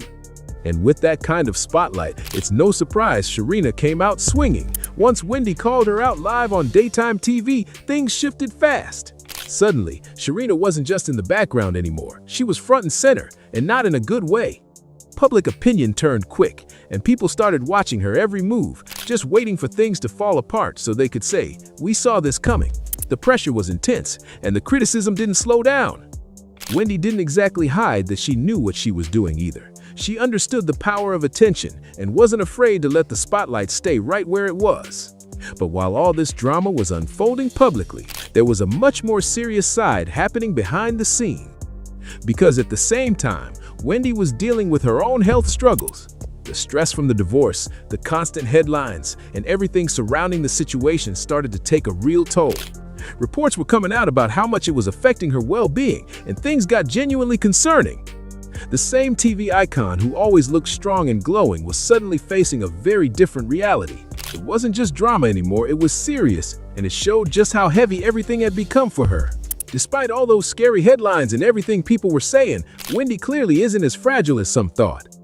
In fact, she's been spotted out just days ago with her son, and she's looking like her old self again, confident, put together, and very much back in control. It's giving, "I've been through it, and I'm still standing." And now, it seems like she's not just healing, she's also keeping a close eye on the people who once hurt her. Because while Wendy is rebuilding, things on the other side are looking rough. Kevin and Sharina have been catching heat from all directions, especially after that documentary dropped. And that was just the beginning. Now with financial pressure piling up like an avalanche, Kevin is reportedly being pushed to sell off his last major asset. And right on cue, Wendy steps in with a little commentary, basically pointing out that Sharina didn't stick around long enough to prove anything real. In her eyes, if it was truly love, why walk away when things got difficult?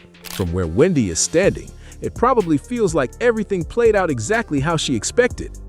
The relationship ended, the reality shifted, and now the picture looks completely different from the fantasy it once seemed to be. And at the same time, her own life is starting to look more peaceful.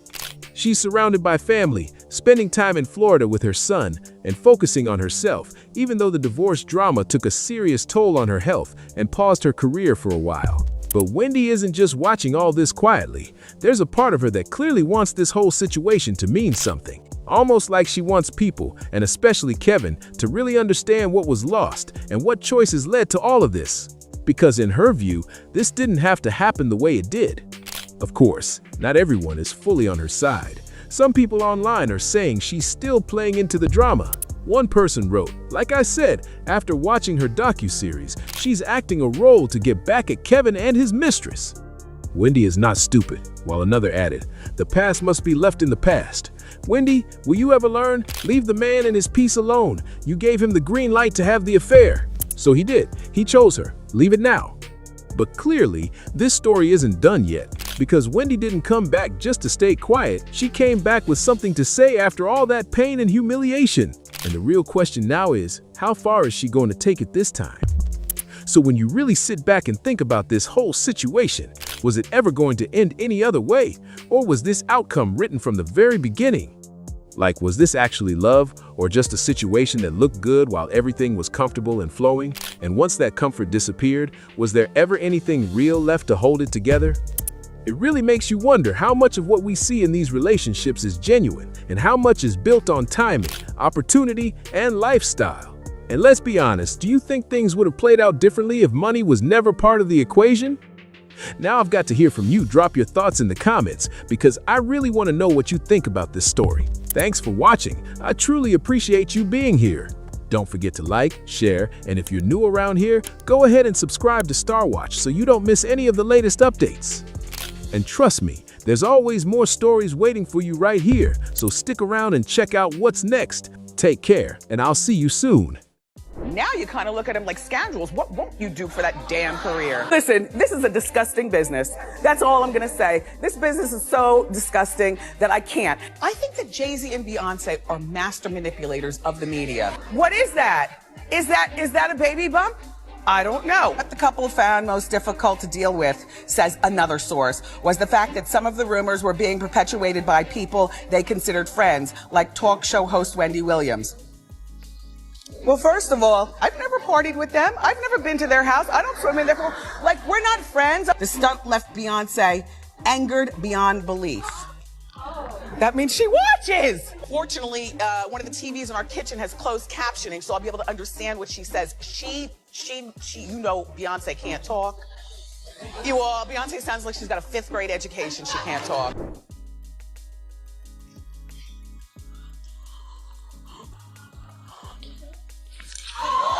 The baby bump squashed, bent, and crumpled. So karma came knocking today, and they're looking for Kevin Hunter, aka Kelvin Hunter, Wendy Williams' ex-husband, because now in court documents he's claiming that he's broke and that his home is about to go into foreclosure because Wendy Williams has not paid him the money that he's owed for alimony and severance after he was fired. Kevin Hunter is suddenly back, trying to crawl into Wendy's good side by dropping gossip about Beyonce. Word is he's plotting to have Wendy publicly shut down. And if you thought Diddy was the only big name moving suspiciously around Wendy's situation, think again. For years, whispers claimed that powerful people in the industry helped push that tight guardianship on her, and the whole thing never sat right. Wendy's been stuck under that guardianship for 4 years, and no one expected Beyonce's name to get dragged into this. Kevin, who once smiled in Wendy's face while juggling another family outside their marriage, still tried to grab thousands in alimony while she was barely holding it together. Claudia Jordan right now. Claudia Jordan don't ever mention my mother name. She mentioned it yesterday. Talking about why people are afraid to come forward. You mean like you? You was Diddy girl. Corey was Jay-Z girl. Why don't you claim your friend? Claudia,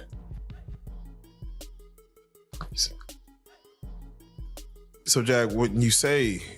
When I say Corey, I'm talking about Kathy White. Oh, yeah, that's what I was about to ask. Jay-Z's pregnant mistress, who died of an imaginary fucking aneurysm. Just like the woman who was best friends with Kim and Kimura, who wrote the book Bling and died as soon as it made the bestsellers list. Who the fuck was these people supposed to go to? You can't go to the boss because the boss is fucking you. And the boss's boss don't get no. Can't go to the authorities. Now he's out here pretending to defend her, talking like he's standing up for Wendy against Beyonce, and it's got everyone side-eyeing the whole crowd. Wendy's life took a nosedive after her bank, Wells Fargo, claimed she couldn't handle her own money and needed someone to control it. The judge agreed, and just like that, everything flipped. She lost control of her finances, her hit show was gone, and even access to parts of her own family was cut off. On top of everything, Wendy was placed in a medical treatment facility where reports say she was given strong medication several times a day. Fans were stunned and started asking real questions about what was going on. The deeper people looked, the stranger it all seemed. How did one of the most outspoken women in entertainment suddenly lose control of her entire life? One day she was ruling daytime TV, calling out celebrities with no fear, and the next she couldn't even access her own money or make basic decisions. Online, people started pointing out how the whole setup looked too convenient for certain powerful names. Some believe Wendy's fearless personality and all the celebrity secrets she knew made a few people nervous. And when someone like Wendy Williams has that kind of insider info, it could shake things up. Here's where it gets even crazier. Wendy fought hard to get free from that guardianship. She went through several independent medical evaluations, and those reports supposedly showed her condition wasn't nearly as bad as Wells Fargo or her court-appointed guardian Sabrina Morrissey had claimed. Yet, even with that proof, the court still kept the restrictions, leaving everyone confused. Things started shifting a few months ago when TMZ revealed a shocking update. Wendy's health seemed to be improving, something that didn't add up since frontotemporal dementia usually worsens after diagnosis. Beyonce announced her pregnancy at the MTV VMAs. On January 7th, 2012, Blue Ivy was born into this world. In 2016, Beyonce dropped Lemonade. Now, as we all know, Lemonade was a true album about infidelity. Jay-Z was rumored to have a very long-time mistress. People knew of Kathy White because of Jay-Z, okay? So here's where it gets a little crazy. Kathy White was known to be pregnant in 2011. Shortly after giving birth, Kathy died mysteriously in her apartment of a brain aneurysm. I have a feeling this is related. Now, even though we saw Beyonce's bump publicly, there's a video of Beyonce sitting down for an interview and her whole stomach just deflates in the video, and it's very weird. This is crazy. If you listen to Daughter, the song completely illustrates a confession. The lyrics in the song say, "Your body laid out on these filthy floors, your bloodstains on my custom coutures." That detail alone had people raising serious eyebrows. That new detail had everyone asking serious questions. If someone truly has frontotemporal dementia, the symptoms usually get worse over time, never better. So when a new medical evaluation showed Wendy was improving, people started wondering if something wasn't adding up. Fans online began suspecting that the guardianship might have gone too far from the start. Many questioned whether the people controlling her money and daily life ever had a real reason to keep such a tight grip for this long.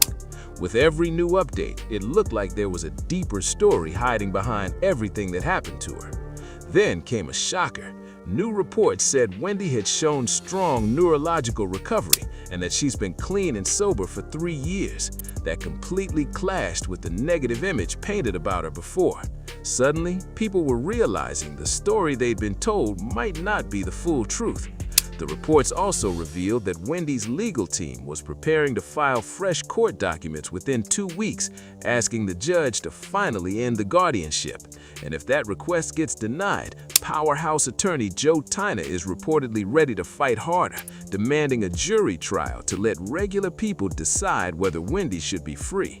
That move got everyone watching closely. If this case reaches a jury, every piece of the guardianship, medical claims, financial decisions, and hidden control could be laid out for the public to see. And you could bet that would make a few powerful people nervous. Wendy built her whole career on speaking boldly about celebrities and exposing Hollywood secrets, so the idea of her finally getting her voice back has everyone wondering what she might reveal if she's truly free again. As soon as news broke that Wendy might finally regain her freedom, some familiar faces from her past started creeping back in, and fans noticed fast. Many believe these sudden check-ins have less to do with care and everything to do with Wendy's money and influence. One name that keeps surfacing is her ex-husband, Kevin Hunter, the same man many still blame for the heartbreak that nearly broke Wendy during their marriage. Word is, Kevin's been telling people he's worried about Wendy's safety and hinting that someone might be targeting her. Nobody really knows where he's getting this info, but some think he's using the Beyoncé talk to make Wendy believe he's on her side. Fans aren't buying it. This is the same man who once caused Wendy deep pain, and people haven't forgotten how their marriage fell apart so publicly, with stories of betrayal and secret drama that left Wendy struggling emotionally. So now seeing Kevin step forward like a protector feels suspicious to a lot of people. Some believe he's trying to clean up his image before Wendy possibly regains control of her life and finances. If that guardianship ends, Wendy gets full say over who stays close and who doesn't, and that's got plenty of folks watching his every move. To really understand where the Beyoncé angle fits in, you have to look at how this drama sparked. Just weeks ago, social media users began digging through old Hollywood scandals, trying to connect long-buried rumors. Then, as talk about the Epstein case started trending again, people began linking powerful names, and that's when Beyoncé's name got pulled into the chaos. Beyoncé's name got pulled right into the chaos, and the internet hasn't stopped buzzing since. Wendy's name got caught in the middle when people dug up old clips from her show, especially one from 2011. Beyonce's gonna use a surrogate so she can maintain her body, but they're gonna play it off like it's allegedly, like they gave birth. Remember, I was the first one to say this, and you remember, because wait, I haven't said it yet. Watch. It's going to be an at-home water birth in the master bathroom. There are going to be 3 people there. Beyonce, Jay-Z, and her mother, Miss Tina. Watch. Where she talked about rumors that Beyoncé allegedly had someone else connected to Jay-Z carry her pregnancy while she appeared in public with what some claimed was a fake baby bump. That old clip is everywhere again. Back then, Wendy just repeated what was being whispered online, but the stories resurfaced with even darker twists. The woman tied to those old rumors later passed away under circumstances that the internet has speculated about for years. None of those claims have ever been proven, but conspiracy discussions have reignited, and Wendy's name is right back in the headlines. Once those old show clips started trending, social media exploded. People shared them non-stop, calling out how boldly Wendy used to speak about powerful stars without holding back. Online sleuths even started digging through old interviews and gossip posts, saying Wendy was one of the only TV hosts brave enough to mention those rumors on air. That has fans wondering if Wendy knew more about the entertainment world than she ever shared. The fact that she's now fighting to regain her freedom makes the timing of this resurfacing feel suspicious to many. To be clear, none of these claims have been verified. They're all long circulating online rumors. Still, the reason this story is blowing up again is because people believe Wendy talking about those topics back in 2011 may have angered some powerful figures. Now, as she tries to take back control of her life, the internet can't help but ask, Was there more to the story than the public ever heard? Many fans still remember that one moment years ago when people claimed Beyoncé's baby bump looked unusual on live TV, and Wendy was one of the loudest voices calling it out. Now those same clips are resurfacing, and the internet is asking tough questions about what really happened after that. Some online commentators have even started pushing a theory that powerful industry figures, including Beyoncé and Jay-Z, might have wanted Wendy's voice toned down after she spoke about those pregnancy rumors.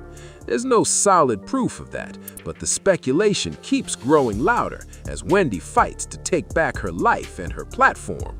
Once that idea hit social media, the conversation exploded. People began piecing together moments from Wendy's career, pointing out how fearless she was about celebrity drama. She built her entire brand on saying things most hosts wouldn't dare to say, and that mix of boldness and controversy made her impossible to ignore. Because of that reputation, fans now think Wendy may have upset the wrong people in a world full of powerful names. They believe that when someone with a massive platform starts repeating sensitive celebrity rumors, it can spark quiet tension behind the scenes. Again, none of these claims have ever been proven, but the reason this story won't fade is simple. People are revisiting Wendy's past, wondering if her outspoken style might have landed her in trouble with influential figures. And let's be real, if Wendy was still on her daytime throne today, the chaos shaking Hollywood right now would probably be 10 times louder. Fans keep saying that if Wendy still had her microphone today, a lot of celebrities would be nervous. And right in the middle of all this chaos, her ex-husband, Kevin Hunter, is suddenly trying to look like the supportive one again. Nobody knows if his so-called warnings about Wendy being in danger are real, but plenty of fans doubt his motives after everything that's gone down. People say the chances of Wendy ever forgiving him are slim. Their breakup was public, messy, and full of betrayal, and fans haven't forgotten. Even when Wendy was battling health issues and fighting her guardianship case, Kevin reportedly kept pushing legal claims against her.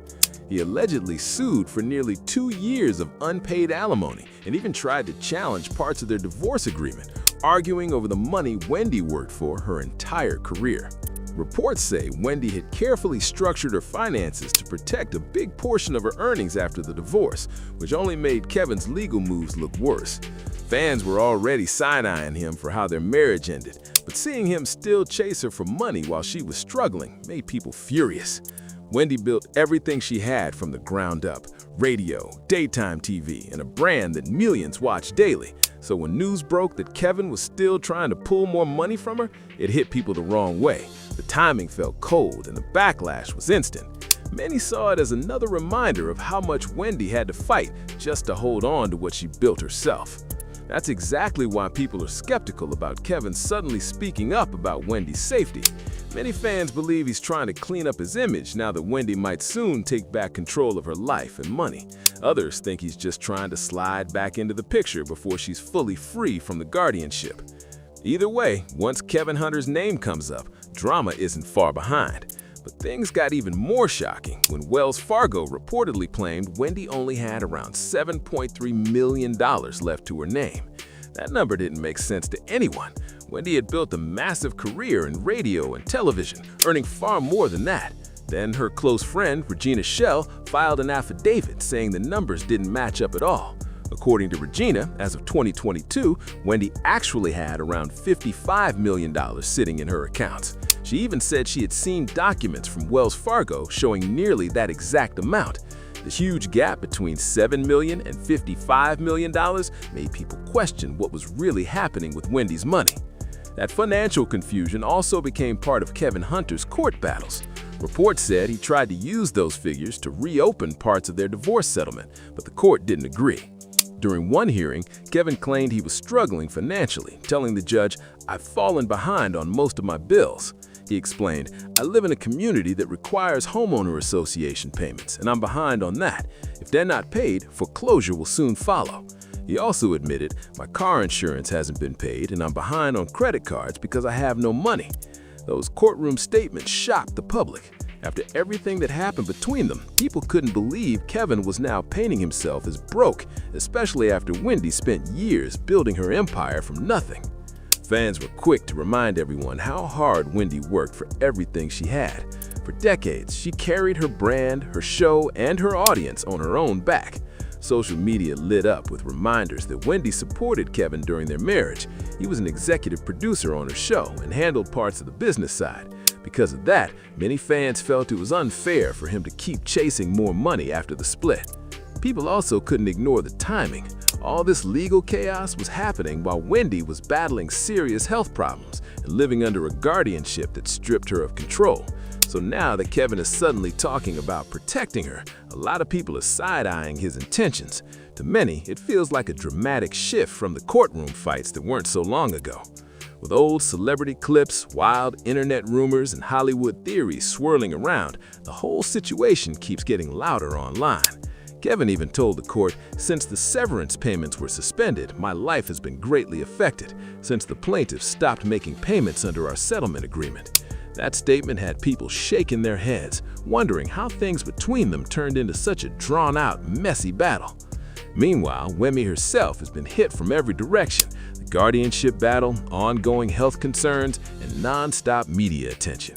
It's clear her situation is heavy and complicated. Now, with rumors spreading again, many fans are saying the same thing. If even a small part of these stories are true, Wendy needs to be extra cautious about who she lets close and how she protects what's left of her peace. Supporters just want to see Wendy safe and finally in control of her life again. Online, some commentators claim that when celebrities go against powerful systems or shake the industry too much, strange narratives tend to appear around them. Those are just opinions, nothing proven, but they've kept the conversation burning hot. Social media is flooded with theories. One person even commented, "I find it very weird that Wendy Williams spoke about Beyoncé and Jay-Z for weeks and then passed out on Halloween." Comments like that show how wildly different people's interpretations have become. And once fans started revisiting Wendy's old interviews and show moments, the internet turned into a full-blown investigation zone. Bloggers and fans began digging through past headlines and clips, trying to see if there might be deeper connections behind everything that happened. Many pointed out how fearless Wendy had always been when talking about big-name celebrities. Her entire reputation was built on speaking openly about Hollywood drama, and that fearless energy made her stand out in daytime TV for years. But with everything she's gone through lately, people are now looking back at those same moments through a whole new lens. Some say her story shows just how complicated and political the entertainment world can get behind the scenes. When someone becomes known for exposing uncomfortable truths, it can definitely stir tension with powerful figures. Still, it's important to remember, most of what's being said online is pure speculation. Yet the reason Wendy's name keeps trending is clear. People can't stop wondering whether her outspoken career somehow played a bigger role in the struggle she's facing today. Wendy's story is already wild enough on its own, and every new rumor just adds another twist that keeps people talking non-stop online. The internet can't stop dissecting it. One person wrote, "Remember she was talking about Diddy? And Diddy came on as a guest saying, 'I met your son,' and scared the hell out of Wendy. I don't think that was a coincidence. She faints on live TV, then suddenly has dementia. I know the games Hollywood plays. Things aren't adding up." That comment alone sent social media into debate mode. Another person added, "Remember when Wendy Williams specifically called out Jay-Z and Beyoncé as master manipulators? Soon after, her career and health tanked. So strange." Comments like that keep the drama alive as people continue digging into old clips and trying to connect dots between Wendy's outspoken past and her current situation. The theories just keep stacking up, and everyone's got their own version of what might really be happening behind the scenes. So now it's your turn. What do you think? Is Kevin Hunter truly worried about Wendy, or is he playing another angle? And do you think the powerful figures in Hollywood would actually want Wendy silenced for good? Drop your thoughts below. Don't forget to like, share, and subscribe to Star Watch for more jaw-dropping celebrity stories. And before you go, tap the video on your screen to check out another messy Hollywood saga you definitely don't want to miss. Kelvin fashion, he didn't keep his word on that. He'd rather spend that money on his side chick. Bought her a Ferrari as a push present, but that car, according to the Daily Mail, got repossessed the day after Wendy announced the divorce. You know you can't afford those type of toys, Kev. I don't recommend that you work with your husband because I made him my manager, and then when I decided to divorce him, he had to be fired. In other words, I made him. Sharina Hudson has now turned against Kevin Hunter, and Wendy Williams' money has landed right in the middle of the tension. As Wendy gets closer to possibly returning to television, Kevin has reportedly started trying to reconnect with her and get back into her good graces. But the situation has taken a messy turn because Sharina and Kevin's relationship has reportedly fallen apart in a major way. People close to the situation say things between them have gotten so bad that Sharina is no longer trying to protect Kevin or stay quiet about what really happened behind the scenes. Wendy Williams' husband has filed a $260 million lawsuit claiming that Wendy is being held against her will in an illegal guardianship, has caused all sorts of financial and emotional damage.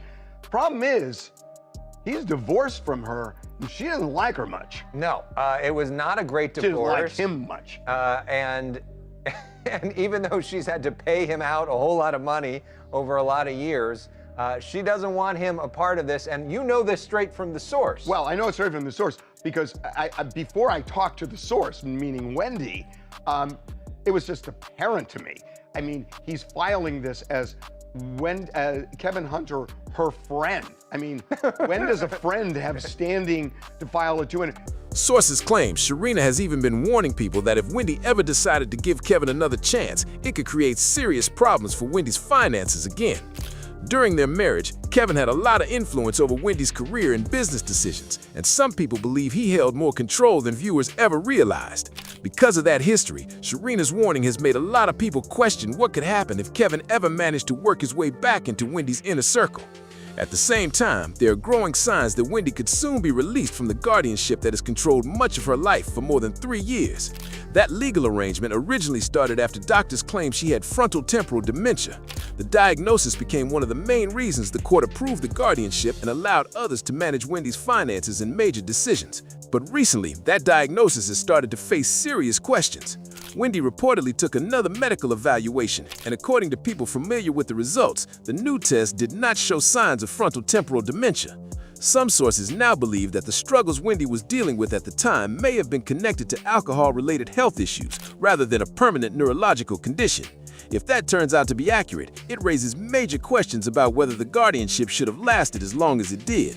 Her current manager has also said that Wendy has been making steady progress and slowly rebuilding stability in her life. Shout out to my husband.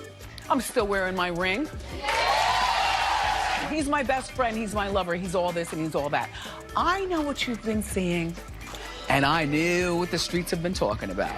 I am still very much in love with my husband, and anybody who's been married for 5 minutes or 500 years, you know, marriages have ebbs and flows. Marriages are not easy. Don't ask me about mine until you see this gone. And it ain't going anywhere. Meanwhile, Debmar Mercury, the company behind the Wendy Williams show, has reportedly always kept the door open for her return whenever she feels ready to work again. Even people who often criticize Wendy's bold style admit that daytime television has felt very different since she stepped away, because few hosts have managed to create the same level of attention, controversy, and conversation that Wendy brought to the screen. When Wendy left daytime TV, the industry lost one of its biggest personalities, and networks also lost a strong source of ratings and advertising revenue. If she really does make a comeback, there could be serious money waiting. Reports have also started circulating that Sherry Shepherd's daytime show has been canceled, which would suddenly leave a major time slot wide open. That possibility has already sparked speculation that Wendy could step back into that space if she decides to return. And right as Wendy's career prospects begin to look stronger again, Kevin Hunter has reportedly started trying to work his way back into her life. After years of distance, public scandal, and a very messy breakup, his sudden interest in reconnecting has raised plenty of eyebrows among people who have been following the situation closely, especially now that Wendy's future in television and her financial power may soon be returning. Kevin Hunter is now claiming that Wendy needs someone around her that she can truly trust, and according to him, that person should be her former manager and ex-husband, Kevin Hunter himself. but many people watching this situation unfold are not convinced by that argument. Critics quickly point out that Kevin's history with Wendy makes his sudden concern look questionable. This is the same man who spent years betraying her trust while secretly maintaining a long-term relationship with another woman, eventually having a child outside of his marriage to Wendy. Even after their relationship collapsed, he reportedly continued pushing for large alimony payments while Wendy was already dealing with major personal struggles and the complicated legal situation surrounding her guardianship. Kevin has been trying to reconnect with Wendy's life and her finances for quite a while. At one point, he even publicly tried to position himself as someone who was stepping in to protect her. In interviews and statements, Kevin claimed that Wendy was sober and ready to leave the care facility where she had been staying. He argued that she wanted to return home and regain control over her life, presenting himself as someone willing to help make that happen. He also took things further by filing a massive $250 million lawsuit, claiming that the guardianship surrounding Wendy was abusive and unfair. In that legal filing, Kevin asked the court to appoint him as her next friend, a role that could have given him the power to assist with managing her personal and financial affairs. That request immediately raised eyebrows among people who remember how much influence Kevin already had over Wendy's career and finances during their marriage. The judge eventually rejected Kevin's request, making it clear that he was not in a position to take on any role connected to Wendy's guardianship. The court did not see him as an appropriate person to manage or influence her affairs. Even with that decision, people close to the situation say Kevin has not completely stepped away. According to several reports, he has continued looking for ways to stay connected to Wendy's life. Some insiders even believe he may be leaning on his connection to their son and whatever emotional loyalty Wendy might still feel after all these years as a way to slowly work his way back into her circle. A blind item circulating online added another layer to the rumors. It described the situation in a very blunt way, claiming the horrible ex of the illiterate former talk show host is actually trying to win her back after being dumped by his mistress when he ran out of money. The statement quickly caught attention because it suggests Kevin may now be hoping Wendy still has enough emotional attachment to let him return to her life, especially at a time when her career and financial future might be opening up again. Sharina Hudson, however, has reportedly made it clear that she believes reconnecting with Kevin could be one of the worst decisions Wendy could make, especially when it comes to protecting her career and financial independence. According to people familiar with her perspective, Sharina says she understands Kevin's real motives because she spent years closely involved in his world and witnessed how things were handled behind the scenes. What makes the entire story even more surprising is how the connection between Kevin and Sharina reportedly began in the first place. Reports claim that Sharina was originally introduced to Kevin through Charlemagne the God during the time when Kevin and Wendy were still working together professionally. Back then, Sharina had very different goals. She was reportedly focused on building her own career as a chef and expanding a food truck she hoped to grow into multiple locations. At the same time all of this was unfolding, Kevin was reportedly feeding stories to different media outlets suggesting that he and Wendy might eventually reconcile. Those rumors quickly started circulating online, creating the impression that the door between them might not be fully closed. Some insiders believe the timing of those stories was strategic. According to them, the rumors may have been intended to put quiet pressure on Wendy during the divorce battle and possibly push her to soften her position while legal and financial issues were still being sorted out. Even with all that tension building, that still was not the final breaking point for Sharina. Reports say that when money between them allegedly started becoming tight and the relationship began falling apart, Sharina started preparing to leave and return to stay with her mother.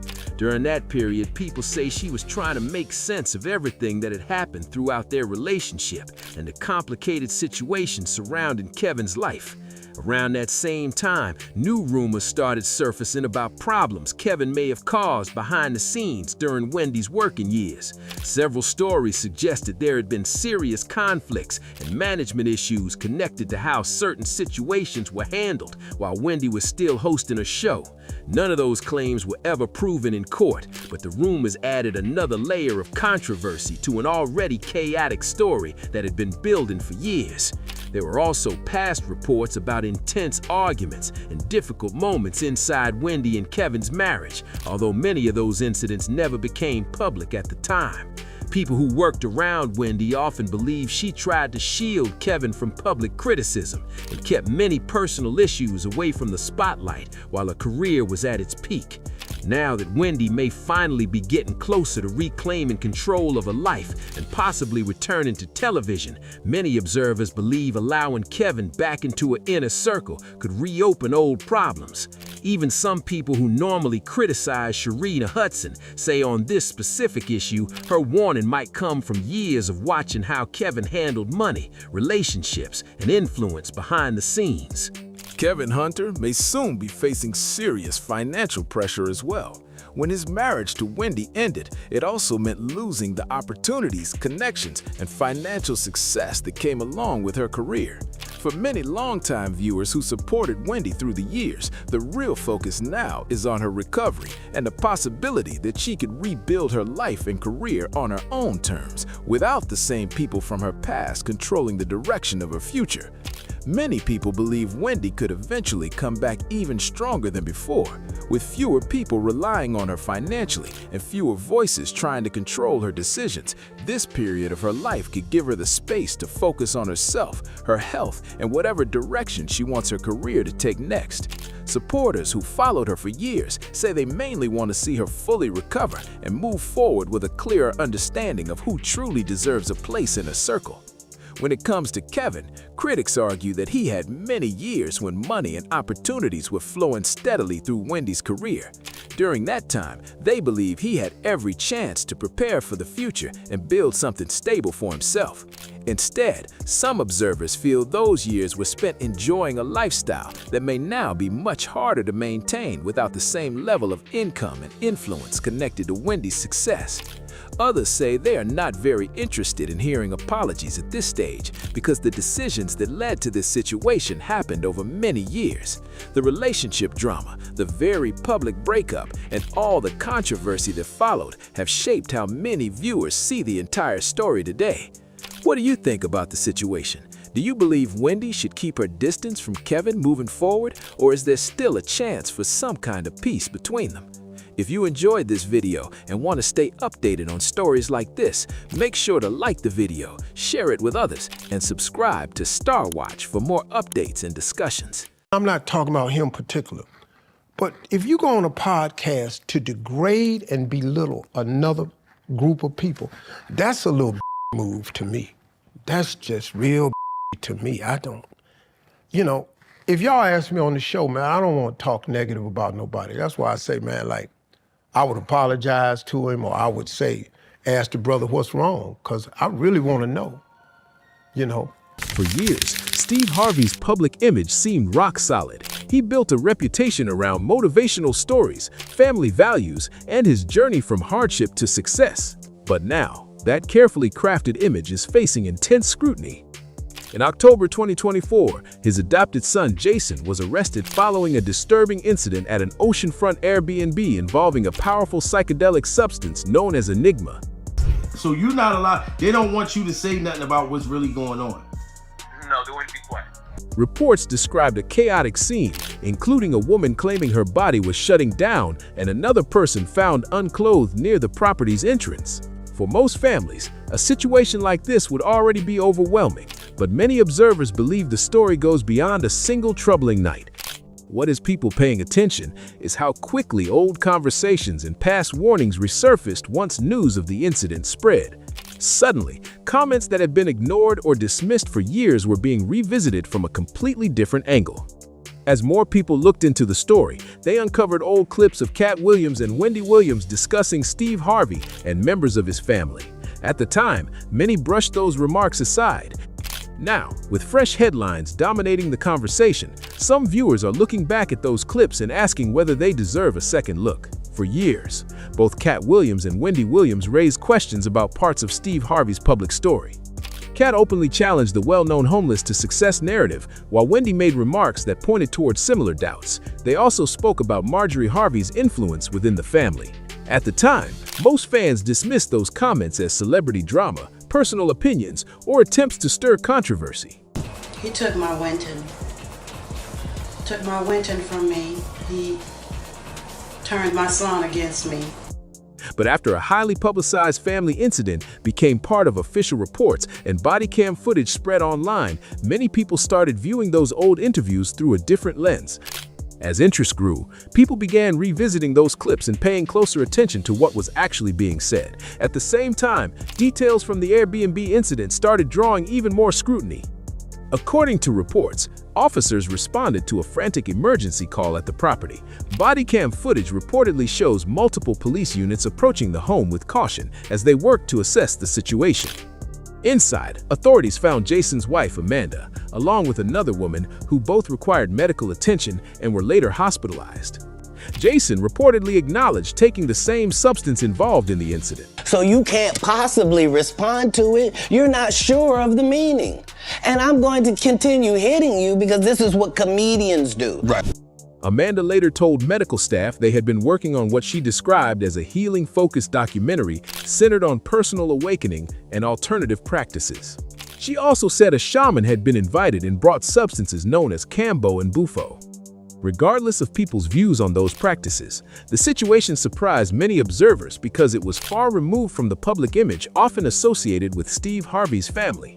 Another detail that drew attention was that Jason and Amanda are parents of 4 children. One important detail often mentioned in reports is that the children were not present during the incident. Because of that, they were not directly involved in the events that unfolded at the property. Still, many people focused on that fact as questions about the situation continued to grow. As more information emerged, attention shifted to the sequence of events and the wider discussion surrounding the family.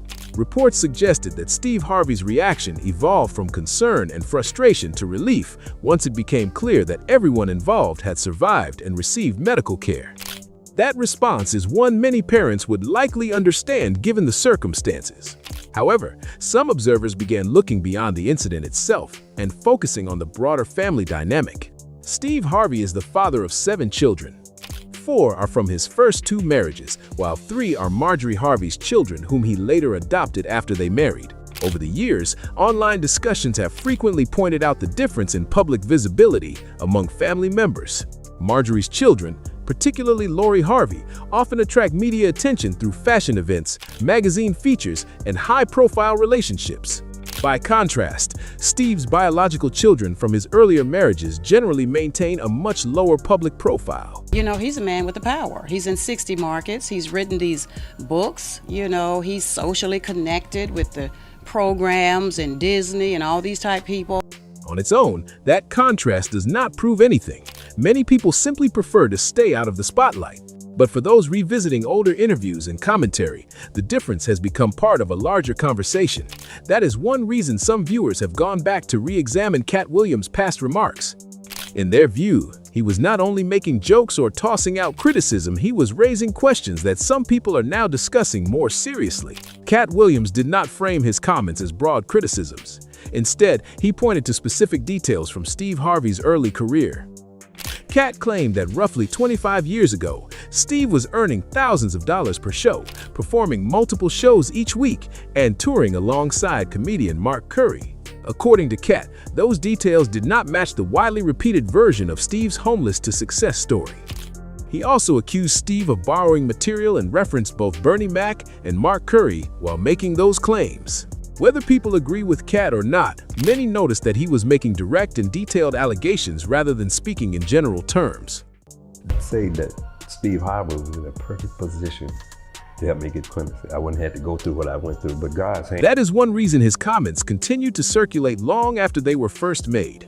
Wendy Williams made similar remarks during her own broadcasts. At one point, she stated, "Steve Harvey was never homeless a day in his life. She also suggested that Marjorie Harvey held significant influence within the family and questioned how much control Steve had over certain situations in his personal life. What makes those statements notable to some observers is that they were made years before Jason Harvey became connected to the widely reported psychedelic-related incident. The comments existed long before the current headlines. For a long time, however, those claims gained little traction with the broader public. Steve Harvey's success made him one of the most recognizable personalities in entertainment. Between his talk show, Family Feud, best-selling relationship books, and motivational speaking, he built a powerful and widely accepted public image. His story of overcoming hardship and achieving extraordinary success resonated with millions, making many people less inclined to question the narrative that had become closely tied to his brand. For many years, challenging Steve Harvey's well-known success story was unpopular with a large portion of the public. To many fans, it was an inspiring example of perseverance and determination. As a result, criticism of that narrative was often dismissed. Over time, however, additional voices entered the conversation. Mary Shackelford, Steve Harvey's second wife, also publicly disputed aspects of the homeless story, adding another perspective to an issue that had already been debated by comedians and media personalities. Because of that, some people continue revisiting the topic rather than treating it as a closed chapter. They point to the fact that multiple individuals from different parts of Steve's life have raised similar questions, even if their accounts and interpretations differ. The discussion becomes more serious when it turns to the legal disputes between Steve Harvey and Mary Shackelford. And so she called me, and she just went off on me. In lawsuits and public statements, Mary made a number of allegations involving family matters and personal conflicts. The language used in some of those filings attracted significant media attention because of the severity of the claims being presented. Among the allegations that received coverage was an incident involving their son, Wendy. According to reports from the time, concerns were raised after a school-related matter involving missed homework. Accounts that later surfaced described disciplinary actions that allegedly resulted in visible injuries. Reports also stated that Wendy experienced pain afterward and that authorities reviewed the situation. However, the matter did not result in criminal charges or a conviction. Publicly available information indicates that no case ultimately moved forward in court. Because the situation ended without further legal action, it has remained a subject of speculation and debate among those who continue to examine Steve Harvey's past controversies and family disputes. The questions surrounding these stories have not disappeared with time. In fact, for some observers, they have become more noticeable. When the Jason Harvey incident made headlines in October 2024 and body cam footage later circulated online, many people were already revisiting older interviews featuring Cat Williams and Wendy Williams. As a result, separate conversations that had existed for years suddenly became linked in the public discussion. That timing is a major reason the topic gained renewed attention. Some people found themselves looking at a recent family crisis while also revisiting older allegations, criticisms, and claims that had previously been dismissed or forgotten. Whether those events are actually connected remains a matter of debate, but the overlap has fueled ongoing speculation. Steve Harvey's reported reaction to the incident, initial concern, followed by relief that everyone was safe, answered some immediate questions, but it did not end the broader conversation. Critics and commentators continue asking why situations involving controversy seem to resurface around different periods of the family's history, and why certain topics remain largely unaddressed in public. Part of that interest comes from Steve's highly visible public persona. Throughout his career, he has regularly shared advice about relationships, family responsibilities, loyalty, and parenting. He has spoken at length about protecting his children and maintaining strong family values. Because of that, some observers have noticed the contrast between his willingness to discuss many personal topics and his limited public comments regarding specific controversies. She used to hate, see, that's what I'm saying. I'm gonna tell it all. I'm telling all y'all. She said, and it was like, she used to check dudes with big lips. Issues such as Mary Shackelford's allegations, past family disputes, and ongoing debates about the public visibility of different family members have generally received little direct response from him, leaving room for continued public discussion and interpretation. For years, Steve Harvey's public updates have largely focused on positive moments, family celebrations, anniversary vacations, career milestones, and messages about gratitude. At one time, Many people viewed his decision not to address certain controversies as a sign of privacy or restraint. More recently, however, some observers have started interpreting that silence differently. As older interviews continue resurfacing online, attention has increasingly shifted toward the subjects that have never been publicly discussed in detail. Part of the renewed interest comes from the fact that several critics have made similar claims over the years, even though they came from very different backgrounds.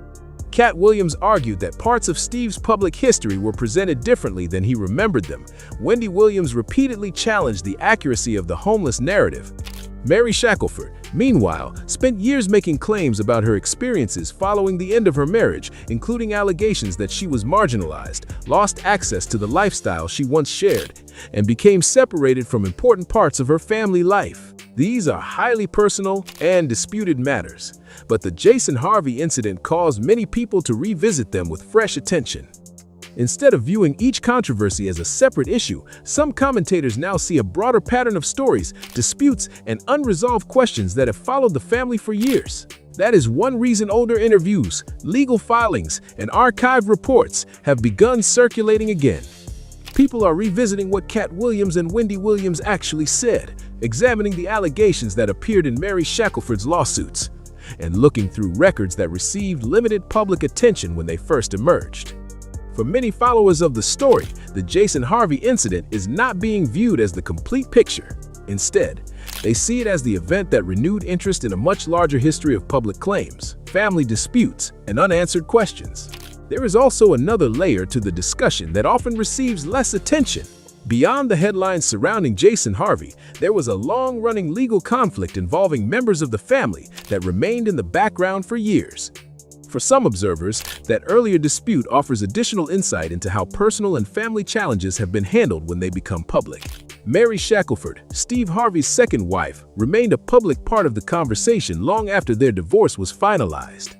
In legal filings and public statements, she made a series of serious allegations involving family matters and personal disputes. Some of the language associated with those claims attracted significant attention because of how strongly it was worded, including references to child endangerment, conspiracy, and what was described as soul harm. The phrase stood out because it is not terminology most people expect to see connected to a high-profile divorce case. What made the situation particularly notable for some observers was that Mary's complaints extended beyond the end of the marriage itself. She alleged that major changes occurred in her life afterward, including losing access to her home and experiencing difficulties maintaining professional and personal relationships that she previously relied on. She also claimed that her relationship with her son, Winton, was negatively affected during the aftermath of the divorce. Another aspect of the case that continues to generate discussion is the reported gag order issued during the legal proceedings. Importantly, a gag order is not a finding that allegations are true or false. Instead, it is a legal measure designed to restrict public commentary under certain circumstances while a dispute is being addressed. For some people following the case, that distinction remains significant. Mary has argued that the restrictions limited her ability to publicly share her perspective, while Steve Harvey continued building his television career, publishing books, and expanding his public profile. As a result, supporters and critics on both sides have continued debating the case years after the original legal battles faded from major headlines. Whether people agree with Mary Shackelford's claims or not, some observers have pointed to what they see as a clear difference in public influence. On one side was a nationally recognized television personality with a massive audience. On the other was someone whose ability to publicly discuss the dispute was reportedly limited by court orders. That contrast has remained a frequent topic of discussion among those who continue to examine the case. Before the reported gag order took effect, several allegations had already entered public conversation through media reports and legal filings. Among the most widely discussed were claims involving an incident with Winton. According to reports from the time, concerns were raised about disciplinary actions that allegedly resulted in visible bruising. Accounts that circulated publicly stated that Winton experienced pain afterward and that the matter came to the attention of authorities. Despite the attention those allegations received, the case did not lead to criminal charges or a conviction based on publicly available information. There was also no widely publicized explanation detailing why no further action occurred. Because of that, the issue has continued to generate debate years later. For some critics, the lack of public information became part of the larger story. They argue that when serious allegations receive attention and then appear to fade from public view without a clear explanation, questions naturally follow. Others caution that the absence of charges may simply reflect the outcome of the legal and investigative process. What remains clear is that the limited public record left room for competing interpretations. Without extensive public statements from authorities or detailed explanations about the outcome, supporters and critics have filled in the gaps with their own conclusions. As a result, the case continues to be referenced whenever broader discussions about Steve Harvey's family controversies resurface. When people examine these controversies together rather than individually, some believe they see a broader pattern emerging. They are not necessarily focused on one specific event, one lawsuit, or one family dispute. Instead, they point to a series of separate incidents that, in their view, raise similar questions about how public controversies are handled once fame, financial resources, and influence become part of the equation. Supporters of that perspective often reference several different examples. They point to Mary Shackelford's claims about her treatment following the divorce, the unresolved questions some people continue to raise about the Winton matter, and the ongoing debate surrounding Steve Harvey's well-known homeless-to-success story. More recently, Jason Harvey's highly publicized legal and medical incident added another chapter to a conversation that was already active online. Of course, others see these situations very differently. They argue that each controversy has its own context and should be evaluated on its own facts rather than grouped together. A divorce dispute, a family disagreement, criticism from fellow entertainers, and the actions of an adult family member are all separate matters. Even so, the overlap between these stories has led some observers to wonder whether there are larger dynamics behind the headlines. The discussion becomes even more complex when attention shifts beyond Steve Harvey himself and toward members of the extended family. For years, online discussions have revisited aspects of Marjorie Harvey's past, particularly events connected to her former husband, Jim Townsend. Before marrying Steve Harvey, Marjorie was married to Townsend, who was later convicted on federal drug-related charges involving an attempted large-scale narcotics transaction. He initially received a life sentence and ultimately served more than 2 decades in prison before receiving a presidential commutation from President Obama in January 2017. Reports from that period also indicate that federal authorities examined individuals connected to the broader investigation. Over the years, Townsend made various public statements about those events and his interactions with investigators. However, Marjorie Harvey was never convicted of any crime related to the case, and publicly available records show that no charges were filed against her in connection with that investigation. Even so, the story remains a subject of public curiosity because of the dramatic elements involved: a major federal case, a life sentence, decades in prison, and a presidential commutation. For some observers, it is surprising that such a significant chapter of family history has rarely been explored in depth during major interviews or public discussions involving Steve Harvey.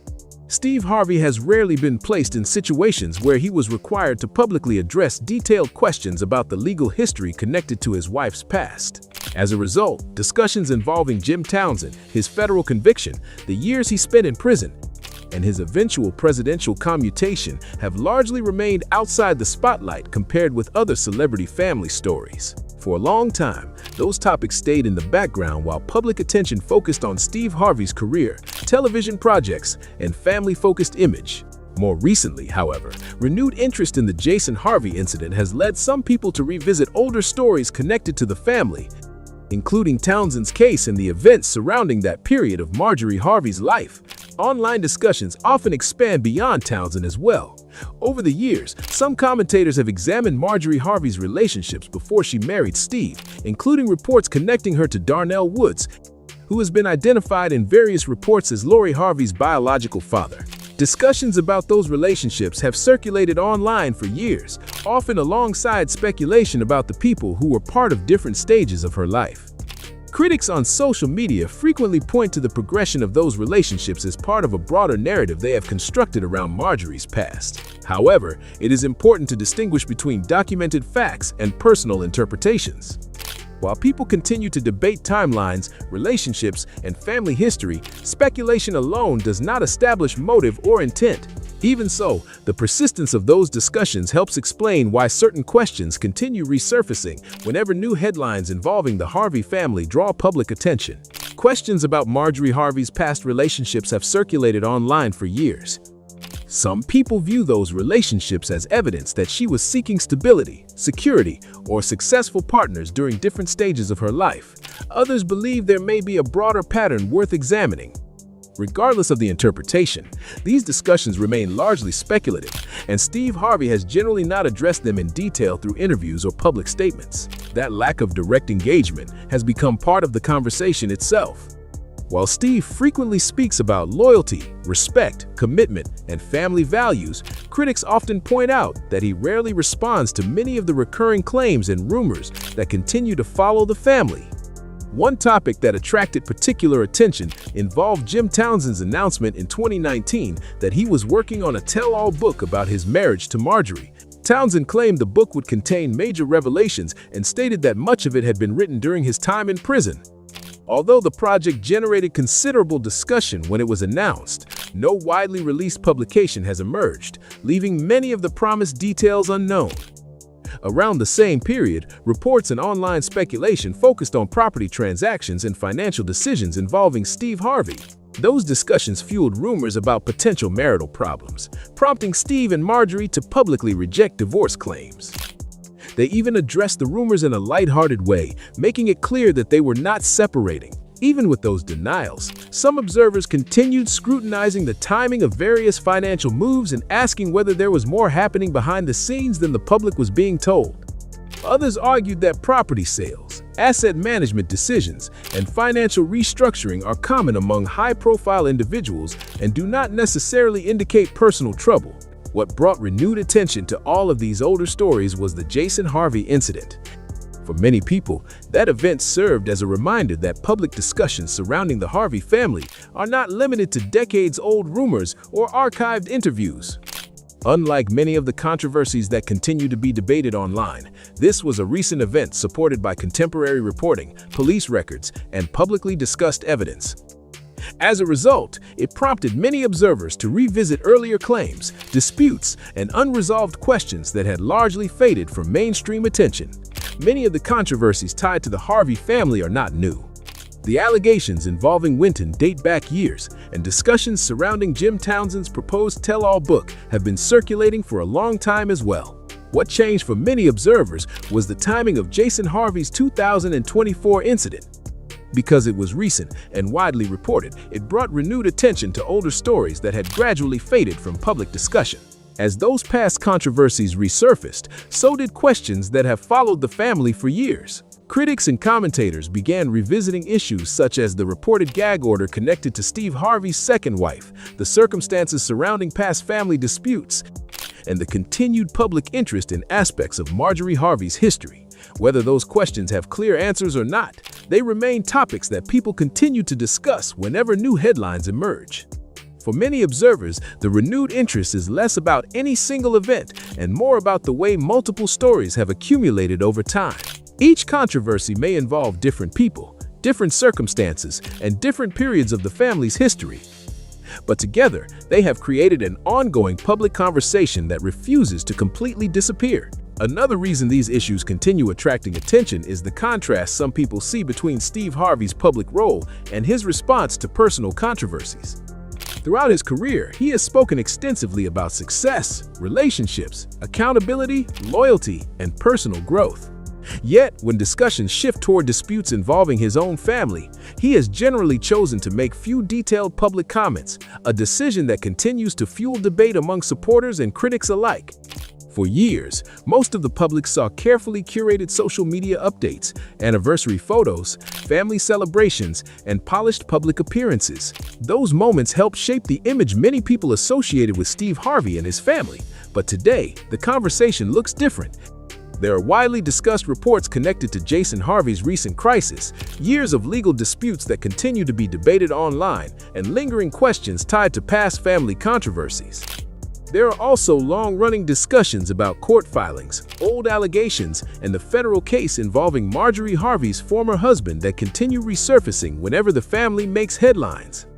Whether those stories ultimately change public opinion or not, one thing is clear: questions that once stayed in the background are now being revisited by a much larger audience. Some people believe the controversies have been exaggerated, while others think there are still important details that have never been fully explained. That is why interest remains so strong in topics such as sealed records, unresolved disputes, and the contents of Jim Townsend's long-discussed but still unpublished book. What do you think about everything covered in this story? Are these separate events that people are connecting together, or do you believe there is a bigger picture that has yet to be fully understood? Share your thoughts in the comments below. If you enjoyed this breakdown, make sure to like the video, subscribe to Star Watch, and turn on notifications so you do not miss future stories and deep dives. Thanks for watching, and stay tuned for more on the biggest celebrity headlines and the stories everyone is talking about. According to a new report, Wendy Williams does not have frontotemporal dementia. Looks like Wendy might finally be breaking free from that messy guardianship. After some new medical tests came out, it turns out she was intentionally misdiagnosed with a list of mental illnesses she never even had. Can you believe that? What's worse, those same so-called professionals the court assigned to protect her are the ones being accused of setting her up. Wendy's been shouting from the rooftops for months saying, "I'm not crazy," but nobody wanted to hear her out. Even Nicki Minaj jumped in, spilling major tea about what they were doing to Wendy. But folks brushed it off like it was nothing. Nicki apparently did it because she's afraid she might be the next one to get hit with a fake diagnosis and tossed into a conservatorship. But of course, people are ignoring Nicki just like they ignored Wendy until the truth blew up in their faces. All this chaos started a few days ago when TMZ dropped a bomb. Wendy recently went through a series of neurological tests done by a top neurologist in New York. And guess what? He said Wendy never had the illness that kept her trapped under that guardianship for years. Can you imagine? They locked this woman in multiple mental facilities, yanked her TV show away, kept her away from her own family, and filled her up with meds. All because of a so-called illness that wasn't even real. That's some straight-up foul play. And according to Wendy herself, this wasn't some innocent mistake, it was planned. She's saying Wells Fargo had everything to do with it, pulling strings behind the scenes to control her money and do whatever they wanted with it. Wells Fargo's the one who started this entire circus when they claimed Wendy wasn't capable of handling her finances and needed a guardian to stop exploitation. That's when she got slapped with that diagnosis of frontotemporal dementia and aphasia, and from there, her freedom was gone. But here's the shady part. Right after her legal guardian, Sabrina Morrissey, took over, reports came out that Wendy was doing better. So how did she suddenly go from recovering to supposedly having all these illnesses again? Make it make sense. Even Wendy's son, Kevin Jr., wasn't buying it. He jumped into the comments on a post from the Shade Room and called it out. Plain and simple. He said Wendy's own doctor told them her dementia was supposedly alcohol-induced. But for some wild reason, her team was still letting her drink. That's not care, that's control. On top of that, they cut all contact with her family, leaving them totally in the dark about where Wendy was or what was happening to her. This whole situation screams corruption, and it's finally coming to light. I feel like the Guardian has not done a good job of protecting my mom. Wendy's been fighting non-stop to break free from that guardianship, but they just won't back off. She's done everything possible. She even brought in her own independent medical evaluations that clearly showed she doesn't have those illnesses they keep labeling her with. Still, they keep pushing the same tired story like they're desperate to keep control of her life. Experts have already said it. People with frontotemporal dementia are supposed to get worse over time, not better. But Wendy's story is the total opposite. Ever since she got clean and sober 3 years ago, she's shown incredible strength and mental clarity. Her progress alone proves something isn't adding up here. Now, TMZ is reporting that Wendy's legal team is gearing up to file some serious paperwork within the next 2 weeks. They're heading straight to court to request a hearing where they'll demand the judge end this guardianship once and for all. And if the judge tries to play hardball and refuses, Wendy's powerhouse lawyer Joe Tina is ready to take it even further. He'll call for a jury trial and ask real people, not just the system, to decide Wendy's freedom. That's huge. When this whole guardianship nightmare started, everyone had one main suspect in mind, Sean. The tension between him and Wendy goes way back, and anyone who's been watching knows he's been trying to take her down for years. Wendy even once claimed that she got an email with photos showing Sean in a very compromising situation during a trip to Mexico. She said she received proof that made her question everything about him. Ever since then, things between them have been nothing but chaos. She got fired from Hot 97 because she had a picture of Puffy. So if you don't mind, give me the story from your point of view and what was in the picture. We were in Cancun. For whatever reason, dude was playing with Puff. He went behind him and grabbed his trunks and pulled them down. Some girls that was taking pictures. They took that picture and emailed it back to Wendy Williams. Wendy Williams said she had him in a compromising position and like he was gay, something like that. She was gonna put it out. Wendy had shown people that email. Puff told Hot 97 if they didn't get rid of her before he got back in New York, that they was not gonna get any music from any of his friends, any of the record labels executives that was cool with him. Everybody was gonna boycott their station. We was out in LA for about 3 days before we landed back in New York. Wendy Williams was in the radio station in Philly. She was fired. And don't forget that wild moment years ago when a 19-year-old artist ended up taking the blame for that messy club incident connected to Sean. Wendy was the only one bold enough to question what really went down. She didn't buy the official story for a second and kept saying the whole situation needed a proper investigation.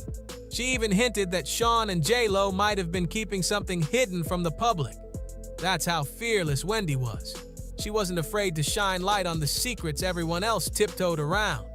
And long before Cassie ever walked away, Wendy was already calling out Sean's relationship with her, saying something about it just didn't sit right. Turns out, she might have been right all along. Puffy wants Cassie back. Oh, it's been all over social media. Puffy posted a picture of Michael Jackson's song, Lady in My Life, and wrote, if anyone sees Cassie this weekend, please tell her to listen to this song 100 times. I suggest don't use social media, though, to reach out. I think this is a grand overture from Puffy. I don't believe he really wants her back. I believe he probably treated her at some particular point like a possession, like a possession. And if you really care, then you'd reach out privately, not publicly. Y'all had bad blood for a while. Real bad. Real bad blood. The worst blood. The worst blood. You almost wanted to run you out of New York at one point, right? Well, not run, like push you out of New York at one point. He had you ran out. You give him full credit for that? Okay, cool. He had you ran out of New York. Things got real tense when Sean made a chilling comment about Wendy's teenage son during an interview. Wendy had invited him for what was supposed to be a normal chat, but out of nowhere, he mentioned her son right in the middle of it. You could see Wendy tense up. She instantly knew that wasn't random. People watching felt it too. Many believed Sean wasn't just talking, but sending a warning, like, stay out of my business. The vibe was cold, and everyone could tell he wanted Wendy to back off, or things could get ugly.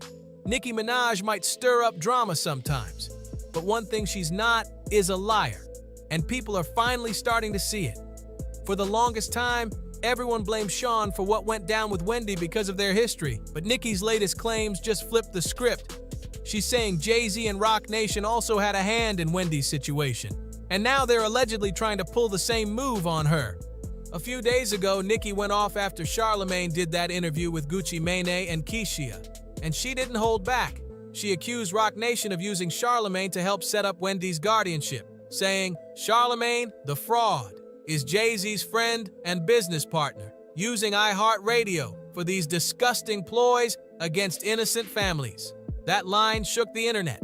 Nicki reminded everyone that Charlamagne was close to Wendy before her life spiraled, and she warned, the buck stops here, baby. Bookmark this tweet. She's letting everyone know she's not going down quietly. Then Tasha K came through with even more tea. She claimed Rock Nation's allegedly been plotting to do the same thing to Nicki. According to her, the only reason they haven't succeeded is because of Nicki's husband, Kenneth Petty. Since she's married, if anyone ever tried to fake a diagnosis or take control of her finances, her money would legally go straight to her husband. That makes it way harder for anyone to trap her the way Wendy got trapped. And when you look at the pattern, it all fits. Every celebrity who's been thrown into a conservatorship was single at the time. Britney wasn't married, and Wendy was divorced when Wells Fargo got involved. So maybe that's the secret. Being married gives a layer of protection that makes it harder for anyone to pull these power moves. This is not something that is like a conspiracy theory. This shit actually happens. But if they're able to separate Nicki and Kenny, that makes Nicki vulnerable because your husband is your power of attorney. Your husband is your signator on all of your accounts in the event anything goes wrong. Michael wasn't married. Britney Spears was married, but of course they control all of that.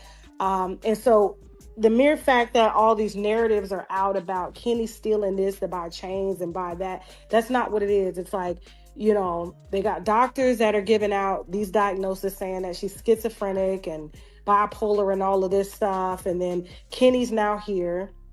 You know, she trusts Kenny. Of course, they've known each other since they were kids. Their families know each other. And so Kenny is just in the way. And so what do? You create narratives to try to separate, because if you separate, then you can divide and conquer. And so that's what it's about. You know, she's going into her latter years and, you know, there's a lot of money on the line and she's worth a lot, but Kenny is in the way. And so, yeah, I mean, look at what they're doing to Wendy Williams. Had Wendy would have still been with Kelvin, they wouldn't have been able to put her under a conservatorship because she has a husband. So, you know, and like I said, there was only one that was accused of stealing. People need to stop twisting Nicki Minaj's words for real. She doesn't have schizophrenia. Let's get that straight. What's wild is that this whole thing feels way too familiar. Remember how they tried to 5150 Kanye just for being bipolar? It's a mood disorder, not a crime. And then they turned around and tried to take his assets just because he spoke his mind. Meanwhile, Wendy Williams is sitting in some fancy hospital suite while her lawyers burn through her money like it's nothing. It's the same old pattern. Michael Jackson's gone, Britney Spears had to run off to Mexico just to feel free again after years trapped under that conservatorship. And now Wendy's stuck in this twisted system too. What part of this don't people understand? This is an industry takedown. Systemic, planned, and meant to make powerful artists look unstable so others can control their money. And let's be real, Kenneth, Nicki's husband, is a major obstacle for them. All this drama started after Nicki tweeted about that COVID vaccine, and things have been heating up ever since. Now people are speculating that Wendy's misdiagnosis wasn't just some coincidence, like the industry wants us to believe. Word is, they locked her in that guardianship right when Sean's trial was going down, so she couldn't testify about what she supposedly went through with him. But now that the trial's over and she's no longer a threat, suddenly they're ready to let her go free? Sounds way too convenient. And honestly, it all lines up. Wendy took multiple independent tests proving she wasn't sick. No one listened. But right after Sean's trial ended, another test came out and suddenly everyone's taking her seriously. Please, that timing says it all. And now look what's happening. They're trying to label Nicki crazy, right when rumors start swirling that Jay-Z might be next in line for major legal heat after Sean. It's almost like they're playing games right in our faces, expecting everyone to ignore it. But people are waking up. It's getting harder and harder to look away. Fans have plenty to say too. One person online said Wendy's family should sue that doctor who misdiagnosed her with dementia. That mistake ruined her life. Another person pointed out that her condo was sold, her beloved pet was given away, and thousands of dollars worth of clothes and furniture disappeared while she was under that guardianship. It's heartbreaking. Bottom line, free Wendy. But now it's your turn to sound off. What do you think about Wendy finally breaking free from that guardianship? And do you believe Nicki Minaj might really be the next target in this industry game? Do you think Wendy's finally free for good? Or could there be more twists coming? And what's your take on Nicki's situation? Real threat or just rumors gone wild? I really want to know what you think, so drop your thoughts in the comments below. Thanks so much for watching and hanging out till the end. Don't forget to like, share, and if you're new around here, hit that subscribe button for more updates from Star Watch. There's plenty more drama, secrets, and celebrity talk waiting for you.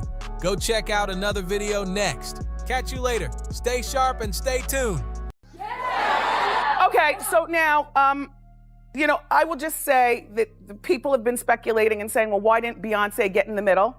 In my mind, Beyonce didn't get in the middle because Solange was probably attacking him over something that he knows he was dead wrong about.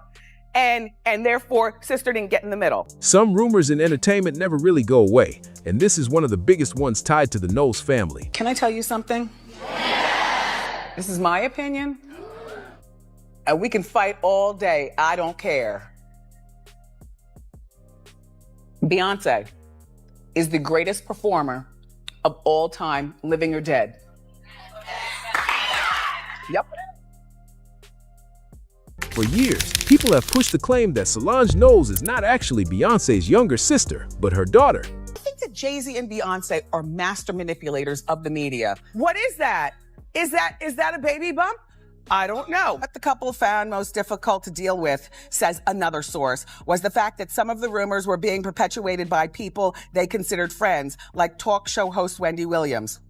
The story has lingered online for so long that every time old names like Wendy Williams, Richard Lawson, alleged records, or supposed family insiders get mentioned, the whole rumor starts making noise again. And it's being alleged that then Solange said, well, why do you have to go to another party without your wife? Why can't you just go home? If you know what she was implying. So, is this just another internet story that keeps getting recycled, or is there a reason people keep circling back to it? To understand why this rumor still gets attention, it helps to look at where it came from and why it never fully disappeared.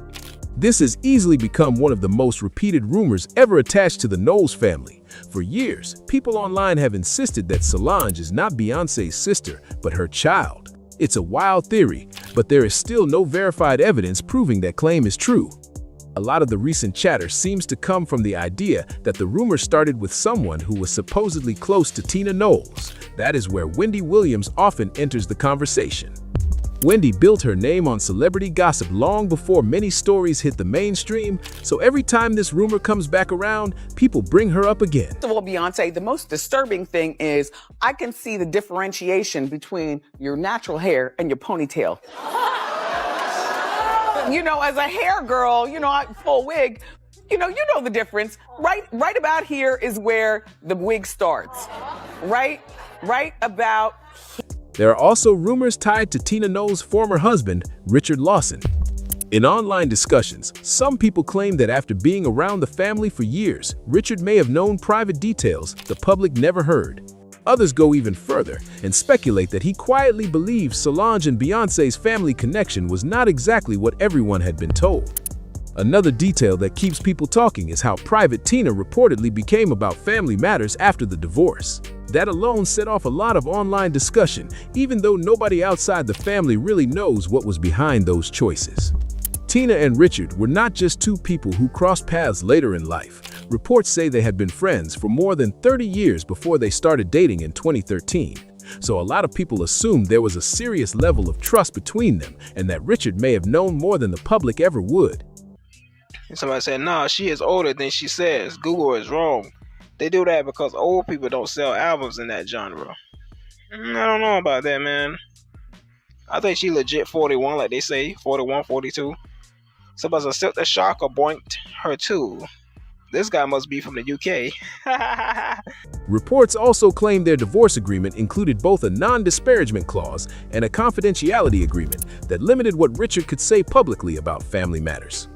Agreements like that are not unusual, but online speculation quickly turned it into something much bigger. That is when this long-running rumor started picking up steam again. Some people started tying all of this to old claims about Beyoncé's age. Officially, Beyoncé's birth year has always been listed as 1981. But years ago, an alleged document made the rounds online claiming she was actually born in 1974. The claim spread fast because it sounded huge, but the Texas Health Department later said the document was not authentic.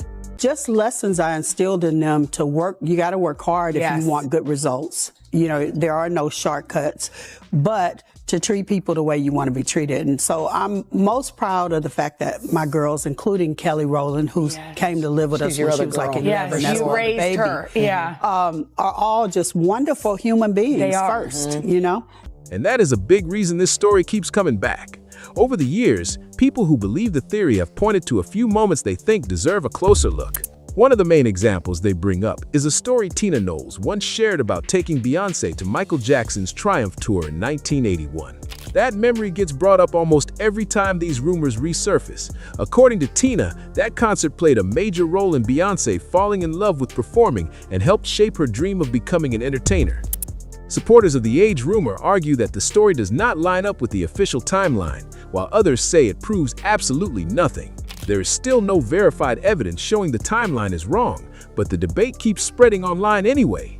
Teaching work ethic, you said you taught them they had to work hard. They love what they were doing, because I think a lot of parents try to preach work hard, but some kids just don't. So was it because they were so madly in love with what they were doing? They loved music. Yeah. That's all they lived for, is they did shows. I mean, I always say nobody wanted to come to my house because they would sell tickets and to come in and do listen. all these shows, and that's what they wanted to do every day. So I think it's important not to push them in any direction or to force them to do anything. But when they love something, then encourage it. Find every opportunity for them to do that. Some people see it as a strange detail, while others see it as just another internet rumor. And that is exactly why this theory keeps getting dragged back into the spotlight years later.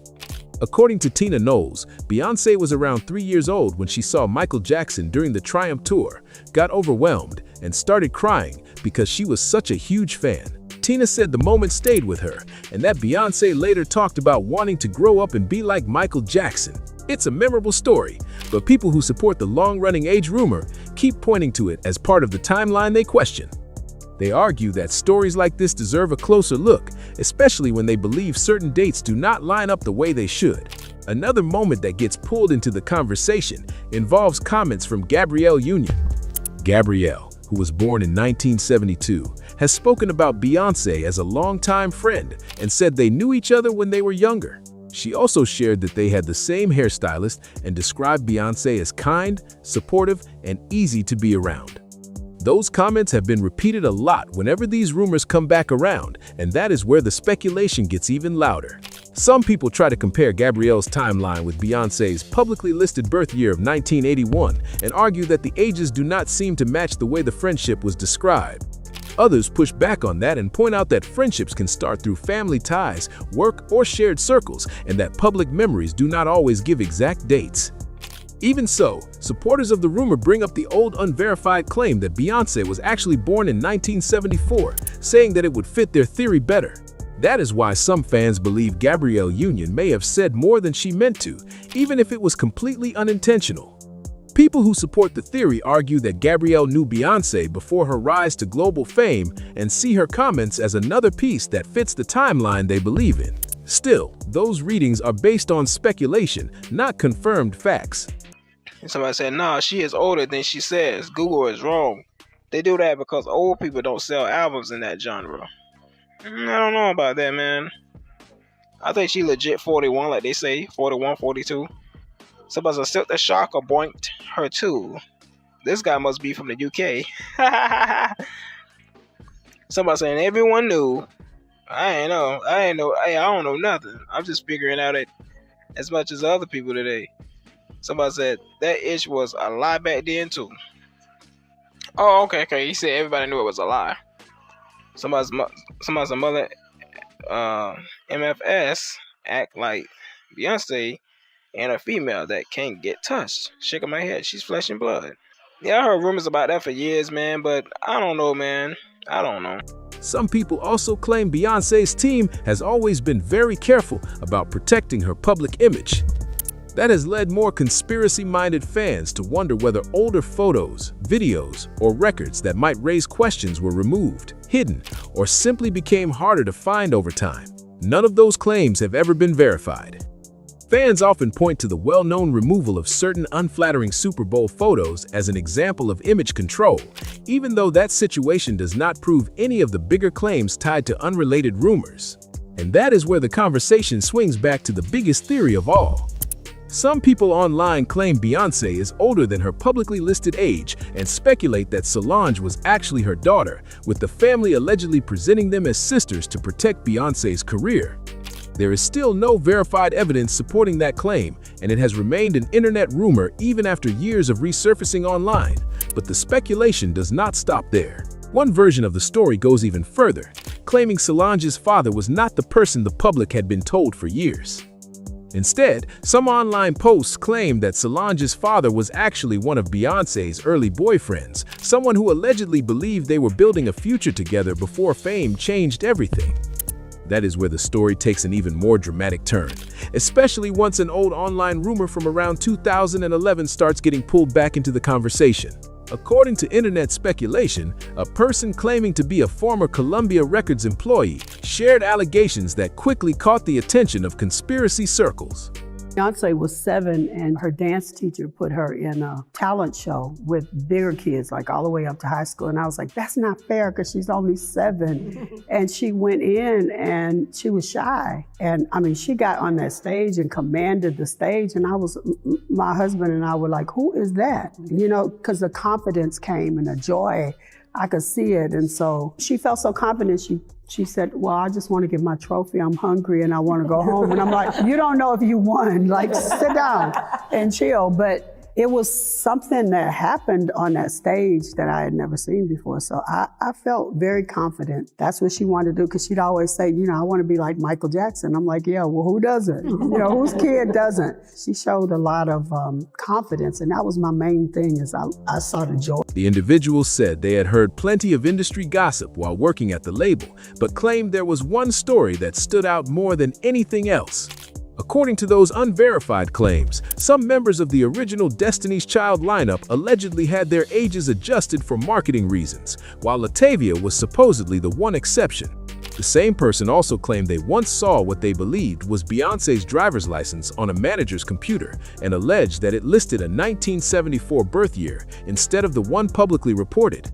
Still, there is no verified evidence confirming that story or the document they described. Even so, supporters of the theory quickly tied those claims to another long-running rumor. They argued that the age gap between Beyoncé and Solange was much bigger than the public had been told, and speculated that this could explain the family story they believe was presented to the public. But again, there is no confirmed evidence supporting that theory, and it remains part of ongoing internet speculation.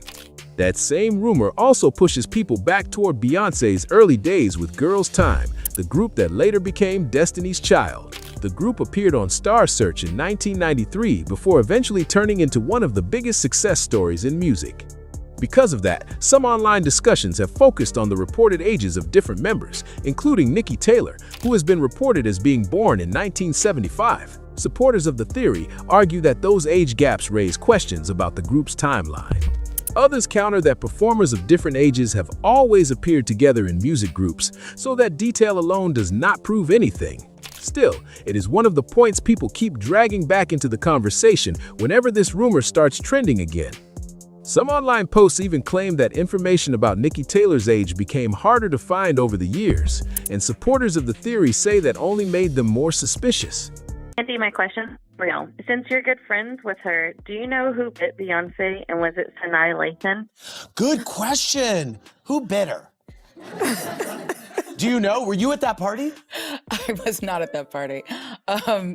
If I ever knew, I would not tell. The easiest way to get ostracized and uninvited is to talk out of school. Others argue that missing, outdated, or inconsistent information online can happen for all kinds of normal reasons, so there is no evidence it points to anything unusual. There is another claim that often gets folded into the story.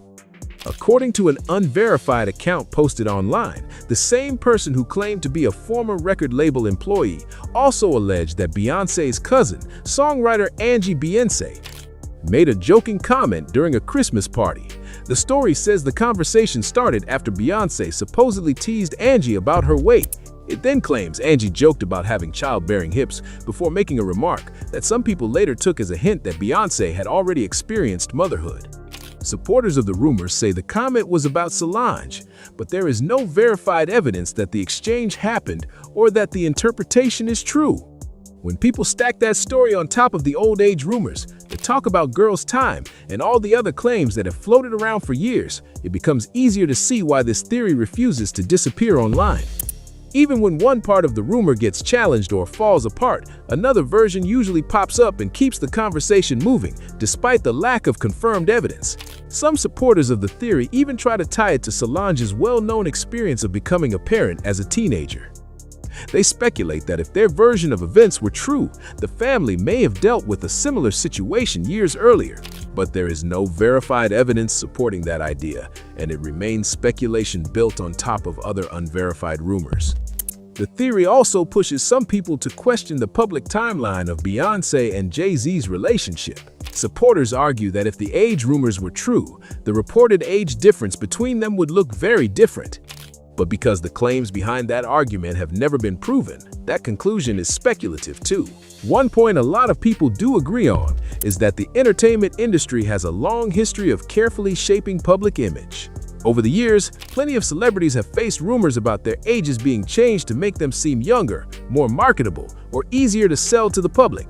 Stories like that have followed stars for decades, which is why some people say they do not automatically dismiss claims about Beyoncé's age when they see them online.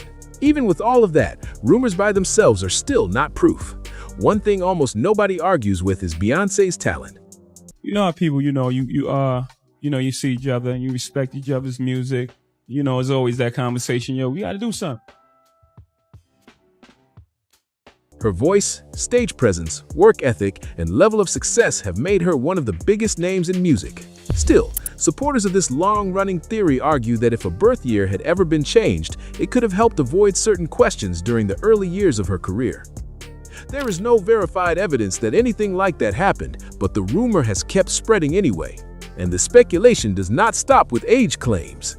For years, online discussions have also focused on Beyoncé's personal life, her relationships, and what may have been happening behind the scenes while her father, Matthew Knowles, was managing her career.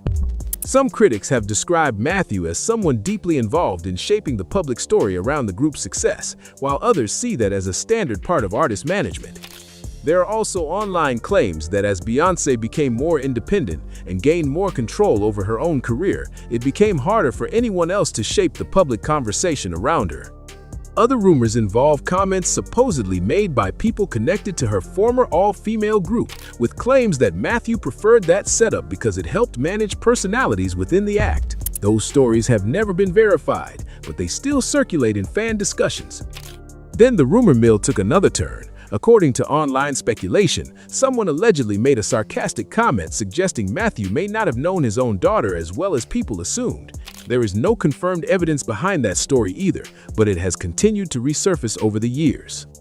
And now, with all of these old claims coming back around, some internet users have turned their attention to Richard Lawson again. Supporters of the theory speculate that once his marriage to Tina Knowles ended, Richard Lawson had less reason to stay quiet about family matters. This is where the online speculation gets even heavier. According to long-running rumors, the end of Tina Knowles and Richard Lawson's marriage was not just about their relationship. Some internet discussions claim Richard sometimes felt like an outsider, even after becoming part of one of entertainment's most talked-about families. None of those claims have been confirmed, but they keep resurfacing whenever this story comes back around. Some posts also allege that Richard's daughter didn't always feel fully included, and supporters of the theory use that to speculate that tension may have been building behind the scenes. There is no verified evidence supporting those claims, but they have still become part of the larger rumor surrounding the family. Did you know, while you went through several incarnations, Farrah and the other girls, being in the group, did you know that you would always want your daughter to be the breakout star? No, not really. Lies you tell. No. You got to remember that I actually came up with this strategy. Okay. That the last 3 albums of Destiny's Child, each one of the ladies had solo projects. Michelle has had 3 #1 albums, 3 consistent. Bless her heart. #1 albums. Good for her. And you can do no better than #1, yes, right? Yes. In the gospel genre. In the gospel genre. That's her belief. And Kelly and Beyonce are still very close. They're extremely close. Kelly sold 4 or 5 million records outside of America because she's done quite well inside. After the divorce, online gossip picked up fast, with some people claiming Richard was connected to stories about private family matters, even though there is no confirmation that he ever shared anything publicly. The rumors stretch in every direction. Online discussions have included claims about Tina wanting more spotlight, speculation involving Solange and Jules, theories about Beyoncé and Jay-Z's marriage, and of course, the long-running rumor questioning Beyoncé and Solange's family relationship. Wendy Williams' name keeps getting pulled into these stories too, mostly because of her long history with celebrity gossip. Long before social media became the main home for entertainment rumors, Wendy had already built a reputation for talking about stories that grabbed attention and got people asking questions. That is one reason some fans believe she may know more about this rumor than she has ever said publicly. According to online speculation, some even claim she has receipts, although no evidence has ever been presented to back that up. Supporters of that theory argue that Wendy's legal and personal issues may have played a role in why she has not spoken about certain topics in recent years. Because of that, some people believe there are still celebrity stories she never fully addressed. Others go a step further and speculate that if Wendy ever returns to regularly discussing entertainment news, she could revisit rumors that have followed famous families for years. But that is still just speculation, and there is no confirmation that she plans to do anything like that. As expected, the internet has no shortage of opinions. Some commenters argue that when a celebrity is extremely private and carefully controls their public image, it naturally creates more curiosity and more rumors. Others say that if the age-related claims were ever proven true, it could change the way people look at parts of Beyoncé's early career and even the timeline of her relationships. Then there are people who swear they have been hearing different versions of this story for years. Some longtime fans claim these rumors have been floating around since the early 2000s. One online commenter even alleged that Matthew Knowles nearly hinted at an age-related discrepancy during an old MTV behind-the-scenes segment before the conversation was suddenly cut off. There is no verified evidence supporting that claim either, and it remains part of online speculation. So, what do you think? Is there any truth behind the rumors about Beyoncé's age, or is this just one of those celebrity theories that keeps getting bigger every time it gets shared? Are all these stories somehow connected, or has years of internet speculation turned this into a mystery of its own? And if Wendy Williams ever speaks on these rumors again, do you think she would actually have something new to add? Drop your thoughts in the comments below. And if you enjoyed this deep dive into celebrity rumors and Hollywood mysteries, make sure to like, share, and subscribe to Star Watch. Then turn on notifications so you never miss an update. Thanks for watching, and we'll see you in the next one. Who was partners with L.A. Reid and Babyface in Atlanta, and these guys had this competitiveness. L.A. had a girls group. I bet you don't know who his lead singer was. No. Pink. Oh. She's the exact same age as Beyonce, and there used to be this battle which group was better. You had Usher. He was the same age. They were all 14 and 15 years old living in Atlanta. For years, one of the most talked about rumors surrounding the Knowles family has been the claim that Solange is actually Beyoncé's daughter rather than her sister. The story has circulated online for a long time, but recently it has gained fresh attention after social media users pointed to alleged stories and secondhand claims connected to people said to be within Mama Tina's wider circle. Wendy Williams has previously discussed these rumors on her platform, often suggesting there could be more to certain family stories than what the public sees. When Beyonce was 3, I took her to the Triumph tour with Michael Jackson and his brothers. Wow. And my friend said, well, if you go to this certain area at the Astrodome, he's going to come out that way. So I had her out there. It was a group of about 20 people. He walks over, tries to grab her. And she loved him so much. She was just overwhelmed as kids do. And she just started crying and, she wouldn't go to him. But what are the odds of that? Wow. And she said then, I'm going to be like Michael Jackson. Those comments helped keep the speculation alive and gave rumor watchers even more to debate. At the same time, some online commentators have shifted their focus to Tina Knowles' former husband, Richard Lawson. Various rumors claim he may know details about past family dynamics, leading some people to question whether there are still untold stories behind the scenes. None of these claims have been verified, but the ongoing speculation continues to spark conversations about the Knowles family's private life and carefully managed public image. One detail that caught many people's attention was the legal language reportedly included when Tina Knowles and Richard Lawson ended their marriage. Media trainers have been training older artists to lie and say they were as much as 10 years younger than they were. It's all to sell you records, to sell you a image. Since the two had known each other for more than 3 decades before starting a relationship in 2013, many assumed there was a deep level of trust between them. That is why reports mentioning a non-disparagement clause and confidentiality agreement quickly became a major topic of discussion. According to those reports, certain private family matters were not meant to be publicly discussed. As soon as that information surfaced, online speculation went into overdrive. Many people began asking the same question: what exactly was considered so private that it needed that level of protection? While no clear answer has ever been provided publicly, some rumor-filled discussions connected the situation to long-running theories about Beyoncé and Solange's family relationship. The speculation grew even more because of an old controversy that dates back to 2006. At the time, rumors spread that a person claiming to work for the Texas Department of Health had allegedly obtained what was described as Beyoncé's birth record. According to those unverified claims, the document listed her birth date as the 4th of September 1974 rather than the widely reported 1981 birth year. The alleged leak quickly became the center of intense online debate and countless theories, despite never being officially verified. If the document had actually been genuine, it would have suggested that Beyoncé was 7 years older than the age the public had long been told. If the document was false, however, many people wondered how such a claim gained so much attention in the first place. As the story spread across forums, blogs, and entertainment circles, reports indicated that the Texas Department of Health initially said it could neither confirm nor deny the alleged record.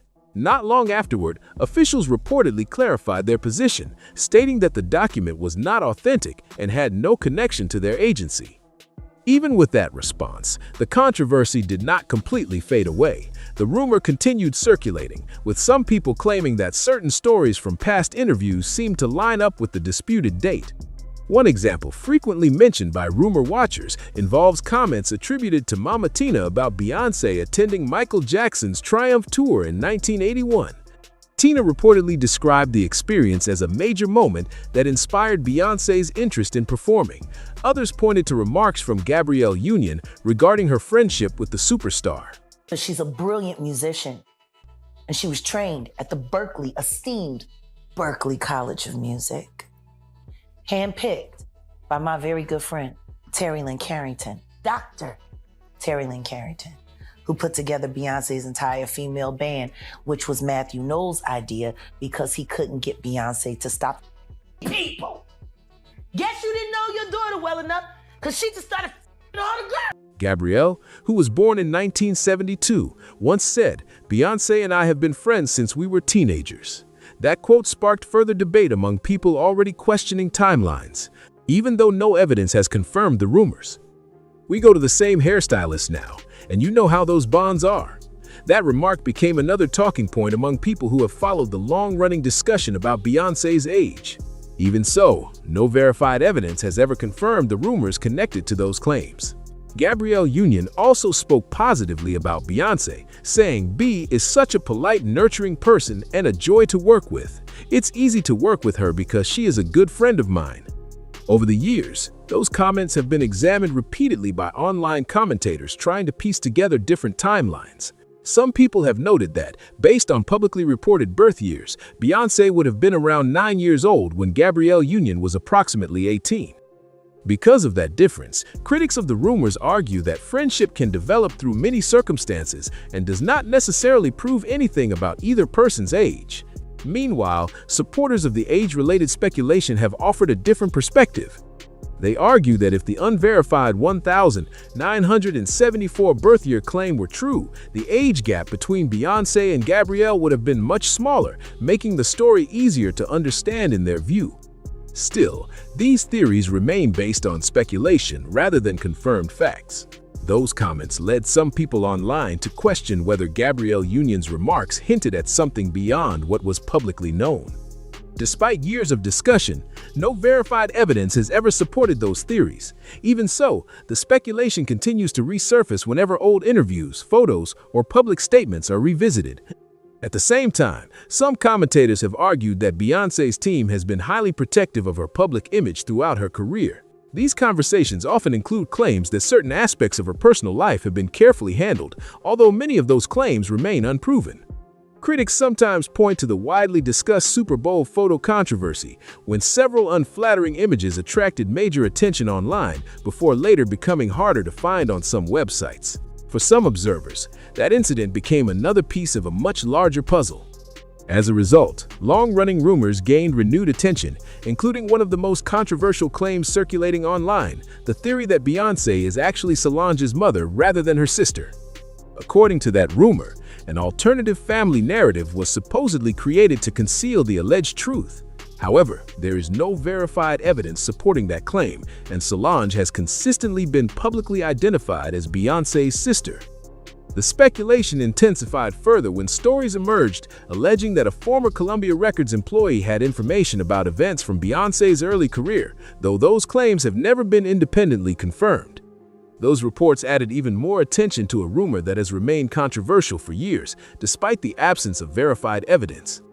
According to the story, a person described as a former Columbia Records employee claimed that during their time at the label, they regularly heard industry gossip, behind-the-scenes stories, and unconfirmed claims about major artists. Among the many rumors they allegedly encountered, one stood out in particular: the claim that some members of the original Destiny's Child lineup were not the ages publicly reported, with LaToya Luckett supposedly being the exception. The individual also alleged that they once saw what they believed was Beyoncé's driver's license displayed on a manager's computer screen. According to their account, the document listed a 1974 birth year rather than the age commonly reported in public records. That allegation has never been independently verified, but it became a frequently repeated point among people who questioned the official timeline. The same source went even further, claiming there was a substantial age difference between Beyoncé and Solange. They suggested that the public understanding of their family relationship did not tell the full story, though no evidence has confirmed that assertion. To support their theory, they pointed to the earliest years of Girls' Time, the group that would eventually develop into Destiny's Child, arguing that those early appearances raised additional questions in the minds of some rumor followers. Girls' Time's appearance on Star Search remains one of the most memorable moments connected to the group's early history.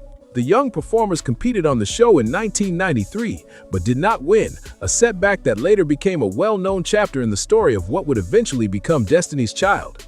For years, people analyzing old footage and timelines have revisited that performance while discussing various rumors surrounding the group's early days. Another name that often appears in these conversations is Nikki Taylor, one of the original Girls' Time members. Some online posts have claimed that Nikki was born in 1975, leading certain commentators to compare her age with those of other performers in the group at the time. Because many of the details from that period are difficult to independently verify today, debates about the accuracy of those claims have continued for years. The former employee's story also included another piece of alleged family gossip. According to the account, a relative of Beyoncé supposedly made remarks during a holiday gathering that some people interpreted as hinting at a private family matter. The employee claimed those comments later became a topic of speculation among people who heard about them. However, no evidence has surfaced to confirm that version of events, and the story remains based entirely on secondhand accounts. Supporters of these theories often argue that, if the rumors were true, certain moments in the family's history might be viewed differently. Critics, on the other hand, point out that the claims rely heavily on speculation, assumptions, and unverified stories rather than documented facts. That ongoing clash between rumor and evidence is one reason these discussions continue to attract attention years later. It is important to remember that these claims remain speculative and have never been verified. Even so, discussions about the age rumors often expand into other areas of Beyoncé's life, including her relationship with Jay-Z. Supporters of the alternate timeline theory sometimes argue that a different birth year would change how people interpret the age difference between the two stars when their relationship began. Whether that argument is convincing is heavily debated, but it has remained part of the larger conversation for years. People who follow entertainment history frequently note that age-related rumors are not unique to one celebrity. Throughout the industry's history, there have been stories about performers adjusting or emphasizing certain details about themselves for branding, marketing, or career reasons.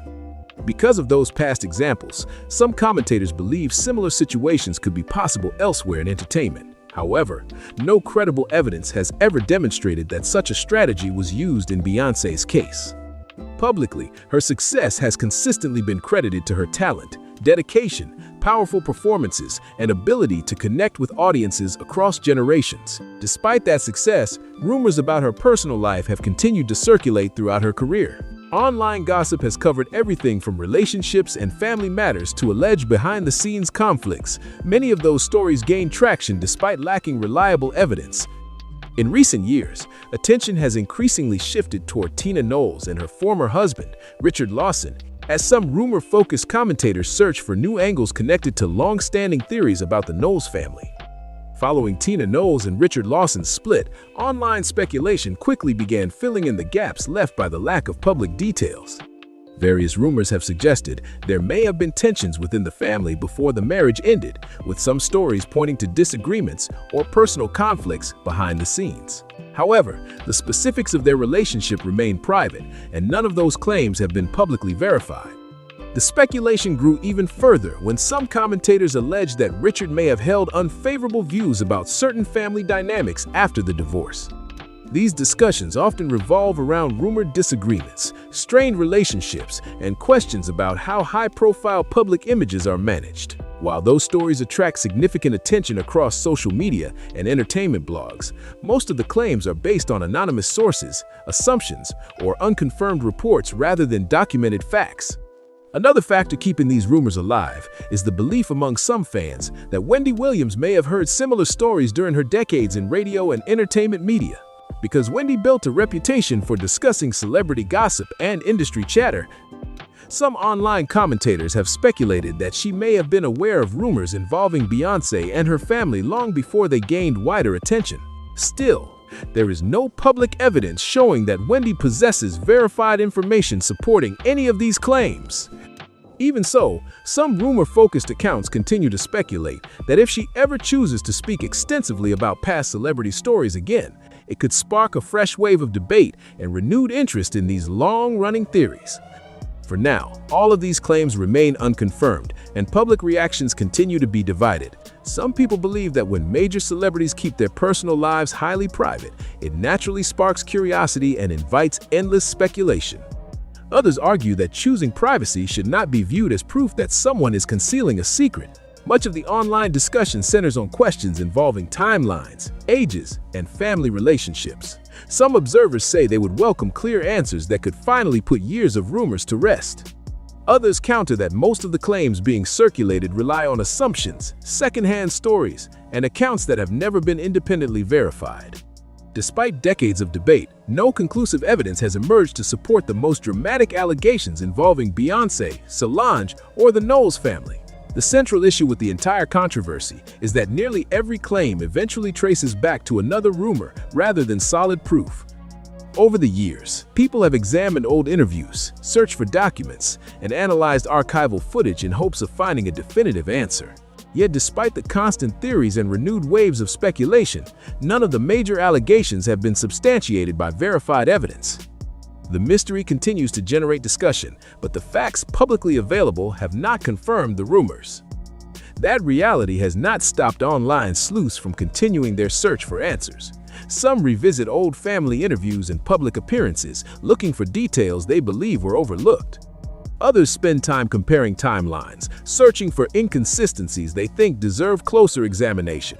There are also those who place significant attention on stories attributed to former industry insiders, arguing that certain claims warrant a deeper look. As a result, the controversy keeps resurfacing, drawing in a new wave of discussions every few years. What makes the debate so persistent is how sharply divided opinions remain. One group believes there may be aspects of the story that have never been fully explained to the public. Another group argues that the rumors have endured simply because Beyoncé is one of the most recognizable figures in entertainment, and any mystery connected to her is almost guaranteed to attract attention. For now, the situation remains unresolved. Unless independently verified evidence emerges, the questions surrounding Beyoncé, Solange, and the Knowles family will likely remain topics of speculation rather than established fact. Yet, with social media constantly reviving old interviews, forgotten claims, and long-running theories, this decades-old controversy continues to find its way back into public conversation. When everything is taken into account, this remains one of the most persistent celebrity rumors on the internet. From questions about Beyoncé's age to the long-running speculation surrounding her relationship with Solange, these theories have managed to stay in public conversation for years. Even though no verified evidence has confirmed the biggest claims, few celebrity stories have generated this level of debate for such a long period of time. Part of what keeps people interested is the sheer number of stories attached to the rumor.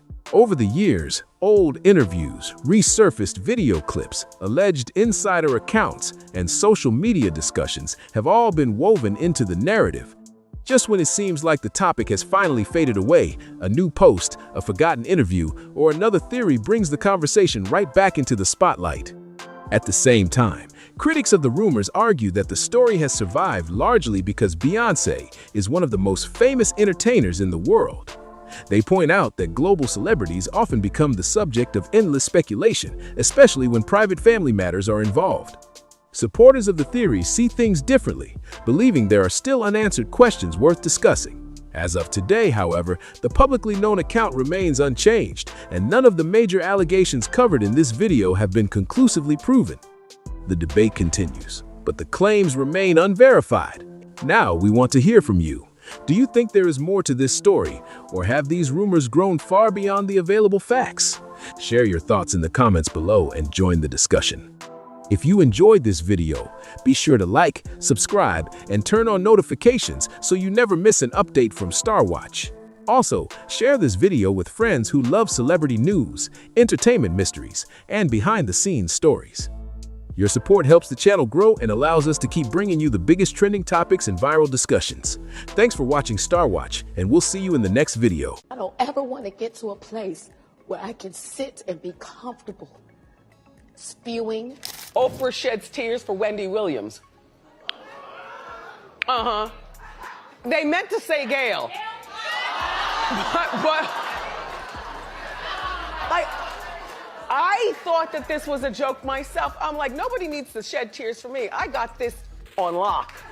Okay. It's like how when R. Kelly got interviewed. Everyone's gonna want to talk to Bill Cosby just to get his side of the story. I believe Oprah's the only one who would stoop to that level. Yeah. You never know, man. It's thirsty out here in these streets, and also too, For years, Wendy Williams built her reputation by saying the things other daytime hosts usually wouldn't touch. Celebrity friendships, private feuds, uncomfortable rumors, and powerful names were all fair game on her show. That fearless style made Wendy famous, but it also meant she occasionally found herself discussing some of the biggest figures in entertainment. Now, old moments involving Oprah Winfrey are being pulled back into the spotlight, while Taraji P. Henson's name has unexpectedly become part of the wider online conversation. The latest chatter centers on what was allegedly happening behind the scenes as Wendy disappeared from daytime television during a period of serious health challenges. Some online commentators have speculated that Oprah may have preferred Sherri Shepherd as someone who could eventually step into Wendy's daytime space before the full extent of Wendy's situation became public knowledge. There is currently no verified evidence proving that Oprah secretly arranged Wendy's exit or controlled who would replace her, so those claims need to stay exactly where they belong. In the category of online speculation, still, the theory has gained attention because Wendy and Oprah already had a complicated history in the public eye. And that history goes back much further than Wendy leaving television. Wendy had never built her career around protecting celebrities from uncomfortable conversations. If a story was circulating publicly, she was often willing to discuss it, even when the person involved had serious influence in Hollywood. Oprah was no exception. Wendy repeatedly brought Oprah into discussions on her show and addressed topics that many mainstream hosts probably would have handled much more carefully. At different points, Wendy discussed public speculation surrounding Oprah's extremely close friendship with Gayle King. She also questioned aspects of Oprah's involvement with weight loss products and promotions, putting a critical spotlight on business moves connected to one of television's most recognizable personalities. My show, Oprah was a fabulous woman when she was on network TV, and Oprah did a lot of,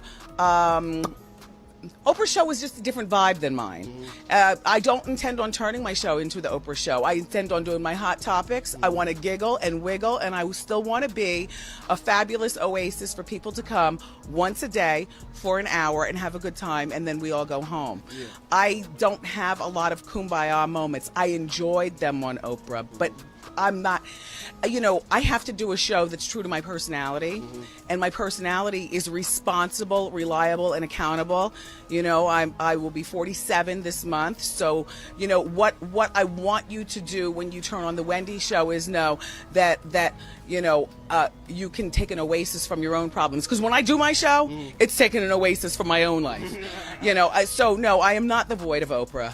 Okay, well, speaking of your own life, the only thing the only reason why people say that is because we're both black. Wendy's approach could be bold, messy, and controversial, but that was also the entire lane she had created for herself.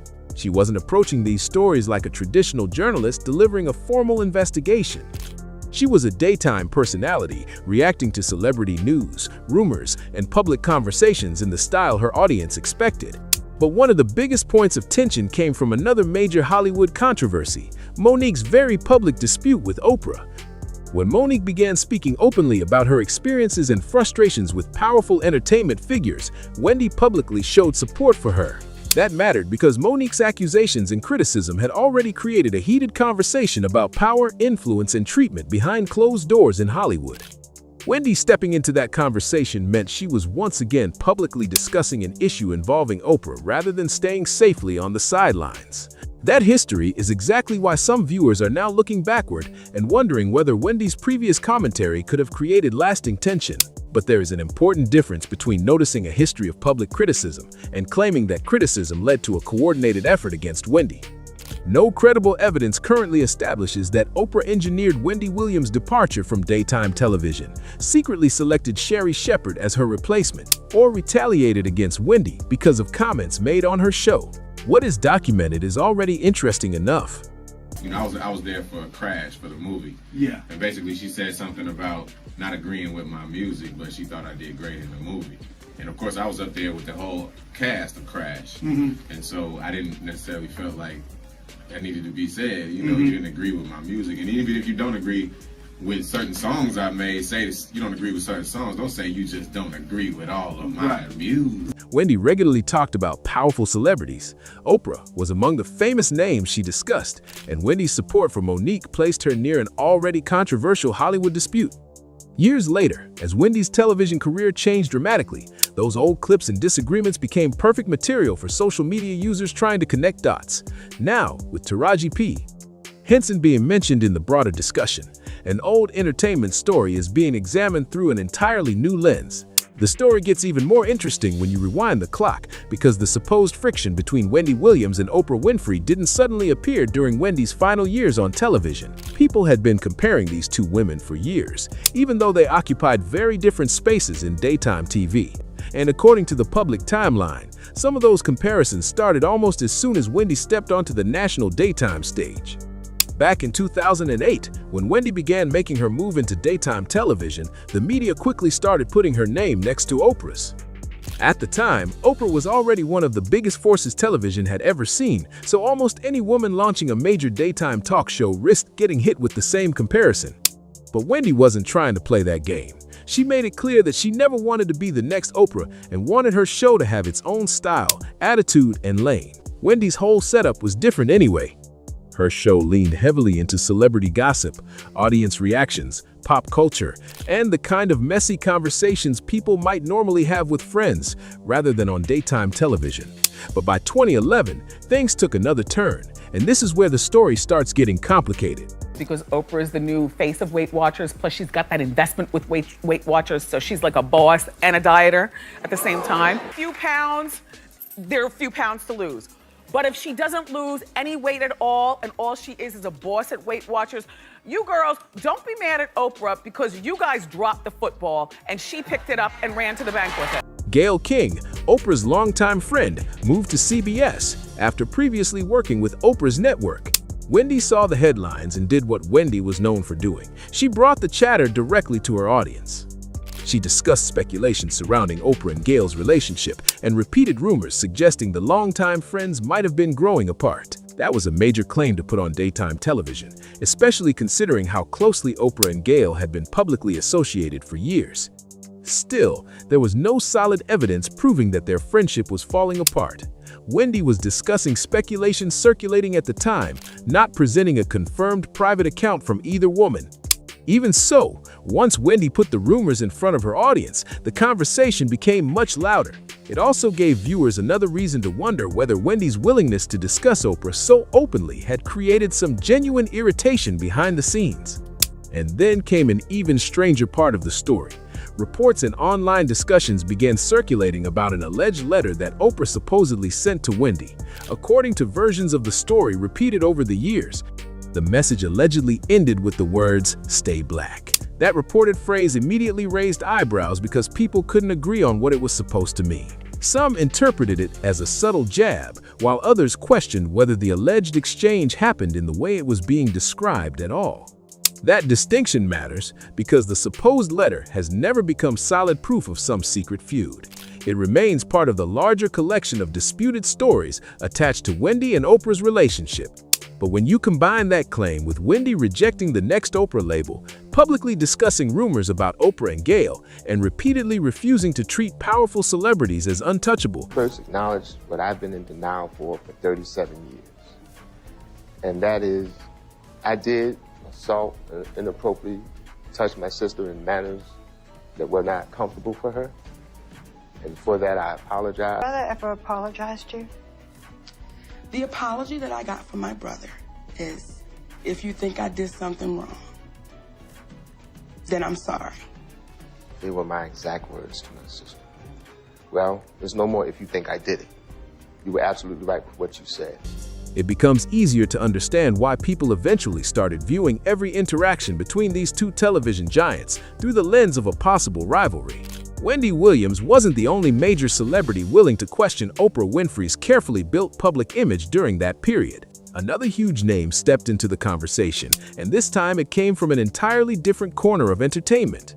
Rapper and businessman 50 Cent publicly criticized Oprah and explained why he believed there was a wall between the kind of culture he represented and the audience Oprah was trying to reach. From 50 Cent's perspective, appearing on Oprah's show represented something much bigger than a regular television interview. Oprah's platform was massive, and being invited onto her stage could feel like a stamp of mainstream acceptance. But 50 Cent believed his music, image, and subject matter didn't fit what Oprah wanted to promote to her viewers.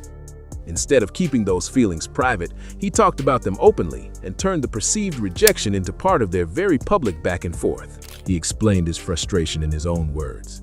"I think she caters to older white women.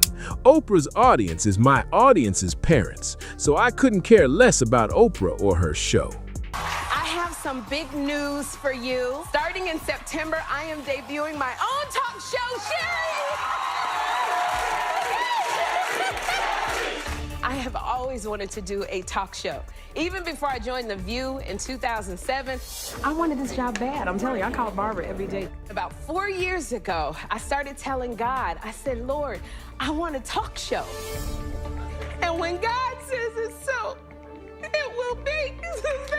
She was completely against everything that was in my music, so she was never gonna have me on that show. I'm never gonna reach that platform, which is confirmation that you're a huge success. So I just said, okay, if we can't be friends, then at least let's be enemies. I'm actually better off having friction with her.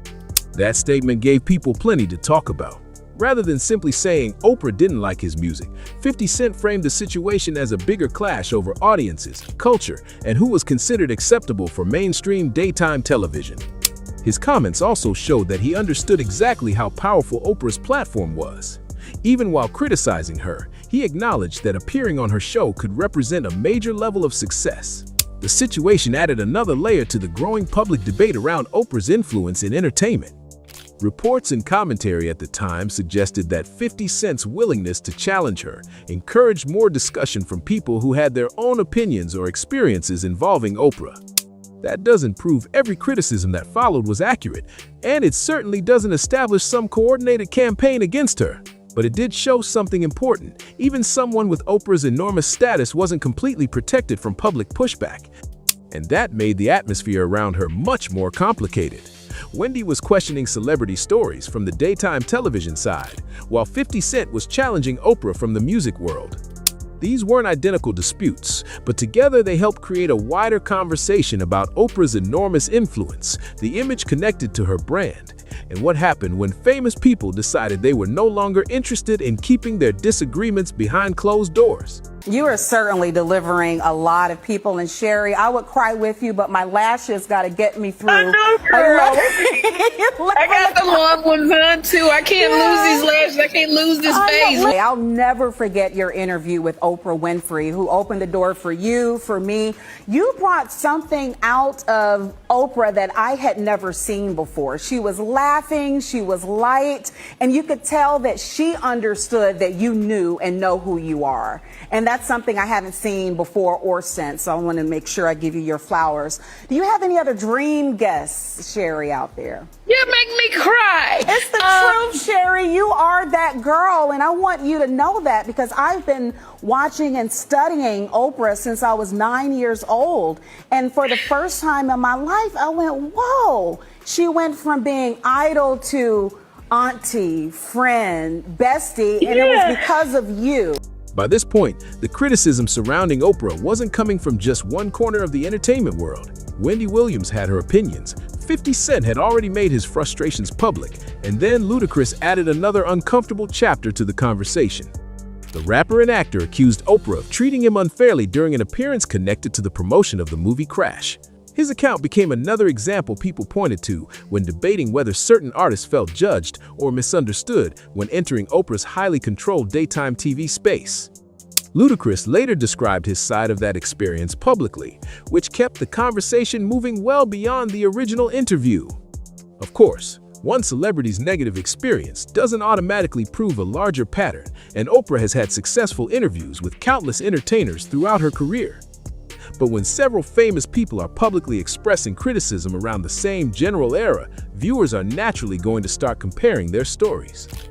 That's when separate celebrity disagreements can begin looking like pieces of a much bigger Hollywood puzzle, even when the individual claims aren't directly connected. But the story involving Wendy had an especially strange twist, and it goes right back to that disputed letter. After reports about the alleged message began attracting attention and backlash, Oprah denied writing it. That could have ended the story right there, except Wendy wasn't willing to let the matter